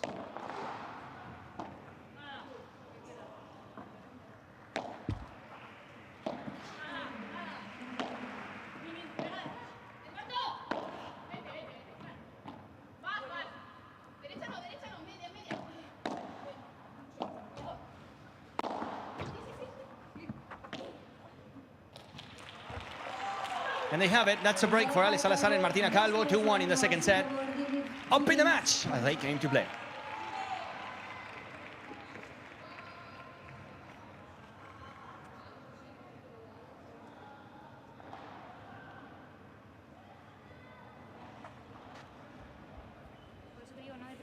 No, claro, lo que echo de menos es que a veces la fijemos por abajo, porque no nos matan por abajo. En algún caso que también fijemos y después de comencemos. Sí, pero el siguiente tiene que ser detrás de línea, si no... Siguiente, y tú en la que puedas. Si vas a hacer algo bueno porque te cruzado, bien. Si no, aquí Lucia le sale a ella paralela, me la fija, me deja espacio en el medio y la siguiente por el medio nos queda.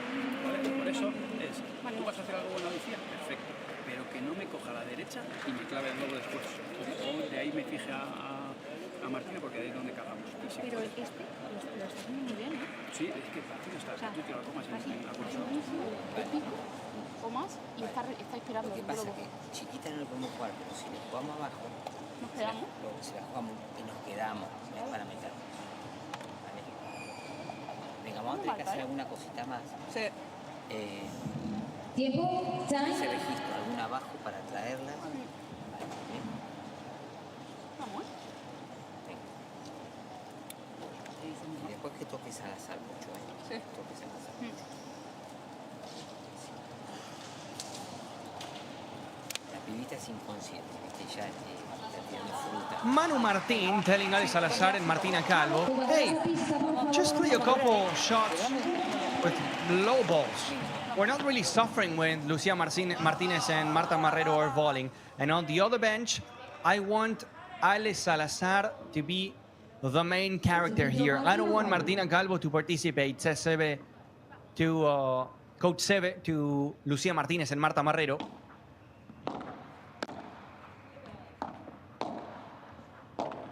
Salazar and Calvo up in the match with a break. After losing their first set, 7-6.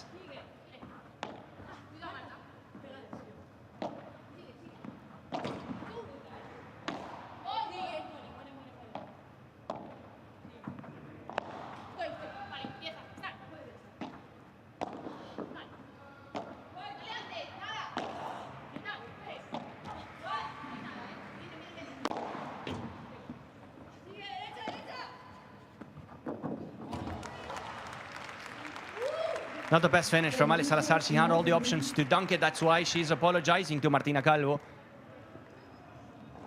Here, just a soft touch, and it was a little present. A sweet candy for Lucia Martinez.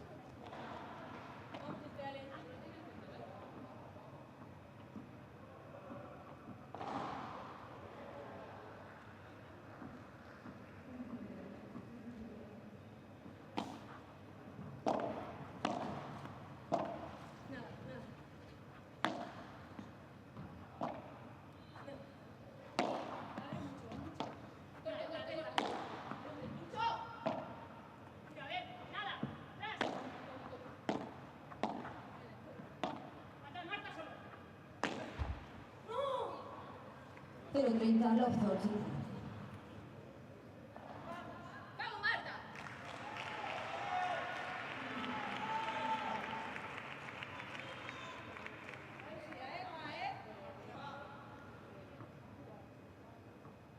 I feel like pressure is an enemy today for Martina Calvo. We all know the talent she has, the winners she can produce, but today, just too many unforced errors. And after getting the break, now a law 30 situation for Martinez Marrero.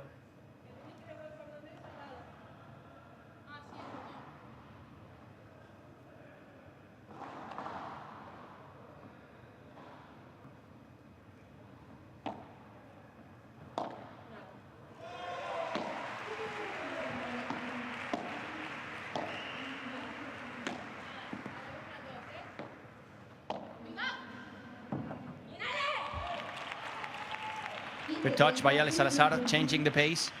Things were going at a mid pace. Let's make it slower, says Ale. I mean, this is for paddle freaks. If you look at the non-dominant hand from Ale Salazar, when she finishes the shot, she puts the hand in a very similar way to Sanyo Gutierrez. Some kind of V with a hand, with the fingers.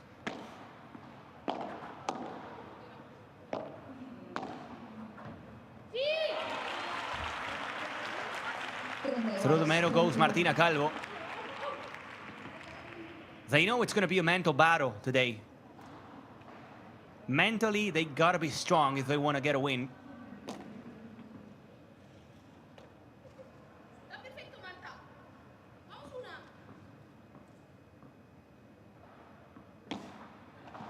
Such a nice kid, Martina Calvo. Every single time that I get the chance to talk to Martina, is always so polite, so educated, so mature for her age.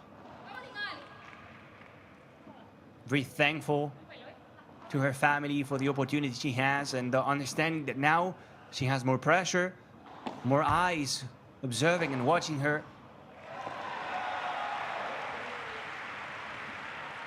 But always a pleasure.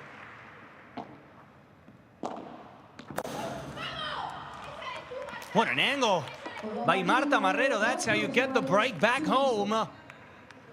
Marta. Giving us some 2014 vibes. Wow. Back to even.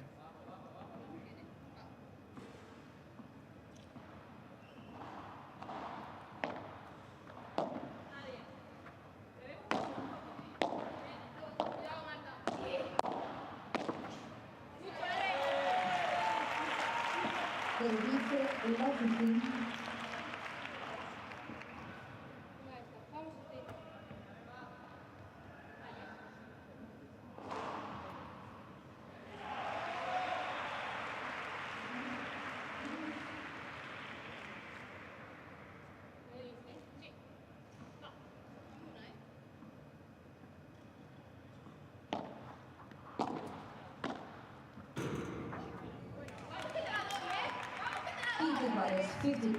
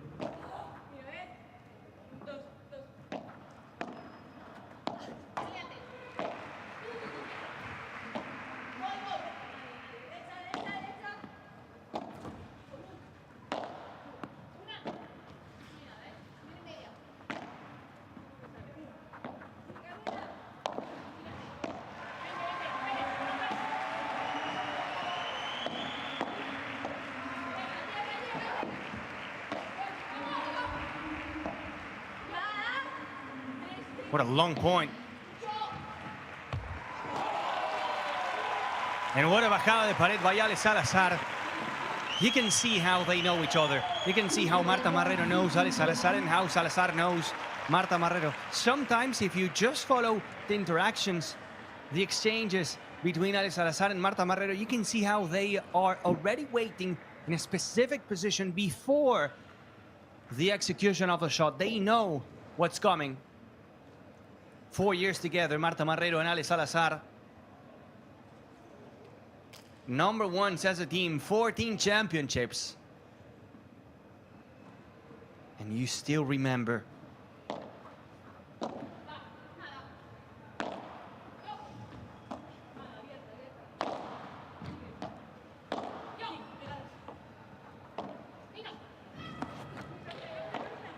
See, the chiquita was perfect from Ale, but Marrero was there already waiting. The chiquita from Ale Salazar was perfect. Right idea, good execution, but Marta Marrero was already waiting for Ale Salazar, catching the ball as high as possible, opening the racket, placing it to the fence. Understanding the game to perfection, Marta Marrero.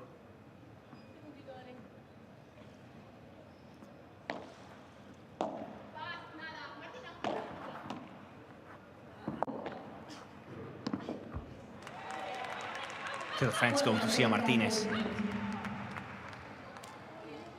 Martina Calvo was moving, like faking the movement. Trying to create a distraction for Lucia Martinez, but it didn't work. 40-30 after being 2-1 down, a chance for Martinez Marrero to reclaim the lead.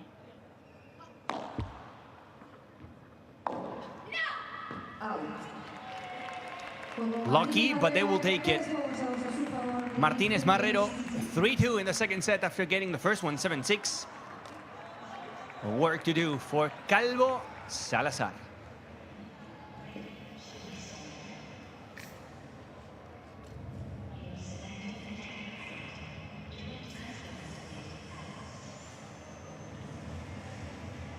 Por ejemplo, cuando el globo es bueno, bien sea de Alejandra, que ahora vas a intentar para tirar tarde. Estamos con dudas. Claro. Cuando el globo es bueno, cuando la volcada es buena de la compañera, ahí es donde podemos sacar un poco de presión, sobre todo la tuya, Marta. Porque si el globo de Alejandra, lo que te decía antes, si tu globo paralelo es bueno, yo quiero que tú te vayas para adelante, pero tienes que llegar. Si te quedas a mitad, fíjate que ahora te la baja bien. Entonces, cuando el globo es bueno, quiero que tengamos valentía en cuanto a la posición, a arriesgar un poquito más con la posición, no tanto con el tiro, porque si no al final la pista está como para que se revuelva otra vez, se vuelva a empezar la jugada, que antes no fue un rally de 20 bolas. Está muy bien, pero a veces la presión posicional ayuda. Y luego, cuidado cuando sales por la paralela, porque Lucia de ahí está jugando la reja lentita, y ahí es complicado. Hay que esperar para salir un poquito más por el cuerpo. Cuando estés complicada, te estás por ahí. Muy bien, ¿eh? Hemos tenido momentos muy buenos. Vamos a conseguir alargarlo un poquitito más. Nos ponemos por delante, ¿eh? Vamos. A las ideas claras ahora. Manu Martín telling Ale Salazar and Martina Calvo, we had some good moments in the match. We're playing good paddle for some moments. We just got to take these moments and try to make them longer. It doesn't have to last 2-3 games. We got to take the moment and extend it as max as we can.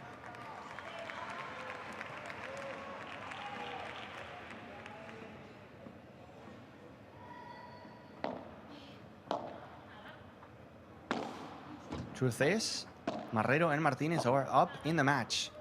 And the break that Calvo and Salazar had is gone.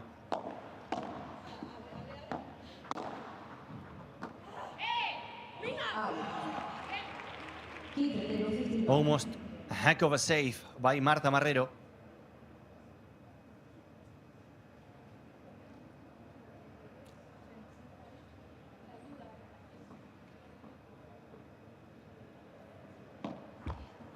Primer servicio.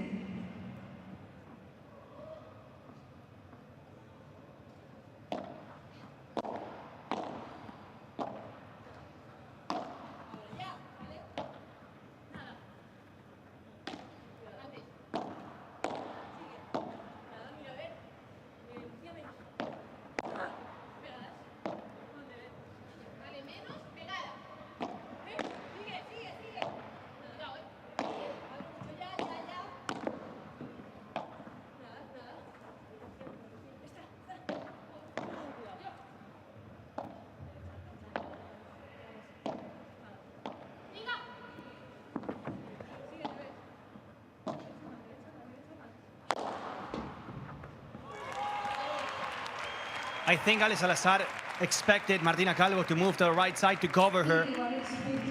That didn't happen. Salazar and Calvo both trapped in the back inside of the court. A big gap for Lucia Martinez to finish, playing it to perfection. A good drop shot. The follow-up volley into the corner and the smash was all about Lucia Martinez.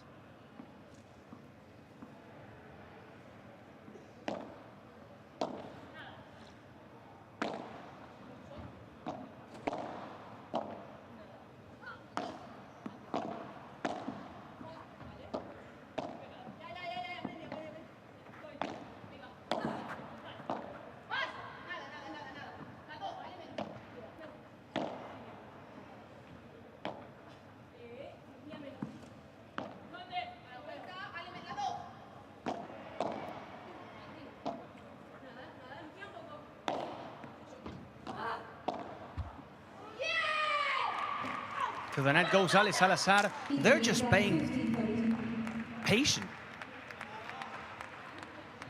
Decision making is perfect today by Lucia Martinez and Marta Marrero.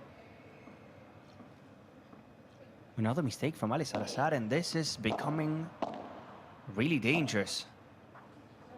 Critical for Salazar and Calvo. First match as a team. A lot of people talking, a lot of people waiting. A loss could be a tough one to swallow.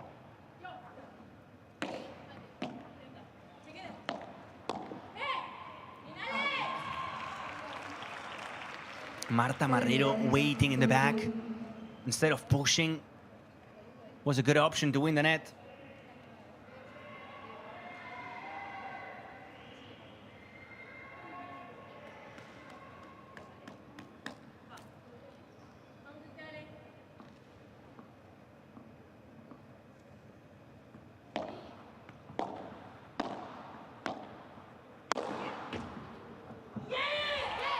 Martina Calvo letting it fly. That's a Martina Calvo they need. Missed a couple smashes in the beginning of the match, but when she fires up, she has a lot of power. Very flat, very powerful. It works like a hammer.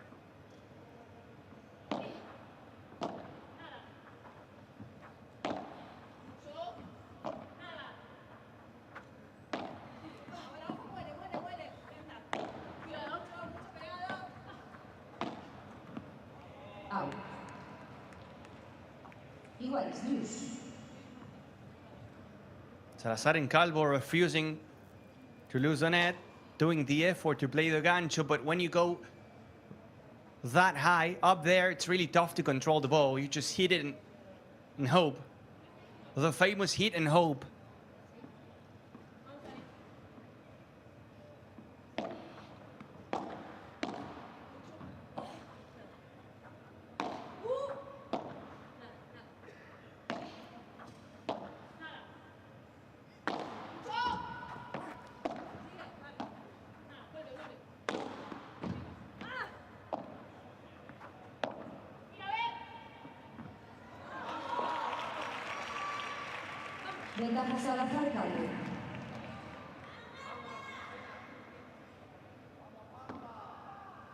I'm getting a message here from some of my colleagues near to the Players' Lounge telling me that Ramini Navarro and Montiel Abate are already warming up just in case, getting ready for the next match of the day, starting at 4 or not before 4.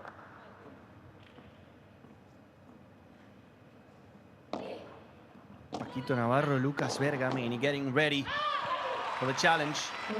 3 apiece here, but maybe they have to wait longer.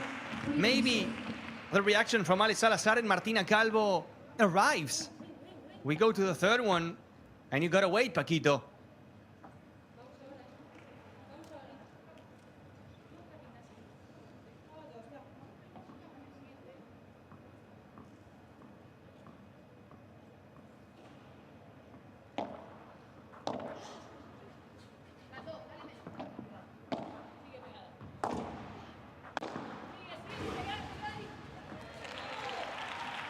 The fans sending it por 3. Nice by Martina Calvo. Stepping up for the team.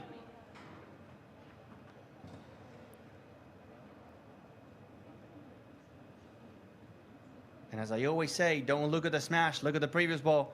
The volley from Martina. Deep down the middle, giving Martinez one only option. And that was hitting the contra pared.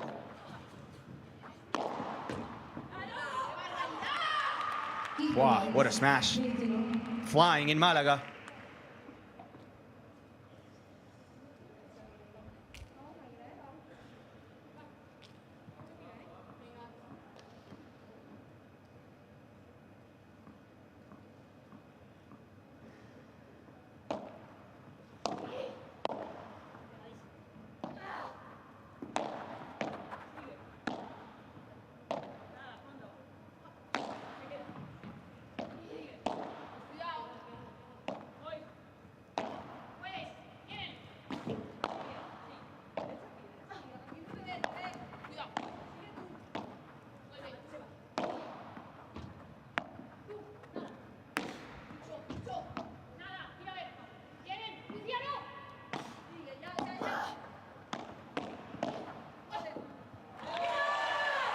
Martinez is not going to come back in the corner.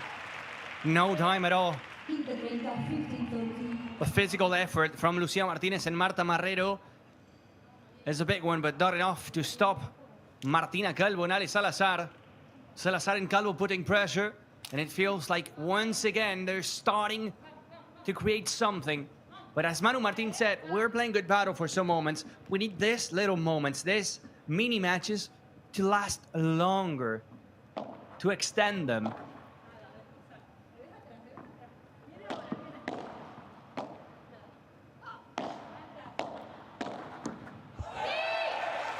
That's going to be a break point for Martina Calvo and Ale Salazar. Martina in the middle. Calvo with a forehand. Double break point for the Pink Panthers. Double break point for Martina Calvo and Ale Salazar. This could be the moment. This could be the momentum changer.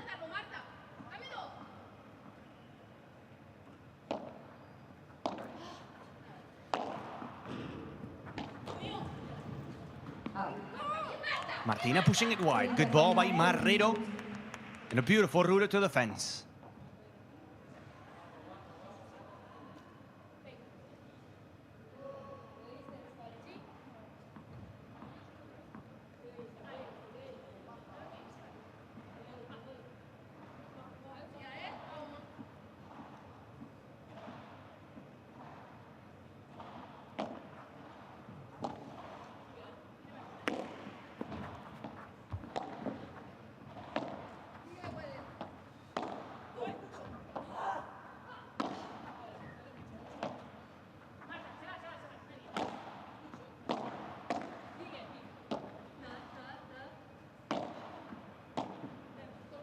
Ale down the middle, playing cross court now, down the line. Good block by Ale. Up in the sky, Lucia Martinez. It's a big point. Ale Salazar just a little long.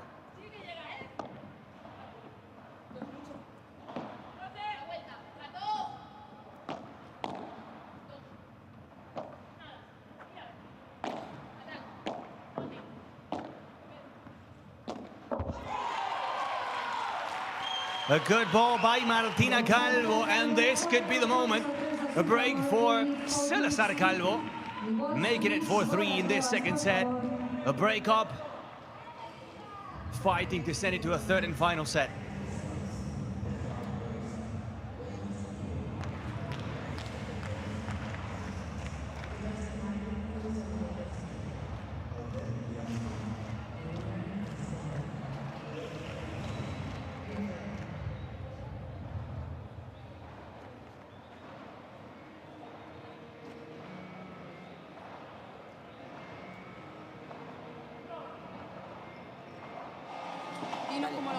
Vale, le tiramos bastante más a Salazar y tenemos que ir a tapar salida de pared.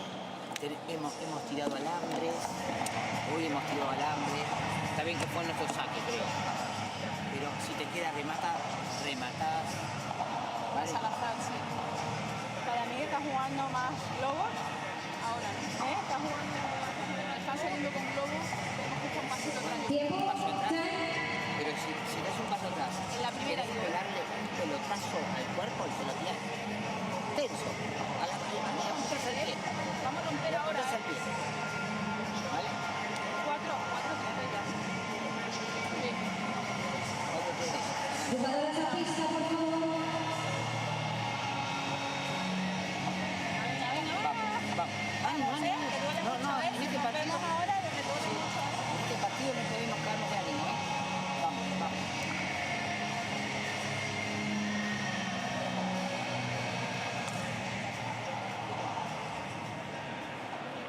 Al servicio con bolas nuevas, Martina Calvo.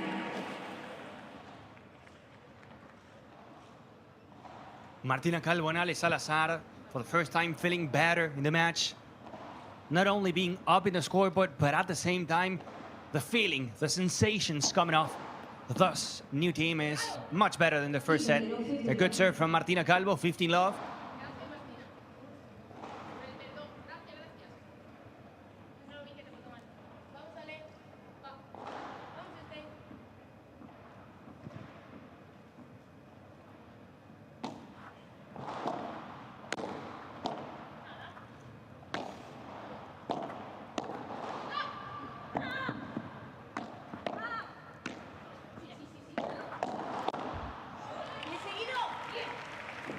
That was a push from Marrero Martinez, but Martinez finds the net. At the net now, Salazar and Calvo are blocking everything. Goalkeeper mode. Much better coordination between Ale and Martina to cover the middle, to close the angles. It's a process. They're just learning. First tournament, first match for Ale Salazar and Martina Calvo. Bandejandra Salazar, cross court as always. Signature move.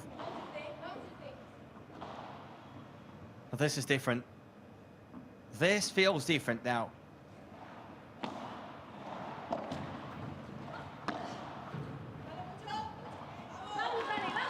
The gancho over Lucia Martinez.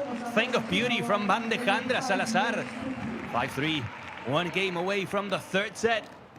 Ale and Martina, Salazar and Calvo.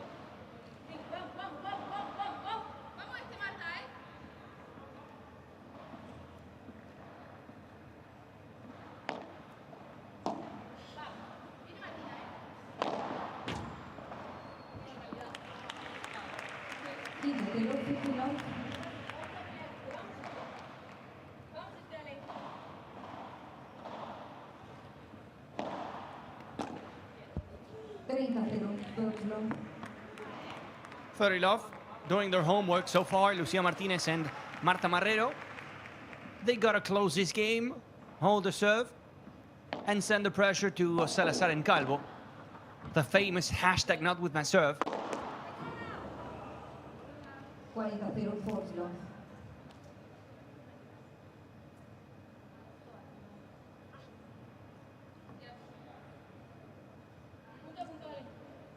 Really honest apology there. Marta Marrero and Ale Salazar, good friends off court.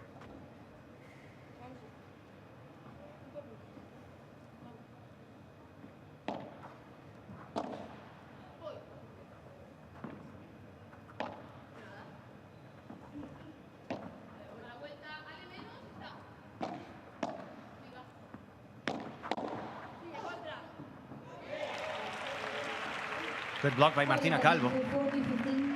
Whenever you see Marta Marrero running at you with a two-handed backhand and putting some sauce, you just gotta pray. And in this case, Martina was able to block it and to place it to perfection.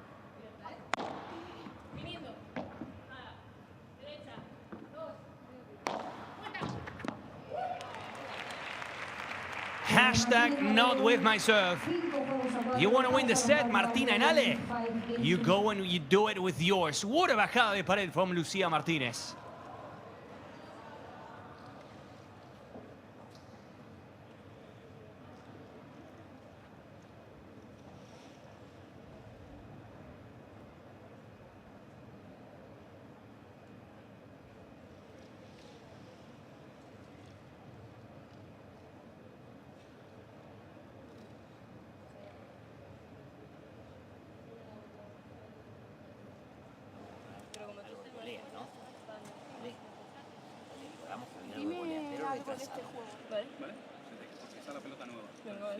Todas las pegadas que has hecho bien plantadas han ido bien y te van a sacar, te van a salir con el globo a ti y te van a presionar, ¿vale? Vale. Entonces, la que te quede te gusta y le pegas otra vez.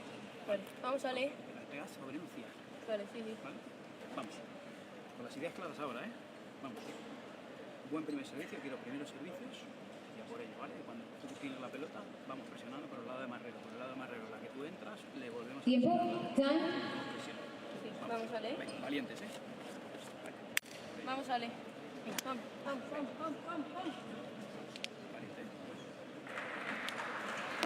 Defensa de patas, ahora para cubrir los espacios. Three things from Manu Martin to Ale Salazar and Martina Calvo. The first one, we have new balls now. So Martina, whenever you see the chance to go for the smash, be brave and do it. The second one, pressure to Marta Marrero. In defense, she is suffering. And then the third one, ideas claras, clear ideas. Follow the plan. Gotta be fresh in your mind. Good news for Ale Salazar and Martina Calvo serving for the set with new balls. And the coach being optimistic about it. They want to put Marrero under pressure in defense now. Let's see if it works. Marrero answering. Not anymore. Martina Calvo wins the duel between the young and the experienced. 15 love. Salazar Calvo getting closer to the third set. Ali, the touch. She was looking for it so bad.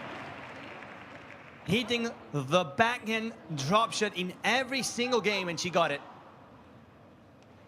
And see the left hand, very similar to Sanyo Gutierrez. The way they place the hand, like geniuses.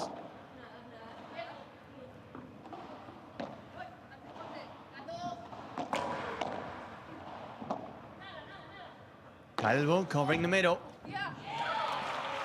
Going for that víbora, thing of beauty.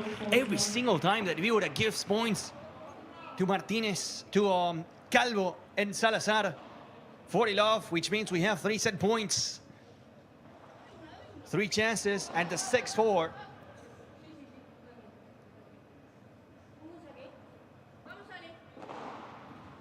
Since the 3-0, it's been all about Martina Calvo and Ale Salazar.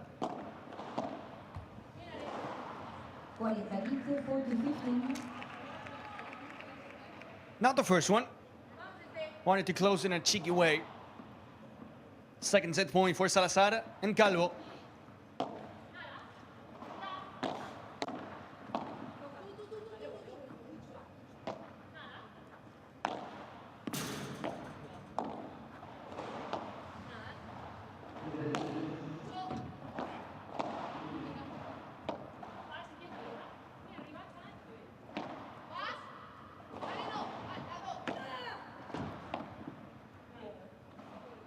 Good save by Martina Calvo to stay alive in the point.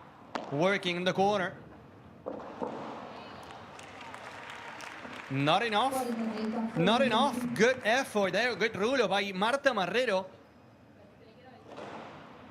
Saving 2 set points. A weird spin there in the corner. Nothing that Martina could do.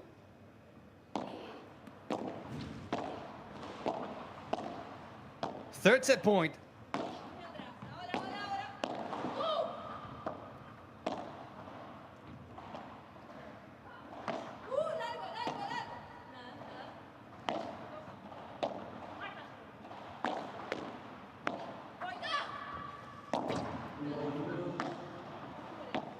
Pared from Marta Marrero.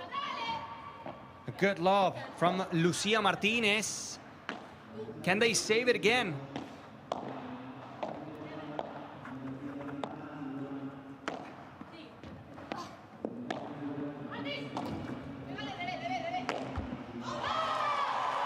Marrero leaves it short, and that's a set for Salazar and Calvo. 6-4. We have a third set.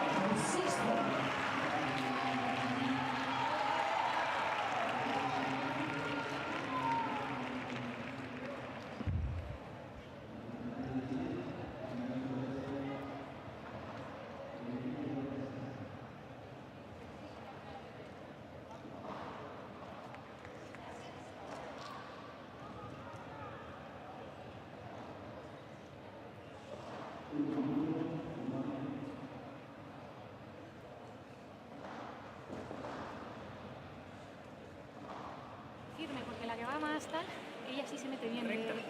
Vale. Es dame una pelota más que ahora no me gusta. Vale. Y cuando tú veas que se tiene que tirar luego, se tira. Voy al baño. ¿Sí? Perdona, voy al baño.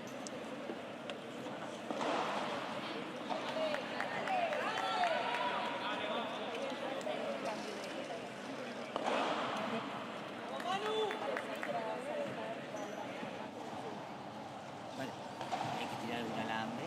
Porque si es producción, no está mal. Escúchame.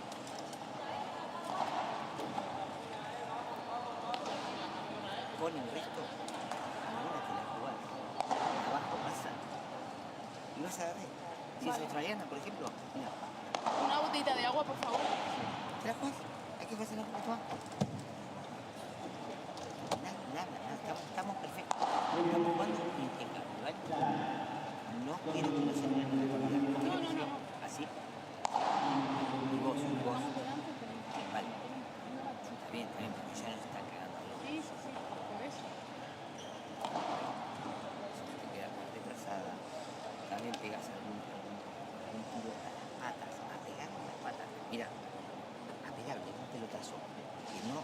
descontrolada.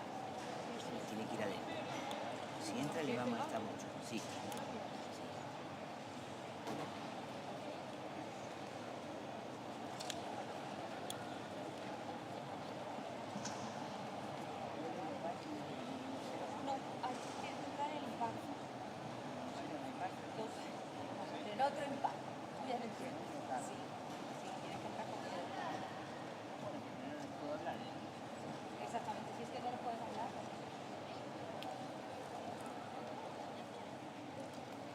¿Qué te dijo?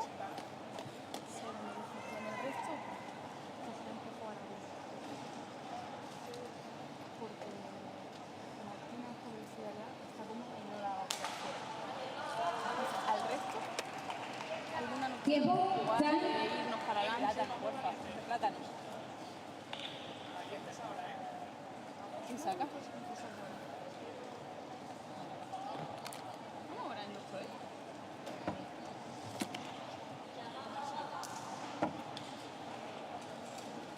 Dejo aquí, Marta. Va a dar comienzo el último set.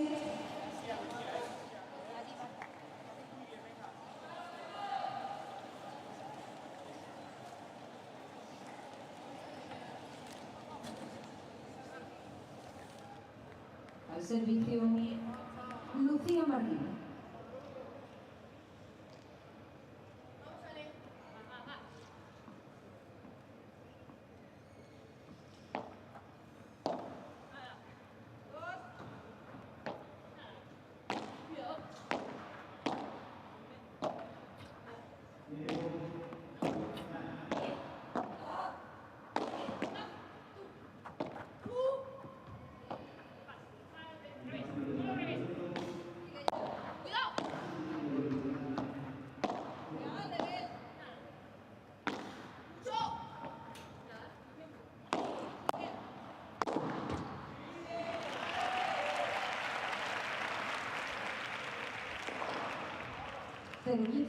Back from the center court, I think it's going to be very important for Lucia Martinez and Marta Marrero to get a good start, not to get broken.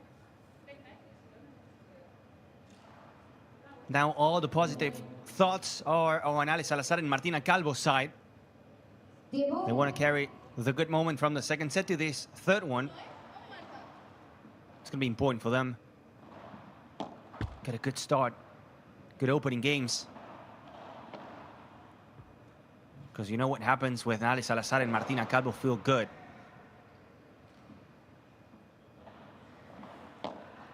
Thank you for joining us. In court number 2, you can follow the action between Tello Dineno and Goinaga Hernandez. And in court number 3, the action between Diestro Esbrí and Rodríguez Rubini. Love 30. Not looking very nice for Martinez Marrero.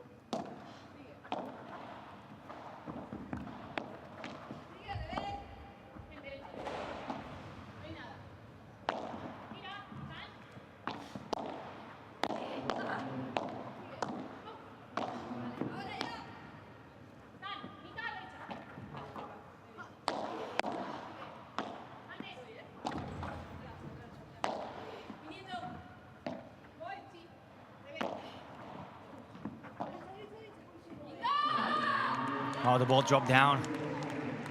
Unlucky for Ale Salazar, the ball went down. Good defense as well from Martinez and Marrero, resisting the push from Ale and from Martina. Everyone enjoying here the Martín Carpena. Fans, you just go to the beach in the morning, have lunch, and you come back in the afternoon for the afternoon session. 3 matches, plus this one. Couldn't be better. It's summertime, and it's Ale Salazar time. Ale and the sun shining in Malaga. It's 15-40, double break point, the first ones of the third set. Arriving very quick.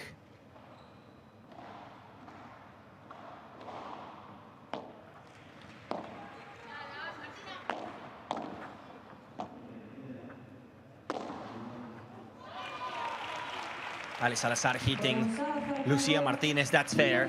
Martinez hit Ale Salazar a few times already. The break for Salazar Calvo, starting the set the way they closed the second one. It seems like Ale Salazar and Martina Calvo paid the price in the first set. Of all the talks, all the rumors, all the conversations around the decision taken by Martina Calvo and by Ale Salazar. Ale Salazar to call a young player like Martina Calvo, and Martina Calvo to accept the call from Ale Salazar, knowing that it's not the same Ale, or at least the results from the Ale 3-4 years ago, and also looking at how things were going, playing and sharing the court with Aranza Soto, making it to a couple semifinals. You know you have a lot of pressure, you know you have a lot of people that probably are waiting for you to lose, because that's how it works. Unfortunately, people are not, or mean, they are in a way expecting people to lose to say, I was right. See, I was right.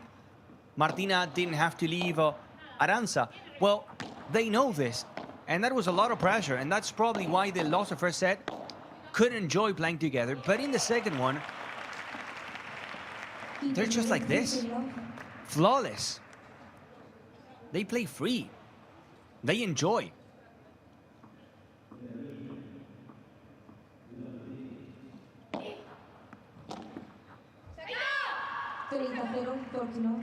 Good serve by Ale Salazar.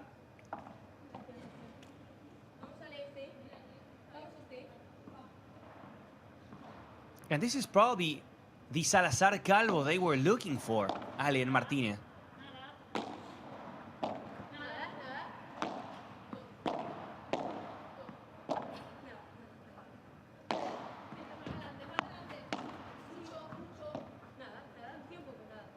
Not easy to adapt to a new partner, especially knowing how different Alejandra Salazar and Aranza Soto are, and how different Martina Calvo and Virceda are.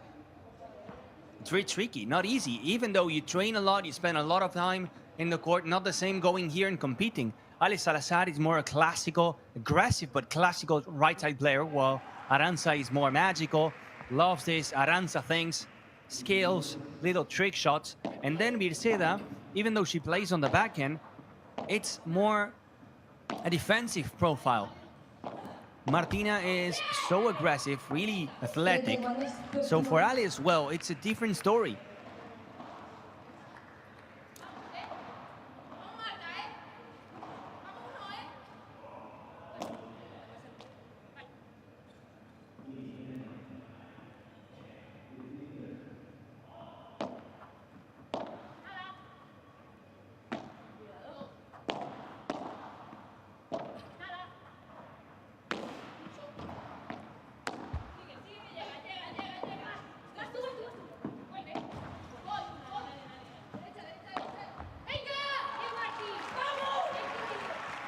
Important point. They don't want to get broken after getting the advantage in the third set.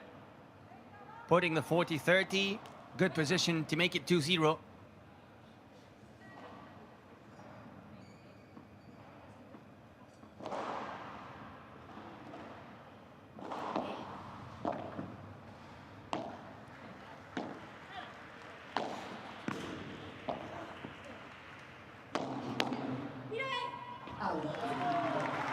That's going to be long in a game for Salazar Calvo. Look at the fist bump from Ale Salazar. They need every single game.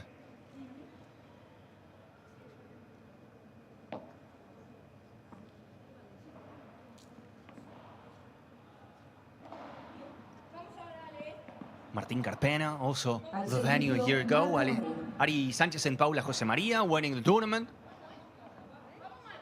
Agustín Tapia and Arturo Coello doing the same in the men. And speaking of Arturo and Agustín, they will play in the second match of the afternoon session, kicking off just after this match with Paquito Navarro and Lucas Bergamini.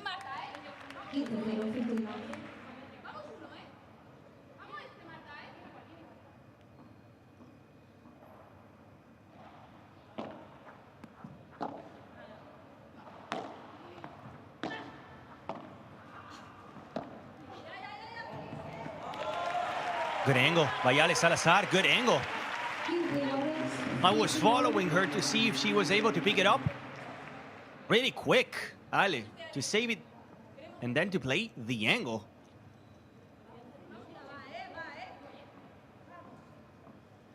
For the first time I hear Martina Calvo. When she was playing with Aranzo Soto, she was very talkative, participating, screaming, talking to Aranza. When you have a legend like Ale Salazar, you can be shy at the beginning, but now it feels like we're listening Martina Calvo. Queremos este, we want this point. Martina Calvo, for being only 16, talks a lot on court. Beautiful touch by Marta Marrero.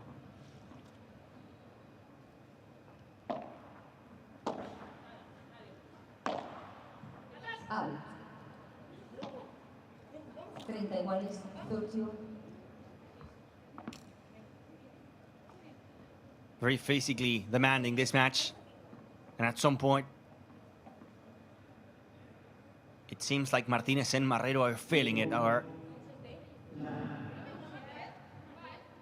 With a battery lower than the one from Salazar and Calvo. If the battery from Salazar and Calvo is still at 70%, feels like it's a 55 for Marrero and Lucia Martinez, just for you to have an idea.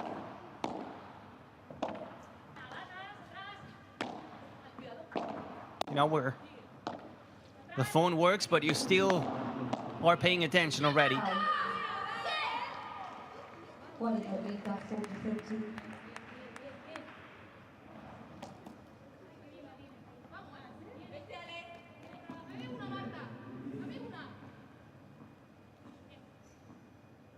Look at the Premier Padel ball.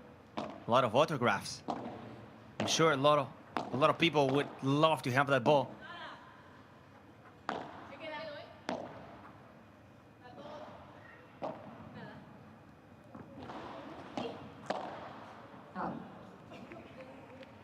So tough to block that one from Ale Salazar. It's coming like a rocket to you.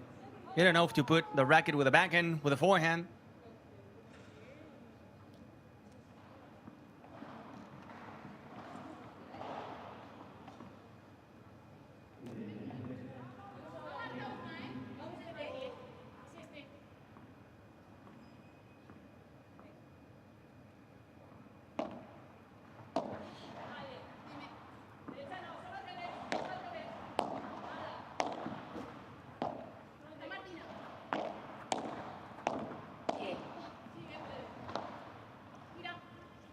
Much better from Ale, opening the racket.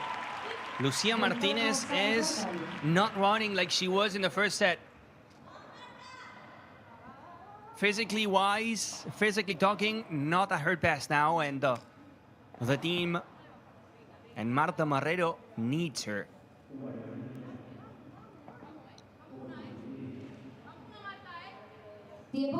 Break point for Salazar Calvo to go 3-0.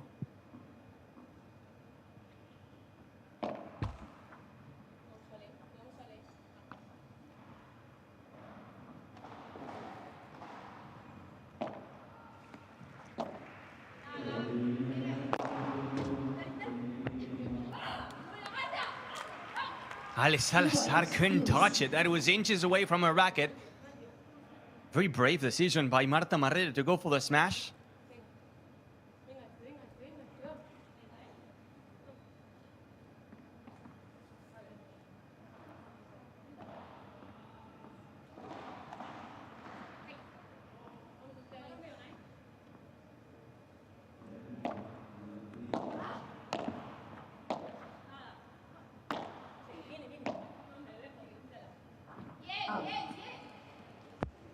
Ventaja Martínez Marrero.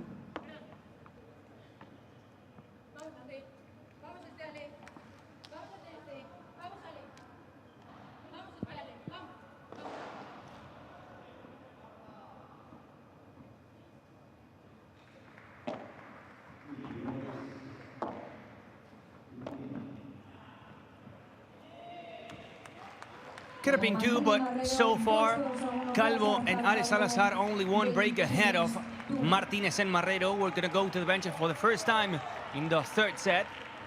Anything can happen here in the center court of this Martín Carpena.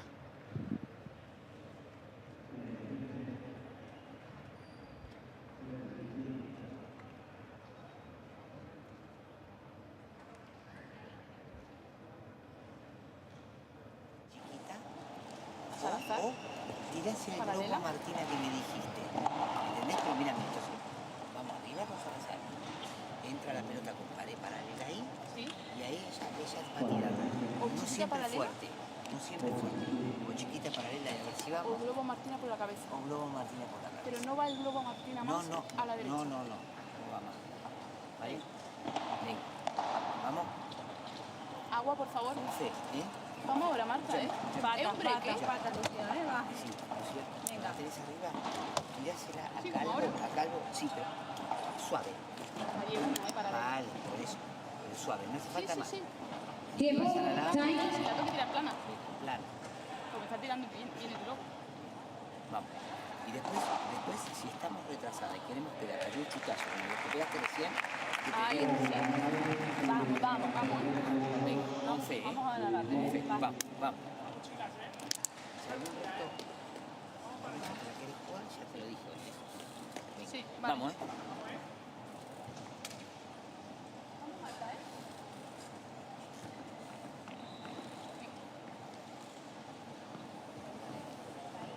Servicio Martina Calvo.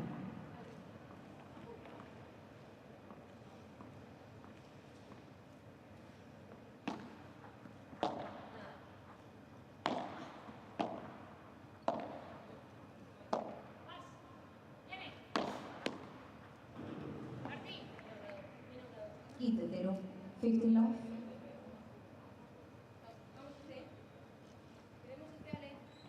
Salazar and Calvo, instead of focusing on the missed opportunity of going 2 breaks up in the match, they have to stay in the present, knowing that they lost the first set, not really playing well. They got it back, forcing a third one, and they already break up. That's the mentality they need to have now. And on the other hand, they need to understand that they could have been 3-0 down, 2 breaks. Could have been too much, and they are more than alive now. They're breathing. They have a big chance still.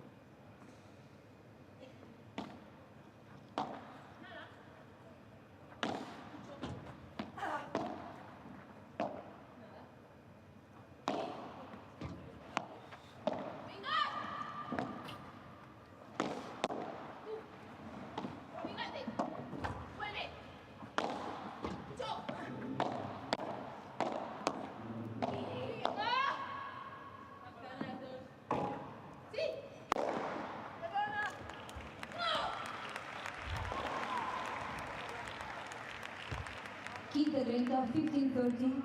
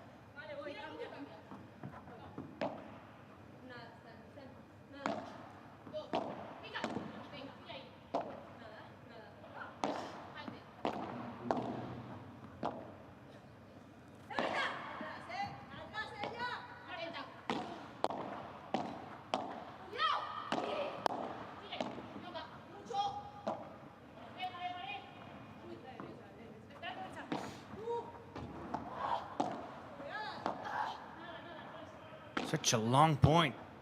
Long rally.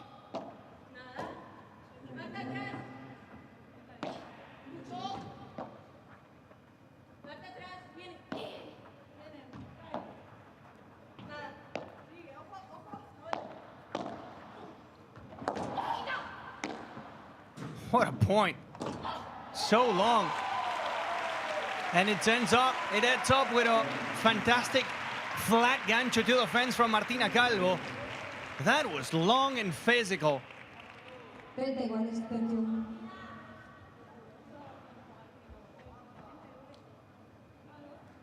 And very important as well. Big difference between a 15-14 or 30-all. Third set of the match.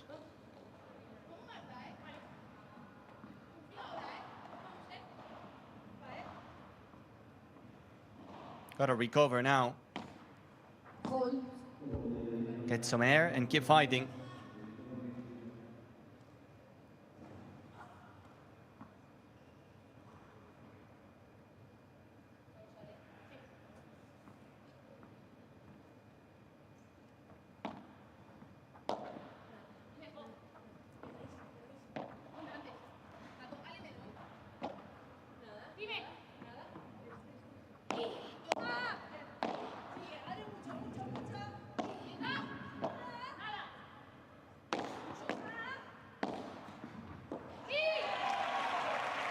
Martina Calvo. One V-word and one forehand volley cross court. Actually down the line towards Lucia Martinez. The V-word across court and the forehand volley. A dagger. Mentally very hard when you fight so long in a point where you give more than what you had in terms of energy in a point. You lose it and you see like your opponents are just going away and away from you.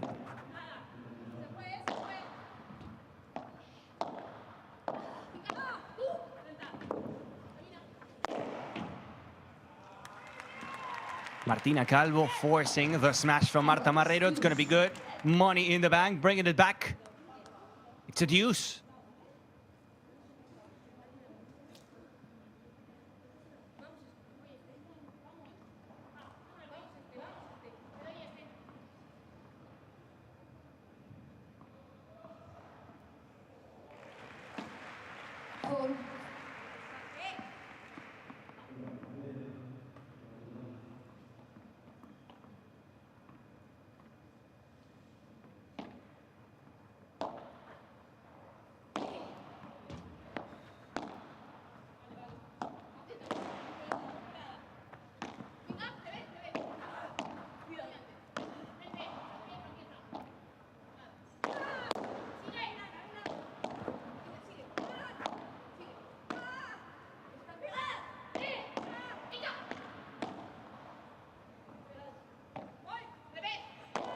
Really fun and exciting match.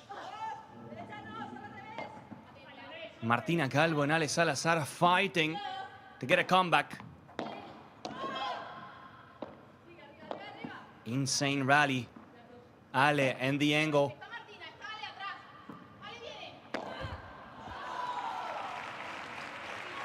Marta Marrero leaving it short into the net. Not the best there from the legend, Marta Marrero. Salazar and Calvo with a chance to make it 3-1. So exciting. Incredible match.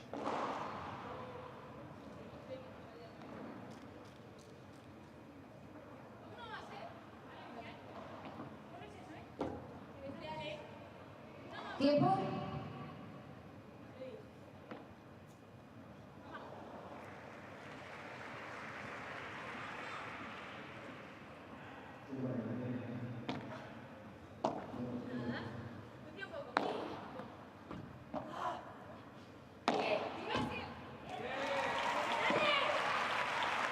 Juegos alza Calvo, 3 juegos a 1 a su favor, de 3 games to 1.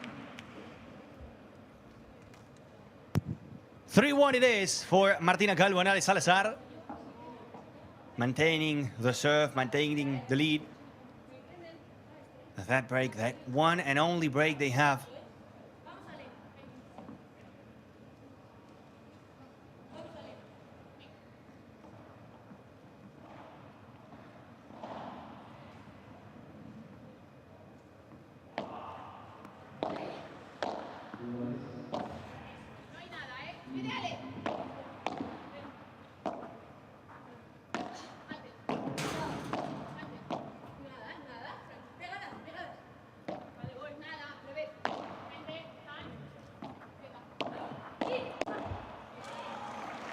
Ale Salazar. Good angle as well on the way back with the backhand from Martina Calvo. Love 15. They had a chance to make it 3-0. They didn't take it. But now they will push again for a second break to put some more space between them and Martinez and Marrero. Good serve from Lucia Martinez. Thank you, guys, for joining us today. It's the third day of this Malaga P1. Match number 4. We have 3 more to go. It's been an honor. It's been a blast. And we're getting closer to the summer break. In a couple weeks, we go to Tarragona for another P1, and then 1 month without Premier Padel. That's going to be long and boring. So make sure, really make sure, you enjoy this tournament. Because we will miss Premier Padel.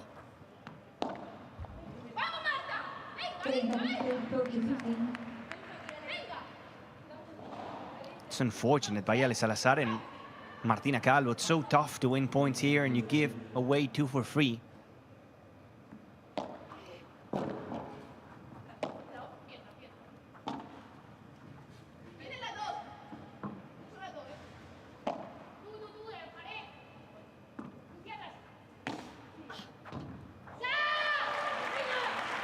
Good bajada de pared into the corner. Lucia Martinez was waiting back, expecting Martina to go there, inviting Martina to go there, but still she gets the winner. So good.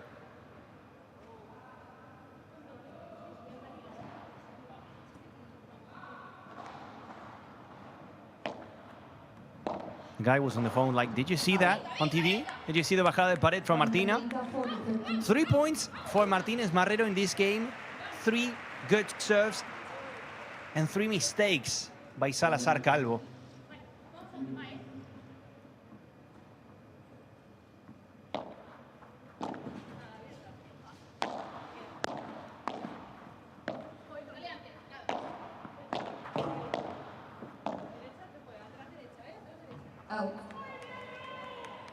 That's going to be long from Ale Salazar. 3-2 for Salazar Calvo. Staying ahead of Martinez Marrero, but it's only 1 break. Anything can happen at the Martín Carpena.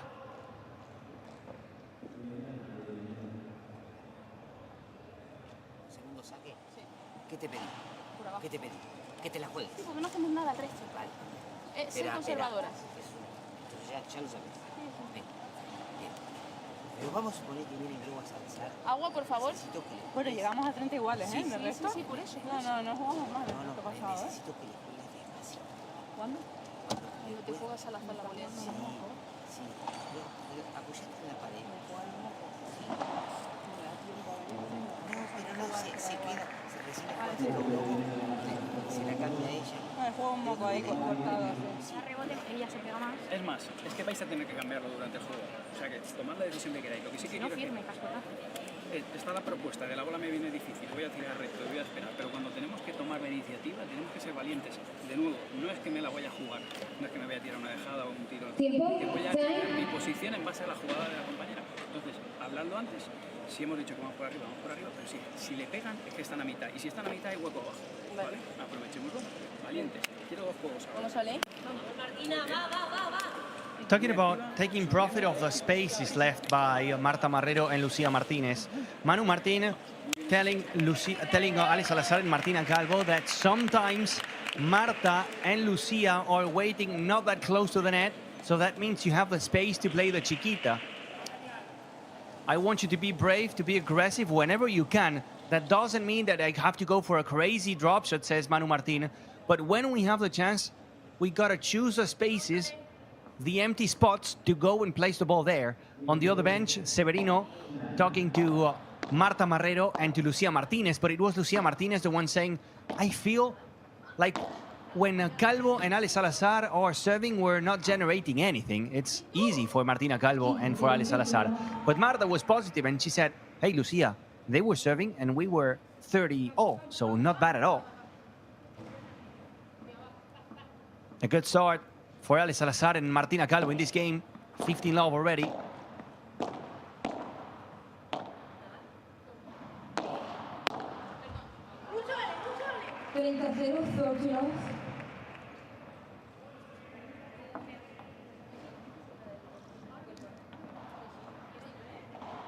Not only Salazar and Calvo who are missing easy balls, but as well now Lucia Martinez and Marta Marrero. Product and a big consequence of the physical effort they're doing. It's been already 2 hours and 20 minutes.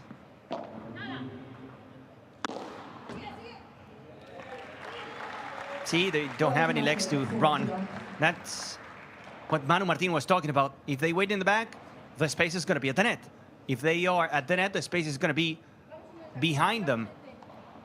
Since they cannot run anymore, since they don't have the physicality and the energy from the beginning, you gotta go and find the spaces. That's why he was clapping, Manu. Very happy with Ale Salazar and Martina Calvo. 4-2, that was a quick one for Ale Salazar and Martina Calvo. The reactions are not the same. The energy is not the same. It was a big fight for Marta Marrero and Lucia Martinez. It's not over. They can come back, but it feels like the tank is more full on Ale Salazar and Martina Calvo's side. Feels like they have something else to offer.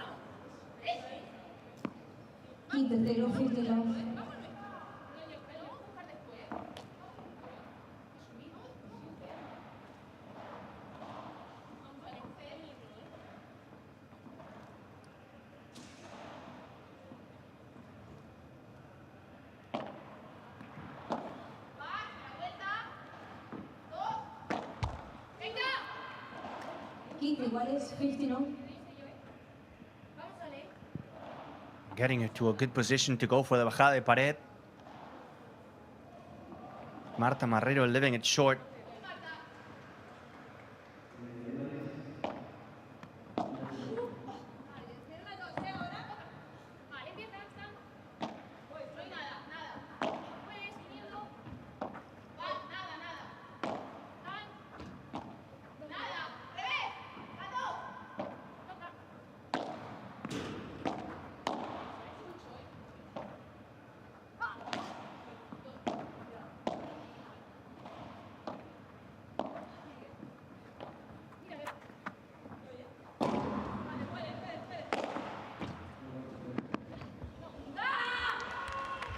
Ale Salazar couldn't save it. Very tricky for Martina Calvo. As an amateur, you don't hit it, because you're going to hit the gloss and it's going to leave a mark on your racket.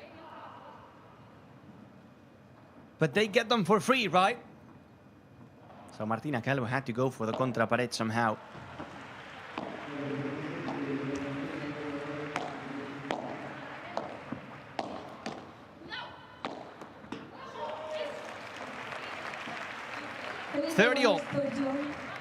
Martina Calvo getting the winner, but the assist from Ale Salazar. Floating ball near the forehand from Ale Salazar means danger. Means you're basically over.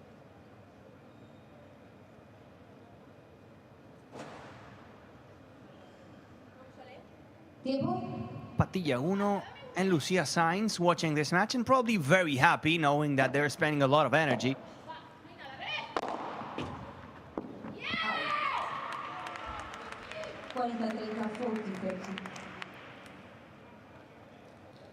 Same side of the draw as Del Fibre and Gemma Triay.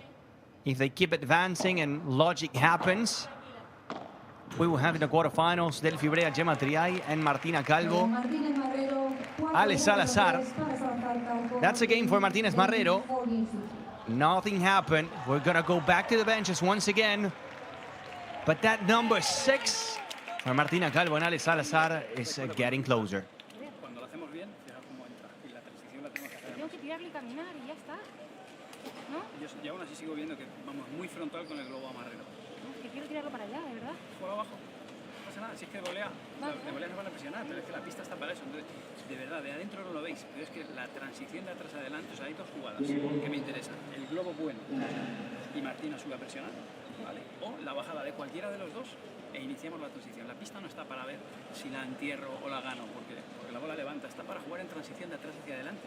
Y muchas veces, de hecho, te vas de adelante para atrás, o salida parece que es muy eficaz, o la medio ganas y la bola queda por ahí flotadora y ella entra, o el punto se nivela. A veces es más interesante incluso que amagues y salgas con el globo, un globo bueno a Marta, y de ahí a ver si presionamos. Lo que quiero decir es, está para el contragolpe. Cuando queramos oportunidad hay que aprovecharlo, por eso quiero que estemos atentas.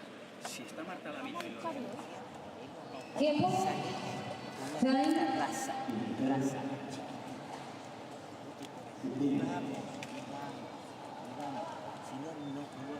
Que nos está pegando el puto globo todo el tiempo y estamos atrás y tenemos que salir de atrás. Como sea, hay que salir de atrás. Yo quiero estar en la red ahora, ¿eh? Venga, vamos a defender todo, ¿eh? Vamos, ¿eh? Moviendo las patitas, ¿eh?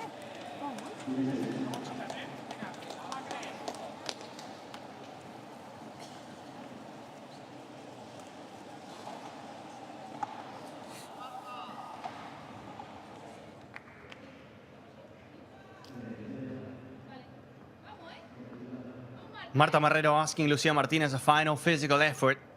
Moviendo las patitas. Moving our legs. They need it.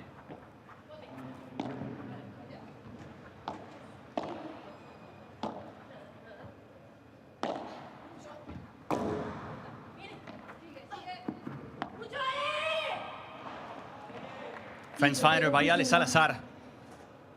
Clásico. Always a good idea to go to the fence. Everyone knows it. And it's always a good idea. You never know what's going to happen. So unpredictable.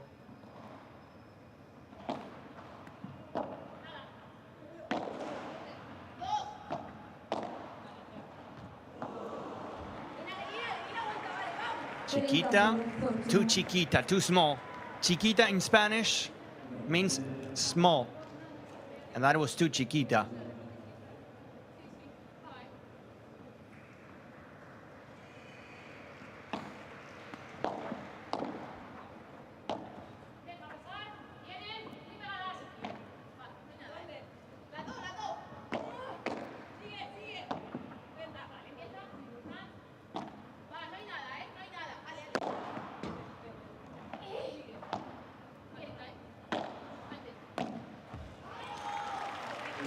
Has to be the first time in a while that Ale Salazar saves a smash from Marta Marrero.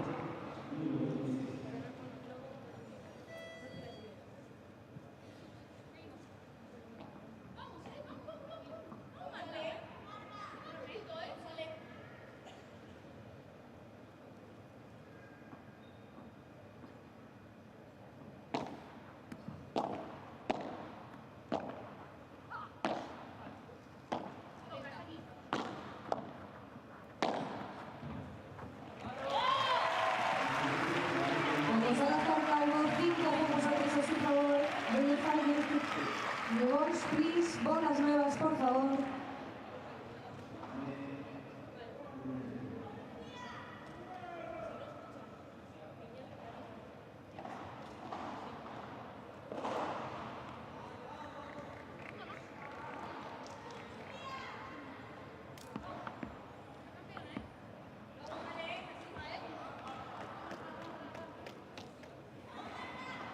Pressure's on for Martinez Marrero, a must-win game.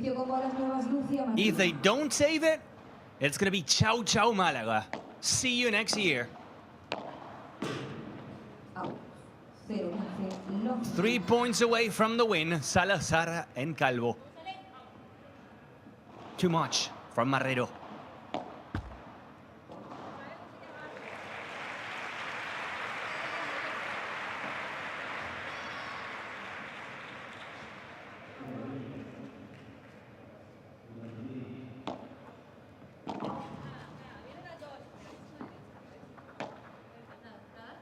It's a great lob from Martina Calvo. Salazar lets it fly.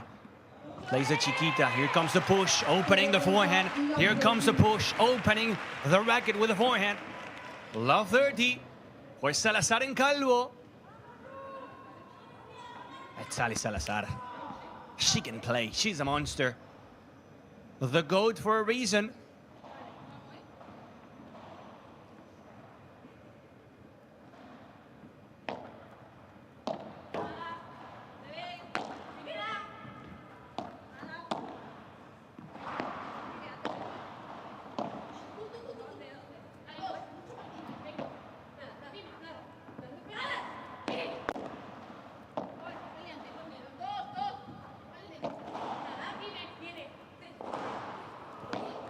Ale Salazar going for the bajada de pared. Martina, sí. Martina, sí. Always Martina Calvo pointing at Ale like it was yours. That was your point, Ale. Martina Calvo and Ale Salazar with a chance to close it now. 3 break points for Martina Calvo and Ale. It was a tough fight. It was a complicated match. The first one as a team. Ale closing the angle. Martina goes for the víbora. Salazar to Marrero's corner. Salazar.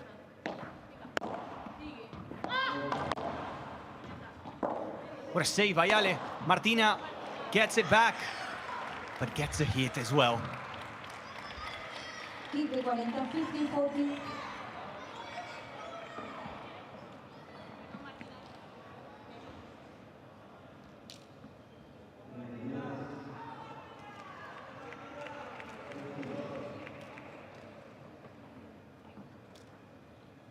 Second match point for Salazar Calvo.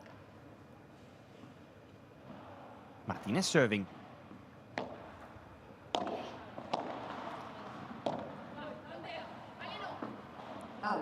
Ale putting it up. That's long. That's long from Ale Salazar. 30-40. It's always so close and so tough to close a match.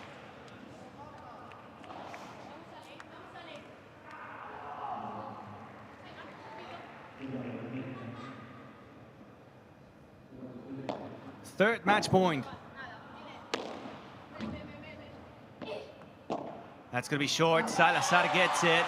That's going to be short, and Salazar gets it. Game, set, and match. And relief for Ale Salazar and Martina Calvo. 6-7, 6-4, and 6-3 in the opening match for a team that can produce a lot in Premier Padel.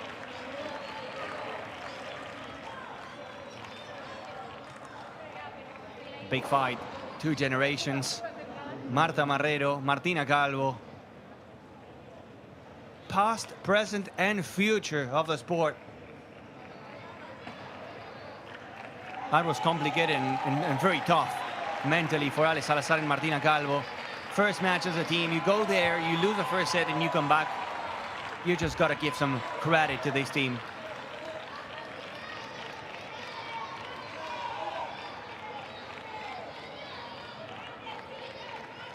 And if you think this is over, well, it's not. We have more action up next. Paquito Navarro and Lucas Bergamini facing the Italians, Montiel and Abate, and then Coello, Tapia, Rubio Ruiz. Stay here. We're going to have a look at the numbers now, the stats. And then we're going to get ready for Paquito Navarro.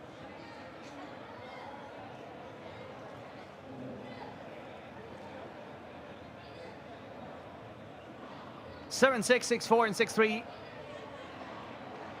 for Salazar and Calvo. We have the stats, the numbers explaining the third set, 40 minutes, only a break for Salazar Calvo. Actually, 2 of them. Breaks are bad, not correct. 22 winners to 11. 10 and 4 zeros to 11 as well. But more smashes, having Martina Calvo with you, it's always a big weapon, a big advantage. 2 breaks for Salazar and Calvo. And if you look at the overall picture, they were just better in terms of winners, 73 to 55. That's a lot, a big difference. 2-1, coming back from a complicated initial set. We're going to close that way the morning session, the 4th match of the day, and get ready because Paquito's up next. Paquito Navarro, Lucas Bergamini, and the Italians, Alvaro Montiel, Flavio Abate. Thank you so much. We'll be back in 5 minutes.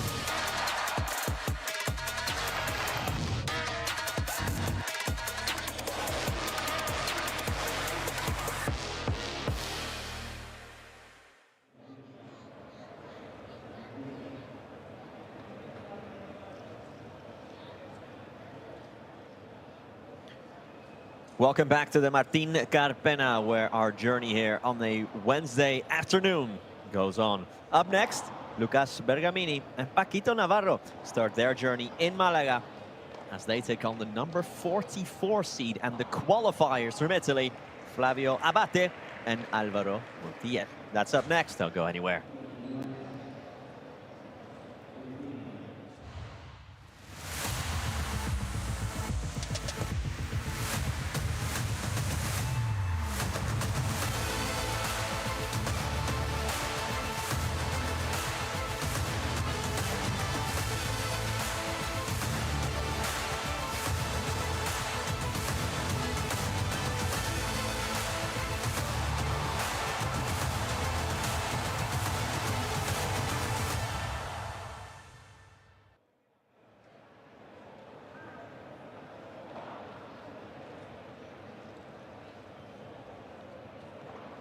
A real David versus Goliath situation here at center court of the Martin Carpena, with the Italians, Montiel, Abate, although one of the Italians is not as Italian as the other.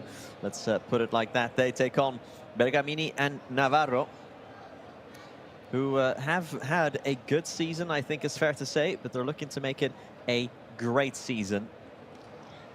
And one way of ensuring that is by taking these two gentlemen down in the coming hours, or in the coming hour maybe. But for Paquito and for Bergamini, kind of a sputtering start to the season, if you're being honest, with 2 out of 3 round of 16 exits in the first 3 tournaments, then back-to-back semis in Qatar and in Brussels. And then that final that they made in Buenos Aires. Paquito Navarro is not from Malaga, but he's from Sevilla, which is close enough. He's in his own region, at least in Andalusia. And wherever that man travels, he is received with open arms. And Malaga is not an exception to that.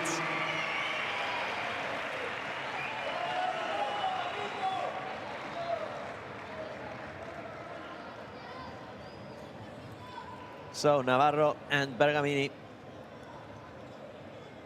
come here, having reached the semis last time out in Bordeaux.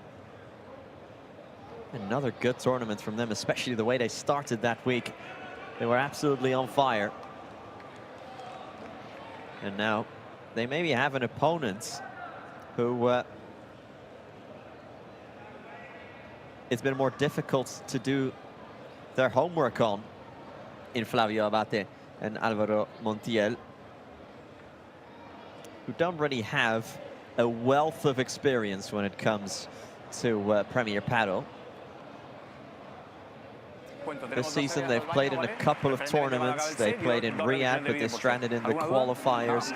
They played in Buenos Aires, where they got into the round of 32, and they got given a wild card in Italy, but they stranded in that opening round. ¿Quién sacará? Tú, Paco. Suerte, suerte. Flavio Abate, very much as Italian as they come. The right-sided player, just so you're aware. Born and raised on Sicily, on Siracusa, to be more specific. But trains in Madrid, as most players do these days. Lucas Bergamini, of course, from Brazil, the highest ranked Brazilian player right now. Not of all time, because that would be the 3-time #1, Pablo Lima. Obviously, between 2015 and 17, lest we forget. But Bergamini is almost cracking the top 10 now, which would be a PB for him. He's in the form of his life. Previously, he had reached some highs. He reached that final last year, New Giza. He reached the final Milan in 2022 with Victor Ruiz. But those were sort of isolated incidents, to just call it that. But with Paquito Navarro,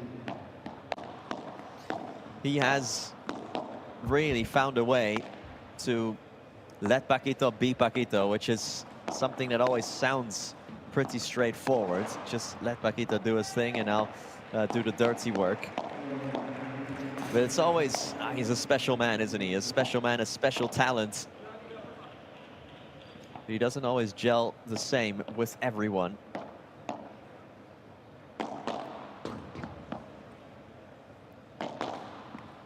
Finally, Alvaro Montiel, who's playing his third main draw of Premier Padel in 2025. His fifth of all time. He played in Buenos Aires, like I just said, which is where he reached his first main draw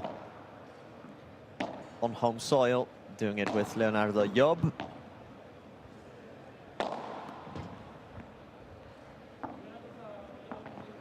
But they have played together before. They did so in Rome. They got that wild card, but they lost in the first round then to Juan Cruz Beluati and Pablo Lijo. Montiel, who has in his blood, maybe not so much Italian blood, because both of his parents, Alvaro Montiel, are Argentinian, and he was born in Barcelona, but he has been living in Turin for a pretty long time, where he trains with his father, Gonzalo Montiel. And that's why he's got the Italian nationality.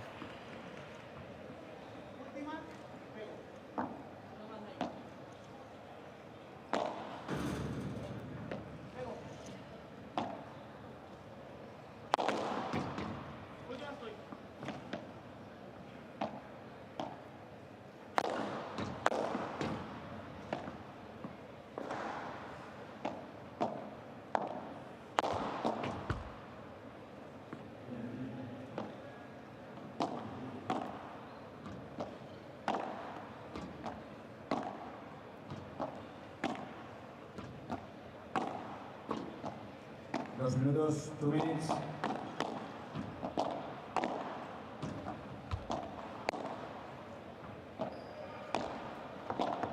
Buenas tardes, bienvenidos a Premier Padel Andalucía, Malaga P1. A continuación se va a disputar un partido de segunda ronda de cuadro final entre los jugadores a la derecha de la silla, Flavio Abate y Álvaro Montiel.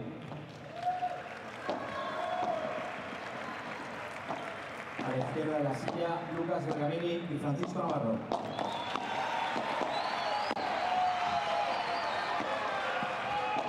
El partido se disputará al mejor de 3 sets con caída de todos ellos. La pareja Bergamini y Navarro ganó el sorteo y eligió servir.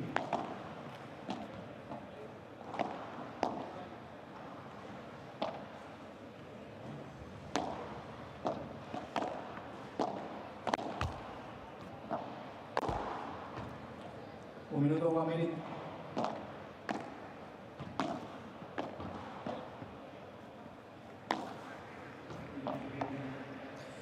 Players finishing up their warm-ups here as they're getting to grips with the conditions at the Martín Carpena. We've had 2 days of main draw action now at the Martín Carpena, the stadium that's normally used for basketball for Unicaja de Málaga, but now it's been turned, as it has been for many years, to a lovely paddling venue as well.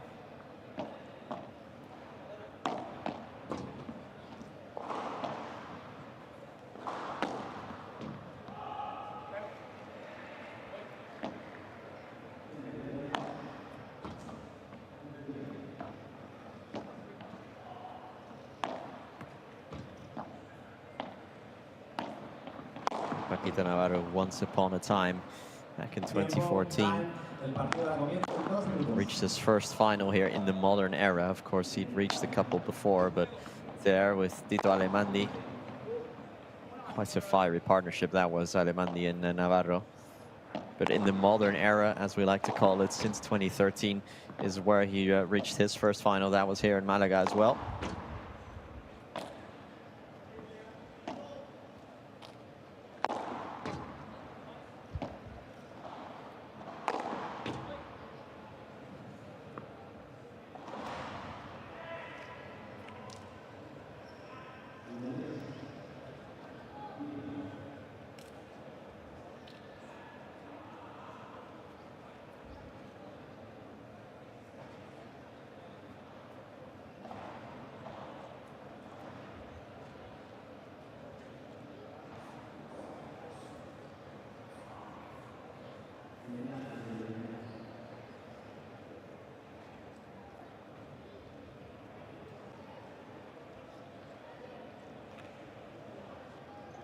Vale. Ok.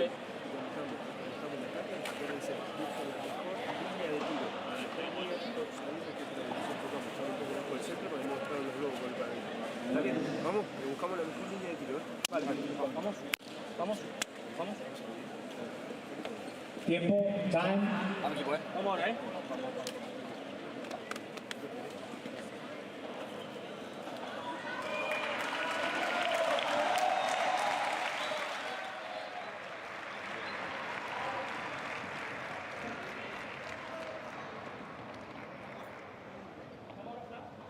Va a dar comienzo el partido. Al servicio, Francisco Navarro. ¿Preparados? Juegue. We are ready for action here in Malaga as Lucas Bergamini and Paquito Navarro embark on another tournament.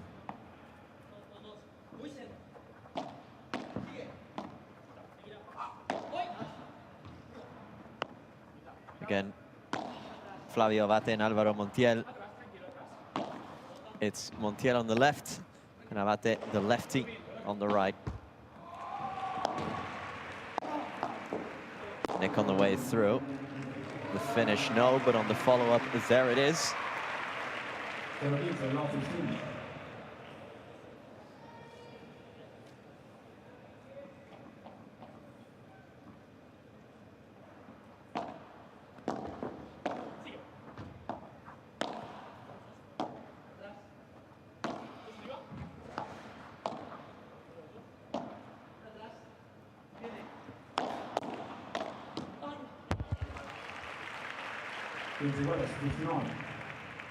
Navarro and Bergamini just that little bit better in transition there.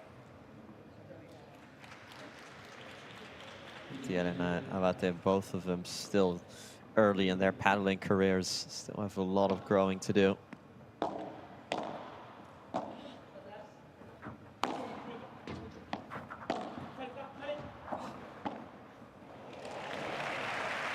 And Bergamini, anticipation there from Lucas Bergamini.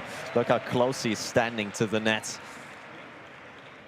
when Abate desperately tries to keep this alive. Takes 2 steps forward. Just a sheer survival that he's trying to do.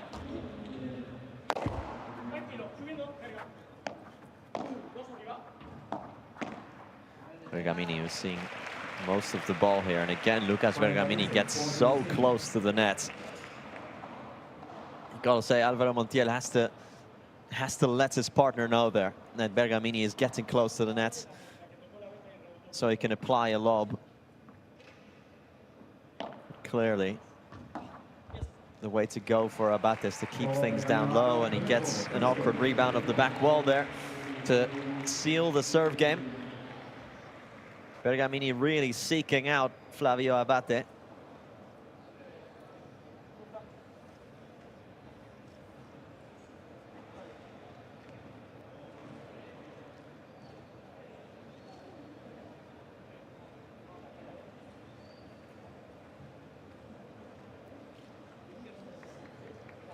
Al servicio, Flavio Abate.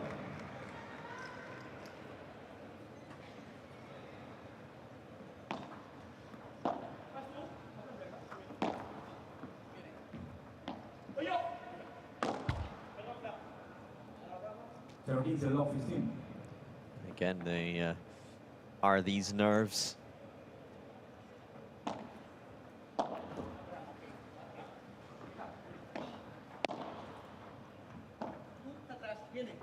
Or is it just the fact that they're playing on their limit or maybe over it when you're facing opponents of the caliber? Bergamini and Navarro. Abate will let fly, and that's his calling card, his overhead, his smash. Flavio Abate.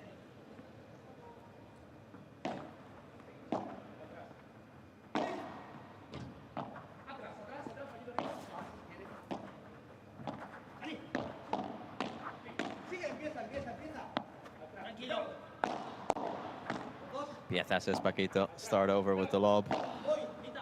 Bergamini happy to oblige.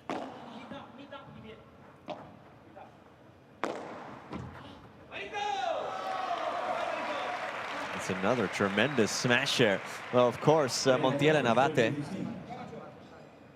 will have had a lot more experience having played through the qualifiers already, although that wasn't at center court, but they will be more used to these conditions.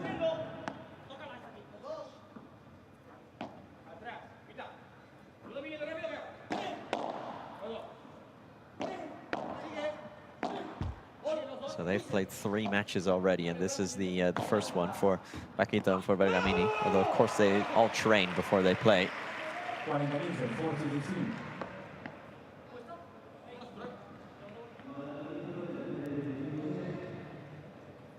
Interesting to see how they will game plan this, if they'll really gamble early.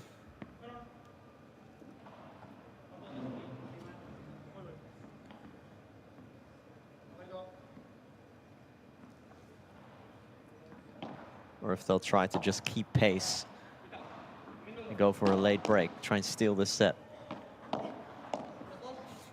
It's just an unbelievable block that from Paquito Navarro, by the way. Where he completely takes the sting out of that bajada, which came at him at a rate of knots from Montiel. Here's Abate, who resets with the lob, but it's a little bit too strong.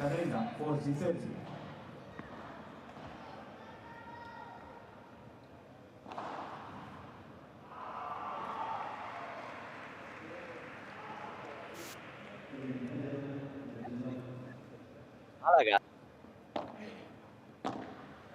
The most football shirts you'll ever see. Big up the Eredivisie, of course, as it's 1 game all.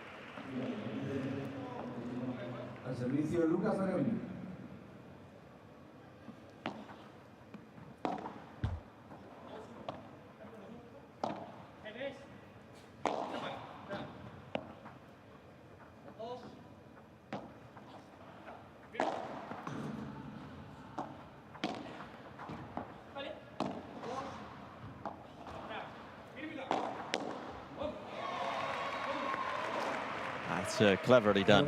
Montiel, who brings that one down hard to the backhand of Paquito Navarro, to the body.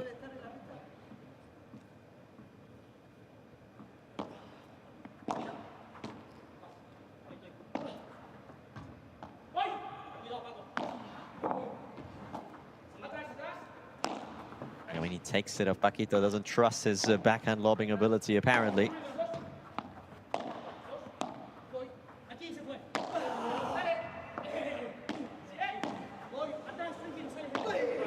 That might have gone out from Bergamini, but Abby didn't want to take any chances. Bergamini still, Paquito Navarro being completely ignored. Now he's being allowed to play.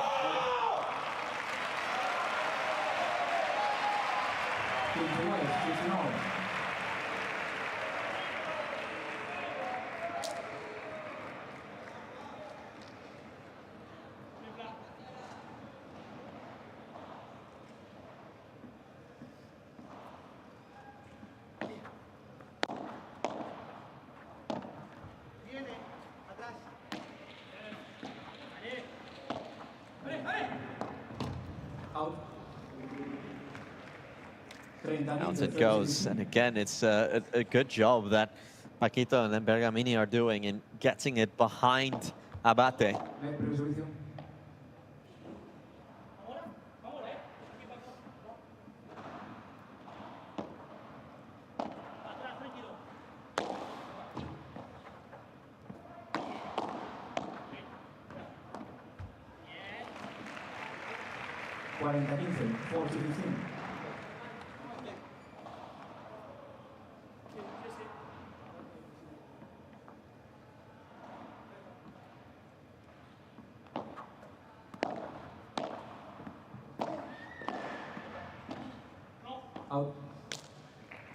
The backhand is way offline by Alvaro Montiel. And that means it's 2-1 Navarro Bergamini. No issues for them sticking with serve. And the Italians, well, to be fair to them, are holding the line early on. Tranqui. Que sea una cuestión de necesidad, no tiene sentido, me parece. Hay una jugada clave. Yo quiero que lo vea. Ese la mago, cuando lo subo y me tira a mí a bloquear, yo juego al bloqueo. Esto es perfecto al bloqueo. Pero cuando lo toco no puedo tirar a Paco, a ver, ahí. Voy para tirar a Paco. El que se queda atrás. Sí, vos mismo. Porque acabo de pensado que ha sido regular, pero estamos haciendo muy los globos. Aprovechemos y subamos porque estamos jugando la bandeja detrás de las calles. Sí, cuando tenemos nosotros por la C. Sí, por la D, este tiene el rulo, no tiene mal. Correcto, pero este tenemos también los globos que al final no lo aprovechamos ahí. Sí. Vamos a meteros para adelante. Vamos para adelante, Vámonos. Cuando vaya por la C. Vamos a meter. Vamos a ver qué hay. Vamos a este juego, Venga, este juego, vamos por ello. Si tiro el globo cruzado y pega, salgo, me chupa un huevo. Sí, yo te cubro. Venga, vamos. Vamos animal. Vamos para correr. Venga, muy bien, tío. Vamos a estar. Jugadores a pista, por favor.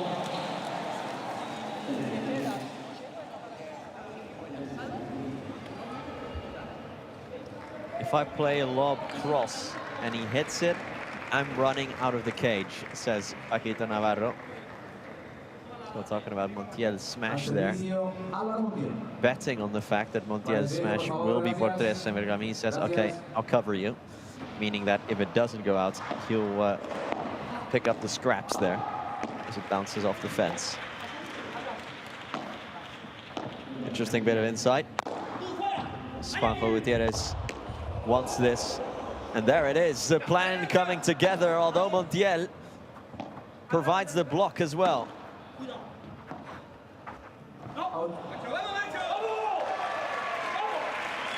Well, exactly as they drew it up there, Bergamini and Navarro, but they didn't account for the fact that Álvaro Montiel would have an answer for this salida. Navarro going for power there over sometimes used placed salida.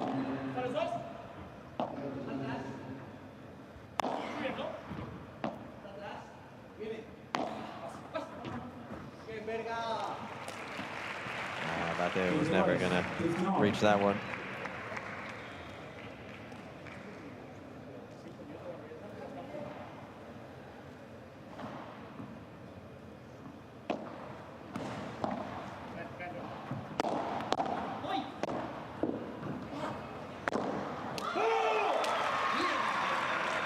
Tap out of the courts, Álvaro Montiel again.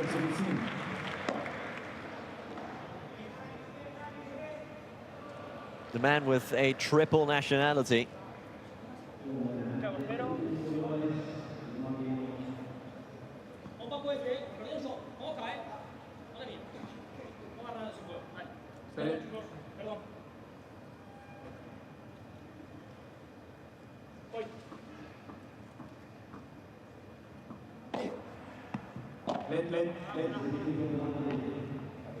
Aquí la puerta esta.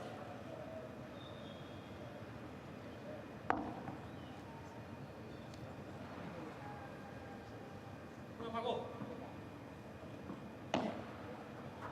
Con todo, Flavio. Now it's Abby who is pulling the trigger.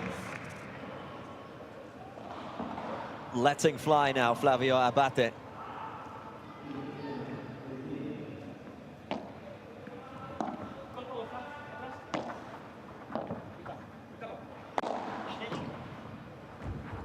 Montiel tries, and Paquito touches. A net touch from Paquito Navarro, and that brings us to 2 games apiece.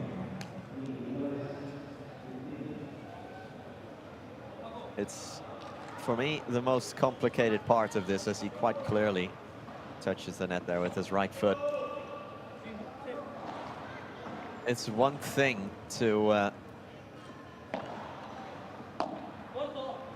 recover a smash, but to have the court awareness to run, break, jump, return the ball, and do all that without touching the nets. That's where the difficulty lies for me. But hey, I'm up here commentating, and I'm not down there playing, am I?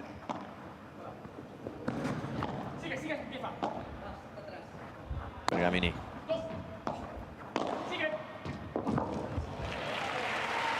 Just insistent volleying, and Viboray into the corner of Flavio Abate.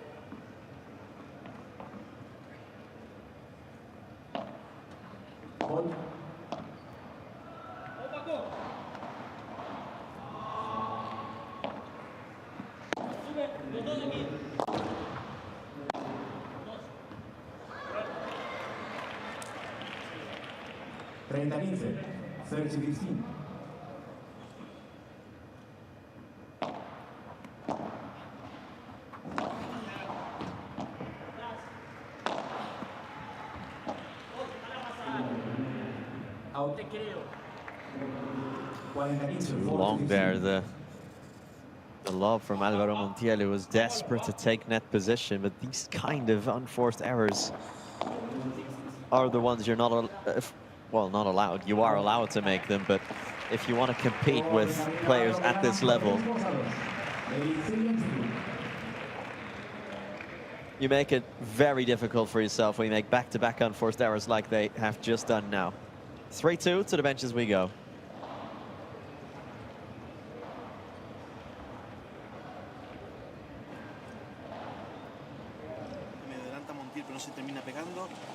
Si nosotros estamos un poco inactivos, nos acaban pillando. Porque la bola viene rápida. O sea, si te das cuenta, es que no cambia la velocidad, no juegan lento. O sea, tenemos que... Vamos, ¿qué hacemos el resto? ¿Cómo, si no que estamos, que aún así con todo, estamos un pelín parados. O sea, yo creo que nos sorprende una, nos sorprende si nos devuelven la siguiente, nos sorprende como y que aparte, estamos... como viene rápida, vamos al tranzán. También nos dejamos algún resto, tu globo corto y otro globo corto, y al final, pues... no cogemos el hilo. Para mí es intensidad y concentración. En cuanto lo conectemos, ya está. Pero vamos a hacer un esfuerzo mental de intensidad y paciencia. Si tenemos que rezar por abajo, la primera vamos a rezar por abajo. Claro, no pasa nada, no pasa nada. Luque, no quieres estar primero arriba. Por eso. Como la pista es así, nosotros ya podemos estar en la primera. Si viene por abajo, si y alguna lentita también, alguna lenta. Venga, vamos.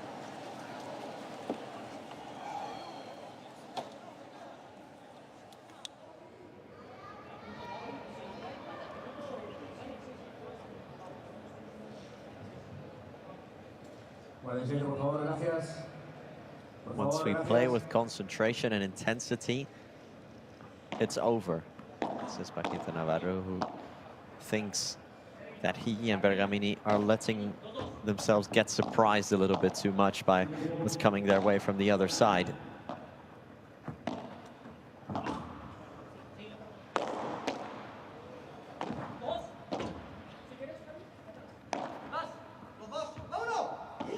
Fake smash there from Abate.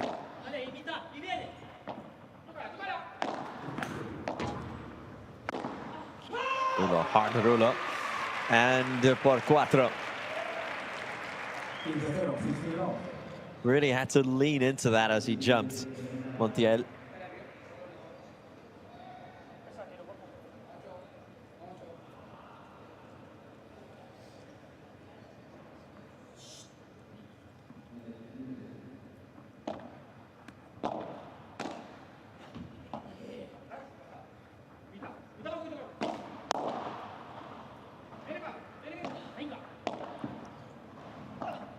Navarro's blocking ability is second to none.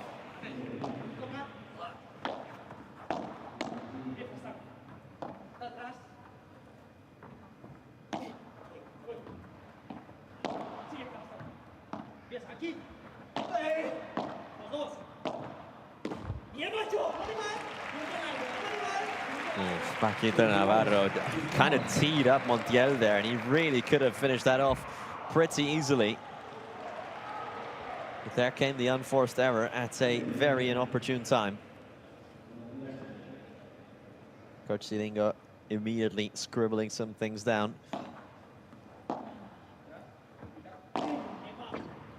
Is this the game then when Navarro and Bergamini find a way through? Not if Montiel has anything to say about it.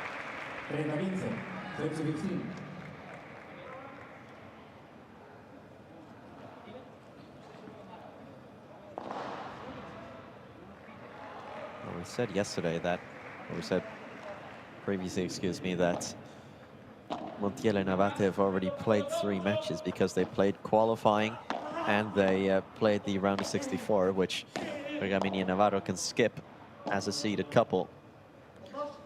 And what I didn't mention was that in both of those, or in all 3 of those matches rather, it went to 3 sets as well. In 2 of them, they lost the first set and they had to come back from a set down, including in the main draw against Marco Caseta and José Luis González.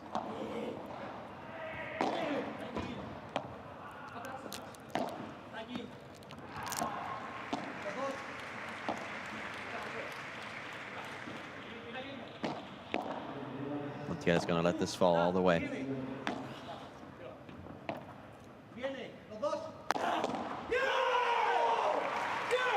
Bergamini just goes with absolutely everything he has, and he gets the first break points of the match.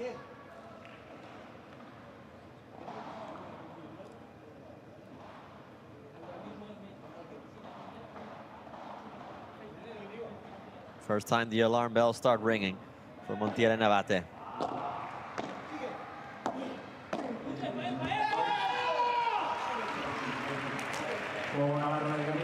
They just got gifted the first break.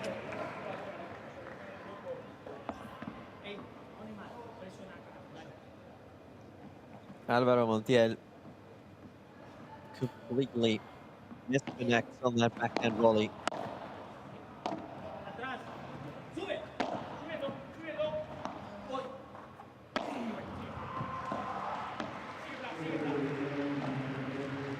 Navarro tries the drop shot. Bergamini.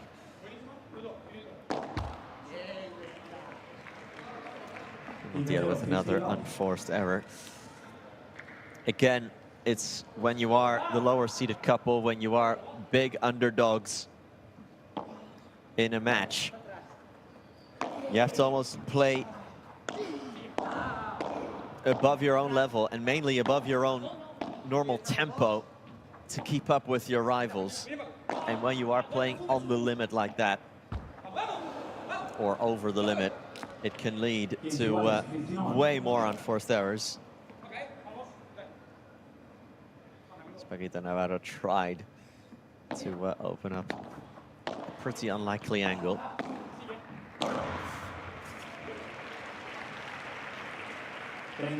Bergamini has had Abate completely pinned in that corner. That little girl asking for either Paquito's racket or his shirt. I think he's using those right now, but let's see what happens after the match.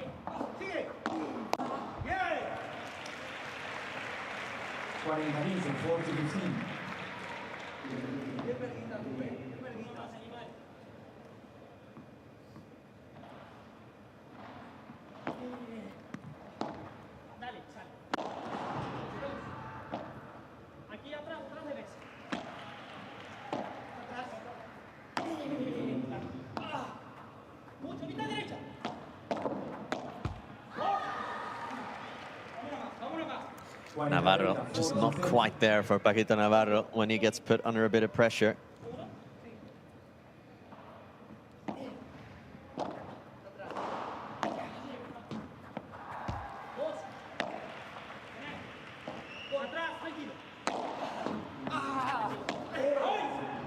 That figura from Paquito, well held by Abate.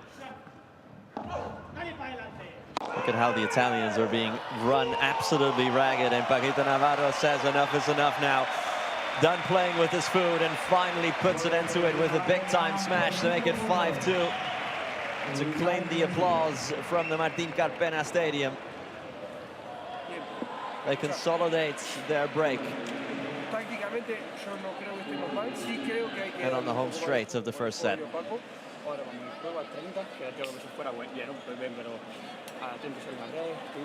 Y perdimos un saque que la tiramos afuera. No es que perdimos un saque porque ellos no nos cambiaron las cosas. O sea, no lo veo que está mal. No, yo no veo que está mal, pero sí que insisto en lo mismo. Como depende de nosotros, tenemos que ser un poquito más responsables, un poquito más intensos cuando queremos las pelotas sencillas y queremos ejecutar bien. Igual veo una cosa que no me gusta nada. O sea, no puede ser que está Flavio arriba y yo tengo que cubrir una bola que entra y se va casi, es una locura. Bien, pará. El tema está en que vos no podés salir para otro lado que no sea para el paralelo. Bien, bien, entonces, este está adelante. Estate un poquito prevenido. Si la bola le va muy al paralelo y no puede salir para el otro lado, para dar un paso atrás. No, él está hablando del bloqueo. Cuando me tira la víbora, y la pelota boludo, esa pelota tuya. Tiene una bandeja. O sea, te quedas mirando como... Porque pienso que me tengo que cubrir más ángulo y él la medio. ¿No te pasa por acá? Claro. No está tan lejos de mí. No, boludo, no. Escucha una cosa. Sobre todo cuando... Por esa pista, por favor.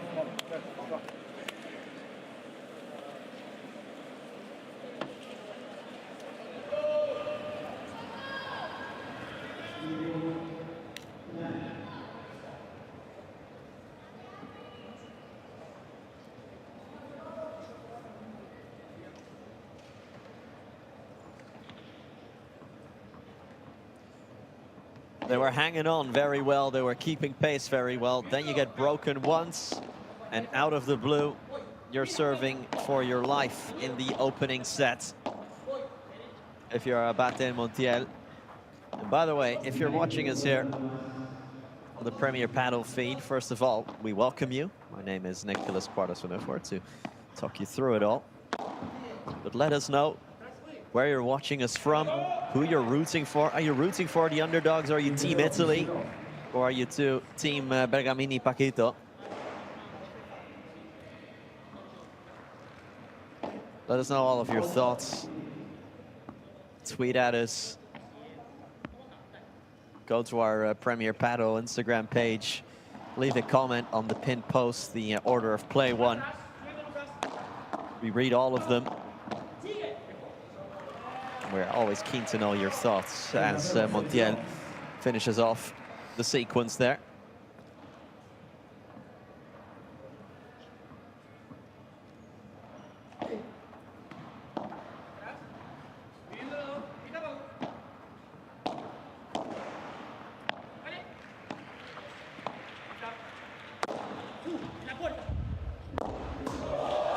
That's going out, but Paquito is wise to it, and this time Paquito Navarro returns it to sender with so much might.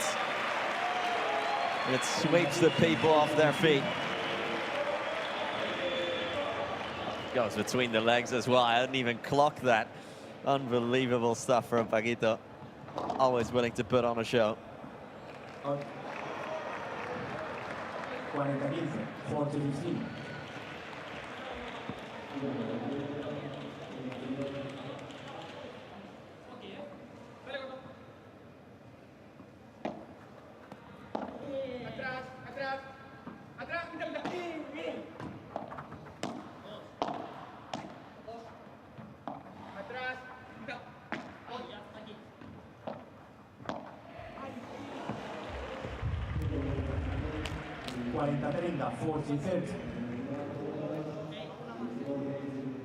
Montiel sometimes does struggle to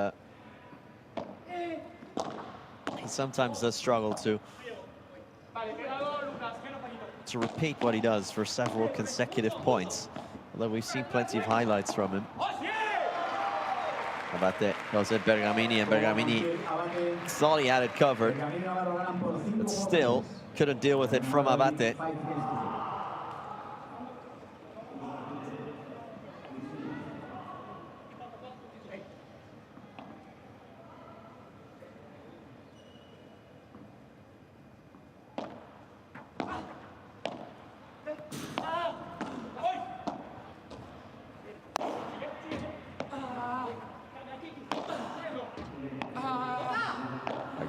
Everything going Abate's way. The lefty doing all of the dirty work. Montiel keeps his net position.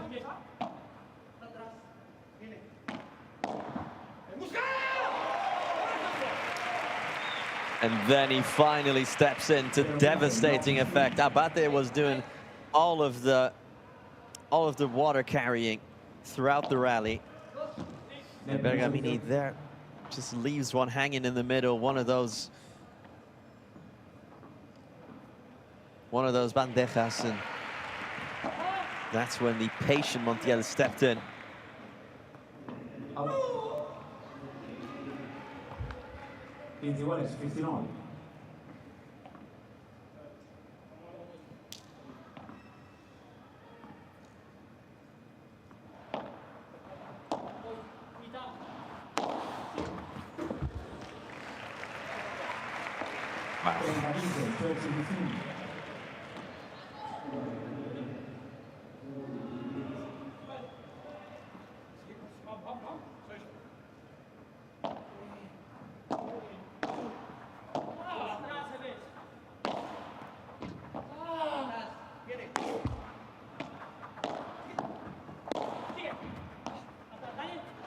Paquito sets himself up. The rulo going back glass. The fake smash from Paquito. Montiel has to hit the brakes, has to recalibrate, but hits it off the fence rather than the glass, so it won't count for Álvaro Montiel. And these will be set points then.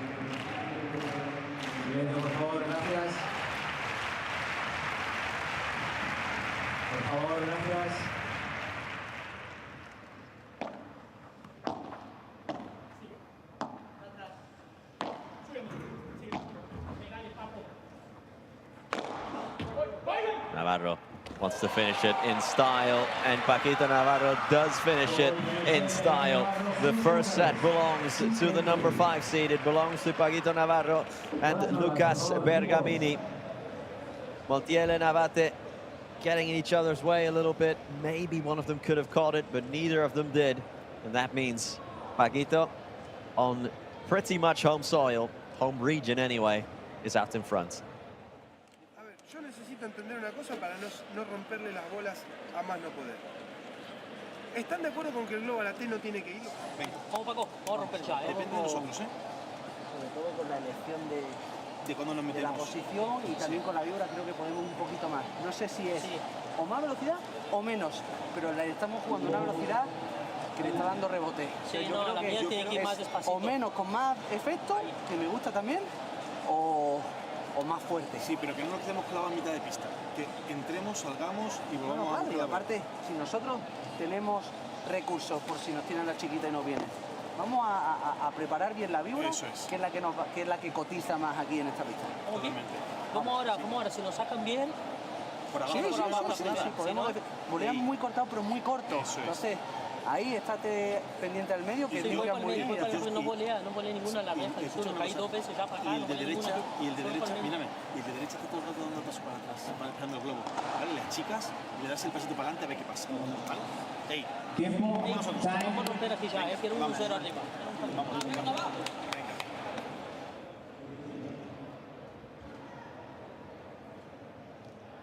Es pelote que nos generamos nosotros mismos y lo cerramos. Si eso no está, no te digo que nos vamos a ganar, pero que vamos a estar muy cerca, boludo. Dale, vamos.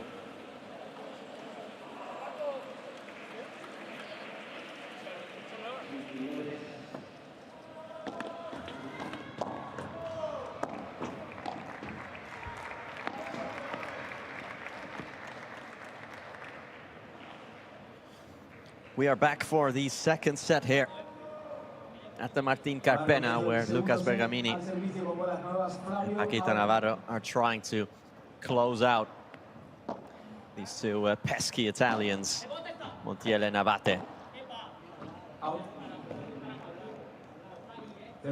What they will be banking on is that they've done this twice already. They've twice been a set down and come back from a set down this tournament alone. And that really does psychologically go a long way, believe me.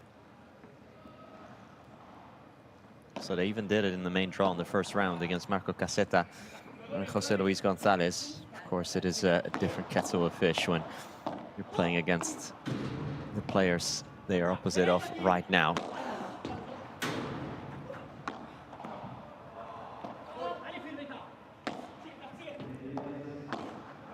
Navarro.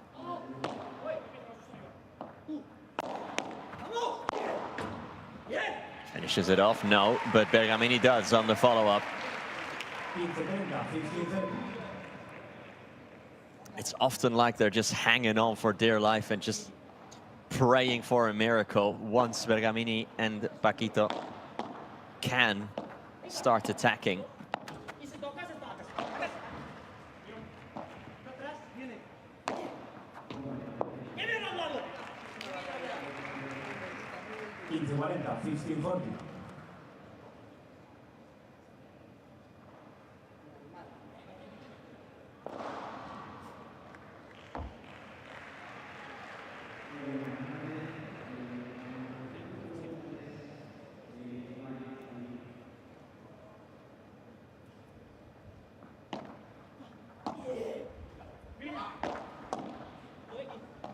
Montiel lined up the smash, and again, it's those blocks from Paquito.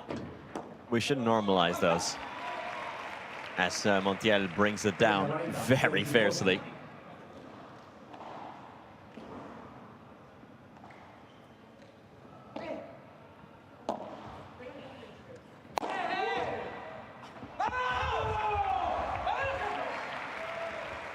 And the second break point goes begging as well. Abate with a quick trigger on the smash.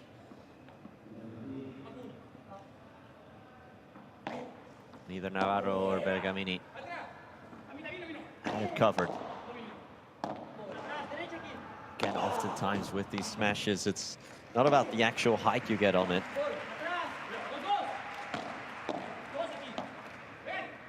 But rather, it's all about just getting enough speed on it as Paquito Navarro keeps that one alive somehow.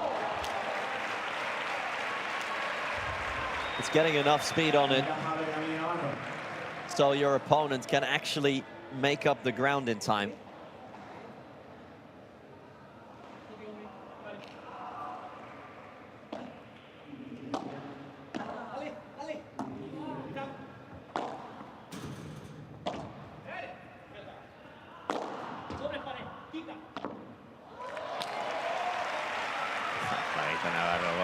Give him an opportunity like that.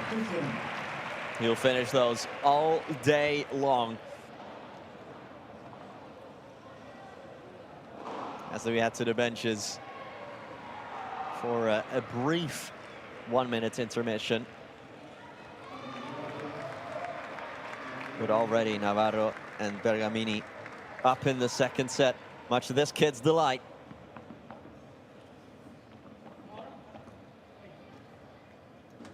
I do really think that he still needs his shirt and his racket, at least for now.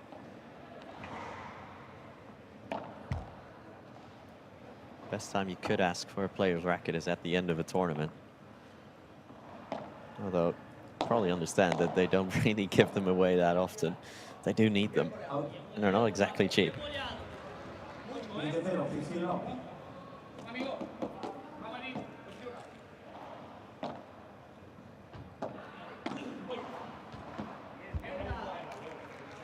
There's another question for everyone. Everyone who's watching us.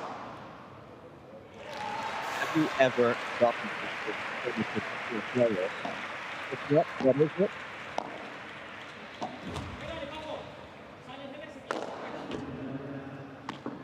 And if you've ever gotten a racket or a shirt or anything like that, have you used it?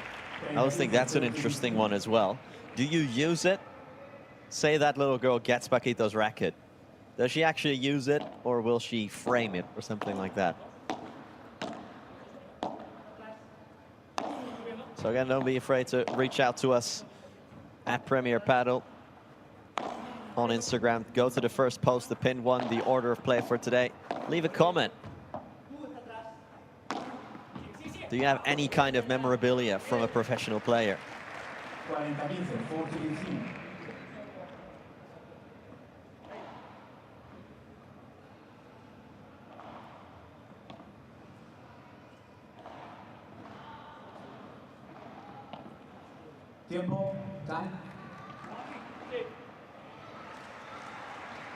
Seeing, by the way, some people letting us know they're watching from Sweden. Says Karin rooting for Paquito and Bergamini. Always fun to watch the guitar. Don't think we've seen the guitar just yet, have we? Maybe it's been too easy a match, if you will, for that.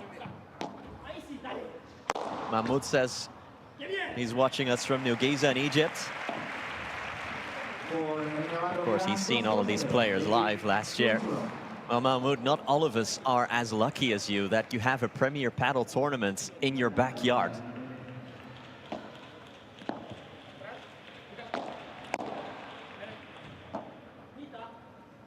So consider yourself very fortunate.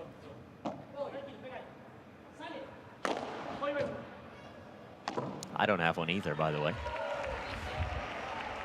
As that's a pretty easy one for Montiel.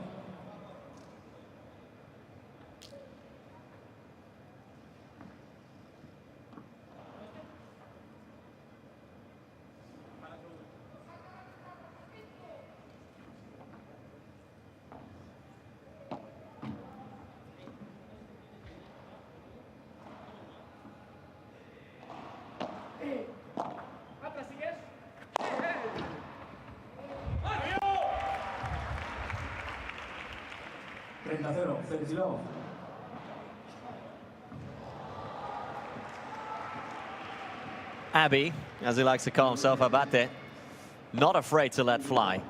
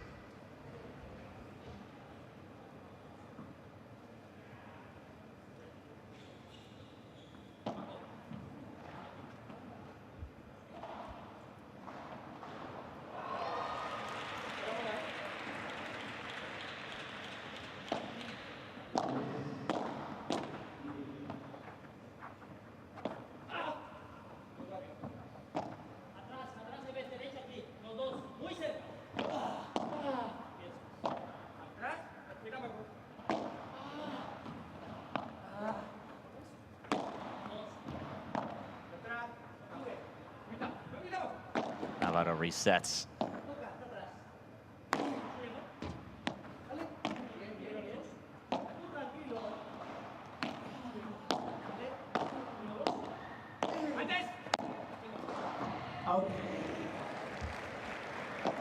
Out it goes. Again, just too many unforced errors.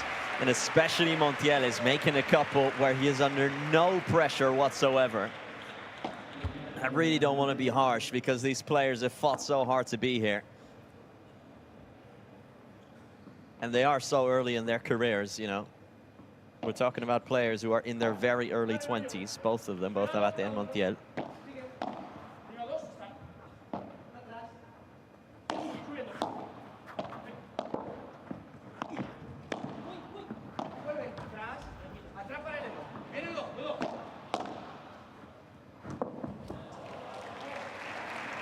Montiel, a little late to react, didn't realize it was a drop shot, I don't think.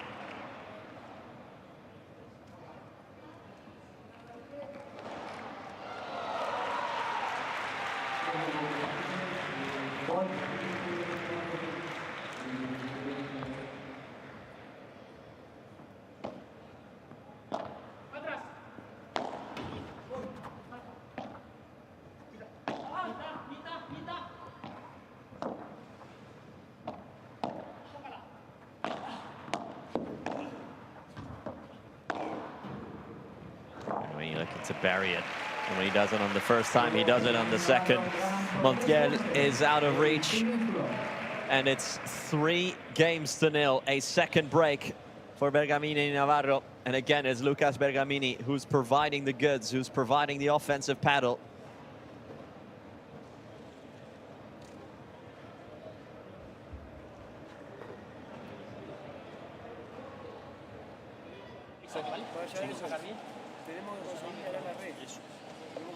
es ahora bien la víbora, ¿eh? Ahora mucho Sí, mejor, más lenta por delante. Yo ya noto que no me puede contraatacar tan fácil ni sacar de globo. Yo ya noto que ya mantenemos el dominio. Al final yo creo que como tú tienes la víbora un poquito más lenta, pero te va un poquito más baja, con menos rebote, dirige mejor la dirección y sobre todo la profundidad va mucho mejor. Eso es. Ojo de aquí. Eso es. Pero por favor una cosa, y como te metas de volea, te metes y paso para atrás. No te quedes clavado en el sitio. ¿Vale? Pacorro, muy bien, muy bien. Tiempo, Para atrás y rematar liftado, ¿vale? Está muy bien ese esfuerzo. Venga. Vamos para este juego, al principio. Va.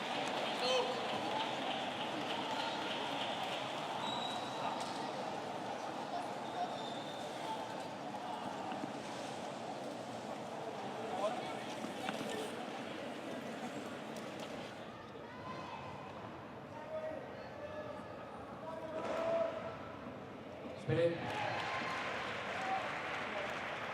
Al servicio Lucas Bergamini.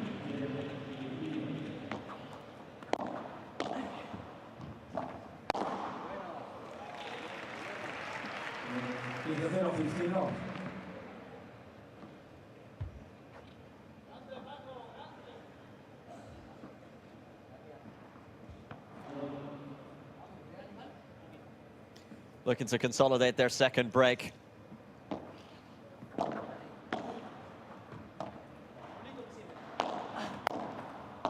Right now, we're Bergamini Navarro. 30-0. Sergio.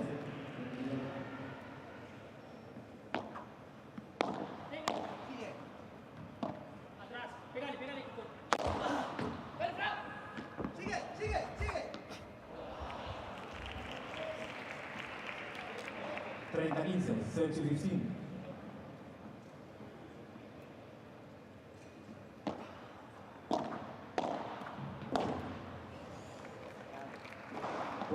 For me, Lucas Bergamini has been the MVP of this match. The way he's got Abate completely under control. The way he's setting up Paquito like he did there.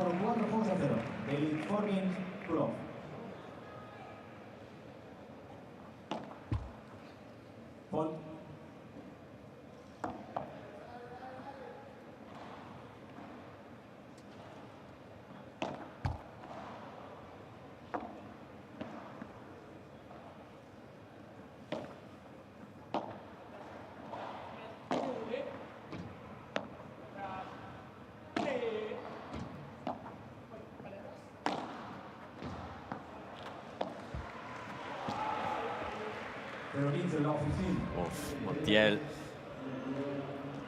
It's often when you're either winning by a lot or when you're losing by a lot, when you maybe kind of let caution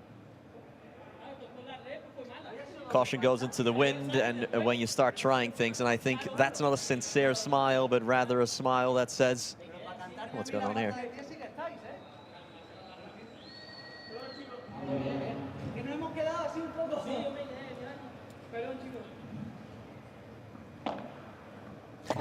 The umpire shrugging there, like, what did I do?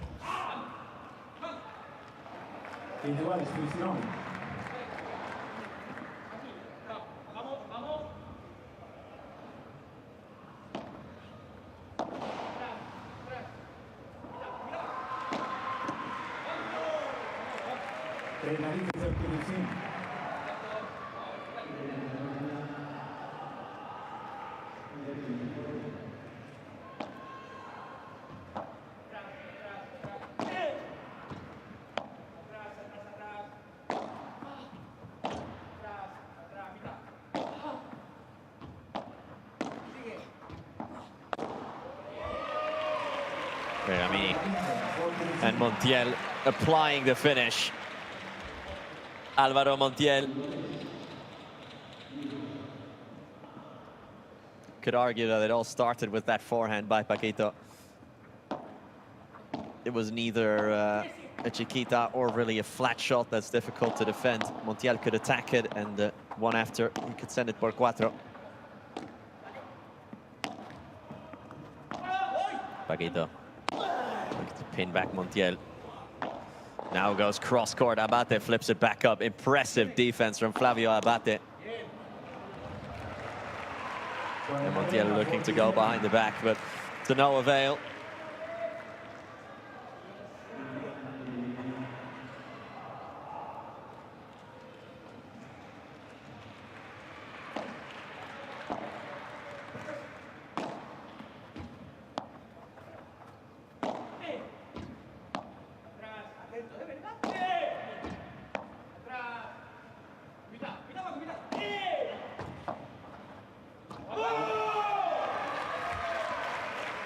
Consistent and persistent Víboras to the corner of Paquito Navarro. 4-1, they're on the board. They're a long way back, but they've made a start.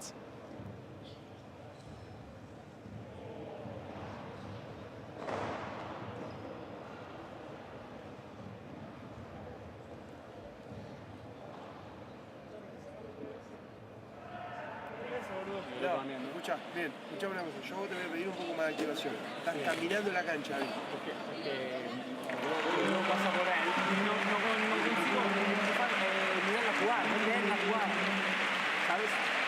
Tú estás jugando bien, estás jugando paciente, pero con paciente, bueno, por lo menos yo te la estoy tirando ahí, al final alguna se vende. ¿Sabe una cosa? Que al final estás jugando perfecto porque siempre lo he cruzado bien y no sé qué hacer. Bien, escuchame una cosa, yo lo que necesito de él es que cuando pueda cambie la dirección del globo para el otro lado. ¿Sí? Para que entres un poco vos con el juego aéreo por la T, empieces a cubrir vos, a ver si podemos conectar alguna pegada. ¿Estamos? Tiempo, a ver si en algún momento el bonito puede tirar la víbora para allá, aunque no tenga grandísima calidad. Y después, vos sos rápido, vamos a jugar un poquito con las conexiones, estás haciendo un desgaste loco con la víbora y el flaco hace así, ping, te tira todo. Bueno, por eso, bajar el ritmo, así corre menos, boludo. Pero claro, así corre menos. Si vos tiras rápido, va a correr más. Claro, boludo.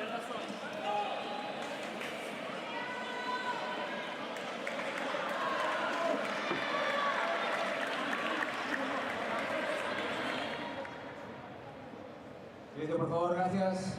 Gracias. El primer servicio.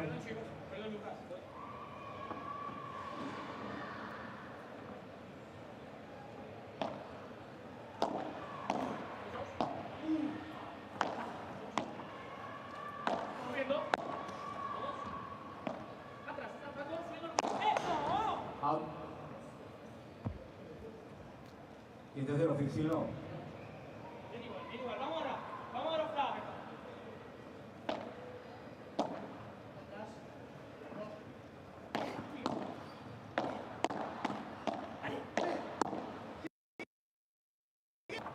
Atrás paralelo, mitad paralelo. ¡Voy! ¡Aquí se fue! Paquito Navarro takes it off Bergamini and then puts it into the net. So that is also kind of an unwritten rule, is that when you take a shot of your partner that is not really yours, that's like clearly on their side of the court, you better make that shot, folks. You better make that shot.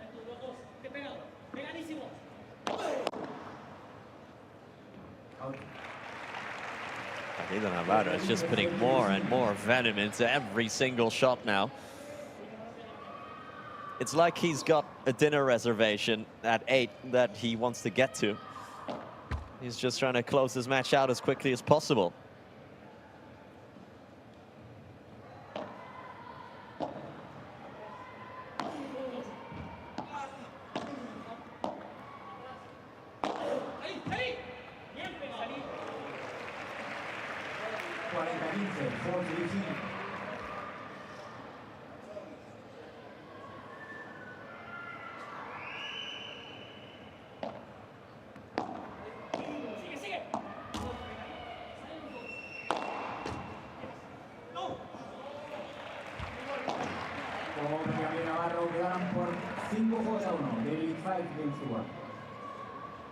Paquito Navarro, he's got his smashing touch in order once again.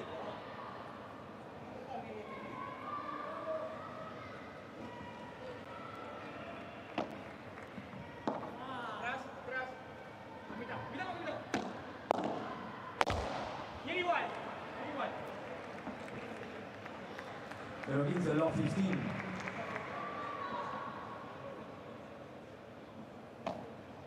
Ball.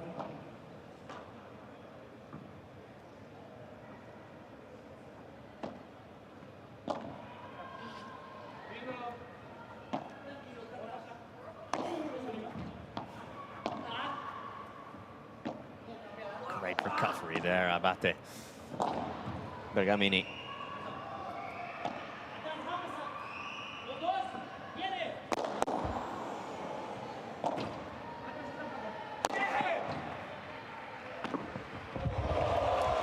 Touches off both glasses, and Bergamini with the Juan Teo-esque recovery there.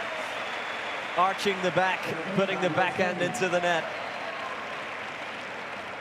That is giving your opponent absolutely no chance. Because Abate was desperate, or it was Montiel rather, desperate to make up.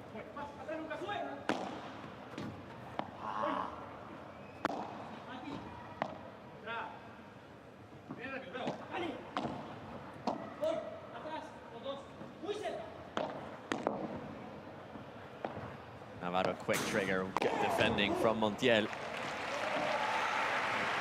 Bergamini gets the crowbar out, finds an opening with it, and then smashes it through it. It's love 40 here, and these are 3 break points that also mean 3 match points for Paquito Navarro and Lucas Bergamini. They've become a formidable force when it comes to taking care of business in the early rounds, which at the start of the season was really not a given for them.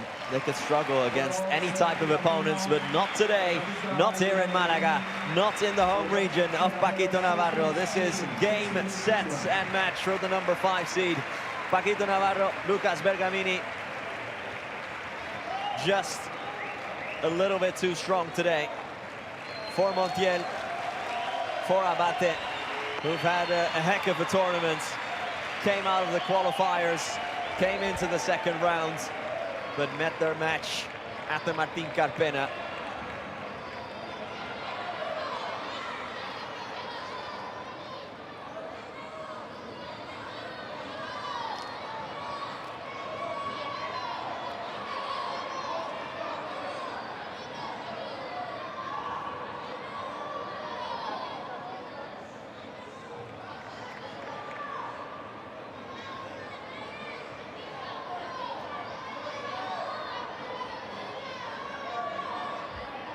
Abate here kind of knew it was over when he played that backhand, when he was forced to the net by Paquito here, and he saw that Montiel didn't cover.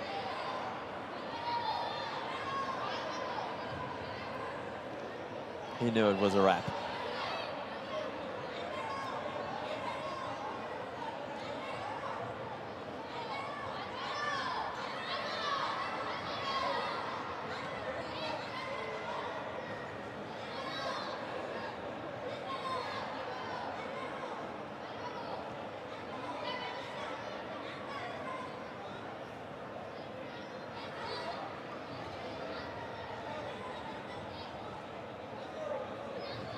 The second set was a lot less contested than the first. You felt like Bergamini, Navarro, once they clicked into that gear that Paquito Navarro mentioned on the bench at 3-2 in the first set, he said, listen, I feel like we're not concentrated, we're not intense enough, we're letting ourselves get surprised by our rivals here, and once we snap into that into place, we'll blow them away. And that is, to be fair, exactly what happened. From that point onward, they won 9 games themselves and gave up only 2, with more winners with only 4 unforced errors, which I think also kind of tells the tale of that they weren't really stretched to their limits. But that is Bergamini and Navarro into the next round, but don't go anywhere because we've got more Malaga P1 action coming your way very soon. Coello and Tapia are next.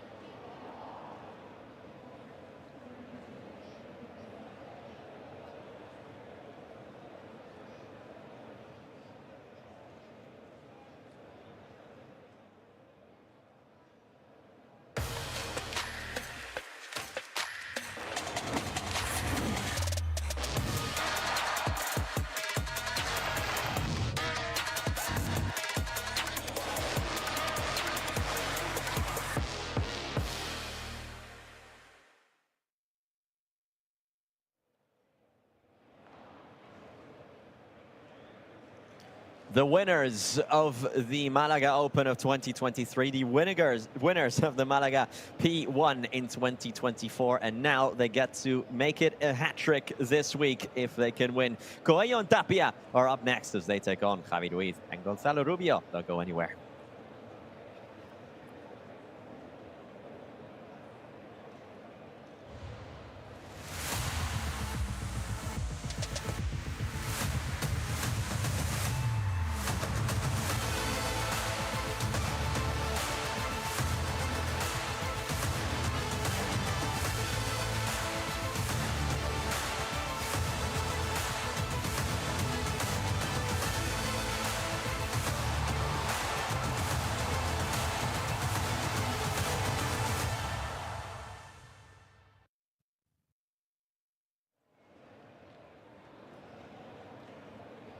We are back at the Estadio Martín Carpena. Coello and Tapia, like I said, two-time holders of this tournament in Malaga. They've never lost here at the Martín Carpena, and they're looking to keep it that way as they are about to be welcomed into this arena. Gonzalo Rubio and Javi Ruiz, though, looking to be kind of the party poopers here. Both of them are Malaga, or not Malagans, but from Andalusia. I'm not really sure how you call someone from Andalusia. An Andalusian, I suppose. But Javi Ruiz from Granada, Gonzalo Rubio from Sevilla. So both of them from the region, but not as local as, for example, Javi Garrido or Mike Yanguas or Ortega Gonzalez. Nonetheless, they'll get a warm welcome here. And lest we forget that Gonzalo Rubio has beaten Coello and Tapia in the past. With Alex Arroyo, that was back in Amsterdam, but it has happened before. And why not? Why can't it happen again?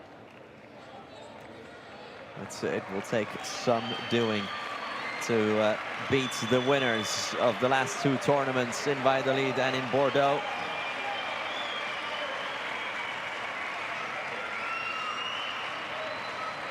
The two-time reigning number ones.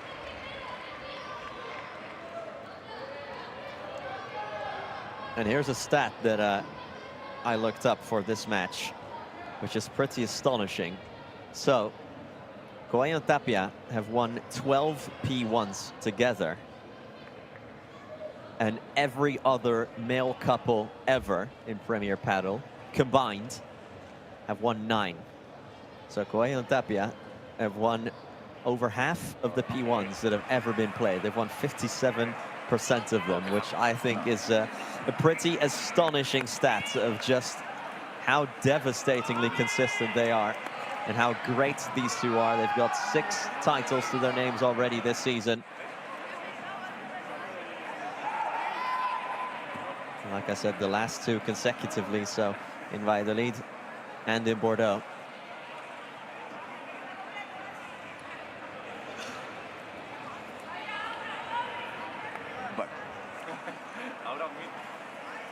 ¿Quién elige, Javi? Arturo. Arturo, FIP, Premier. Premier. UPT. ¿Sacas tu Gonzalo? ¿Estamos? ¿Qué quieres? A mí me la pela. Saca Gonzalo. ¿Sacáis? ¿Quién empieza a hacer algo? Yo. Suerte. All right, they've opted to serve. There's a breath of fresh air.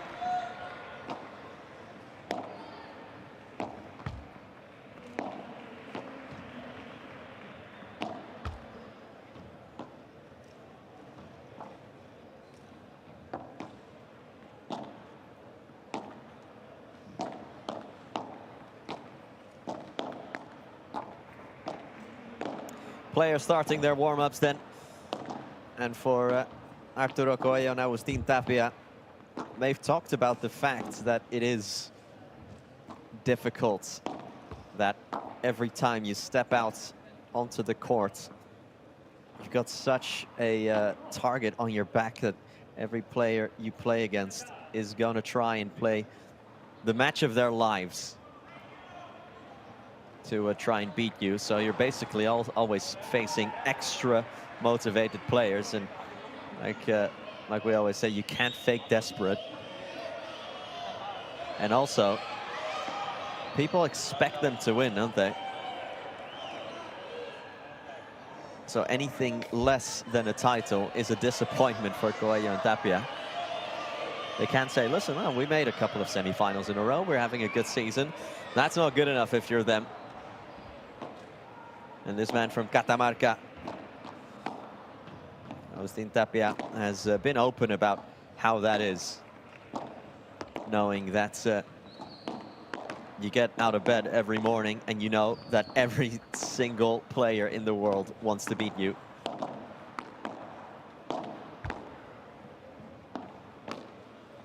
Tapia, a man who has been winning for a pretty long time now.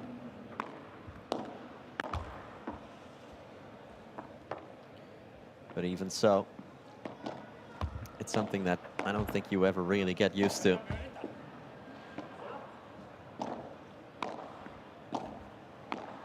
Tapia, who by now has 46 career titles. So he's closing in on that magic 50 number.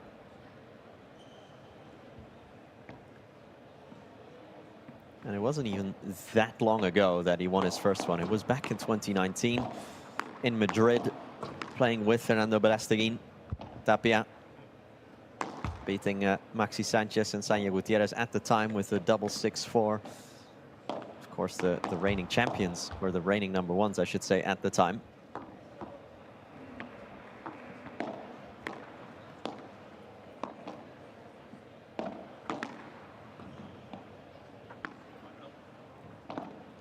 Meanwhile, Javi Ruiz, a man who has stood in a couple of finals himself. He's never won a major title, and I don't mean a major like the ones we play in Qatar, but I mean like a top-level title where everyone is allowed to register. So not, for example, a FIP Silver or something like that, where it is capped at who is able to play them. So Javi Ruiz, most known for his time alongside Uri Botello,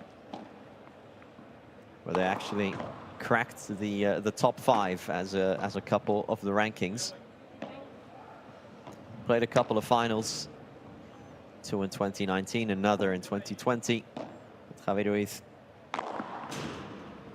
And the most recent one was actually with Gonzalo Rubio back in 2023. So this is not the first time they have teamed up as a couple.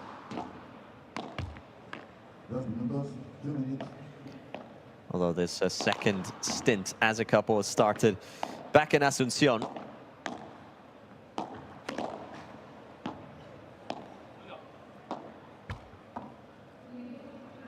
Buenas tardes, bienvenidos a Padel, Andalucía, Malaga P1, donde a continuación se va a disputar el partido de segunda ronda del cuadro principal masculino entre los jugadores. A la derecha de la silla, Gonzalo Lucio y Javier Ruiz.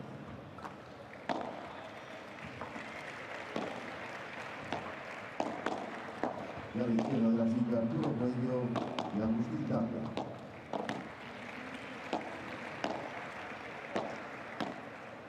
Partido que se disputará el mejor set de cada uno de los superadversarios. Sorteo ganado por la pareja Rubio Ruiz. Han elegido servir. Un minuto, 1 minute.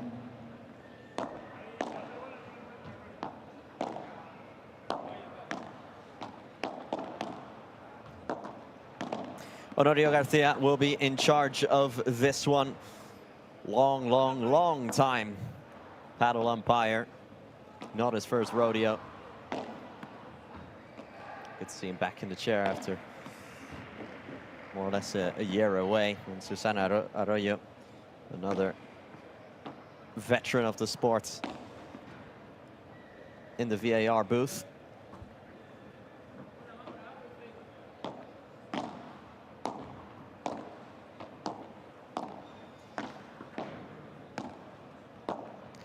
But like I said, it's The stat I said earlier about Coello and Tapia is a pretty astonishing one. They've won over half of the P1s that have ever been played in Premier Padel. And you could argue, yes, but I mean, the first year of Premier in 2022, there were only a handful of P1s.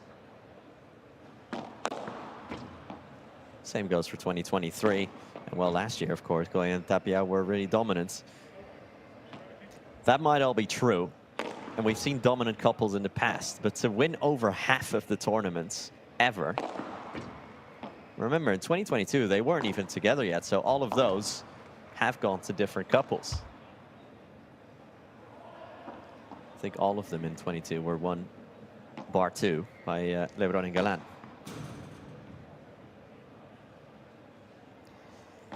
But anyway, I digress. This is some real stat nerd stuff that I don't want to bother anyone with back at home. Speaking of everyone back at home, we welcome you along for the penultimate of our matches here on a Wednesday on the Premier Padel feed, on the English Premier Padel feed. We hope you enjoy our coverage. We certainly do enjoy your company.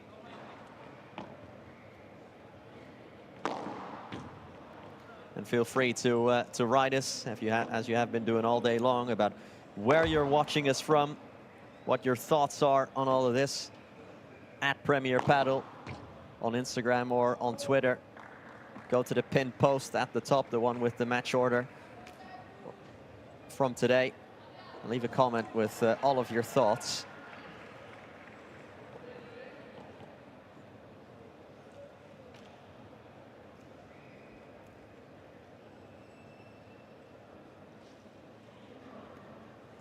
During the last match, I asked all of you what your favorite piece of memorabilia is of Padel.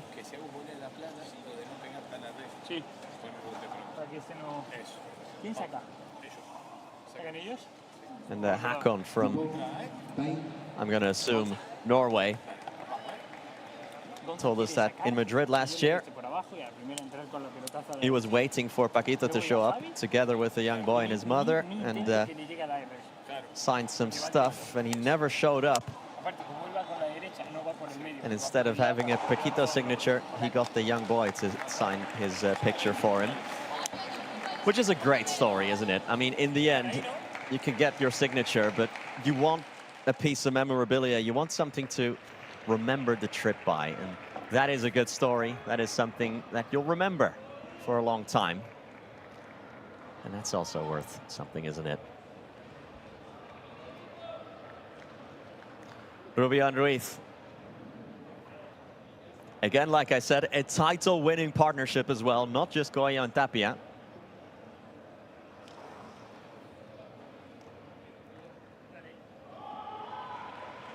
Let me revise that. A final reaching couple. Apologies, they didn't actually win it. They lost to Edu Alonso and Juan Luis Bri.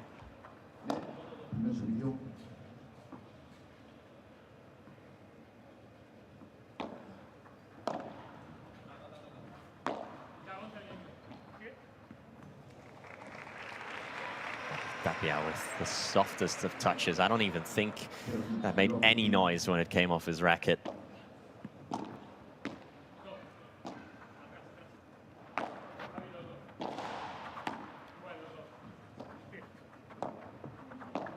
Something that's often said about someone like Sanyi Gutierrez, just someone with supreme touch of the ball, where a lot of times when he touches the ball, you can barely hear it because he's almost caressing the ball so much with his racket it barely makes any noise. And contrast that to someone like Coello. When Coello smashes it sometimes, it genuinely sounds like someone has just fired a gun. It's so loud.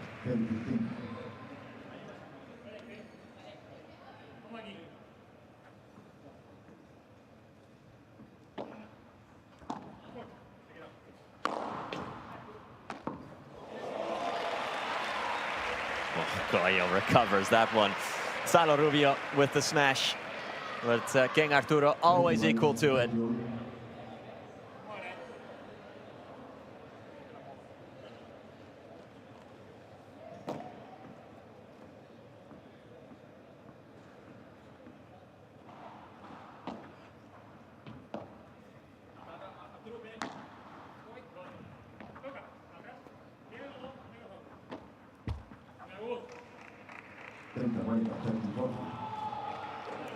Straight away, Coello and Tapia have gotten themselves a break point. Especially in earlier rounds. Oftentimes is all they need for an entire set. All they want is a single break.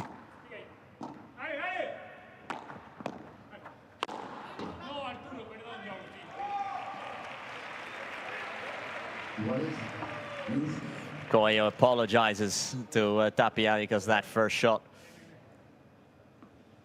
set Ruiz up for a pretty easy smash.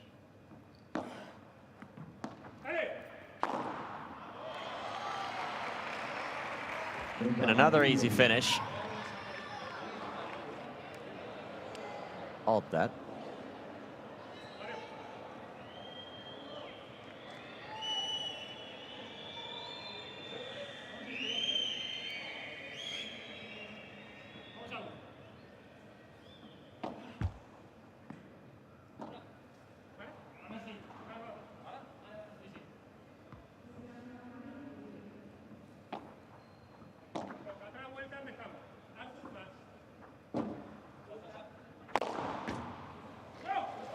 Coello has an easy smash, and that's what I mean. That just almost sounds...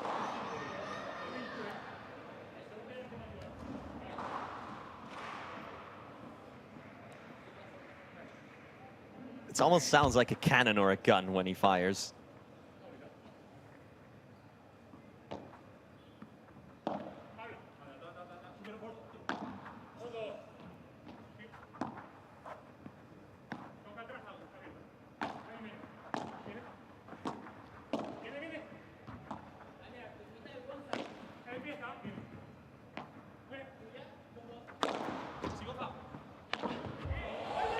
Coello again, and Thalo Rubio with a touch of side glass, so it's still alive, and Tapia will negotiate it back across.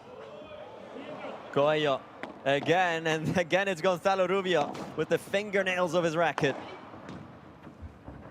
Rubio finishes himself, and that time Gonzalo Rubio does the job himself. He recovers 2 smashes, and then he gets one of his own. He actually started clenching his fist already when returning the smash.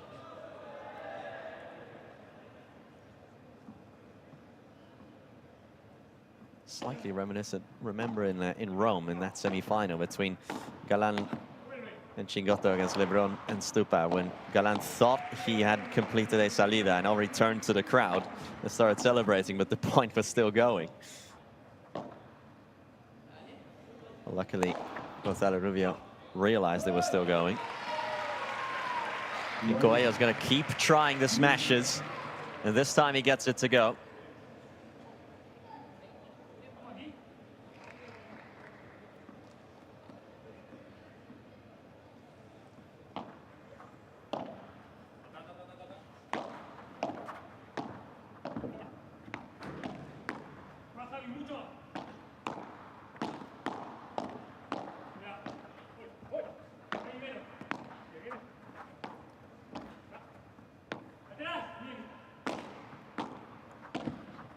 Tapia, a little bit more zip.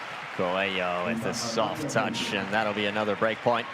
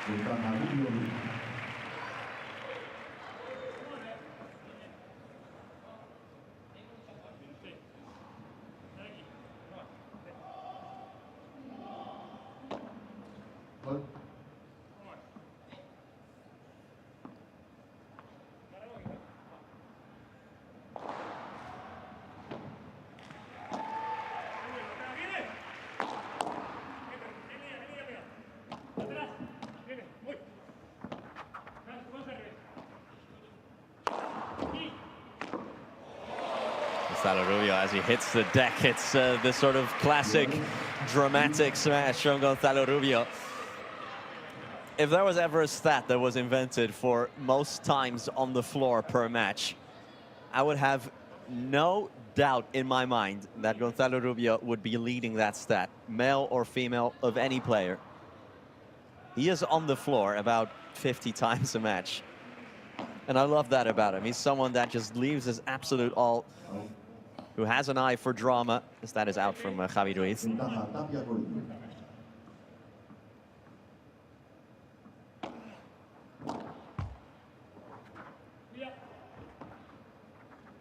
Rubio. A couple of chiquitas in a row here. Tapia the first to pull the pan out of the fire, so to speak. Another chiquita from Rubio. From deep, it was risky. Tapia. First smash from Agustin Tapia, and it'll clear the 3-meter fence. It was a deceptive smash from Tapia, and it got the job done from Agustin Tapia. And the first break, excuse me, is on the board.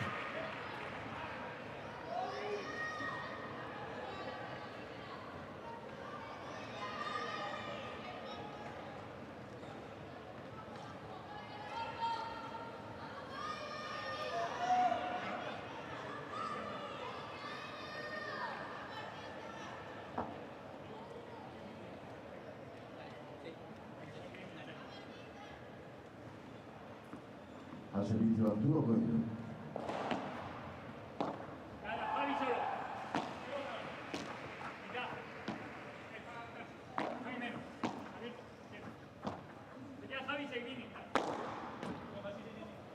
Tapia from behind the line. And Gonzalo Rubio touches the net. So it'll be point Coello Tapia.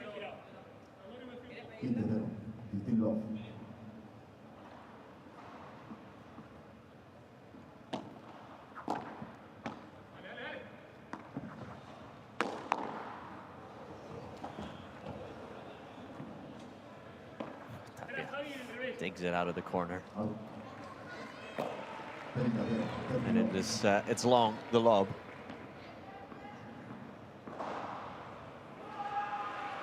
Impressive block from Javi Ruiz, which surely he must have thought would turn into a winner. And he just kind of skates off the back glass there.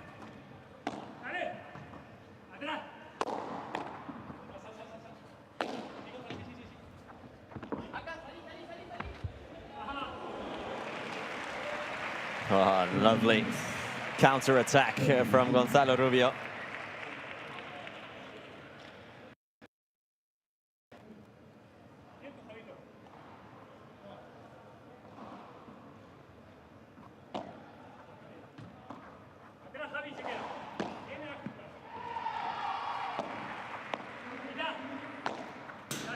The noise you can hear is from over on court 2 as the rulo from Tapia is completely off the mark.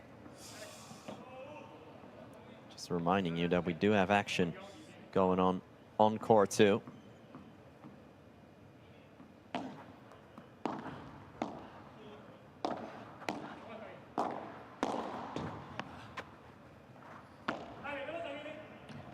if you're smart, you'll have multiple screens at the ready so you can follow all of the action from everywhere. Coello, that'll go out, and Gonzalo Rubio denied by the post.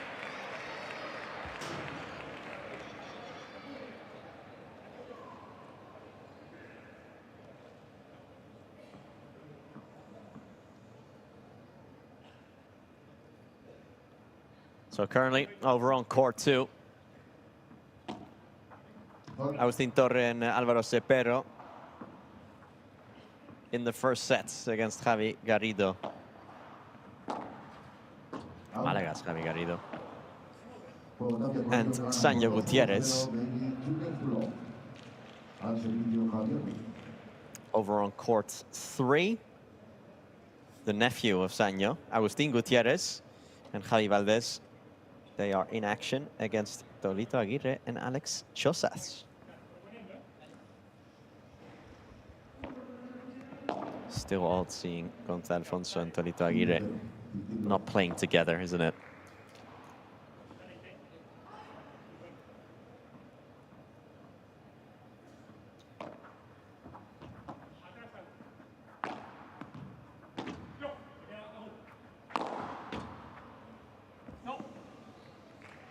Rubio, great smash from Gonzalo Rubio, and he keeps insisting with them. It's very brave.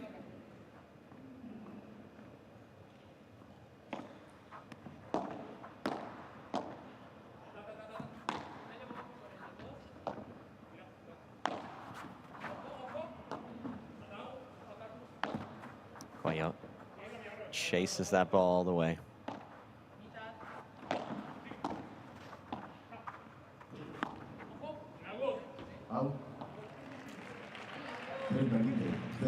Out that one goes Javi Ruiz.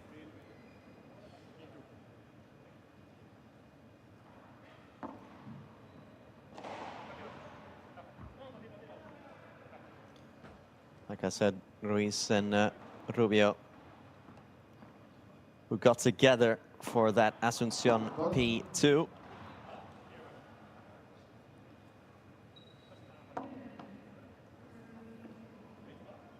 Have made it into the round of 16 together, but never gone beyond that. So they made it precisely there in Asunción.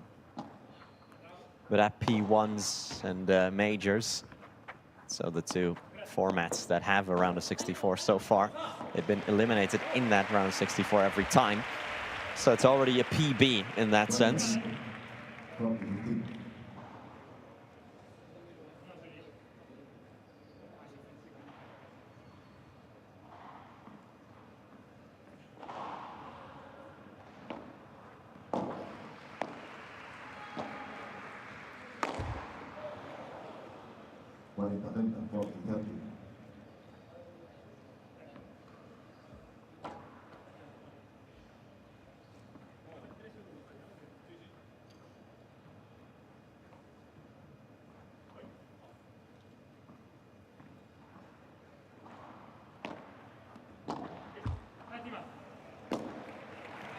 Tapia gives them a free point, so Ruiz and Rubio are on the board. And now Ruiz and Rubio, R&R. We'll do some R&R, rest and recovery, over on the bench. It's 2-1. Aquí ya está pegado por 3. Qué buena señal, ¿eh? Que la gane por 3.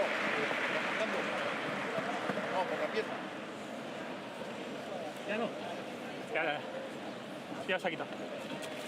No, no, se ha quitado ya. Ahí yo creo cuando arme Tapia, cuando te diga sal, si puedes saltar. Sí, no, ahí es que no llego. Vale. Yo ahí lo mato. Yo grito se lo pego por inercia, pero no. Claro. Y ahí, cuando le metes un globo Javi, si podés, de segundo, no a la primera, porque él, y después cuando ellos les queda la pelota más o menos, ellos tiran por abajo, no nos peguemos, pero estemos... Para esta misma. Luego, cuando termine.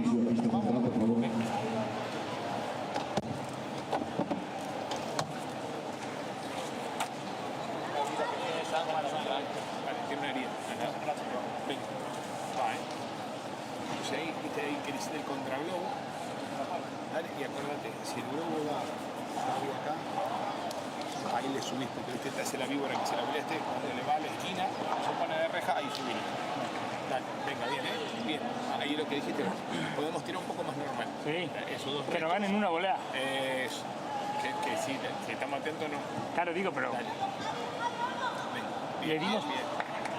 Yo uno y tú casi 3 pelotas de restos. Tiempo. Venga, vamos.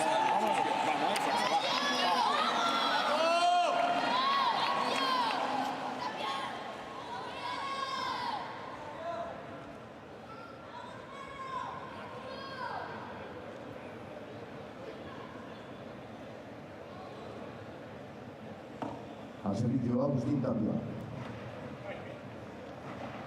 Gracias, silencio, por favor. Muchísimas gracias.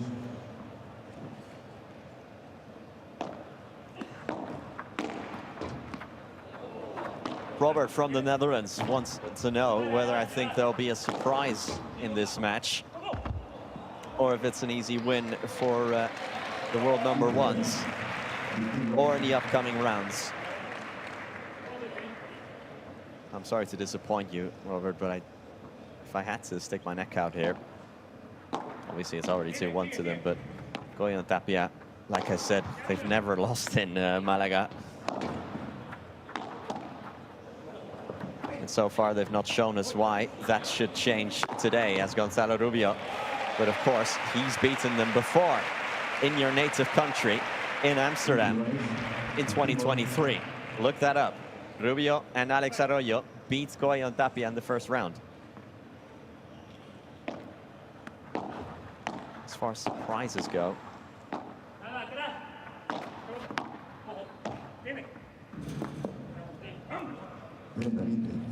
Tapia plays that perfectly towards the fence.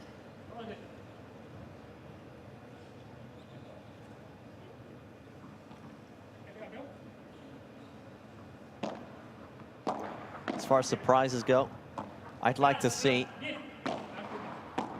what Alex Ruiz and Victor Ruiz can do. The two Ruizes who are not related.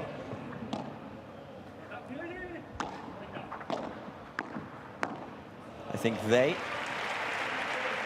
if you really want to go for a low-seeded couple, but I think Dineno and Tello have already announced they'll go their separate ways. But I think because they've already announced that, I think they've got one more big-time result in the tank.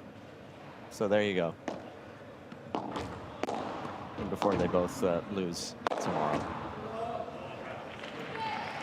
Coello smashes, and Coello makes it 40-30 pretty easily.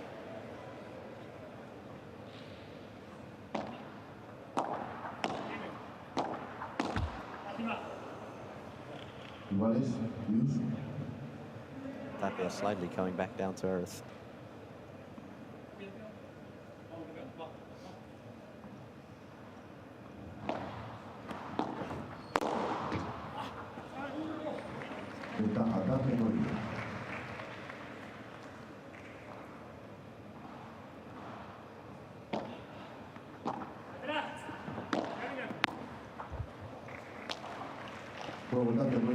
Tapia does a job by just insisting on playing it down low to Javi Ruiz from the backcourt.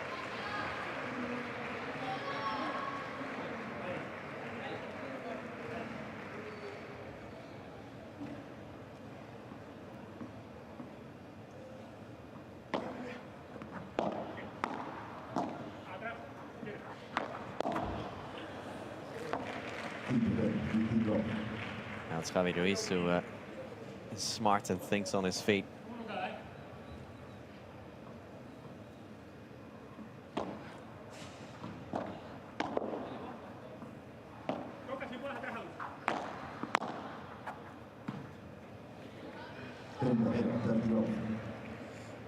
Coello and Tapia definitely are in that kind of mode that we've seen countless times from them before, where they got what they wanted. They have their break, they have their lead. And sometimes with them, it feels like they try and win by expending as little energy as possible.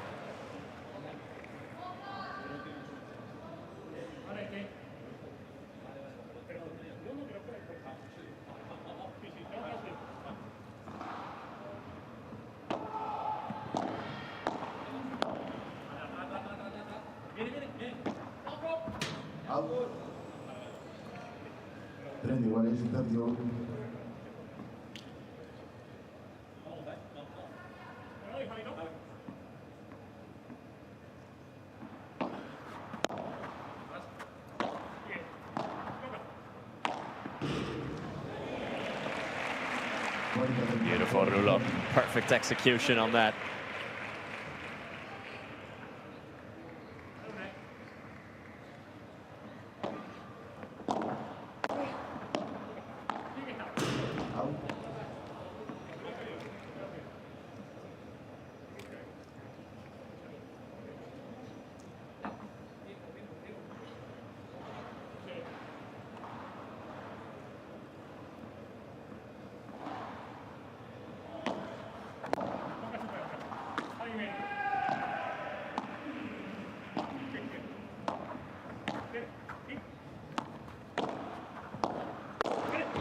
Again, trying to make use of that fence, and Coello Sends himself up. Can he finish? No, he cannot actually.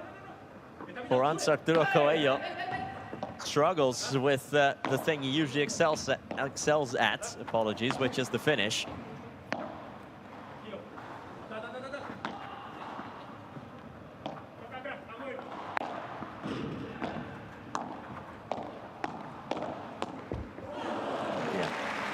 To negotiate it through the middle, and Rubio again hits the deck. Like I said, no one spends more time on the floor than Gonzalo Rubio.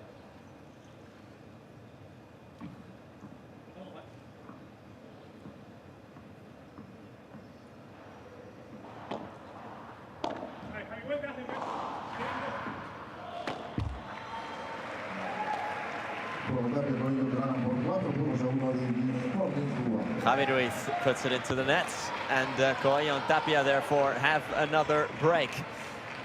Blink and you'll miss it, but Coello and Tapia are cruising out in front, 4-1 with serve.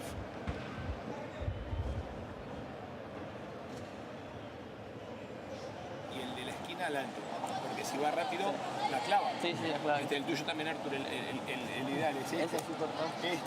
Y si tiras este, tiras el alto, cosa como le que digo, dude de que pegue. Sí, pero... Si le viese pegando de reja, hoy, no le tiraría tanto, porque de gro de la esquina también se pone medio bandeja. Javi, sigue cómodo, no tenga el doble break.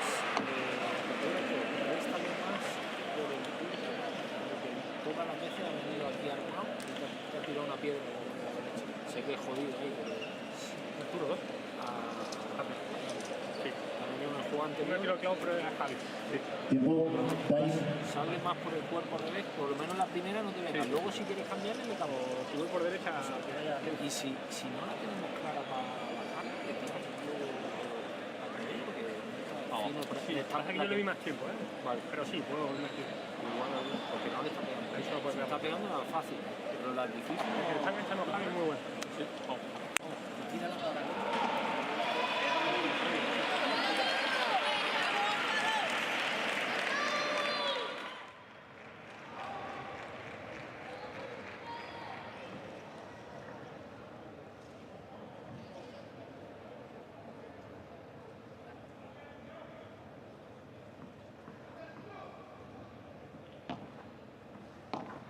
Javi sí.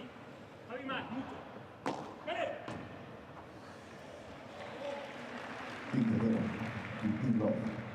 We could hear on both benches the chat between everyone.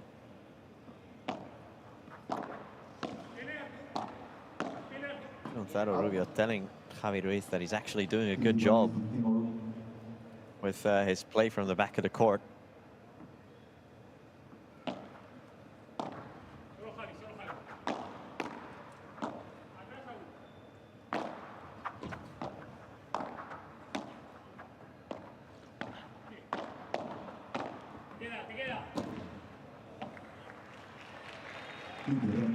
Rubio putting it behind Tapia there brilliantly.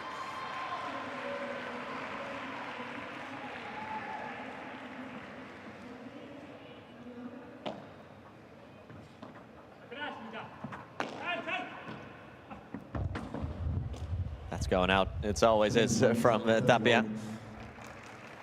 It's like he barely puts any power onto that, but he seems to be able to stroke the ball in exactly the right way. So it goes out and away from the court as much as possible.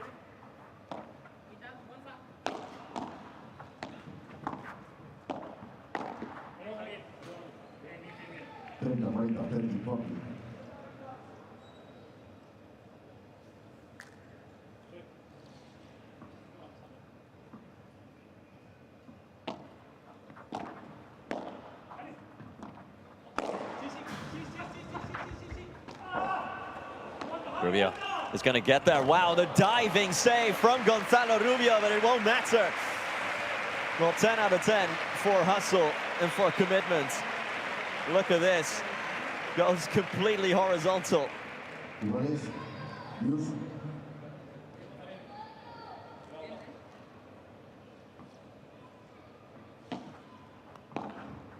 again. He's on the floor, by the way. Third time this match already.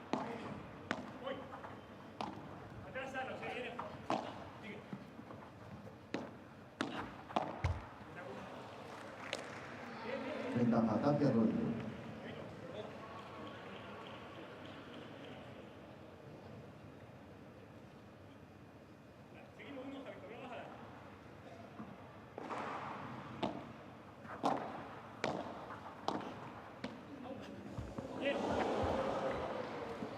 Iguales, Lucia.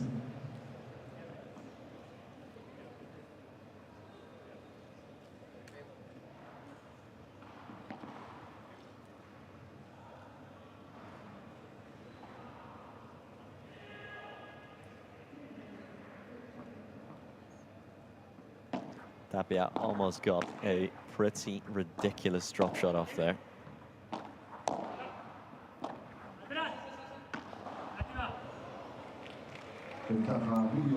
Again, going for something pretty audacious.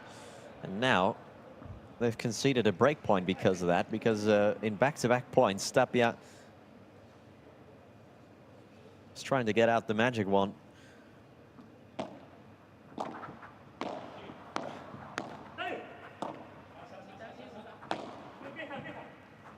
Coello.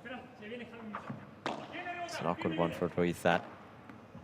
It's a lot of rebound now for the man from Granada to attack. Tapia gets it to go. The smash from Rubio, the counter from Coello.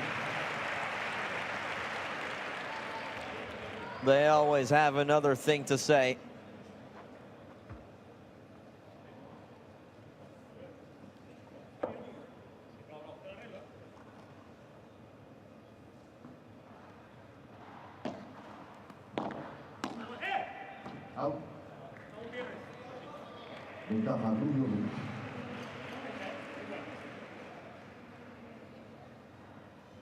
We'll have another bite at the cherry here.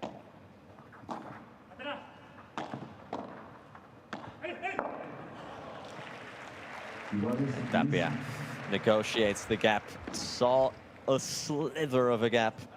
Places it into it.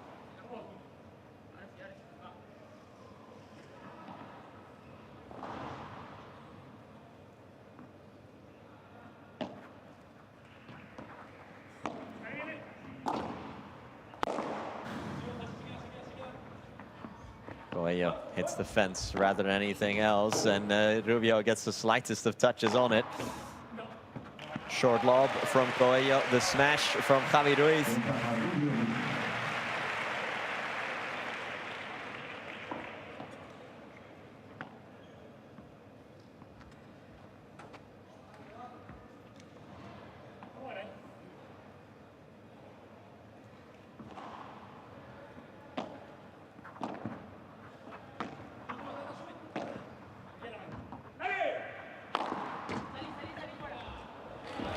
Will go for it again. Coello's not often that Coello gives chase to anything. He tried it there. But they've got a break back, do Ruiz and Rubio.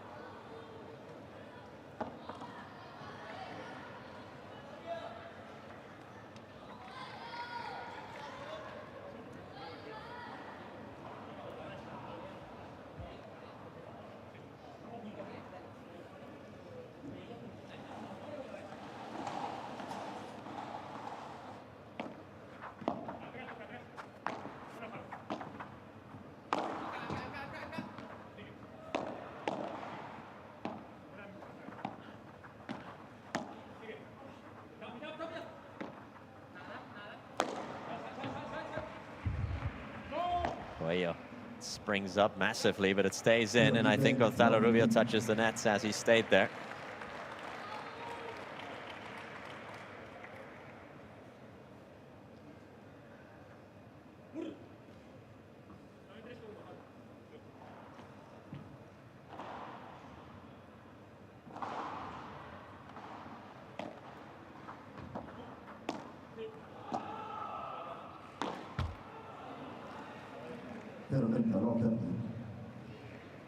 Gotta be careful now. Gotta be oh so careful now.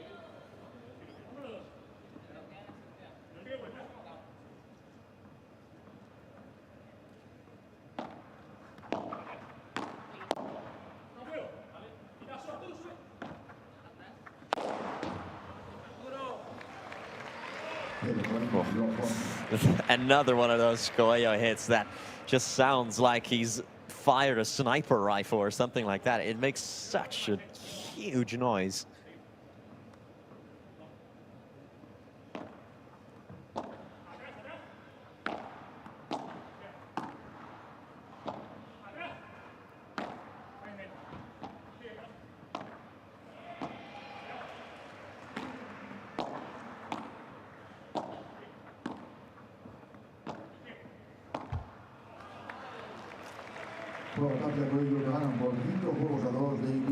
And just like that, they have reinstated their lead.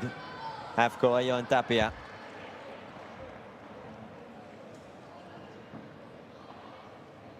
Incredible. They give it up and they retake the lead just like that. 5-2, and they'll serve for the sets when we come back.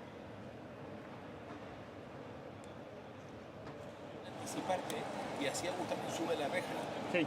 Dale, porque si esas dos que dejó votar, yo tengo que estar. Claro. Aunque la esté enganchando mal, sí. Pero Agus, si la amarra y se la tiras abajo. Agus está teniendo una víbora muy tibia. Sí, Javi, exacto. Sí. Y él ahí le tomó bien. Javi, hay que quebrarlo de vuelta, ¿sí? No, vale. Igual que todos los juegos. Bien, bien, bien. Y cuando no... Cuando pequeños regalos son los que, son los que están marcando la diferencia. Javi, cuando no hemos podido tirar el globo, hemos repetido voleas, nos han dado también errores, ¿eh? Total. Sí, sí. Tiempo, time. Entrado, macho. Si bajamos eso, esas tonterías que estamos teniendo, cambia la cosa. Vamos, ¿eh? Vamos. Bien, Javi, ¿eh? Sí. Javito, quiero este juego, ¿vale? Sí, sí. Venga, alguna a lo mejor. Si te queda, cuando te va a la bandeja Tapia, alguna que te no la repite el video.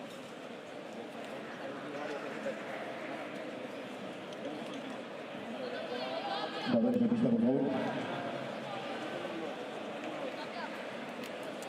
Porque le está viniendo rápido la otra bandeja.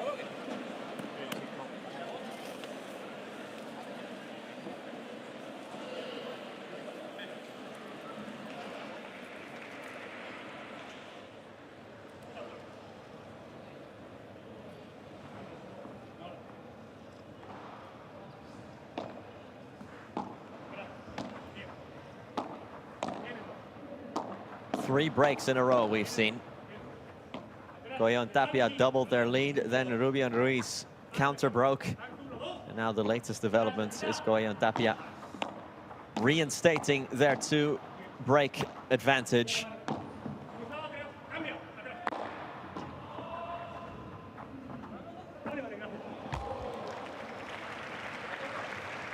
I don't think he touched the net, did he?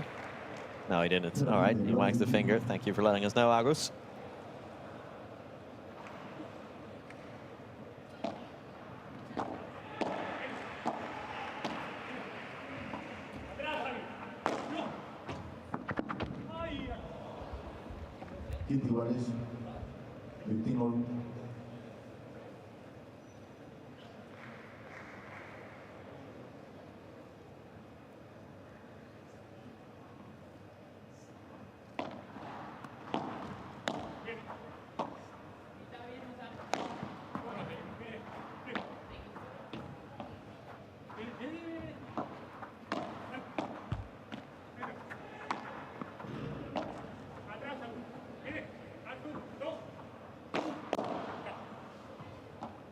Ruiz blocked Coello.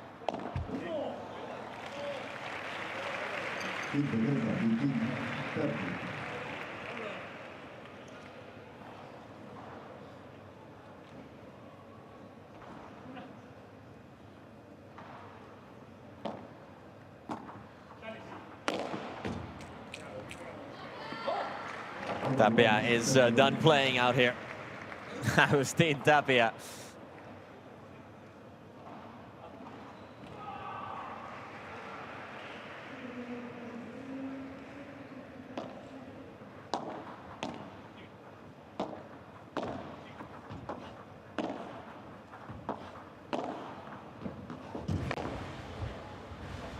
Tapia Snuffs it out.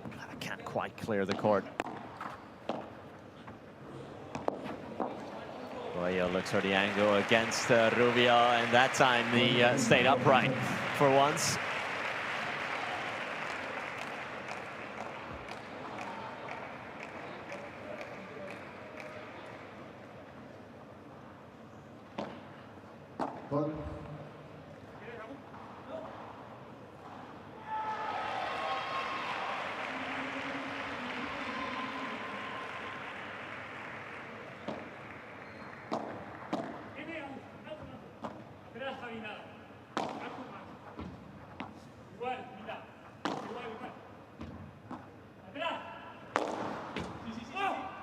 Tapia sets, fires, but Rubio's on the end of it again.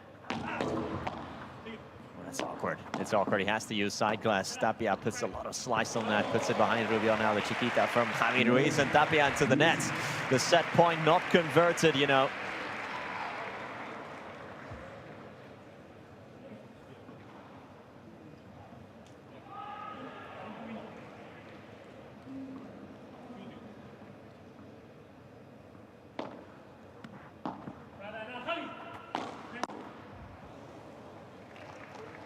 Tapia Coello.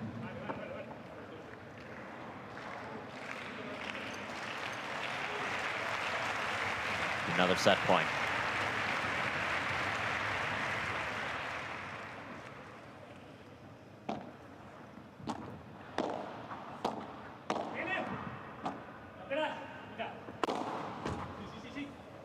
Tapia will try it with the smash to win the set. No, Rubio is there again, and he does the balancing act as well. Does Gonzalo Rubio. Here is Coello now to seal the set. Arturo Coello with the tontona, and he gets it to fall as well. Beautifully played by Arturo Coello to claim the first set.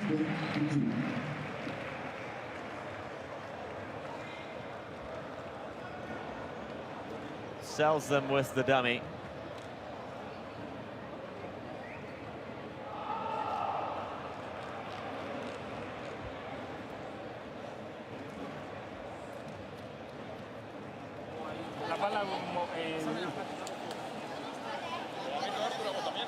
No, por favor. La pala sí quiero. Ah, acá tenés. Au. Dame esa. Dame la otra. No, yo no me voy a probar. No voy a meterla acá. Vamos, dale, movicete. Vamos otro, Bien, Venga. Ahí viene la víbora. Ahí la podés enganchar un poquito mejor todavía la víbora. Pero mejor, ¿no? Bien, bien. Queda atrás ahora. Vos lográs ahí, con esa que te saque el globo rápido y ya le pegás solito de atrás. Bien, Atento, vale. Arturo, cuando él tira para abajo, ahí. Así. Dale a molestar. Venga, va. Bien, Vamos, bien. Acordate que si la vuelca, molestar, hacerle así que te volvés. Que tenga miedo de jugar por el medio. Vos, Agus, si no ves que Arturo se metió mucho, empieza que volcás. Venga, vamos, Muy bien. Tiempo, dale.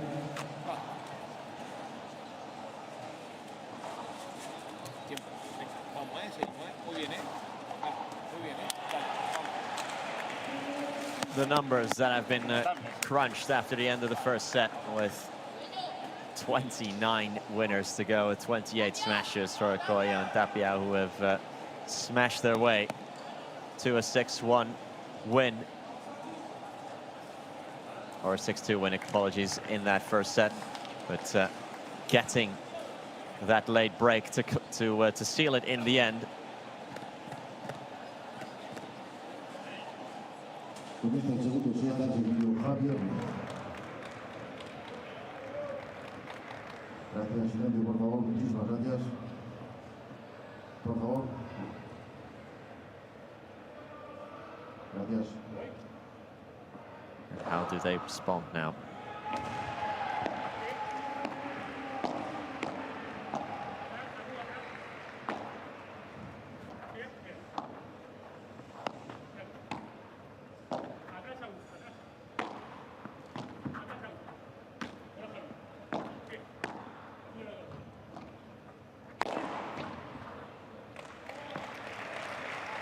Gonzalo Rubio with the flat smash.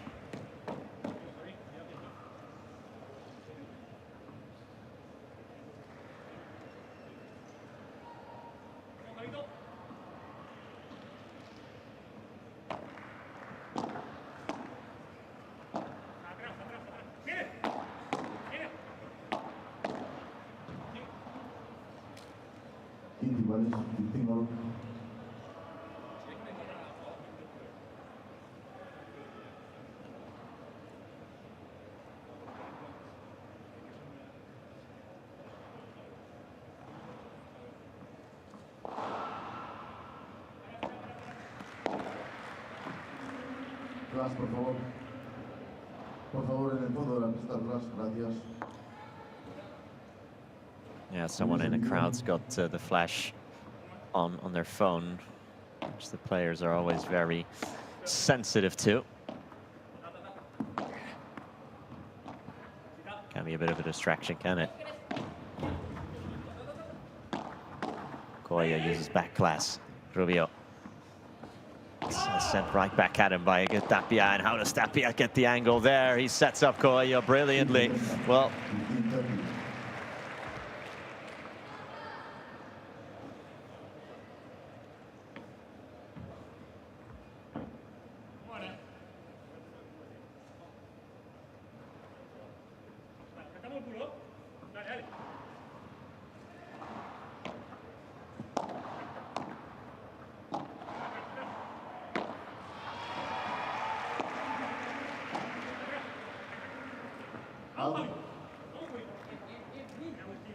Tapia.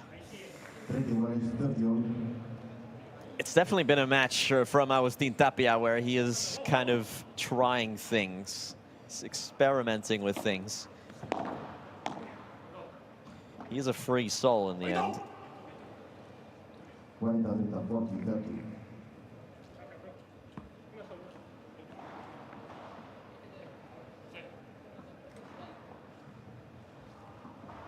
He's someone that you kind of have to let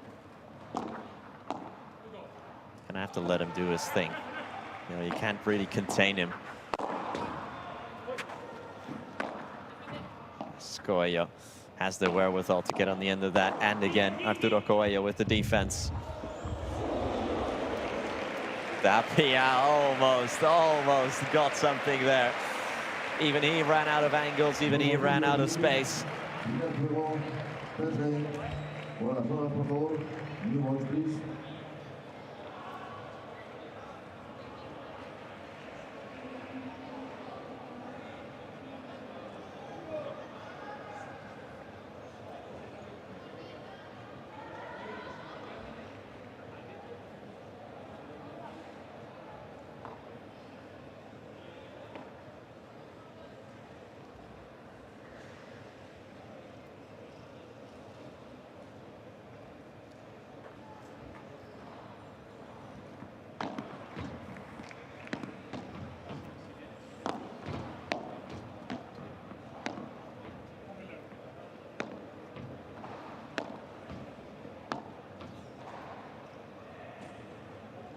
Al servicio como las nuevas Arturo.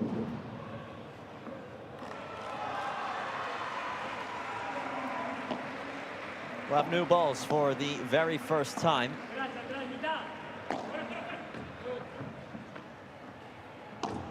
Tapia gets a lot of top spin on that kick smash.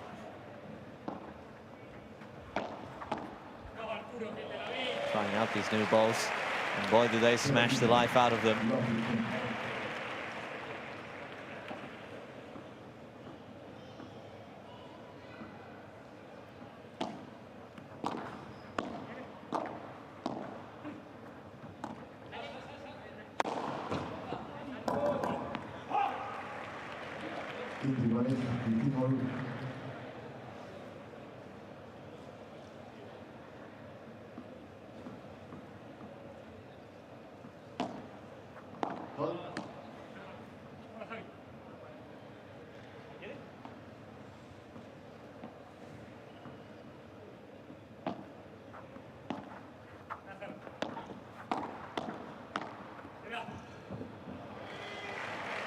The way that nestles into the back there just is the latest example of placement over power being a winning recipe.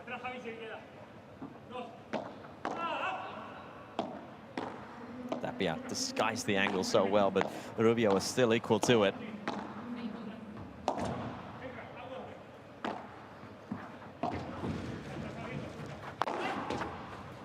Coello reset. And Tapia casually, oh so casually, Agustín Tapia sending it to Granada, to Javi Ruiz's hometown.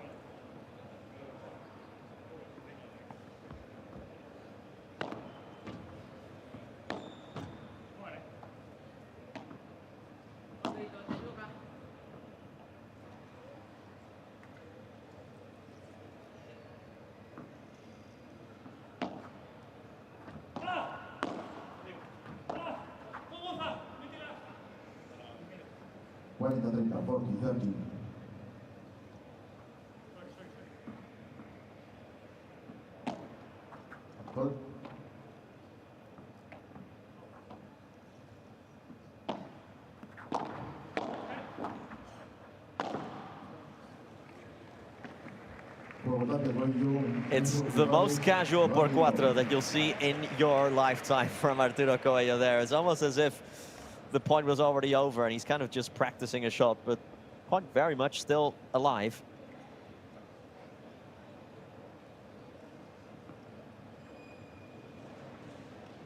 Just like to repeat the stat that we mentioned earlier, that Coello and Tapia at the P1 level have won 12 of them. So Coello and Tapia have won 12 P1s.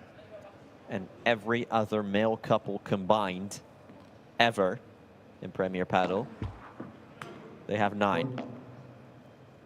So Coello and Tapia have won more P1s than any other couple combined in Premier Padel history. Which is pretty mental, if you ask me. And they're getting closer and closer.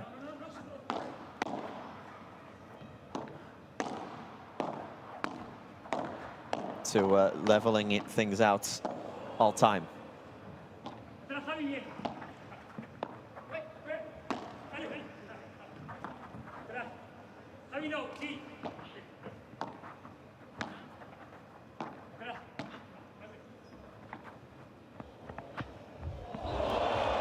Ruiz wants to send it out the door, and Tapia thought he had an answer. Just denied by the net cord.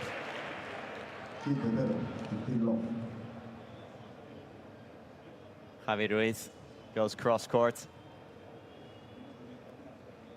That's cruel.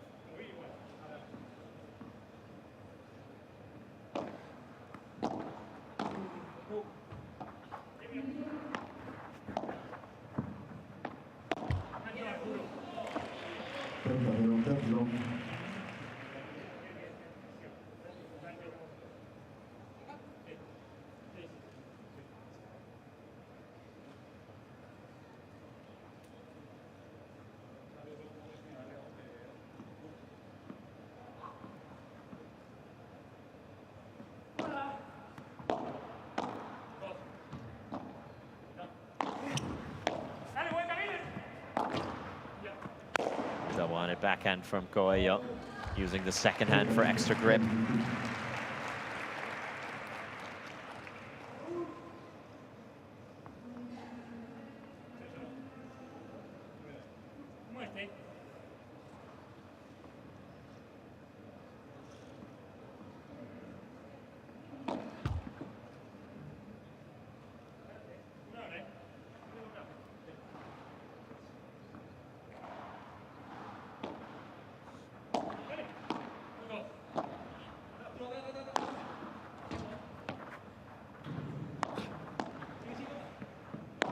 Coello goes cross-court, Tapia.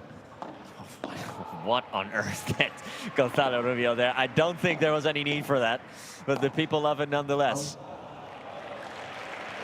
And then after hitting that trick shot, lifting his left leg up, going between the legs off the side glass here. So he does all that, and then a simple forehand goes onto the side glass. It's baffling.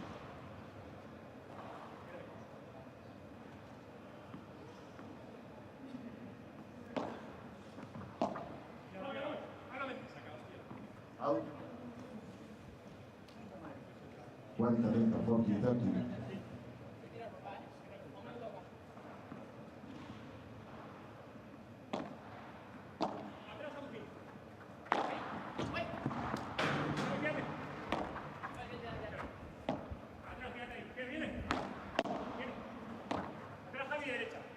Coello's block.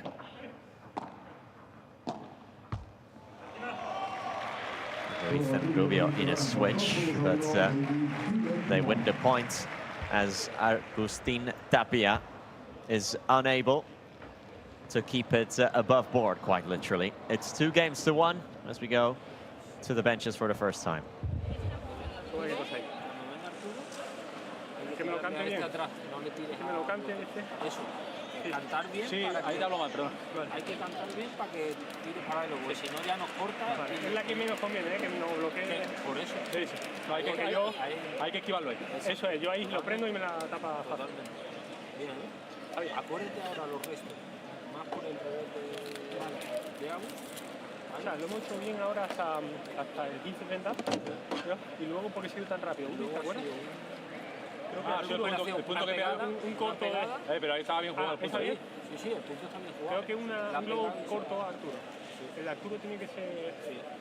Aquí. Si escucha, igualmente, os digo, yo me encuentro bien tirando luego, pero estoy tocando una demasiado bien en el sentido de que me viene rápido, pero por eso digo que hay un momento que... El ir voleando normal, sin dirección, también...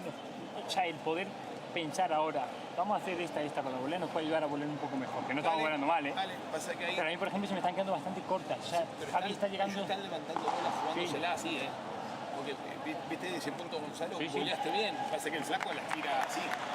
Dale, venga, va. Sí, y seguir la siguiente bola. Dale. Jugadores a pista, por favor.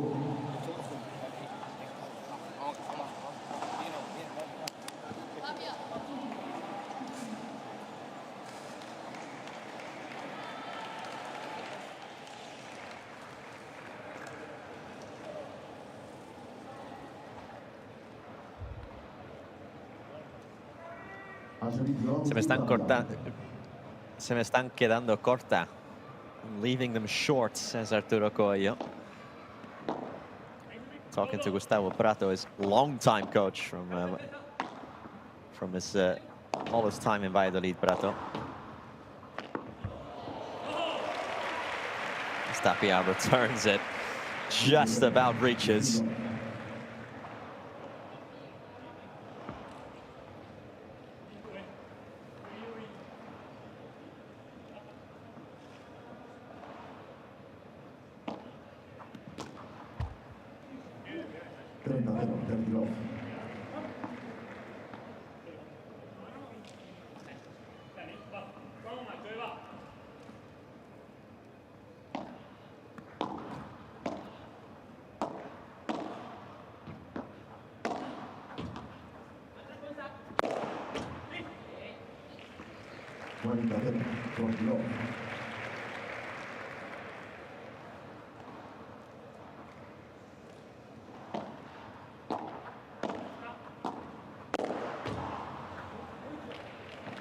Por votar de rollo, 2 puntos iguales, tiro el gol.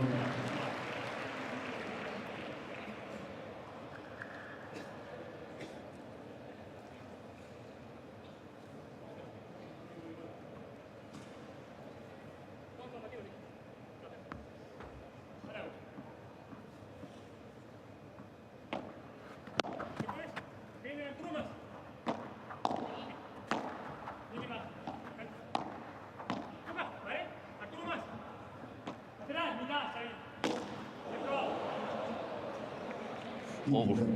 I hope whoever that hit in the crowd was paying attention, because otherwise Tapia might have had shot at someone in the crowd. But given that there's no medical personnel running into the stands, I think we're all right. Maybe he's just giving someone a souvenir.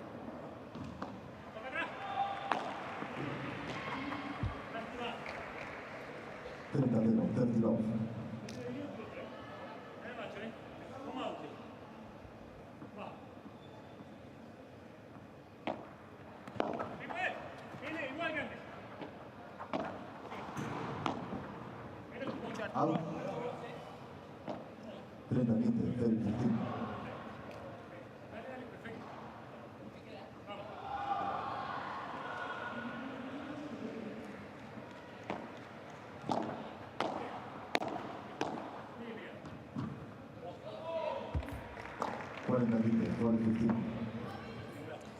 Javi Ruiz and Agustin Tapia once more changing blows. And it's Tapia who is making sure that everything is up to code on that back glass.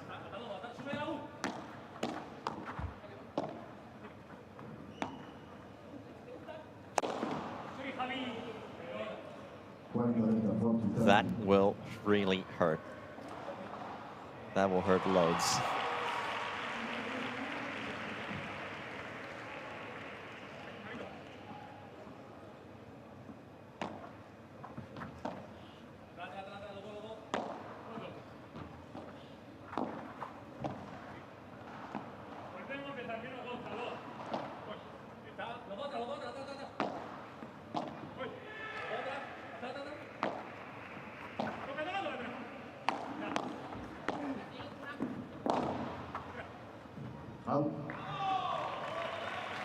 It goes off the back wall. Coello himself admits so.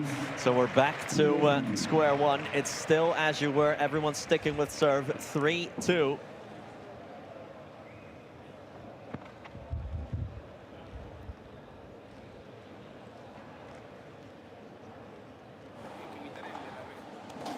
Rápido en la reja, porque si viste que lo clava.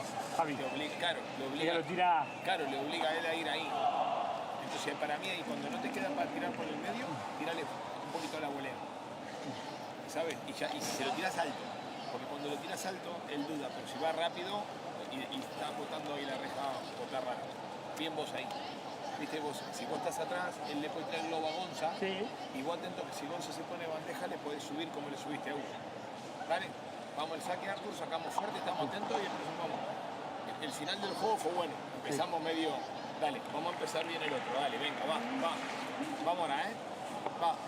Y ahí acuérdate, cuando ves que no te queda para tirarle el globo alto, tírale. Tírale fuerte y ya está. Vamos, venga. Vamos, Arturo, ahora, ¿eh? Va, ¿eh? Vamos nosotros. Vamos, dale, va, dale, va, Guillermo.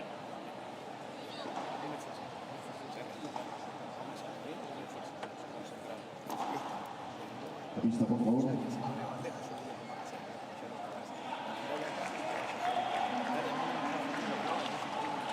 Por eso, tranquilo. Dale, va.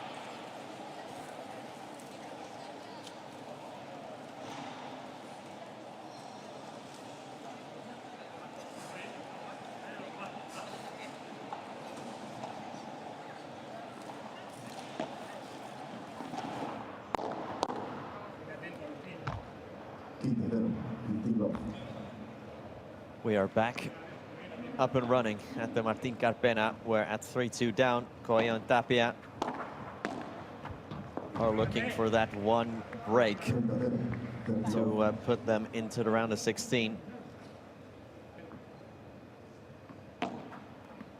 Often can look so difficult, so near impossible to break them on their serve unless they allow you to, unless it's the two reigning number ones themselves who start making errors.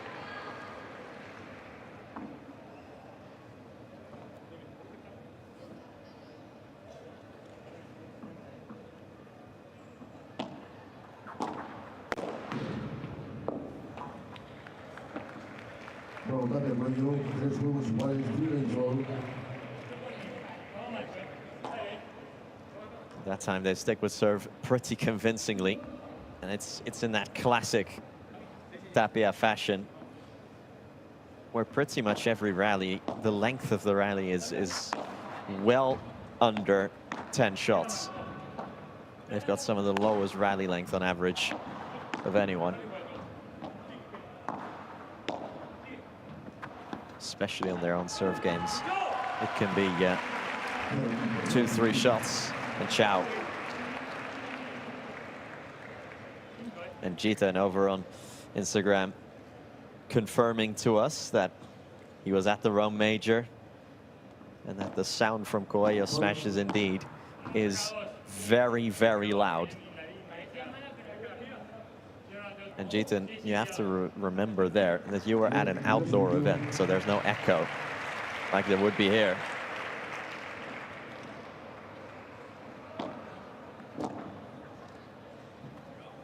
Just checking in on the scores around the other courts, by the way, over on court 2.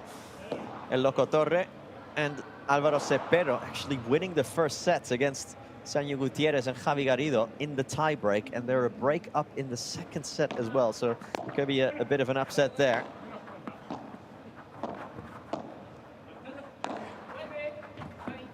And on court 3, Torito Aguirre and Alex Chozas winning the opening set against Javi Valdez and Agustin Gutierrez.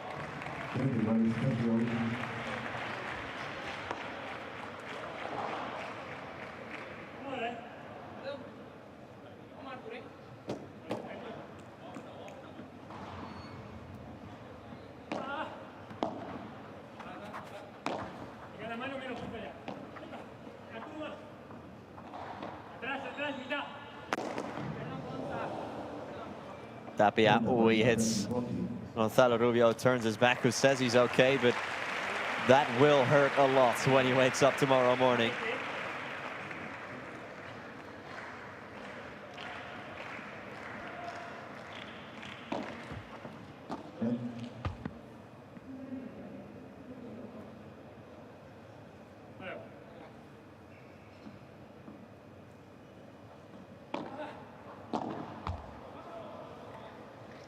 Iguales, use.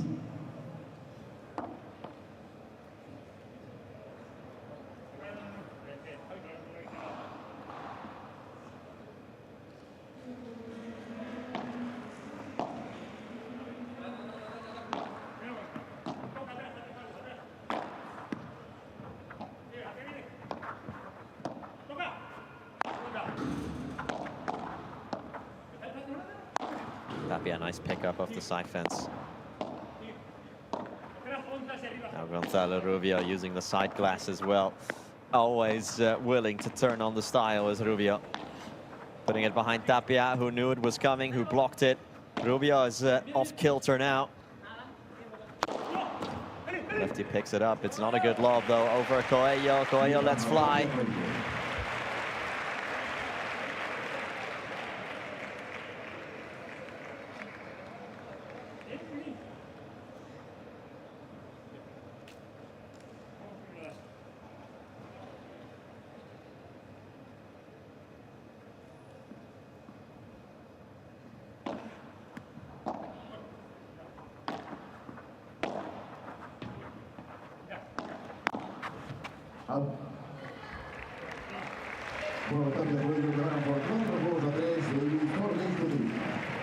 Coello and Tapia have found a way through. We said it when they came away from the benches that this will be the time when they'll really look aggressively for that break, for that way through, and they have found it. So potentially for a last time, we are going to the benches here. Rubio and Ruiz have it all to do in Malaga.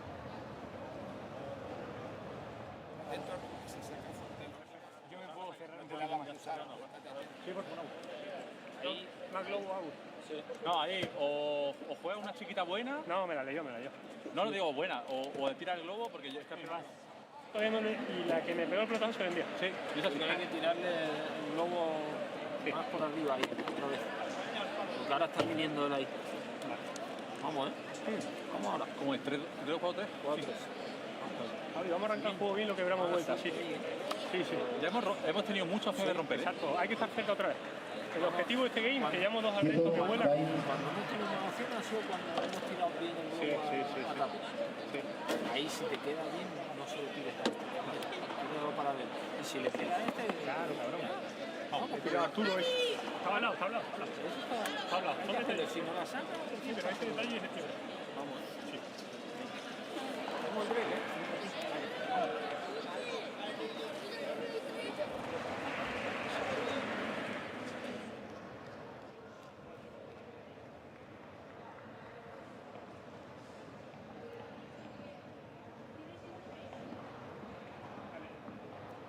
Gracias, por favor, silencio, por favor, muchísimas gracias. Gol.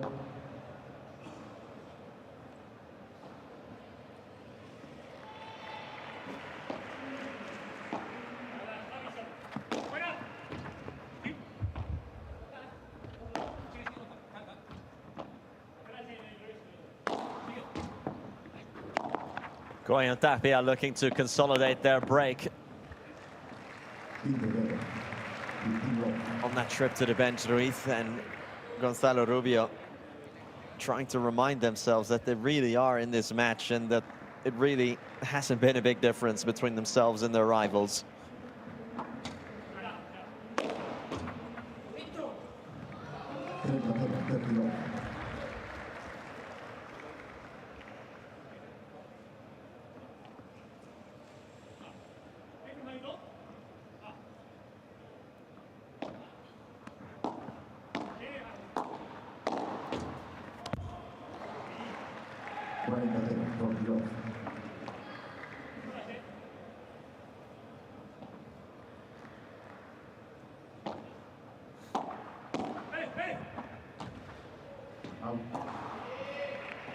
Juego Tapia, Coello, que ganan por 5 juegos a 3, David, 5 games to 3.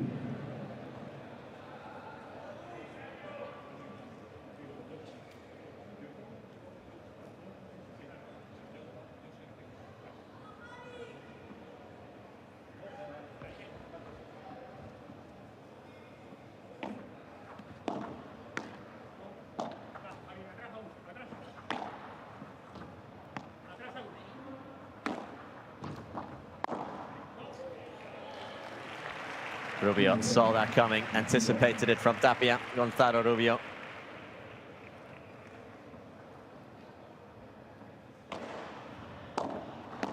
This will be the easy bit for them, sticking with serve. The hard bit will be to try and somehow find a break against Coello and Tapia like they did in the first set. To be fair, they've done it before, but it was rather gifted to them.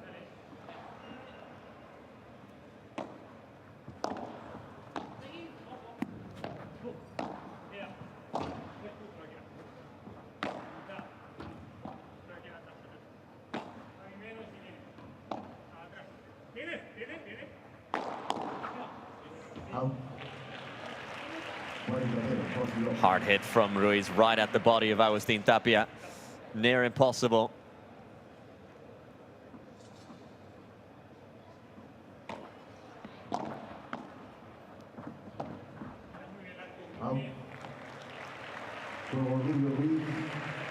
Nowhere near by Arturo Coello, so they'll have to do it on their own service. Arturo Coello and Agustin Tapia, when we come back, will serve for the match and for a ticket into the round of 16 here at the Martín Carpena.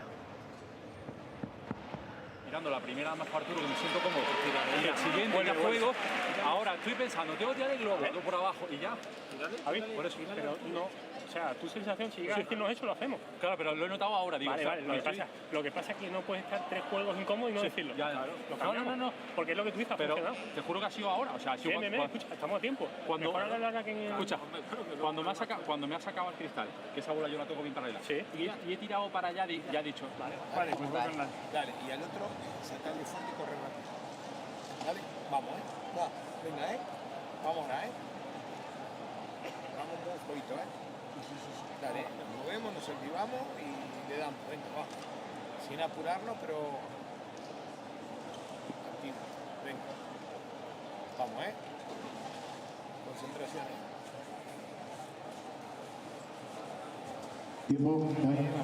Vamos, Arturo, Bien concentrado. Vamos ahora, vamos, Michaki. Vamos, vamos.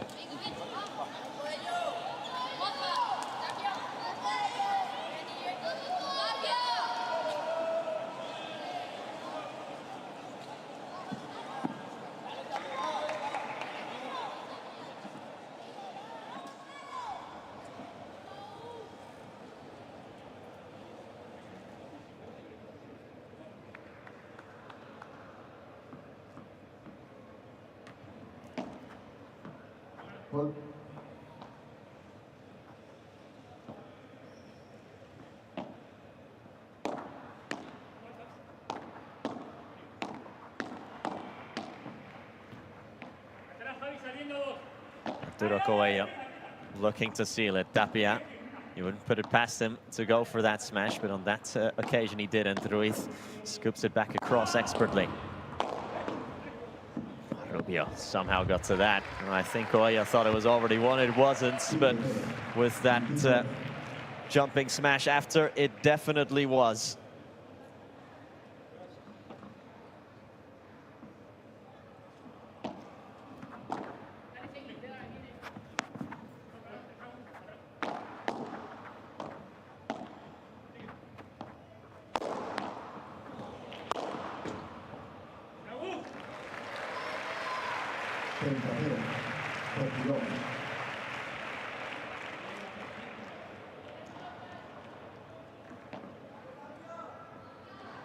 It's almost like you feel like you're getting punished or something.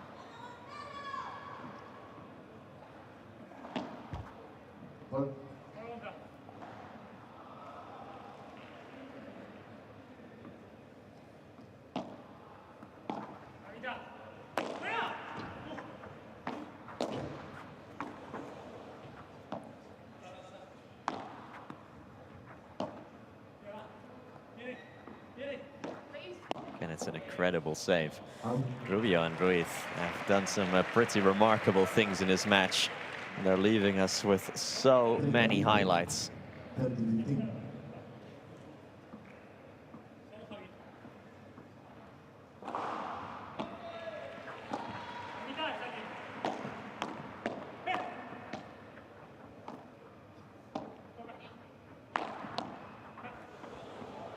Ruiz, Tapia. How did he do that? Oh, Ruiz takes it out of the cage. Clever solution to that problem. And of course, the crowd who want more paddle applaud that effort from Javi Ruiz. But the fact that Agustin Tapia even kept that thing going is worth an applause as well.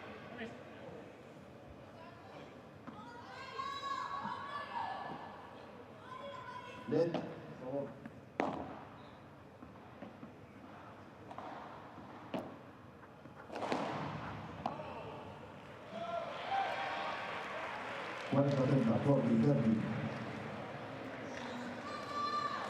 first match point then.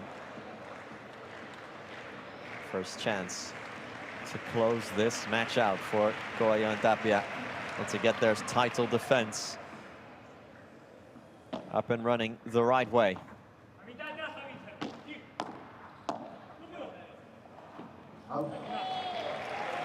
Tapia, too long. It won't happen that time.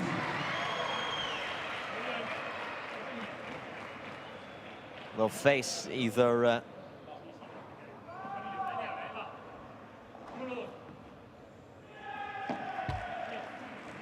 apologies. They'll face either Edu Alonso, Jairo Batista, or Pablo Garcia and Pincho Fernandez in the round of 16 tomorrow, should Coello and Tapia win this. That match is still to be played over on court 2.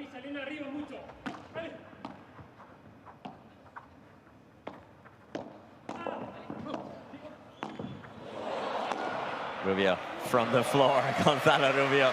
Well, A for effort again, and he always wins over any crowd.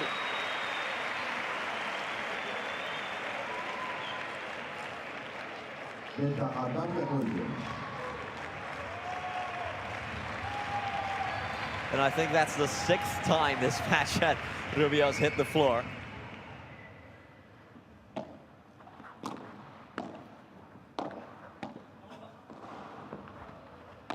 Tapia's drop shot. Rubio flips it back across. Tapia, his lob over Ruiz, who can't go for the overhead, had to let it bounce. Ruiz, but Rubio for the win. Rubio keeps it alive. It's awkward, it's very awkward for Coello. Rubio. Coello leaves a big gap. He has to plug that gap, and he does. That's not going out from Gonzalo Rubio. And Tapia cannot cover that ground. So Rubio and Ruiz once again live to fight another day.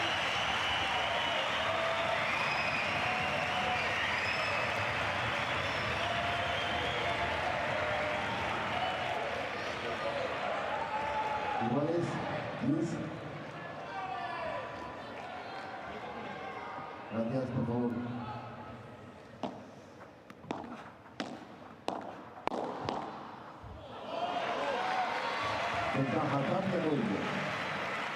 Again, Rubio ends on the floor.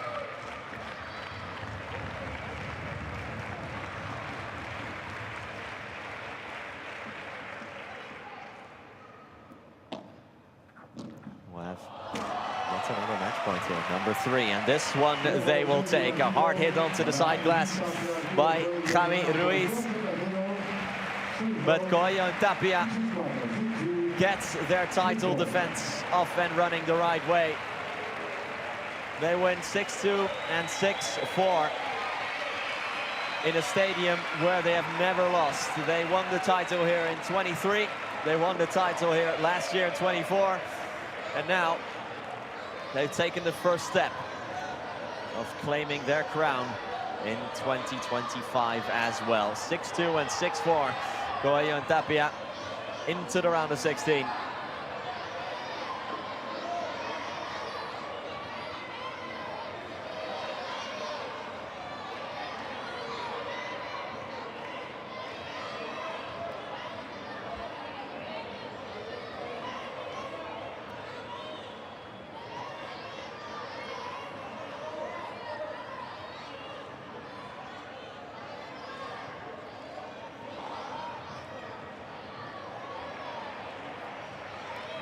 Looking for their third consecutive, not just title here in Malaga, but also the third consecutive title overall.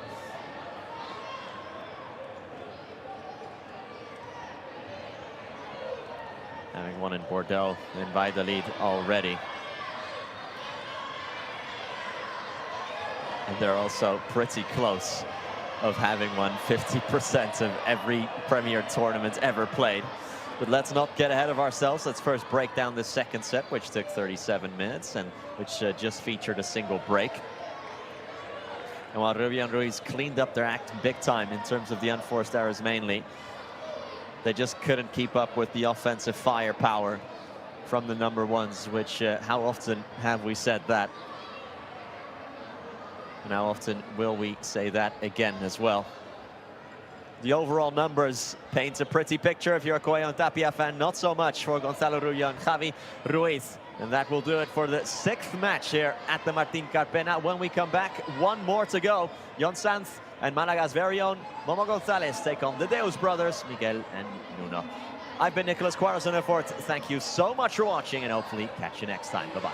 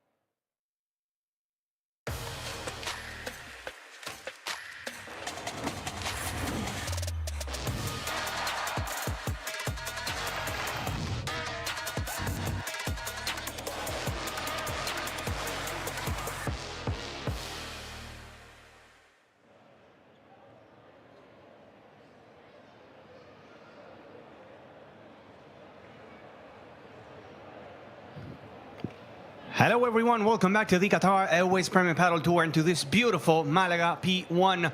We're live from the iconic Martín Carpena and we're just about to enjoy the last match of this center court, the one between the Deuce brothers from Portugal and Momo Gonzalez John Sanz.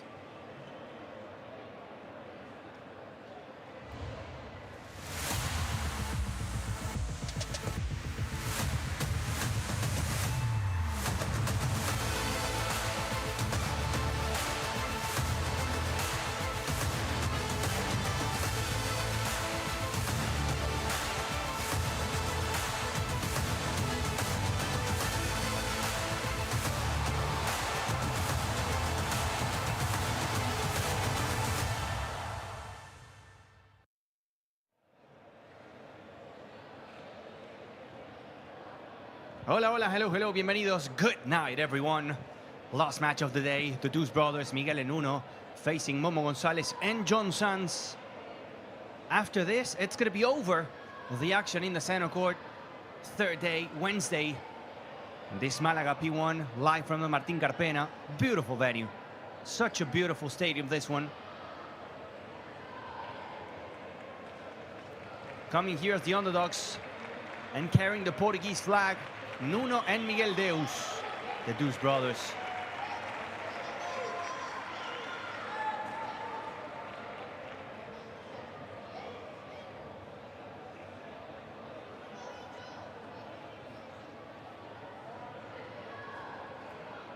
Doing so well, Miguel and Nuno Deus. Everyone remembers the match in Kuwait versus Galan, winning a set. And they're improving. They are certainly improving. Also well remembered the first tournament of the season in Riyadh in that P1 where Cristiano Ronaldo went there to visit them and to watch the Deuce brother in action. Today facing the number 4s of the tournament, Momo Gonzalez and John Sanz. As you know, Juan Lebron is injured, not playing with Stupa. Stupa doing it or sharing the court next to Maxi Arce.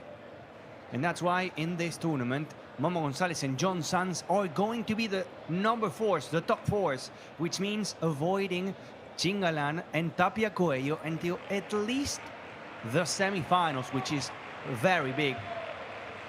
For teams like Momo Gonzalez and John Sanz, knowing that you're not facing Galan or Coello Tapia until the semi-finals it's a lot. It's a lot of fresh air. But you don't have to think in the semi-finals before even making your debut, before even beating the Deuce brothers. A complicated and very tough team.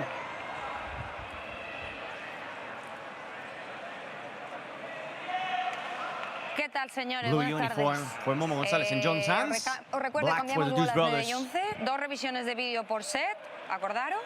Y para ir al baño, vamos a recordar que tenemos que ir en el cambio de set para poder beneficiarnos de los 3 minutos, ¿vale? Vamos a sortear. ¿Cara o cruz? No, de casa. Cara. Cruz. Sacamos nosotros. Muy bien. ¿Y quién va a sacar? Miguel empieza.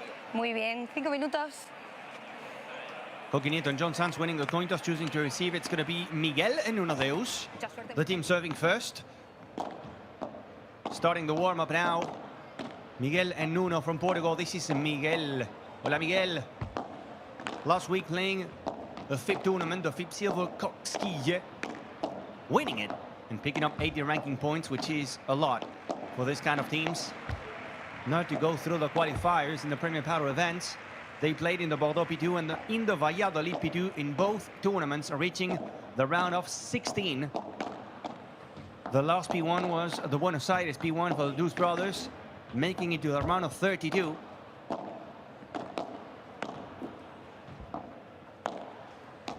Not a single time reaching the round of 16 in a P1 after the Riyadh season, after the opener. This could be the second time for them, the second tournament that they do it. There's long ways to go. Both Miguel and Nuno born in Portugal.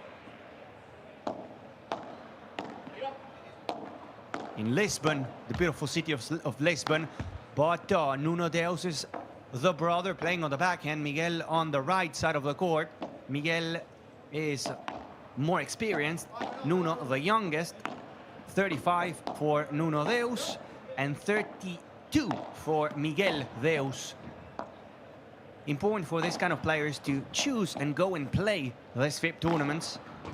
Like the FIP Silver, they just won, where you get 80 points. For example, the performance in Bordeaux and Valladolid combined gave them 90 points. Just the tournament in the FIP Tour gave them 80, almost the same amount. And you go to that tournament knowing that you can win it, that you are probably one of the favorites, while in Premier Padel you have the monsters like Coello and Tapia, like Galan, like Stupa Lebron, like Momo and Sanz, like Coqui and Yanguas, way ahead of you in terms of chances of winning the tournament. We go to the other side of the net. This is Momo Gonzalez, Jerónimo Gonzalez, a special tournament. He is from Malaga, specifically from Antequera, born in 1997, 28 years of age for Momo Gonzalez. If you look at the past results, very consistent. Quarterfinals in the Italy Major, quarterfinals in Valladolid, quarterfinals in Bordeaux. Best performance so far for Momo Gonzalez and John Sanz, the Buenos Aires P1, making it to the semifinals and knocking down in an epic match, 3 sets with a tiebreak at the end, Stupa and Lebron. I remember being in Buenos Aires, very cold weather, nothing compared to Malaga now in summer. And it was epic at the end, very intense. Momo and John pushing until the end and knocking down one of the top teams.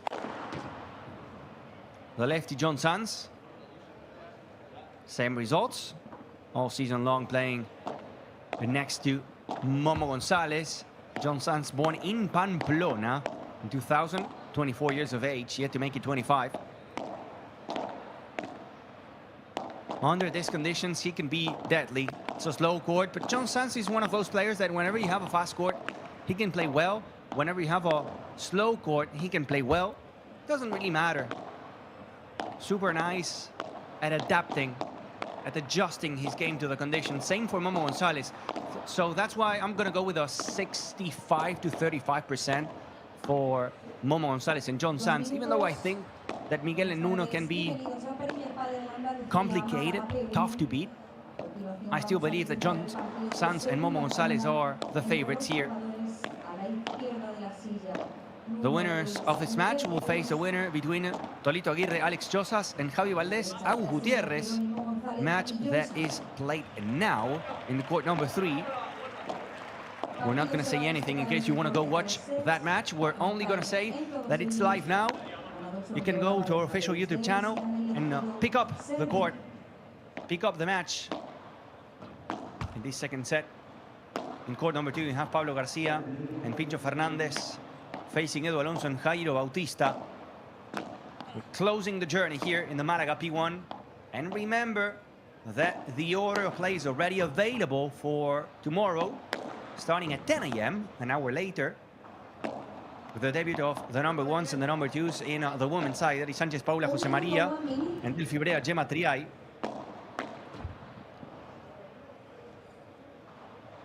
It's been a long day, plenty of paddle, starting at 9 a.m. in the morning. It's already 8 p.m.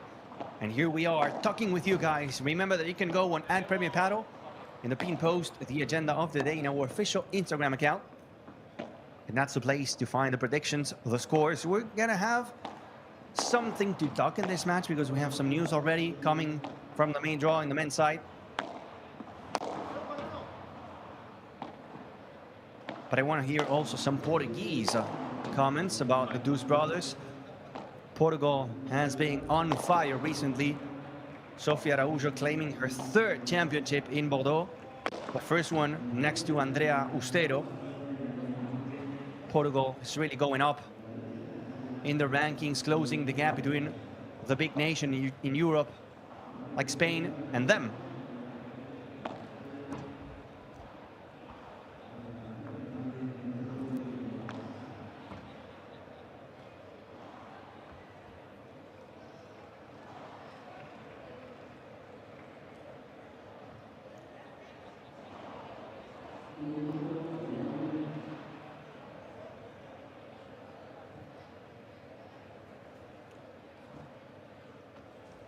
Andalusia Malaga P1, the Martín Carpena ready to enjoy the last match of the day. You can see from this angle, close to where we are, how the center court is looking, and also behind the curtain, you have court number 2 with the other match that we just mentioned. The Deuce brothers from Portugal, Momo Gonzalez and John Sanz from Spain, and we are ready to kick off the journey.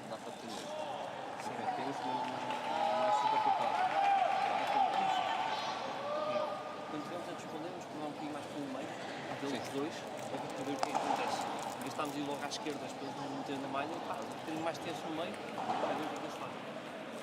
Vamos aqui, tá? Vamos lá, né? Vamos.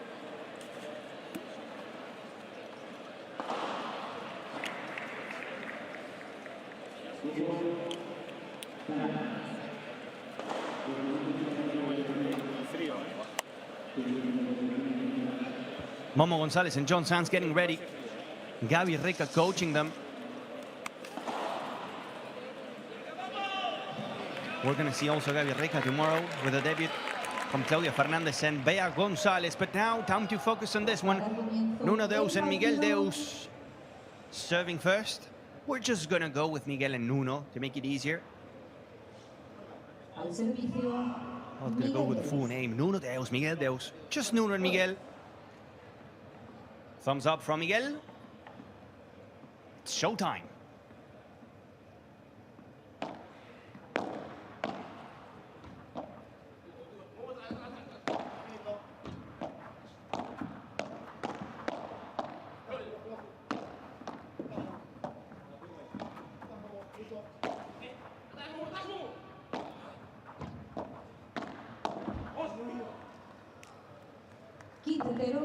Parking the car close to the net.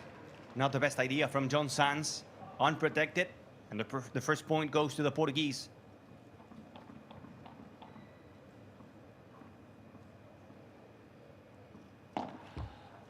De primer servicio.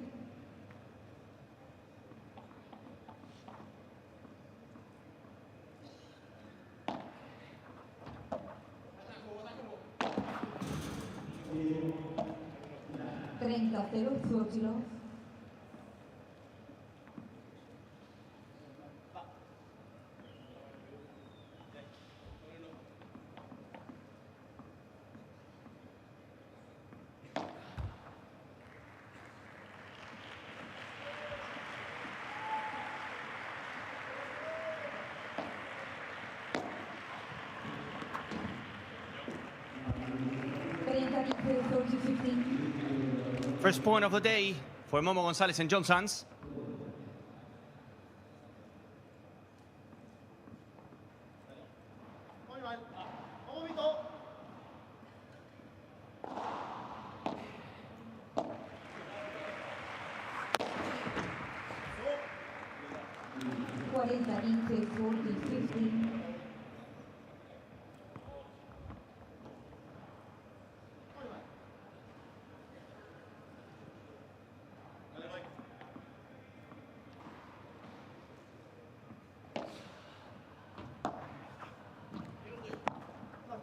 Good return by John Sanz down the line.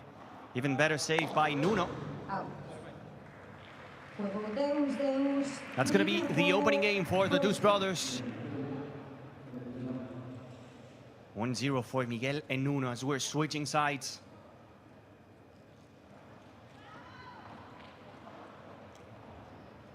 The International Padel Federation, good to mention it.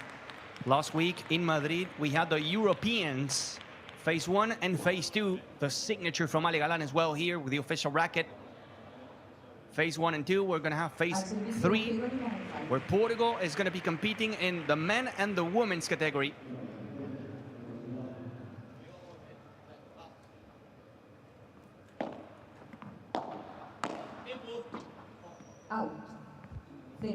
That's long from John Sanz and Momo Gonzalez. Not the best start so far.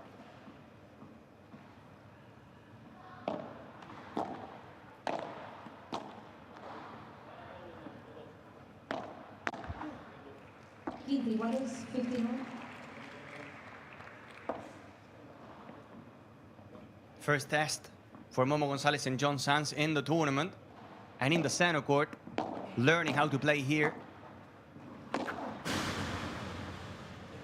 First test for Miguel and Nuno Deus in the center court, but not the first one in the week. They beat Jesus Moya and Facu Dominguez 6-3 and 6-2 yesterday. A good win, showing great level. Miguel and Nuno Deus coming from tennis, adapting to paddle very quick, improving a lot.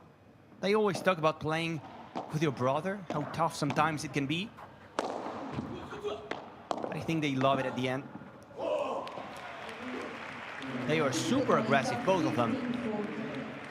I remember an interview from Miguel and Nuno Deus, and they were explaining why Miguel is playing on the right and why Nuno went to the backhand. When they started playing paddle, according to them, Nuno had more facility, let's say, more skills in terms of winning points, having this kind of shots that you need as a backhand player. Look at the recovery from Nuno.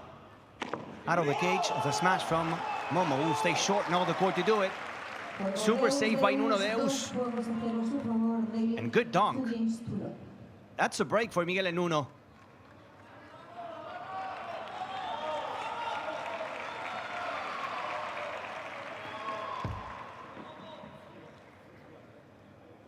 And apparently we have a special guest here. Look at Sofia Araújo supporting the Portuguese crowd. The Portuguese gang in Premier Paddle. Yes, Sophie, that's you. Champion at the Bordeaux P2, making their debut as champions in Premier Paddle next to Andrea Austero. That was an insane tournament. Already some questions, like the one from our friend Abdel Rahman. When will we see the old Garrido? He keeps on losing in early stages. Is it because he hasn't found the right partner, or what?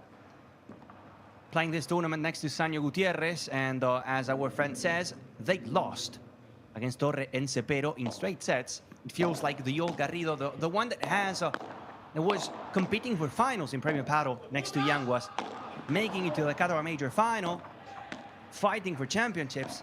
It's been a while ago. Started the season with Martín Dineno, and everyone was like, okay, this is the time for Garrido to shine. Didn't happen. And as of that moment, he played with Livac, now with Sanyo. It's still not working. But I'm sure that Javi Garrido at some point will come back. Such a great player, physical beast.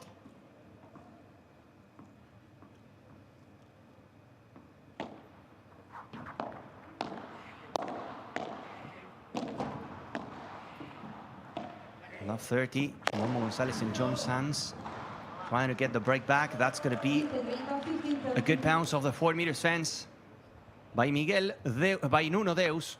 Our friend Snorre. Hello, Gonza. Greetings from the Netherlands. Great game to end the day in the center court. I believe the brothers can win tonight. I agree. They can win. I saw the match yesterday, and they were playing phenomenal paddle. It's always an advantage having an extra game under these conditions. For Momo and John, everything is new.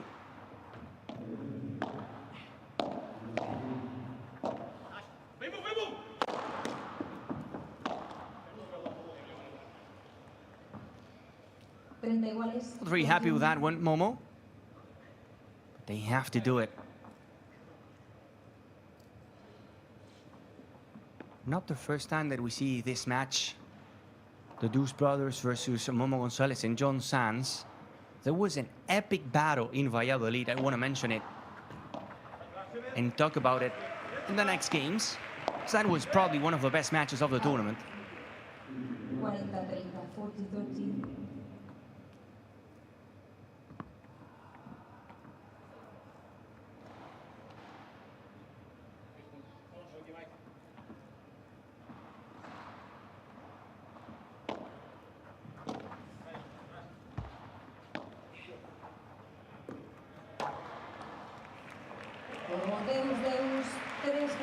That's going to do it. 3-0 for Miguel and Nuno Deus. Perfect start. Frustration, early frustration on Momo Gonzalez and John Sanz.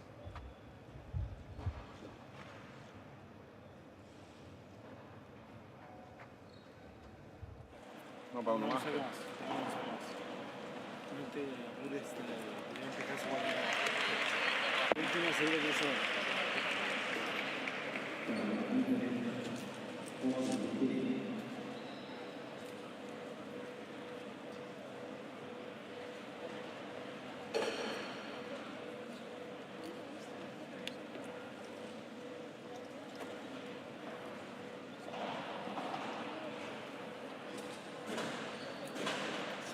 Vemos vueltas adelante. Vai um jogo de esporte, atenção, quando é o bola direita do mundo, ele vai descurvar sempre para uma bola com o esquerdo. Pá, quando consegues fazer. Fica um bocadinho mais atrás. Mas esse sempre para os todos. Os primeiros. Vou ficar um mais atrás.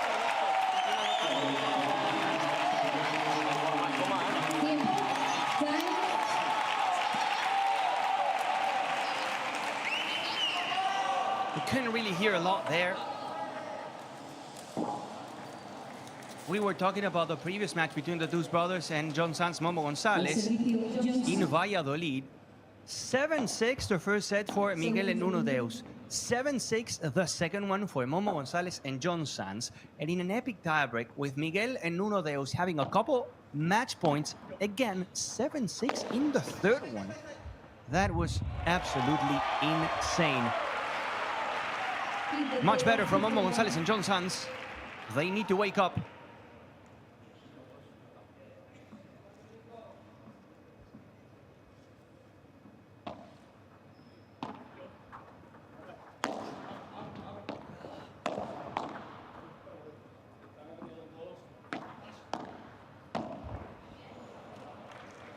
Iguales 59. Bueno, séptimo partido para Nuno Deus y Miguel Deus. Wow. Wow.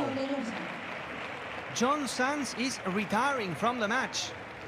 Unreal. Out of nowhere, something happened with John Sanz there. It's going to be game, set, and match for Miguel and Nuno Deus in only 3 games. Oh, you hate to see it. You just hate to see it. So sad. I mean, it wasn't the best start for Momo Gonzalez and John Sanz, but to retire, that hurts.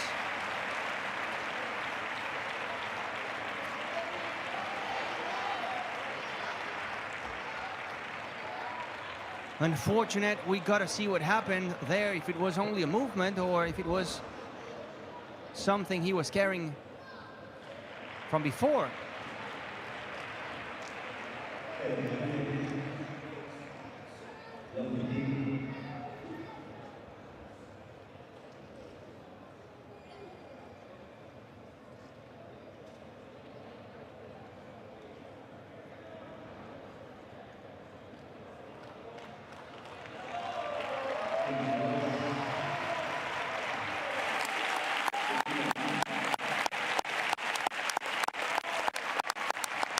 We're gonna have to see what happens with John Sanz. That's so sad, so frustrating. The crowd, the fans, we all wanted more paddle. But something was off with John Sanz, and we're gonna have to wait to see what happened. Nothing to say here. I mean, it was a good start for Miguel and Nuno, but again, only 3 games. Cannot say anything. Unfortunate. And by the way, we were waiting a bit longer. Chingotto and Galan are not going to play tomorrow because Arroyo is also injured. So Chingotto and Galan are straight through the quarterfinals. That's how we close the journey. All the best to John Sanz. And we're going to close the day. Thank you so much for joining us, and see you tomorrow at 10 a.m. in the morning.